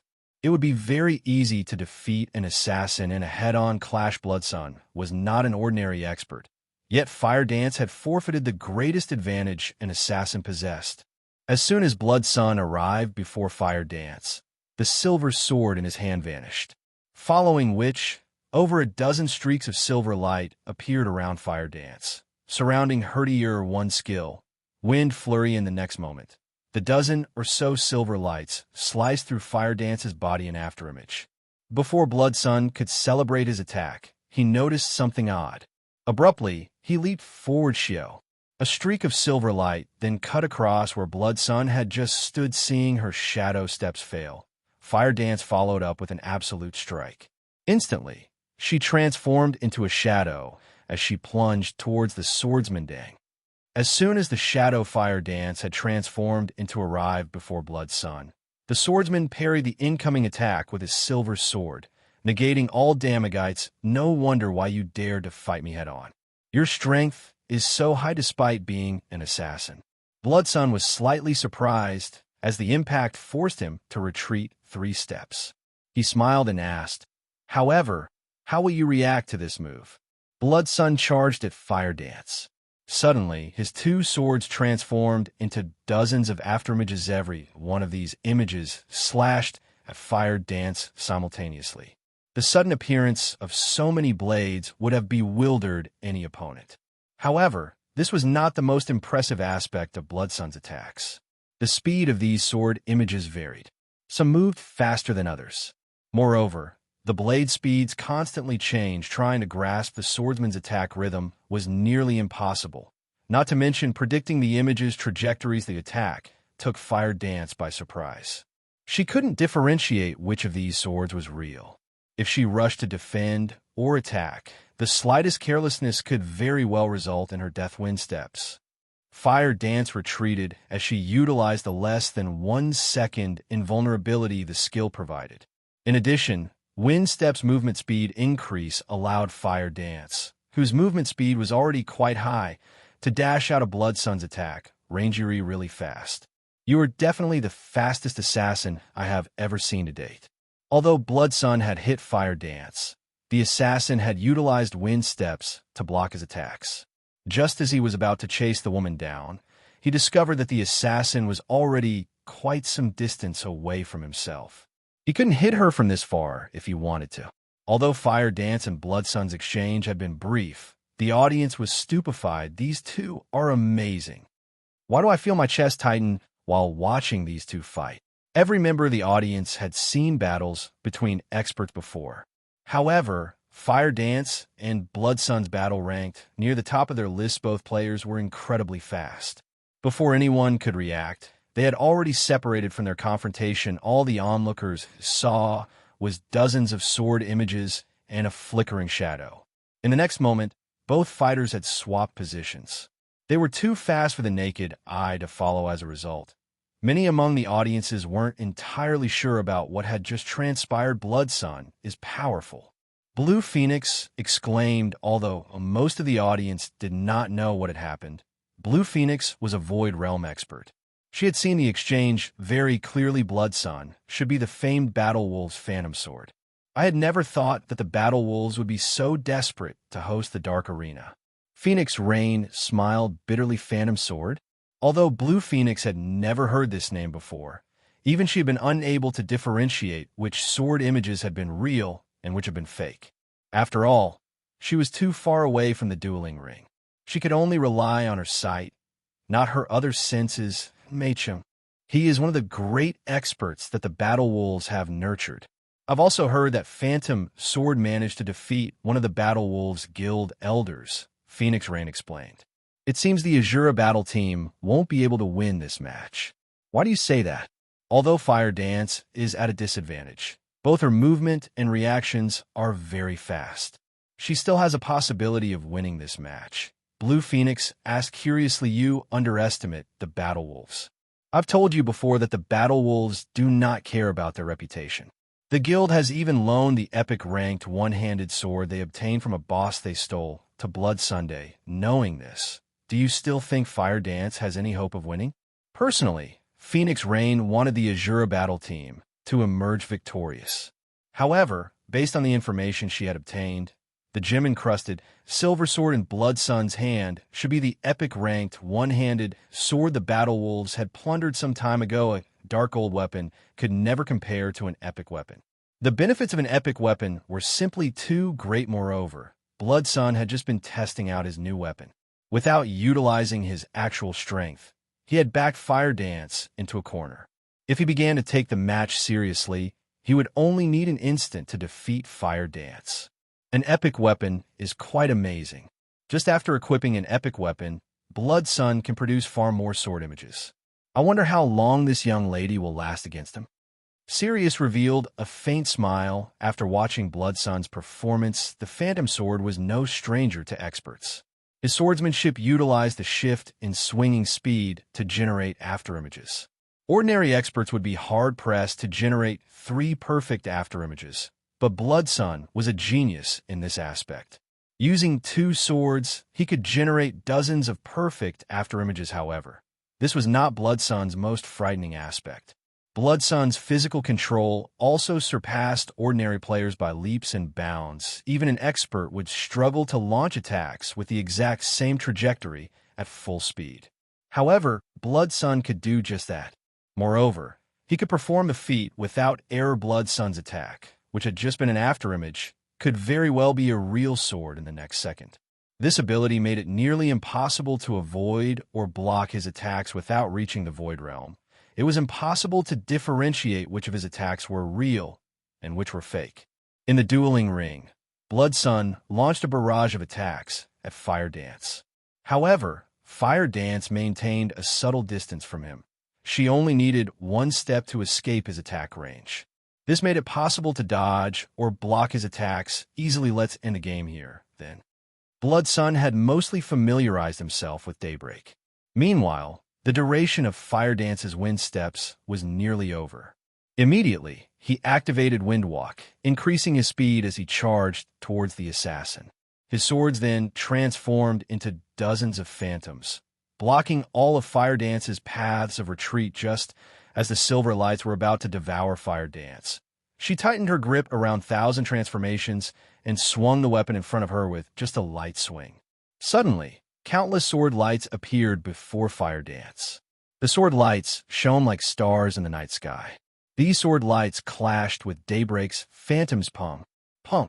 The sound of metal clashing reverberated throughout the dueling ring. Blood Sun felt his hands go numb instantly. He was also forced back 4 steps before he managed to stabilize his body. How did you do that? Blood Sun's eyes widened. He couldn't believe what had just happened, even though Fire Dance had simply swung her sword. Countless, shining sword lights filled the space between them. These sword lights were incredibly realistic, making it impossible to determine Fire Dance's true attack trajectory. When he came into contact with a random sword light, it had repelled him.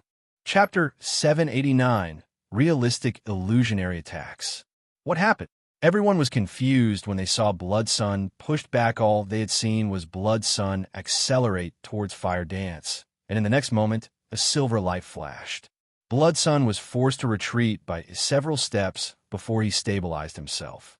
They could even see the swordsman's hands tremble. Originally, the battle had been in Blood Sun's favor. Now, however, the situation had changed completely. Nobody understood what had just happened. Who is that Fire Dance? Everlasting War's mouth gaped in shock. He had understood Aqua, Rose's victory. After all, she was a famous newcomer in the virtual gaming world. She had also been nurtured by a super guild. However, no one had ever heard of Fire Dance. Yet she was actually able to repel Blood Sun. While he went all out, Everlasting War could not believe this to be real. Even he had an extremely difficult time defending against Blood Sun's Phantom Sword. He could only use an AoE skill to counter Blood Sun's attack. However, Fire Dance had only used one strike to repel the swordsman with just a single swing of her sword. She filled the entire space between them with her sword's afterimages.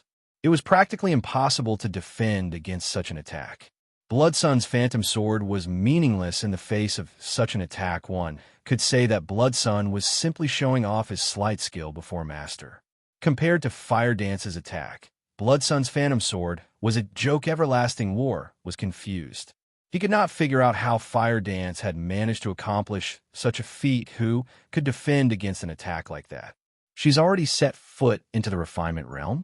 Sirius narrowed his eyes as he began to evaluate Fire Dance carefully. Fire Dance's previous attack was astounding. Even Sirius had not seen how the assassin had pulled it off. Against such an attack, even he would be forced to evade the sword images. However, Fire Dance's performance showed that she did not use any excess movements when drawing her sword. She had not executed any special techniques at all.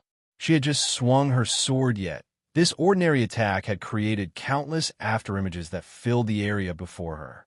Unfortunately, he sat too far away from the battle. He had not been able to see the details of what had happened. Snow, look. Fire Dance repelled Blood Sun. What do you think just happened?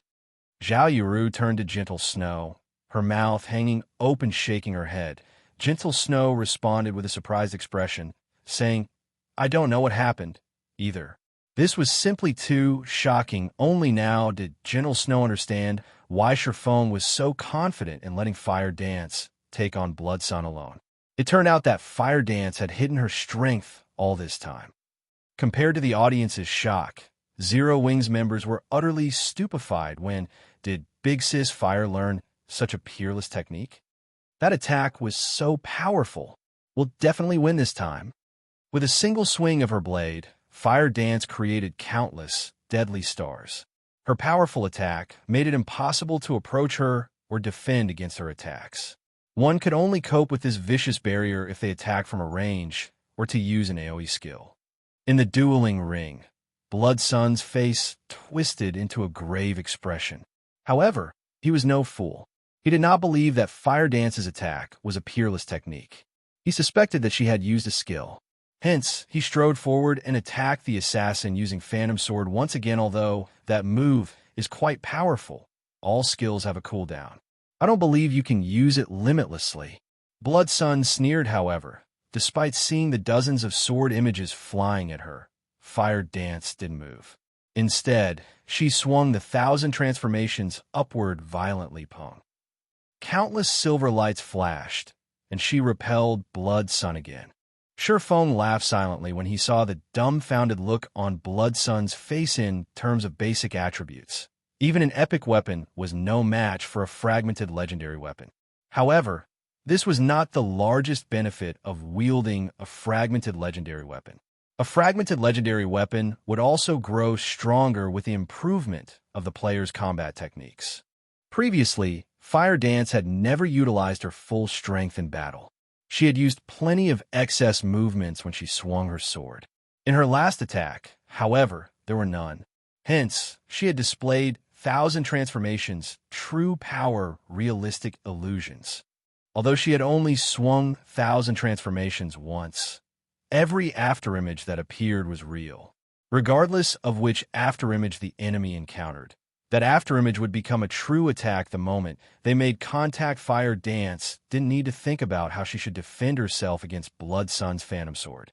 She only needed to swing her own blade. A simple swing could transform into an attack that incorporated both attack and defense.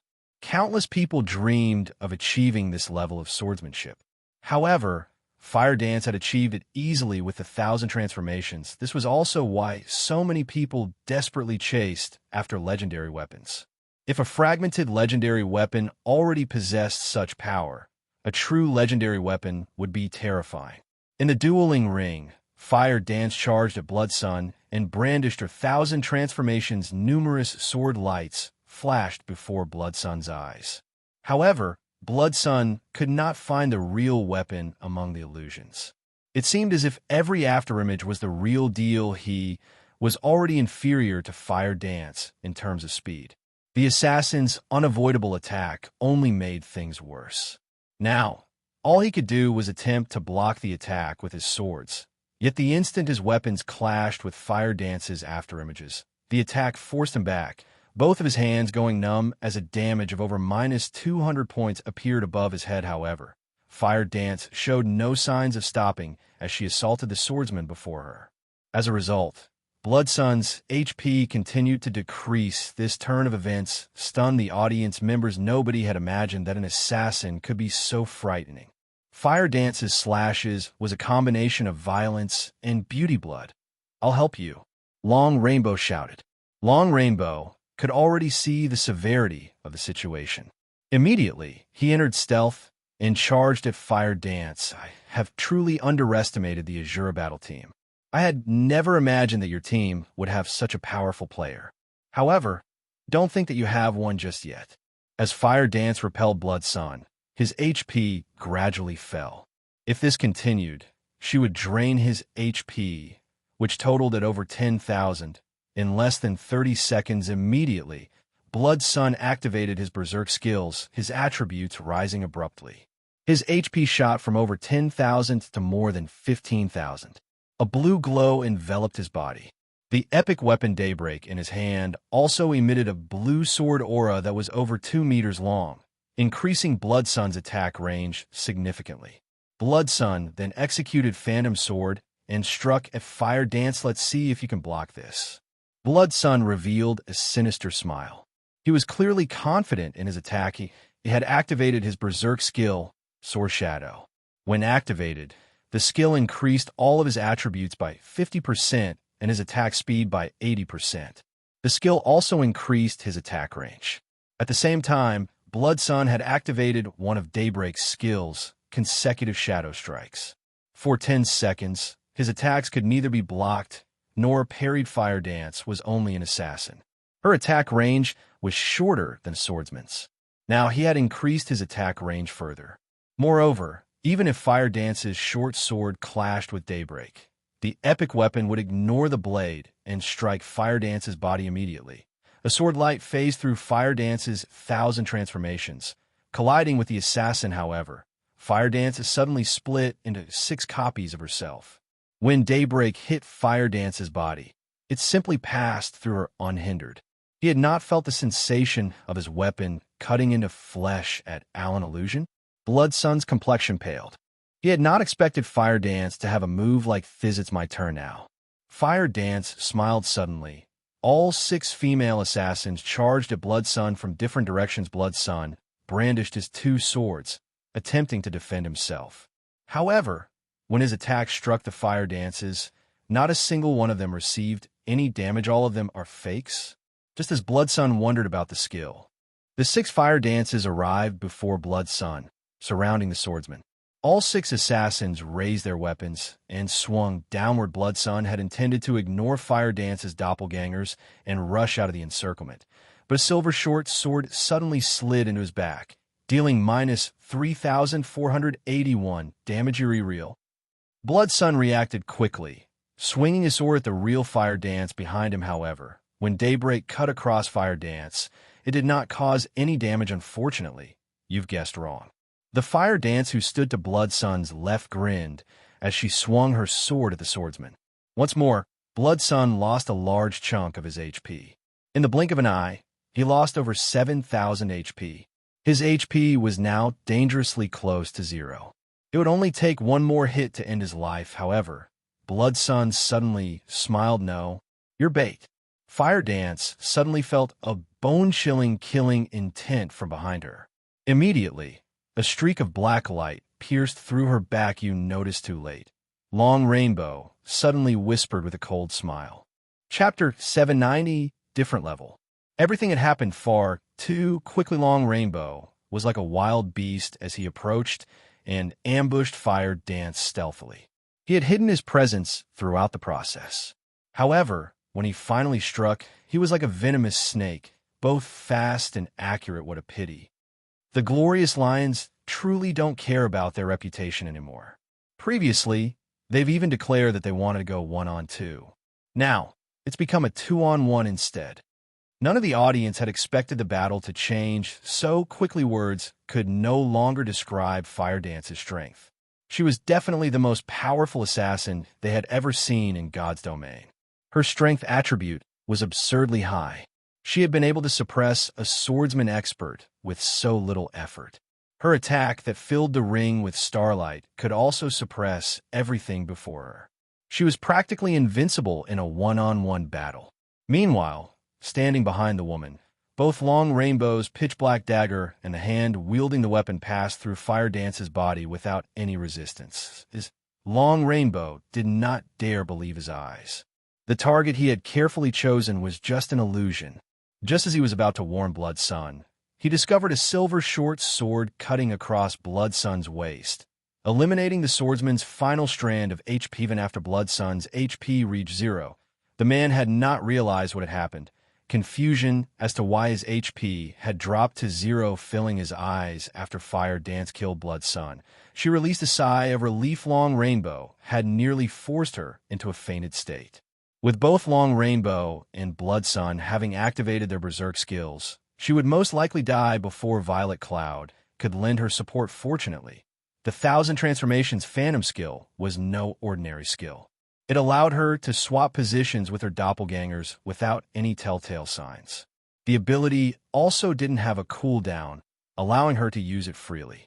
All she needed to activate the ability was a thought. Hence, she had swapped positions with her doppelgangers the instant before Long Rainbow's dagger plunged through her. However, as soon as Fire Dance finished off Blood Sun, Long Rainbow reacted. Immediately, he used the assassin class's strongest skill, Absolute Strike, transforming into a streak of shadow that assaulted Fire Dance unfortunately. By the time the black shadow pierced Fire Dance's body, Fire Dance had long since swapped positions with another of her doppelgangers when Long Rainbow's body rematerialized and reappeared behind Fire Dance's doppelganger. Fire Dance swapped position with said doppelganger again. Holding the petrified thorn in a reverse grip, she spun, and with centripetal acceleration, she executed a perfect backstab, shoving her blade into Long Rainbow's backdang. Vanish! Fire Dance realized what had happened after Petrified Thorn was forced to a stop before it could strike the other assassin. Long Rainbow began to disappear immediately. Her lips curling into a smile, Fire Dance stated, "Unfortunately, even this move can't save your life."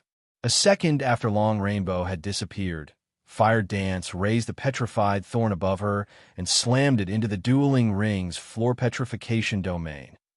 This was the Epic Ranked Dagger's second skill. When activated, it dealt 500% weapon damage to enemies within 50 yards. Enemies hit would also suffer a 50% movement speed reduction for 10 seconds. In addition, the petrification domain increased Fire Dance's attributes and movement speed suddenly. With Fire Dance at the center, the ground began to turn stone gray, the affected area spreading outwards in the blink of an eye. Everything within 50 yards of Fire Dance turned stone gray. Meanwhile, Long Rainbow had been forcefully exposed. Golden, divine runes flowed around the assassin's body, and although Long Rainbow had not received any damage, his body had turned the same gray as the ground, his movement speed having plummeted. Damn it. This skill has a movement speed reduction effect. Long Rainbow's expression was grim as he watched Fire Dance dash towards him. Although he had activated magic immunity and his Berserk skill, his basic attributes higher than Fire Dance's by a large margin, he was not confident of defeating Fire Dance in a direct confrontation after all. Even Blood Sun, who was the stronger of the two, had died while facing the female assassin head-on. His chances of victory were even lower. The only way he could win this match now was to eliminate the Cleric Violet Cloud first. Once his skills cooldowns had completed, he could look for an opportunity to slay Fire Dance, however. That was no longer an option. Just as the 6 Fire Dances were about to reach Long Rainbow, the latter activated a skill that freed him from all control effects, following which he struck at the leading Fire Dance head. Fire Dance did not bother resisting the attack, allowing Long Rainbow to strike as much as he wished. After Long Rainbow passed through Fire Dance's body unhindered, Fire Dance executed an eviscerate from behind the male assassin. However, 1,000 transformations had failed to hit Long Rainbow. The fragmented legendary weapon only struck the afterimage the assassin had left behind before anyone realized it. Long Rainbow appeared behind Fire Dance's true body. Executing Backstab. Long Rainbow had thought of this plan after Fire Dance had forced him out of stealth.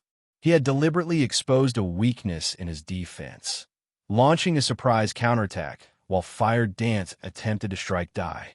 Long Rainbow shouted, his eyes bloodshot with fury as he thrust his blade in the end. However, his dagger still passed through the woman without any resistance. He had failed. How? Long Rainbow's eyes widened meanwhile. As soon as Long Rainbow's black dagger left Fire Dance's body, the doppelganger spun and slashed at the assassin. The two were too close. Even if Long Rainbow had predicted the attack, the Fire Dance's attack speed was simply too high. Furthermore, he had not yet recovered his stance after his full-powered attack. He could not defend himself. The silver 1,000 transformations became a stream of light that shot Long Rainbow's heart immediately. A damage of minus 10,648 points appeared above Long Rainbow's head, devouring more than 2/3 of the assassin's HP. Ignoring the pain, Long Rainbow abandoned his defense as he tightened his grip on his dagger and stabbed at Fire Dance. As an expert, his pride no longer allowed him to care about winning or losing this match. Only one thought went through Long Rainbow's mind. He needed to damage Fire Dance at least once. Although his attacks had only struck illusions, the pain 1,000 transformations caused him was absolutely real. Hence, Long Rainbow was certain that the Fire Dance before him was the real deal. Yet, just as his dagger was about to strike Fire Dance, Long Rainbow felt another sting in his back as Long Rainbow's HP dropped like a stone. He turned his head to take a look, discovering that the real Fire Dance had appeared behind him without his notice following, which Long Rainbow fell to the ground, bitterness filling his eyes despite his Berserk skill. Even until his death, he had not managed to touch the real Fire Dance. This was the first time since he had joined God's domain that anyone had toyed with him to such a degree, and he had been completely powerless against it. Silence dominated the spectator stands compared to this battle. The previous battles had been a joke. The battle had only lasted several seconds, yet before anyone realized what was going on, the two great experts of the Glorious Lions battle team were dead. Although none of the audience members understood what had just happened, they had learned one thing from watching Fire Dance's battle. All attacks against Fire Dance were ineffective, while every one of her attacks was vicious. This fight had felt like a dream. Two great experts had died without offering the slightest resistance aside from their confusion. Everyone among the audience admired and feared Fire Dance. The Glorious Lions' two great experts were undoubtedly extraordinary individuals. Even in the Dark Arena, their strength ranked at the top. Yet, even after these two great experts had activated their Berserk skills, Fire Dance had defeated them without any Berserk skill whatsoever. Berserk skills generally improved a player's combat power significantly. It should have been impossible for a player without a Berserk skill to contend with a player with one active. Today, however, every player in the room had been given a living example to the contrary. This was no longer an issue of attributes. Both sides were simply on entirely different levels. Just who is this Fire Dance? The major powers in the audience grew quite curious about Fire Dance's identity. Chapter 791, Old Monster. Underscore above the wide, spacious dueling ring, the system displayed Fire Dance and Violet Cloud's names as this match's victors. When the audience saw this announcement, an extraordinarily heavy atmosphere overtook the venue. With a mysterious combat technique, Fire Dance alone had defeated two great experts from the Glorious Lions battle team at this moment. Fire Dance's name etched itself deeply on everyone's hearts. Amazing. I had never thought that Zero Wing would have hidden so much of its strength. It's no wonder why Black Flame could afford to excuse himself from such an important event. When Phoenix Rain looked at Fire Dance, she felt as if a whole new world had opened up to her. Although Fire Dance's combat realm was mediocre at best, the assassin's bewildering combat method was a first for her. Even Blue Phoenix, a Void Realm expert, would not have any defense against Fire Dance, much less Long Rainbow and Blood Sunday. The only method to deal with the assassin's mysterious combat method was to use large-scale destruction spells or manipulate several dozens of flying blades like Aqua Rose had and attack from distance. Even having significantly higher attributes than Fire Dance would be of little use against the assassin. However, both large-scale destruction spells and the Tier 1 spell, Soul Cloud, had a long casting time.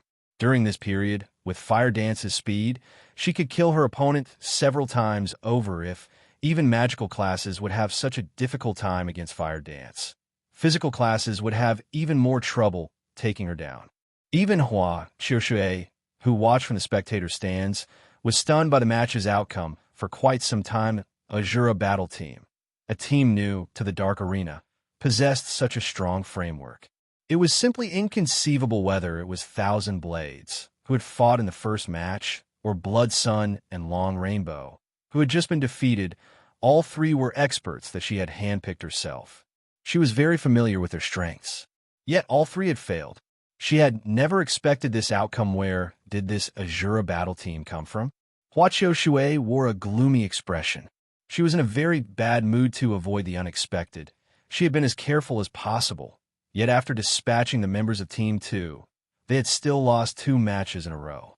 If they lost another match, they would lose the entire competition. It's no wonder why he dared to challenge my Glorious Lions battle team. Sure enough, he has some ability. Hua Xiaoshui could not help but shift her gaze towards Ye Feng. Initially, she had seen Ye Feng a minor character that did not necessitate any attention. Now that he was the Asura battle team's leader, however, she could not afford to ignore him. Meanwhile, when Exemplary Willow saw Hua Qiushui's gloomy expression. She more or less understood the glorious lion situation, however. Exemplary Willow was truly confused. Zero Wing was merely an upstart guild. She could deal with the guild's victory over the Star Alliance in the previous war, but it now forced Qiushui's battle team into a serious predicament.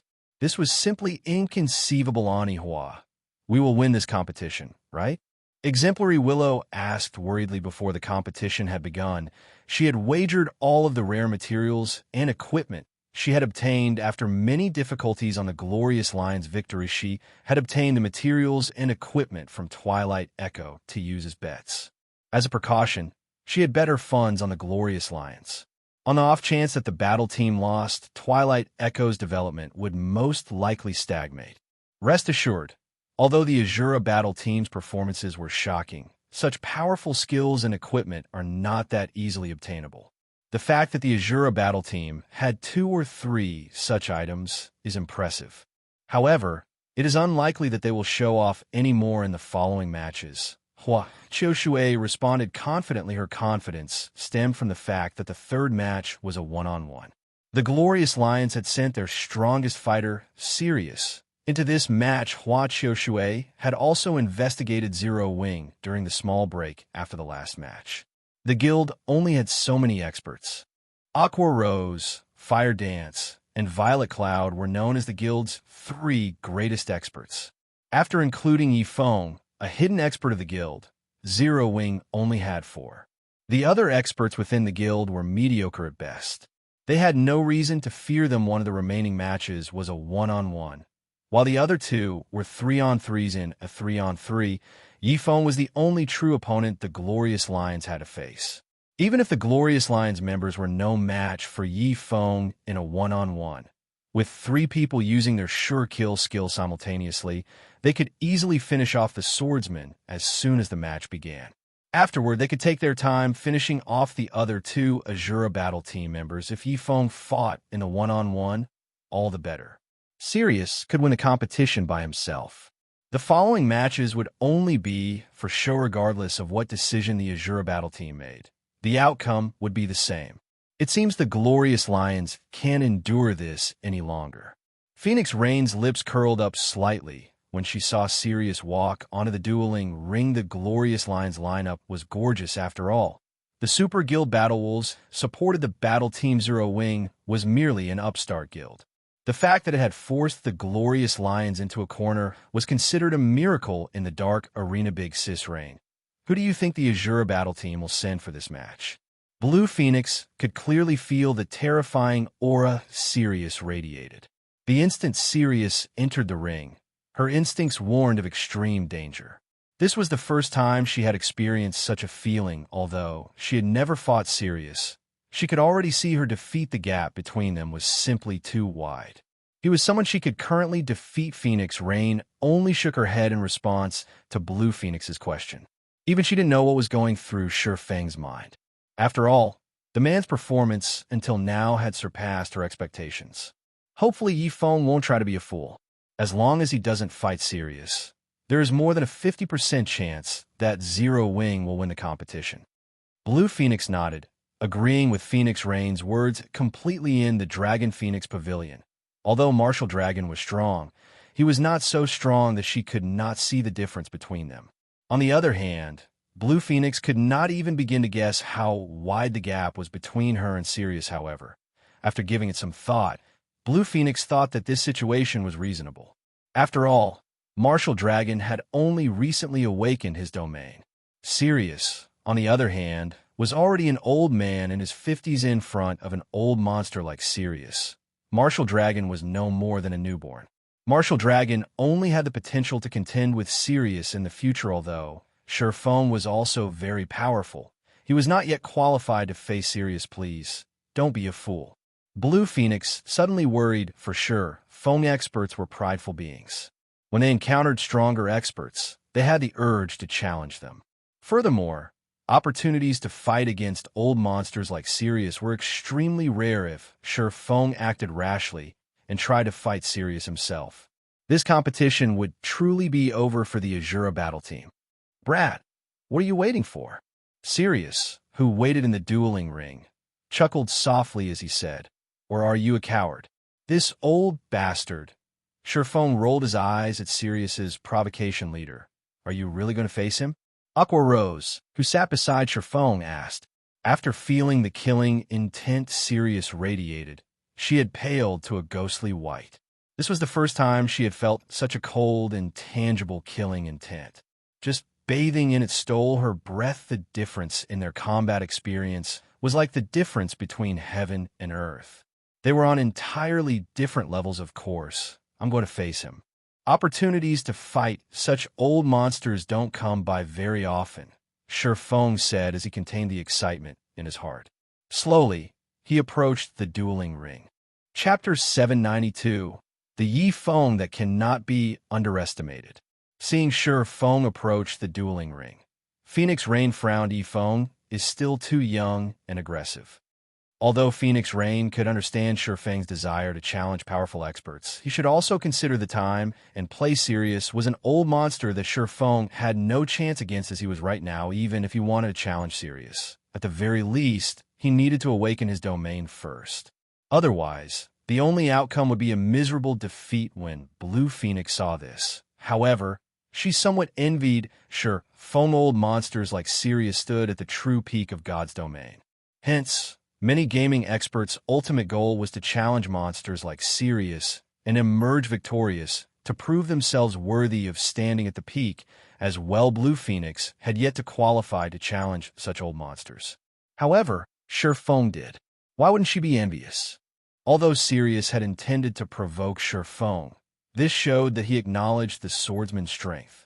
He believed that Ye Feng was qualified to challenge him. Otherwise, an old monster like Sirius would not stoop so low as to provoke a youth. If she were in Ye Feng's shoes, she too would accept this challenge to see what kind of heights she could reach. This kid is insane. He is actually challenging Sirius.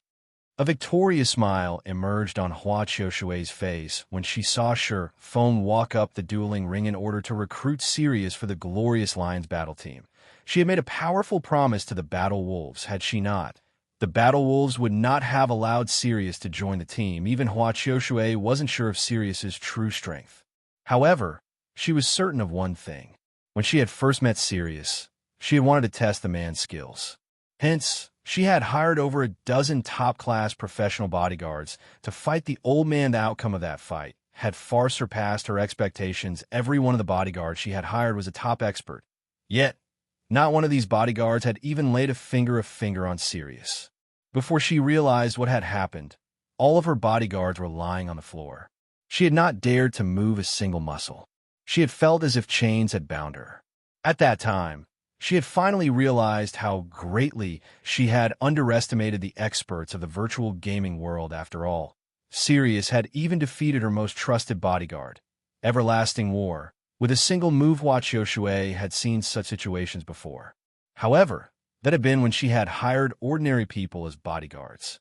In front of Sirius, even experts were no different than ants. Moreover, this had happened in the real world. Meanwhile, when Ye Feng and Sirius stood in the dueling ring, staring at each other, the stage's atmosphere seemed frozen. Not bad. Sirius nodded slightly as he watched Ye Feng. You have reached such a standard at such a young age. You can even endure my mental suppression.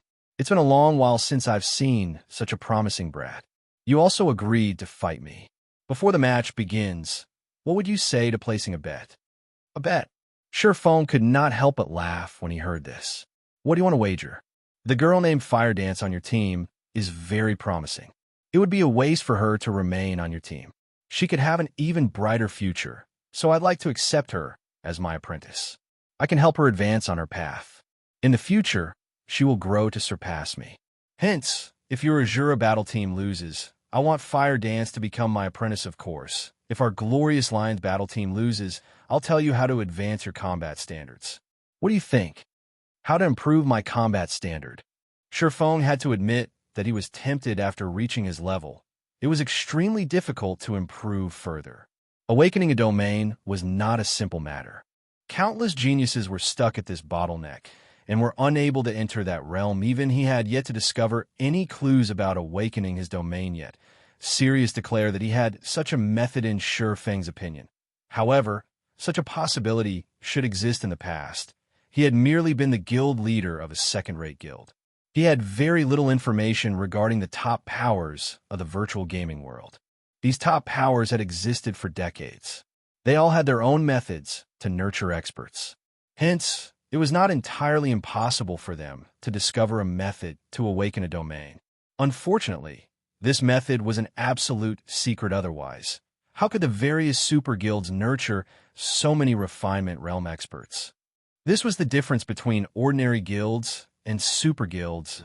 A small guild was lucky if they even had a few top-tier experts. A large guild was considerably powerful if it had several refinement realm expert leaders.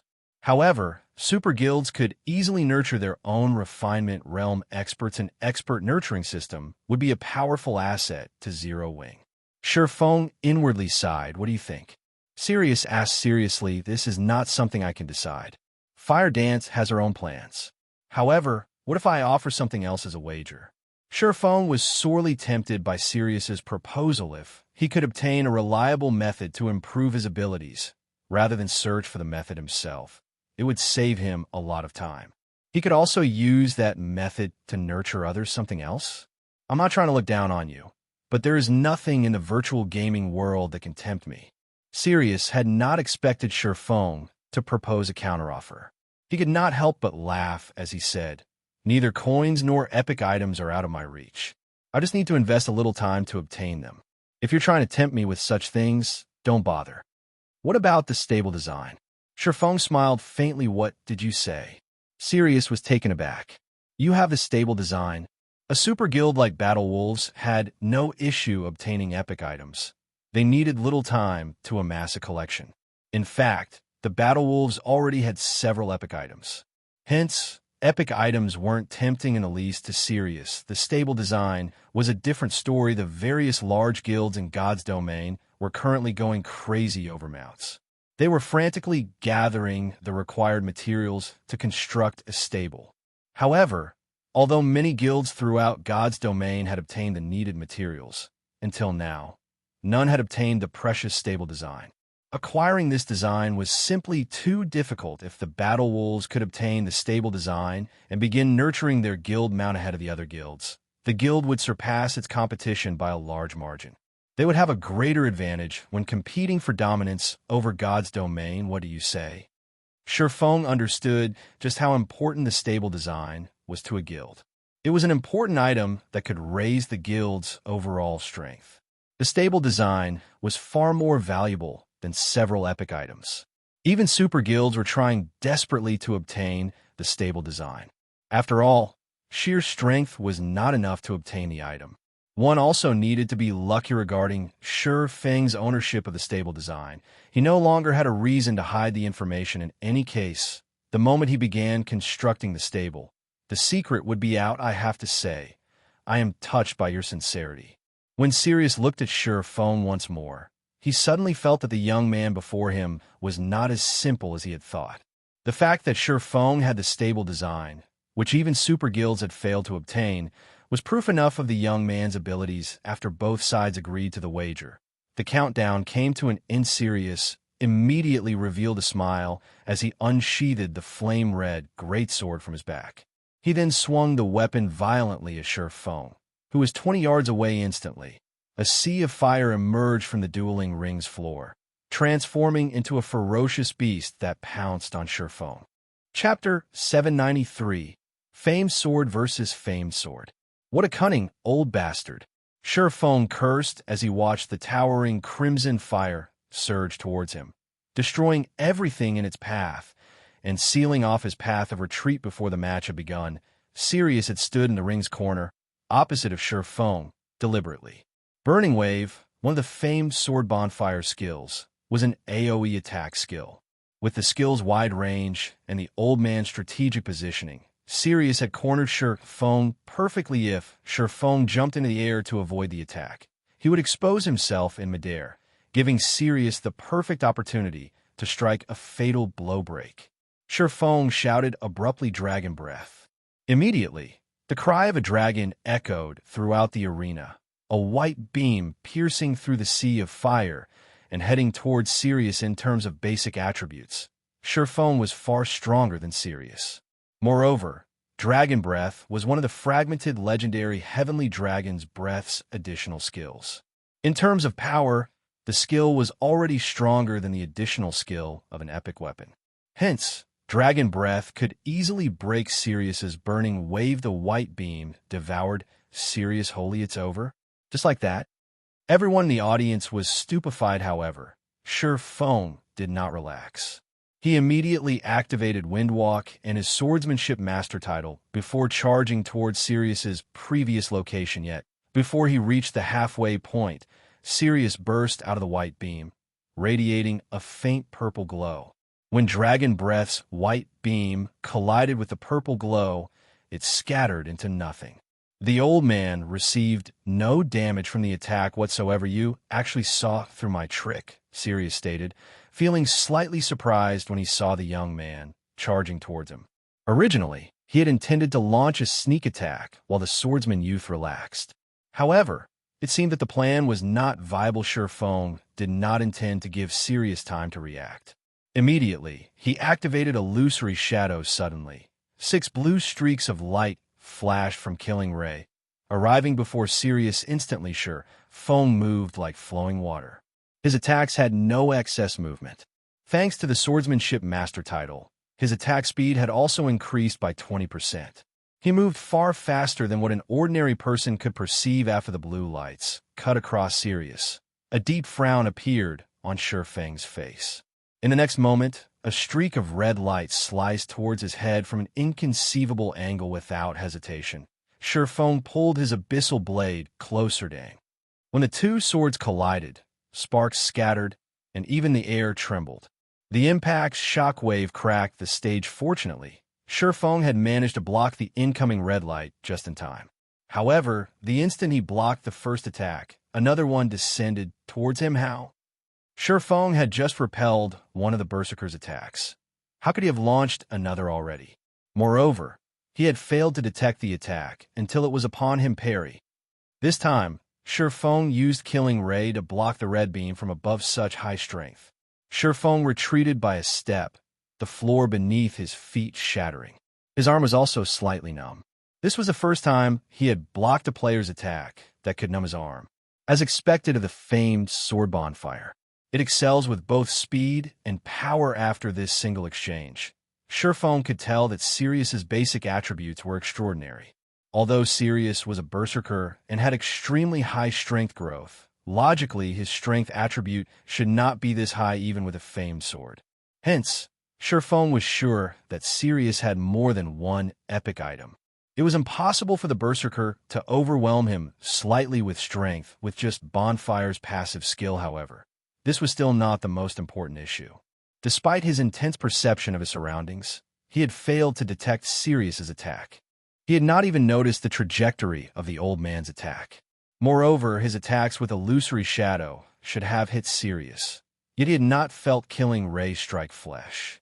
Although the two combatants had only exchanged moves for a brief moment, everyone on the spectator stands was stunned. They're so fast. Phoenix Rain exclaimed. Ye Feng's attack speed was even faster than when he had faced Blue Phoenix. Even his hand movements were only a blur to her. Not to mention the sword itself. Big Sis Rain, why didn't Sirius lose any HP? I clearly saw Ye Feng's attack hit him. Blue Phoenix asked curiously. Hit him? Phoenix Rain shook her head. Ye Feng hasn't touched him once. How could he lose any HP? Huh, but I saw the streaks of blue light pass through Sirius's body. Blue Phoenix's eyes widened. She couldn't believe it.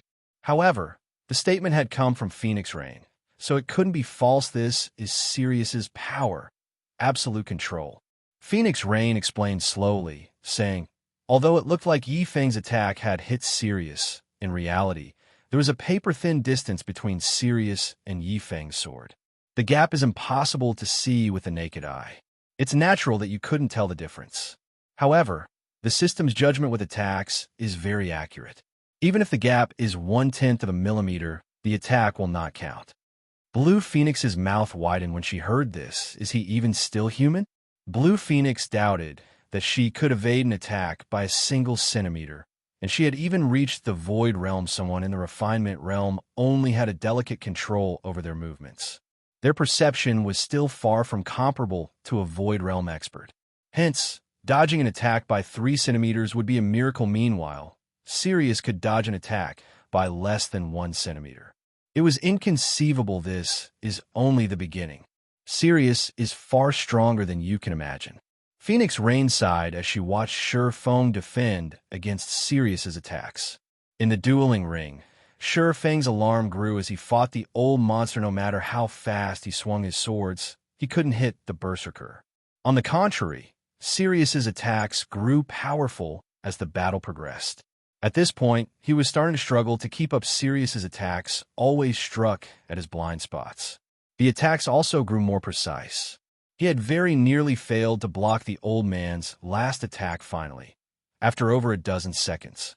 A streak of red light finally struck Ye Feng. However, the red light stopped just before it collided with Ye Feng's body. Unable to proceed, is this the strength of a domain? Ye Feng had no choice but to activate defensive blade. None of his attacks were effective against Sirius. On the other hand, the Berserker had no issues landing an attack. Throughout the battle, for some reason, Ye Feng had felt as if someone were pulling his strings. Amazing. You have lasted this long without using a life-saving skill. Sirius smiled calmly as he looked at the miserable youth before him. Now, rather than gripping his greatsword in one hand, he transferred it into a two-handed grip. Since you are so strong, I will show you my true power.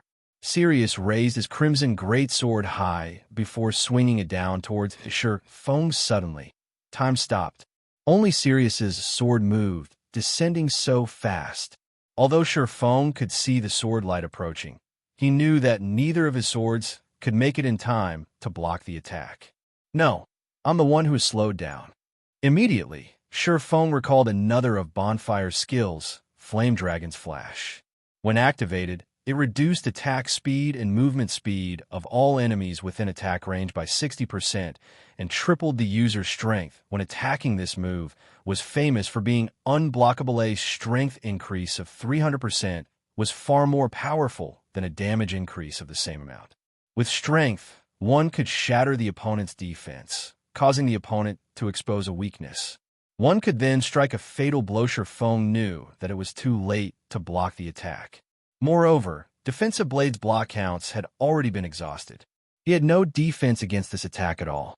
Hence, he had no choice but to use silent steps, evading the sword light and appearing behind Sirius. However, just as Ye Feng was about to strike the Berserker, Sirius spun, as if he had expected the move, and swung the greatsword in an arch towards Ye Feng's right side. The greatsword's oppressive strength even suppressed the air around them. Even though Ye Feng's strength attribute was also very high, his movements felt so restricted under Bonfire's massive pressure that he even struggled to breathe. With no other choice, Ye Feng activated Thunder God's Descent and Heavenly Dragon's Power. Sirius's attributes were extremely high. The Berserker had even tripled his strength. Being hit by Sirius's greatsword was no laughing matter. A critical hit might even kill him on the spot. Chapter 794, Contest of Strength. The instant the aquamarine killing ray and the crimson bonfire collided, a boom shook the dueling ring with the two swords at the center. The stage's stone floor shattered, dust clouds filling the air. As soon as the shockwave passed, a figure flew through the dust clouds, slamming into the ground. As soon as that figure landed, however, it stood and made it. Ye Feng muttered as he got to his feet. Glancing at his trembling hand, he smiled bitterly as he said, "He has so much strength." God's domain's 36 famed swords each had their own strengths. Among them, Bonfire was famous for its destructive power. Its skills were incomparably violent. In the hands of a Berserker, the weapon could topple a city even though his basic attributes were slightly higher than Sirius's. After activating Heavenly Dragon's Power and increasing his strength by 100%, the Berserker's attack had still sent him flying. Fortunately, however, Heavenly Dragon's Power had increased both his HP and defense by 300%. Thunder God's Descent also had a damage reduction effect. Hence, even after receiving the attack, he had only lost a little over 200 HP fortunately. With Heavenly Dragon's power, Ye Feng's maximum HP reached more than 48,000. Even without the Thunder God's descent, Sirius's attack could barely scratch Ye Feng. Ye Feng is strong. Even after Leader used Flame Dragon's flash, he took so little damage. Bloodsun was almost speechless after seeing Ye Feng mostly unharmed. Everlasting War was similarly dumbfounded. His memory of Sirius's Flame Dragon's flash was still fresh in his mind. While Sirius had offered him guidance, the Berserker had used a single hit to finish him off. Yet Ye Feng had only lost slightly over 200 HP. It was astonishing moreover. Ye Feng had lasted so long against Sirius. Ye Feng was the first person he had ever seen capable of such a feat. Not one member of the Glorious Lion's battle team could last 10 seconds against Sirius. Activating their Berserk skills had not changed that. Sirius could still end their lives in 10 seconds without relying on a Berserk skill himself. The difference in combat techniques between Sirius and his subordinates was like the difference between heaven and earth. I had never realized that Ye Feng had held back so much of his strength. He can actually contend with an old monster. It feels as if he is even stronger than Martial Dragon. A light shone in Blue Phoenix's eyes. She couldn't help but admire Ye Feng's strength. If she had been the one to fight Sirius, the match would have ended by now indeed. Ye Feng is stronger than Martial Dragon. However, this is only in terms of skills and attributes. It really is a wonder how Zero Wing has obtained so many epic weapons and equipment. Phoenix Rain fell into deep thought as she watched Ye Feng, who stood proudly in the dueling ring. After watching this match, she finally had a relative understanding of Ye Feng's. Sirius's strength spoke volumes for itself. Yet, despite facing a monster like Sirius, Ye Feng could rely on his basic attributes to compensate for his shortcomings. One could just imagine how powerful his basic attributes were. One could not rely on dark old equipment to gain attributes like this. Epic items were the only explanation. However, how precious were epic items?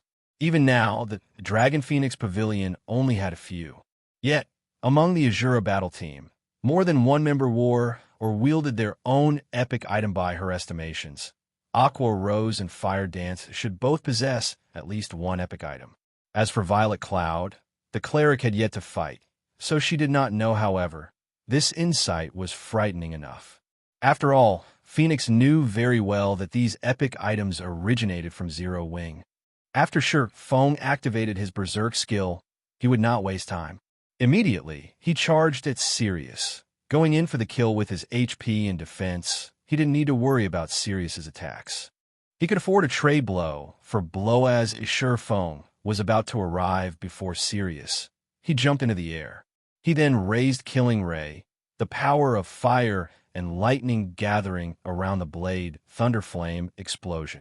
Immediately, the attack suppressed the space around Sirius. The spatial suppression would reduce all enemies' movement speeds. With the skill's wide range, Sirius had nowhere to dodge. Sure enough, Sirius showed no intentions of avoiding the attack. Instead, he crossed Bonfire in front of his body, fully intent on receiving the descending elements boom. Fire and lightning devoured the Berserker whole. However, the instant the elements came into contact with Bonfire, the famed sword absorbed them as if it were a black hole. This skill sure packs a punch. Sirius revealed an excited smile after Bonfire finished absorbing the flames and lightning. More cracks had appeared beneath his feet. However, thanks to you, I finally have a chance to use this skill to its limits. The Berserk skill he had learned was somewhat unique. The skill's name was Baptism of Fire. To display the skill's might, he needed to absorb a certain amount of damage from a single attack. Furthermore, he could exert more of the Berserk skill's strength, depending on the damage he received from the one attack in the past. He had been lucky if his opponents allowed him to display 50% of the skill's might. However, Ye Feng's attack allowed him to exert 100% of the skill's effects. Currently, Baptism of Fire strength bonus reached 120%. His attack speed increased by 100%, and his HP jumped by 200%. 6 blades of fire also appeared around his body. Meanwhile, Baptism of Fire lasted 1 full minute. which was more than enough time to end the match. Ye Feng had a bad feeling as he heard Sirius's words. However, before Ye Feng could react, the 6 flaming swords shot towards him so fast. Seeing the rapidly approaching swords of fire, Ye Feng instinctively brandished Killing Ray and the abyssal blade. Pung, pung, pung. 6 brilliant fires scattered around him as he repelled the fiery weapons. However, the attack had also sent Ye Feng flying across 10 yards, 3 damages of over -300 points appearing above his head. How does this be possible? Every member of the Asura battle team was shocked when they saw Ye Feng fly through the air. They knew full well how strong Ye Feng's basic attributes were. This was the first time they had seen anyone or anything throw Ye Feng after he activated Heavenly Dragon's power. Heavenly Dragon's power increased Ye Feng's strength by 100%. With Ye Feng's current strength attribute, a 100% increase even allowed him to face down a High Lord. Yet Sirius had sent him flying. How could they not be shocked? After landing, Ye Feng stared at Sirius with fear in his eyes. Is this the true strength of these old monsters? Ye Feng glanced at his trembling arms, excitement flaring in his eyes. Others might not know what had just happened, but as the person responsible for deflecting those swords of fire, Ye Feng understood the events well. Regarding strength, Ye Feng's was definitely higher than that of the fiery blades. However, Sirius could control the 6 swords of fire to their limits. 1 sword of fire might not have enough strength to overpower him. But if 2 swords combined their strength, then they would be stronger than him. Although combining the strength of 2 swords sounded simple, realizing the action was extremely difficult. To accomplish this feat, one needed both swords to attack the same location at the same time. Only by doing so could one combine the strength attribute of both swords. No ordinary player could achieve the precision and skill this feat required. Even he, as he was now, could not accomplish this feat. However, Sirius had done it. Moreover, he controlled the swords from a long distance. Fighting you to this point has made me quite happy. In return, I will show you my strongest, ultimate move, Sirius proclaimed as he smiled at Ye Feng excitedly. With a faint smile, he pointed Bonfire at Ye Feng immediately. The 6 swords of fire shot towards Ye Feng, all 6 combining into one flaming weapon. Chapter 795, 6 Swords in One. When the 6 swords of fire merged into one, the crimson flames turned a brilliant white. Wherever this flaming white weapon went, the white stone floor beneath it melted. Seeing the white sword of fire fly towards him, Ye Feng's expression turned grim. Just how strong is he? Merging 2 swords of fire together was already an incredibly difficult task. If one could not synchronize the swords perfectly, even an error of 1/10 of a millimeter would ruin the combined strength, resulting in individual attacks. Yet now, Sirius had merged all 6 swords of fire into one. The compounded strength was no laughing matter. The burning white weapon possessed 3 times the strength of the previous combination. Alright, it's time we put an end to this battle. Sirius narrowed his eyes. Shio. A sonic boom resounded throughout the dueling ring as the fiery white sword covered a dozen yards in an instant, arriving before Ye Feng's heart. Although Ye Feng wanted to dodge the sword, Sirius had already locked onto him. If he moved in the slightest, Sirius would immediately adjust the sword's trajectory. Defending himself while moving was also far more difficult. His only option was to allow the flaming blade to come within critical range before dodging it. The instant the sword was within range, Ye Feng sidestepped it. It's useless. I've already predicted your actions. Sirius shook his head as he commanded the white sword of fire with a thought. The sword suddenly changed its trajectory, stabbing towards Ye Feng's heart once more. However, Ye Feng had prepared for this moment. Suddenly, Killing Ray released a dazzling white glow flame burst. The white light caused the dueling ring's temperature to soar instantly. Killing Ray then transformed into a streak of white light that collided with the sword of fire. Boom. Everyone in the spectator stands felt their hearts shake and eardrums rupture. In the next moment, a small crater with a radius of over 2 yards appeared at the epicenter of the collision. The crater had been scorched black, as if created by a meteorite. Meanwhile, like a cannonball, Ye Feng flew over 20 yards away. His HP instantly fell by more than 1,500 points. When he landed, the stone flooring beneath his feet cracked, the fissures extending over 5 yards from Hima's. The deafening boom passed. Silence overtook the audience. Everyone was stupefied. Is this really a battle between humans? This thought continuously echoed through everyone's minds. The two fighters in the dueling ring felt more like Lord-ranked monsters rather than players. Not only were they both astonishingly fast, but their strengths and reaction speeds were also incredible. They had used the system's slow-motion function to watch the two fighters clash. Otherwise, they would not have had a single clue about what had happened. Snow, do you know anything about that sort of fire? Is it a skill? Zhao Yueru asked, excitement flashing in her eyes. Even after watching the fight for a long time, she could not figure out why that burning weapon was so immensely powerful. Previously, it had only dealt Ye Feng around -300 damage. Now, not only had it dealt over -1,500 damage, but the strength it contained had also increased tremendously. However, she had only seen the 6 crimson swords of fire merge into one. If she could similarly combine her spells, just how devastatingly powerful could her spells become? Gentle Snow simply shook her head in response to Zhao Yueru's question. This was the first time she had ever seen something like this. The thought of combining attacks to improve the strength of a skill had never crossed her mind before. She had never imagined that the combined strength would yield such overwhelming effects. Although she could tell what her friend was thinking, she did not think that Sirius's attack was just as simple as merging the 6 swords of fire to attack simultaneously. After all, when they fought dungeon bosses, there were often instances where several spells struck the boss simultaneously. However, none of those instances had ever yielded such combination effects. Moreover, if the 6 swords of fire had combined to attack simultaneously, 6 damages should have appeared above Ye Feng's head. However, only one had appeared. Hence, Sirius's attack was not as simple as it seemed.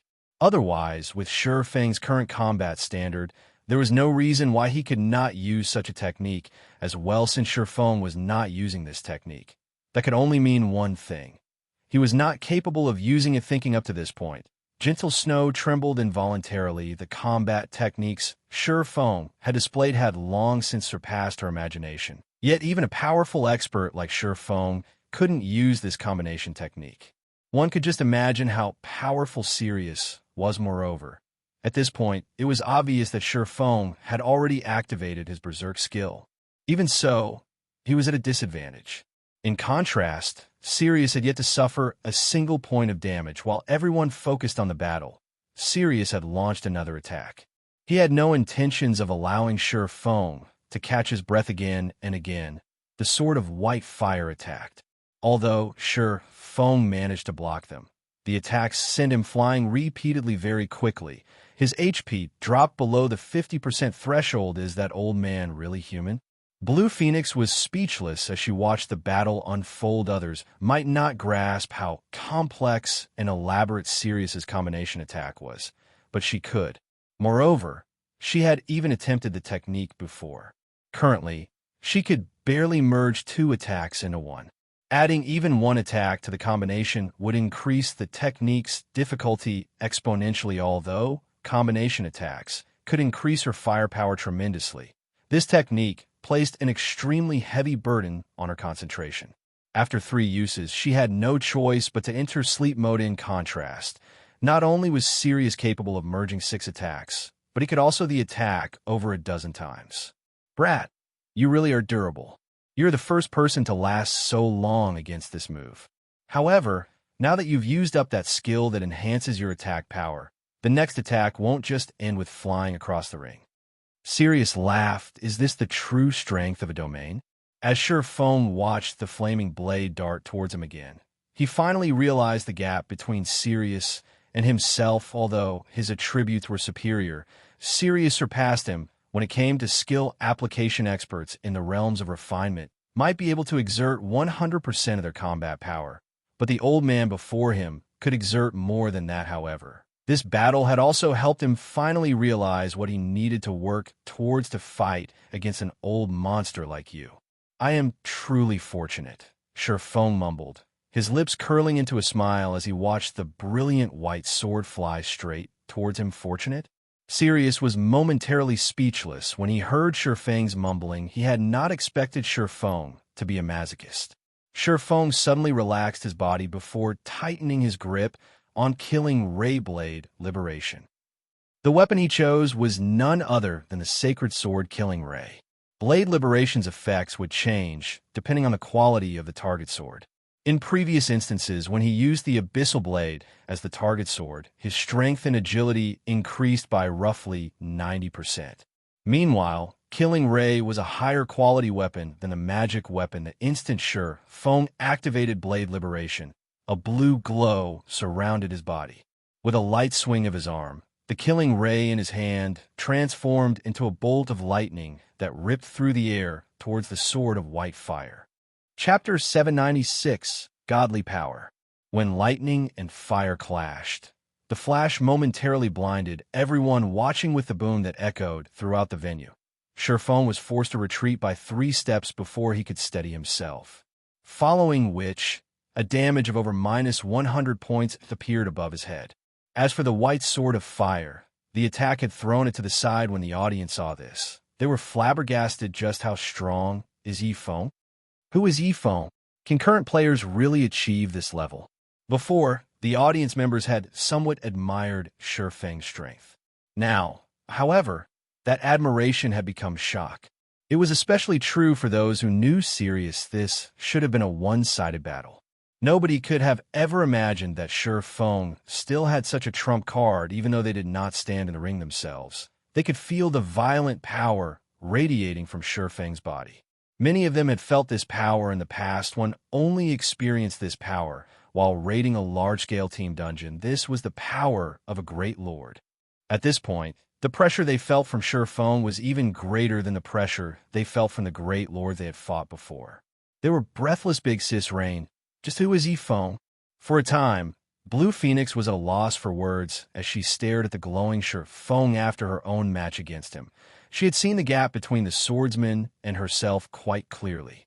His strength had not been out of her reach now. However, it would seem that the strength Ye Feng had used against her had just been the tip of the iceberg. If she fought this kind of violent power, she would most likely die in an instant. Not responding to Blue Phoenix's question, Phoenix Rain remained silent as she continued to watch the man named Ye Feng. It seems I've truly underestimated Zero Wing. It's no wonder why they dare to pick a fight with exemplary Willow. So, the guild had still hidden such an expert. Joy flooded Phoenix Rain. She had not initially had much hope for the Azure battle team. She had only hoped to win a few matches and earn a small fortune in the Dark Arena. After all, the Dark Arena had only established recently. Many experts considered themselves to be above such brawls. Now, however, with the strength the Azure battle team had just displayed, they could definitely fight for a high rank in the Dark Arena.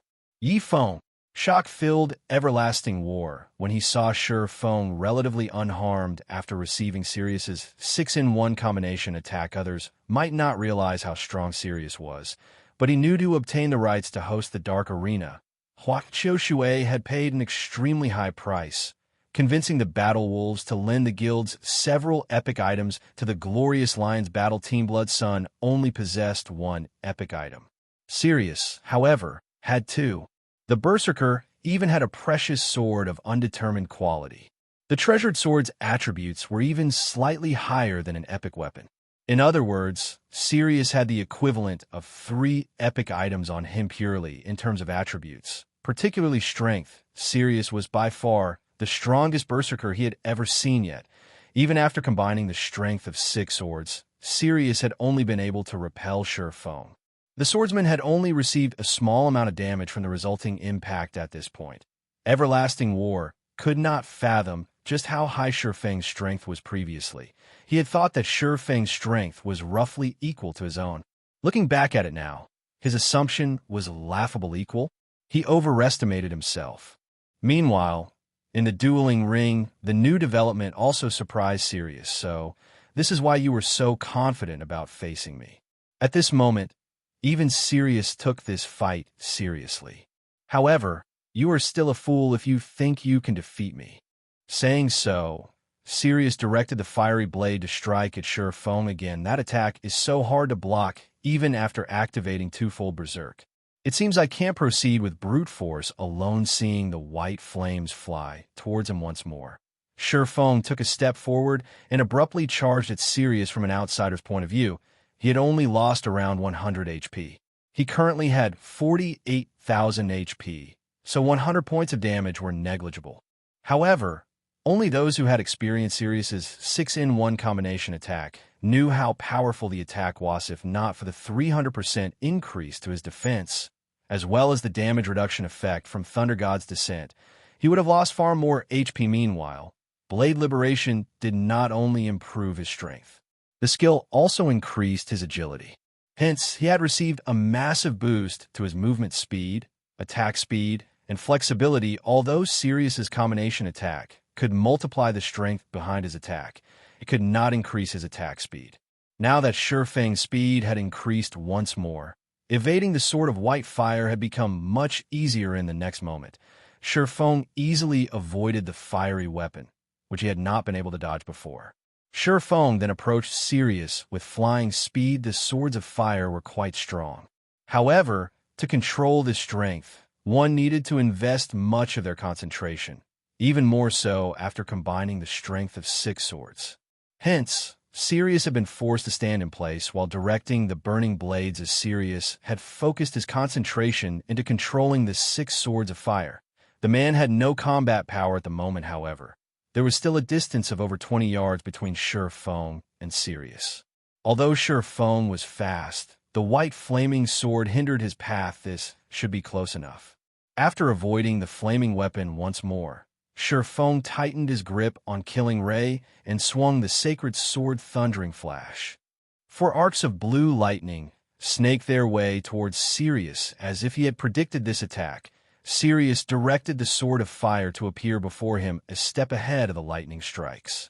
The flames slashed at each arc of lightning. The instant the sword collided with the lightning, the latter shattered. The sword of fire then advanced towards Ye Feng's heart. Take this. Ye Feng was not surprised by Sirius's defensive maneuver. Instead, he revealed the blazing meteor and through a red streak of light smashed into the sword of fire, causing the white sword to pause before continuing towards Ye Feng, having lost momentum. At this time, Ye Feng hacked at the weakened white flames, the impact forcing him back a step. This time, however, he only received slightly over -50 damage. Trying to go for a battle of attrition? Sirius frowned slightly. Not on my watch. The 6-in-1 combination attack placed a huge burden on a user's concentration. Even he could not support the technique for too long.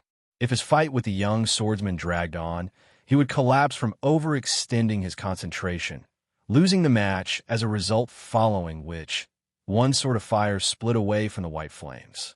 Although a 5-in-1 combination attack was slightly weaker, it was still enough to suppress Ye Feng. Meanwhile, the other sword could find an opportunity to deal damage immediately. The brilliant sword of white fire charged towards Ye Feng, whereas the crimson sword attacked the swordsman from behind. As long as the white flames repelled Ye Feng, he would reveal gaps in his defense. This would make it far easier to land a direct hit pung. Sure enough, Ye Feng was forced back by a step after colliding with a 5-in-1 combination attack. However, just as the other sword of fire was about to stab the swordsman, a figure suddenly appeared to block the attack. Phantom Kill. After he upgraded the Abyssal Blade by a rank, Ye Feng's doppelganger had gained 80% of his attributes. With his twofold Berserk state, it was child's play for the doppelganger to block a single flaming sword. After blocking the attack, Ye Feng's doppelganger activated Windwalk and Windblade before charging toward the enemy berserker. Sirius wanted to use the white sword of fire to defend himself. Ye Feng had the weapon pinned down. It couldn't approach the doppelganger when Ye Feng's doppelganger arrived before Sirius. The berserker finally gave up his control over the white sword of fire. He swung Bonfire to defend against the doppelganger's chop. Just as the doppelganger's sword was about to strike, the berserker evaded the attack. Immediately after, Bonfire bit into the doppelganger's body. However, even after the doppelganger received the damage, it did not retreat. Instead of the doppelganger, it was Ye Feng who stood before Sirius. After swapping positions with his doppelganger, Ye Feng swung his sword at Sirius' streak of blue light, flash surprised by the unconventional attack method. Sirius had failed to react and received Ye Feng's attack in full. The massive impact forced Sirius into a retreat. Taking the opportunity, Ye Feng followed up with a series of over a dozen slashes. Although Sirius tried to defend himself, he couldn't block Ye Feng's attacks completely. As a result, he received several more strikes.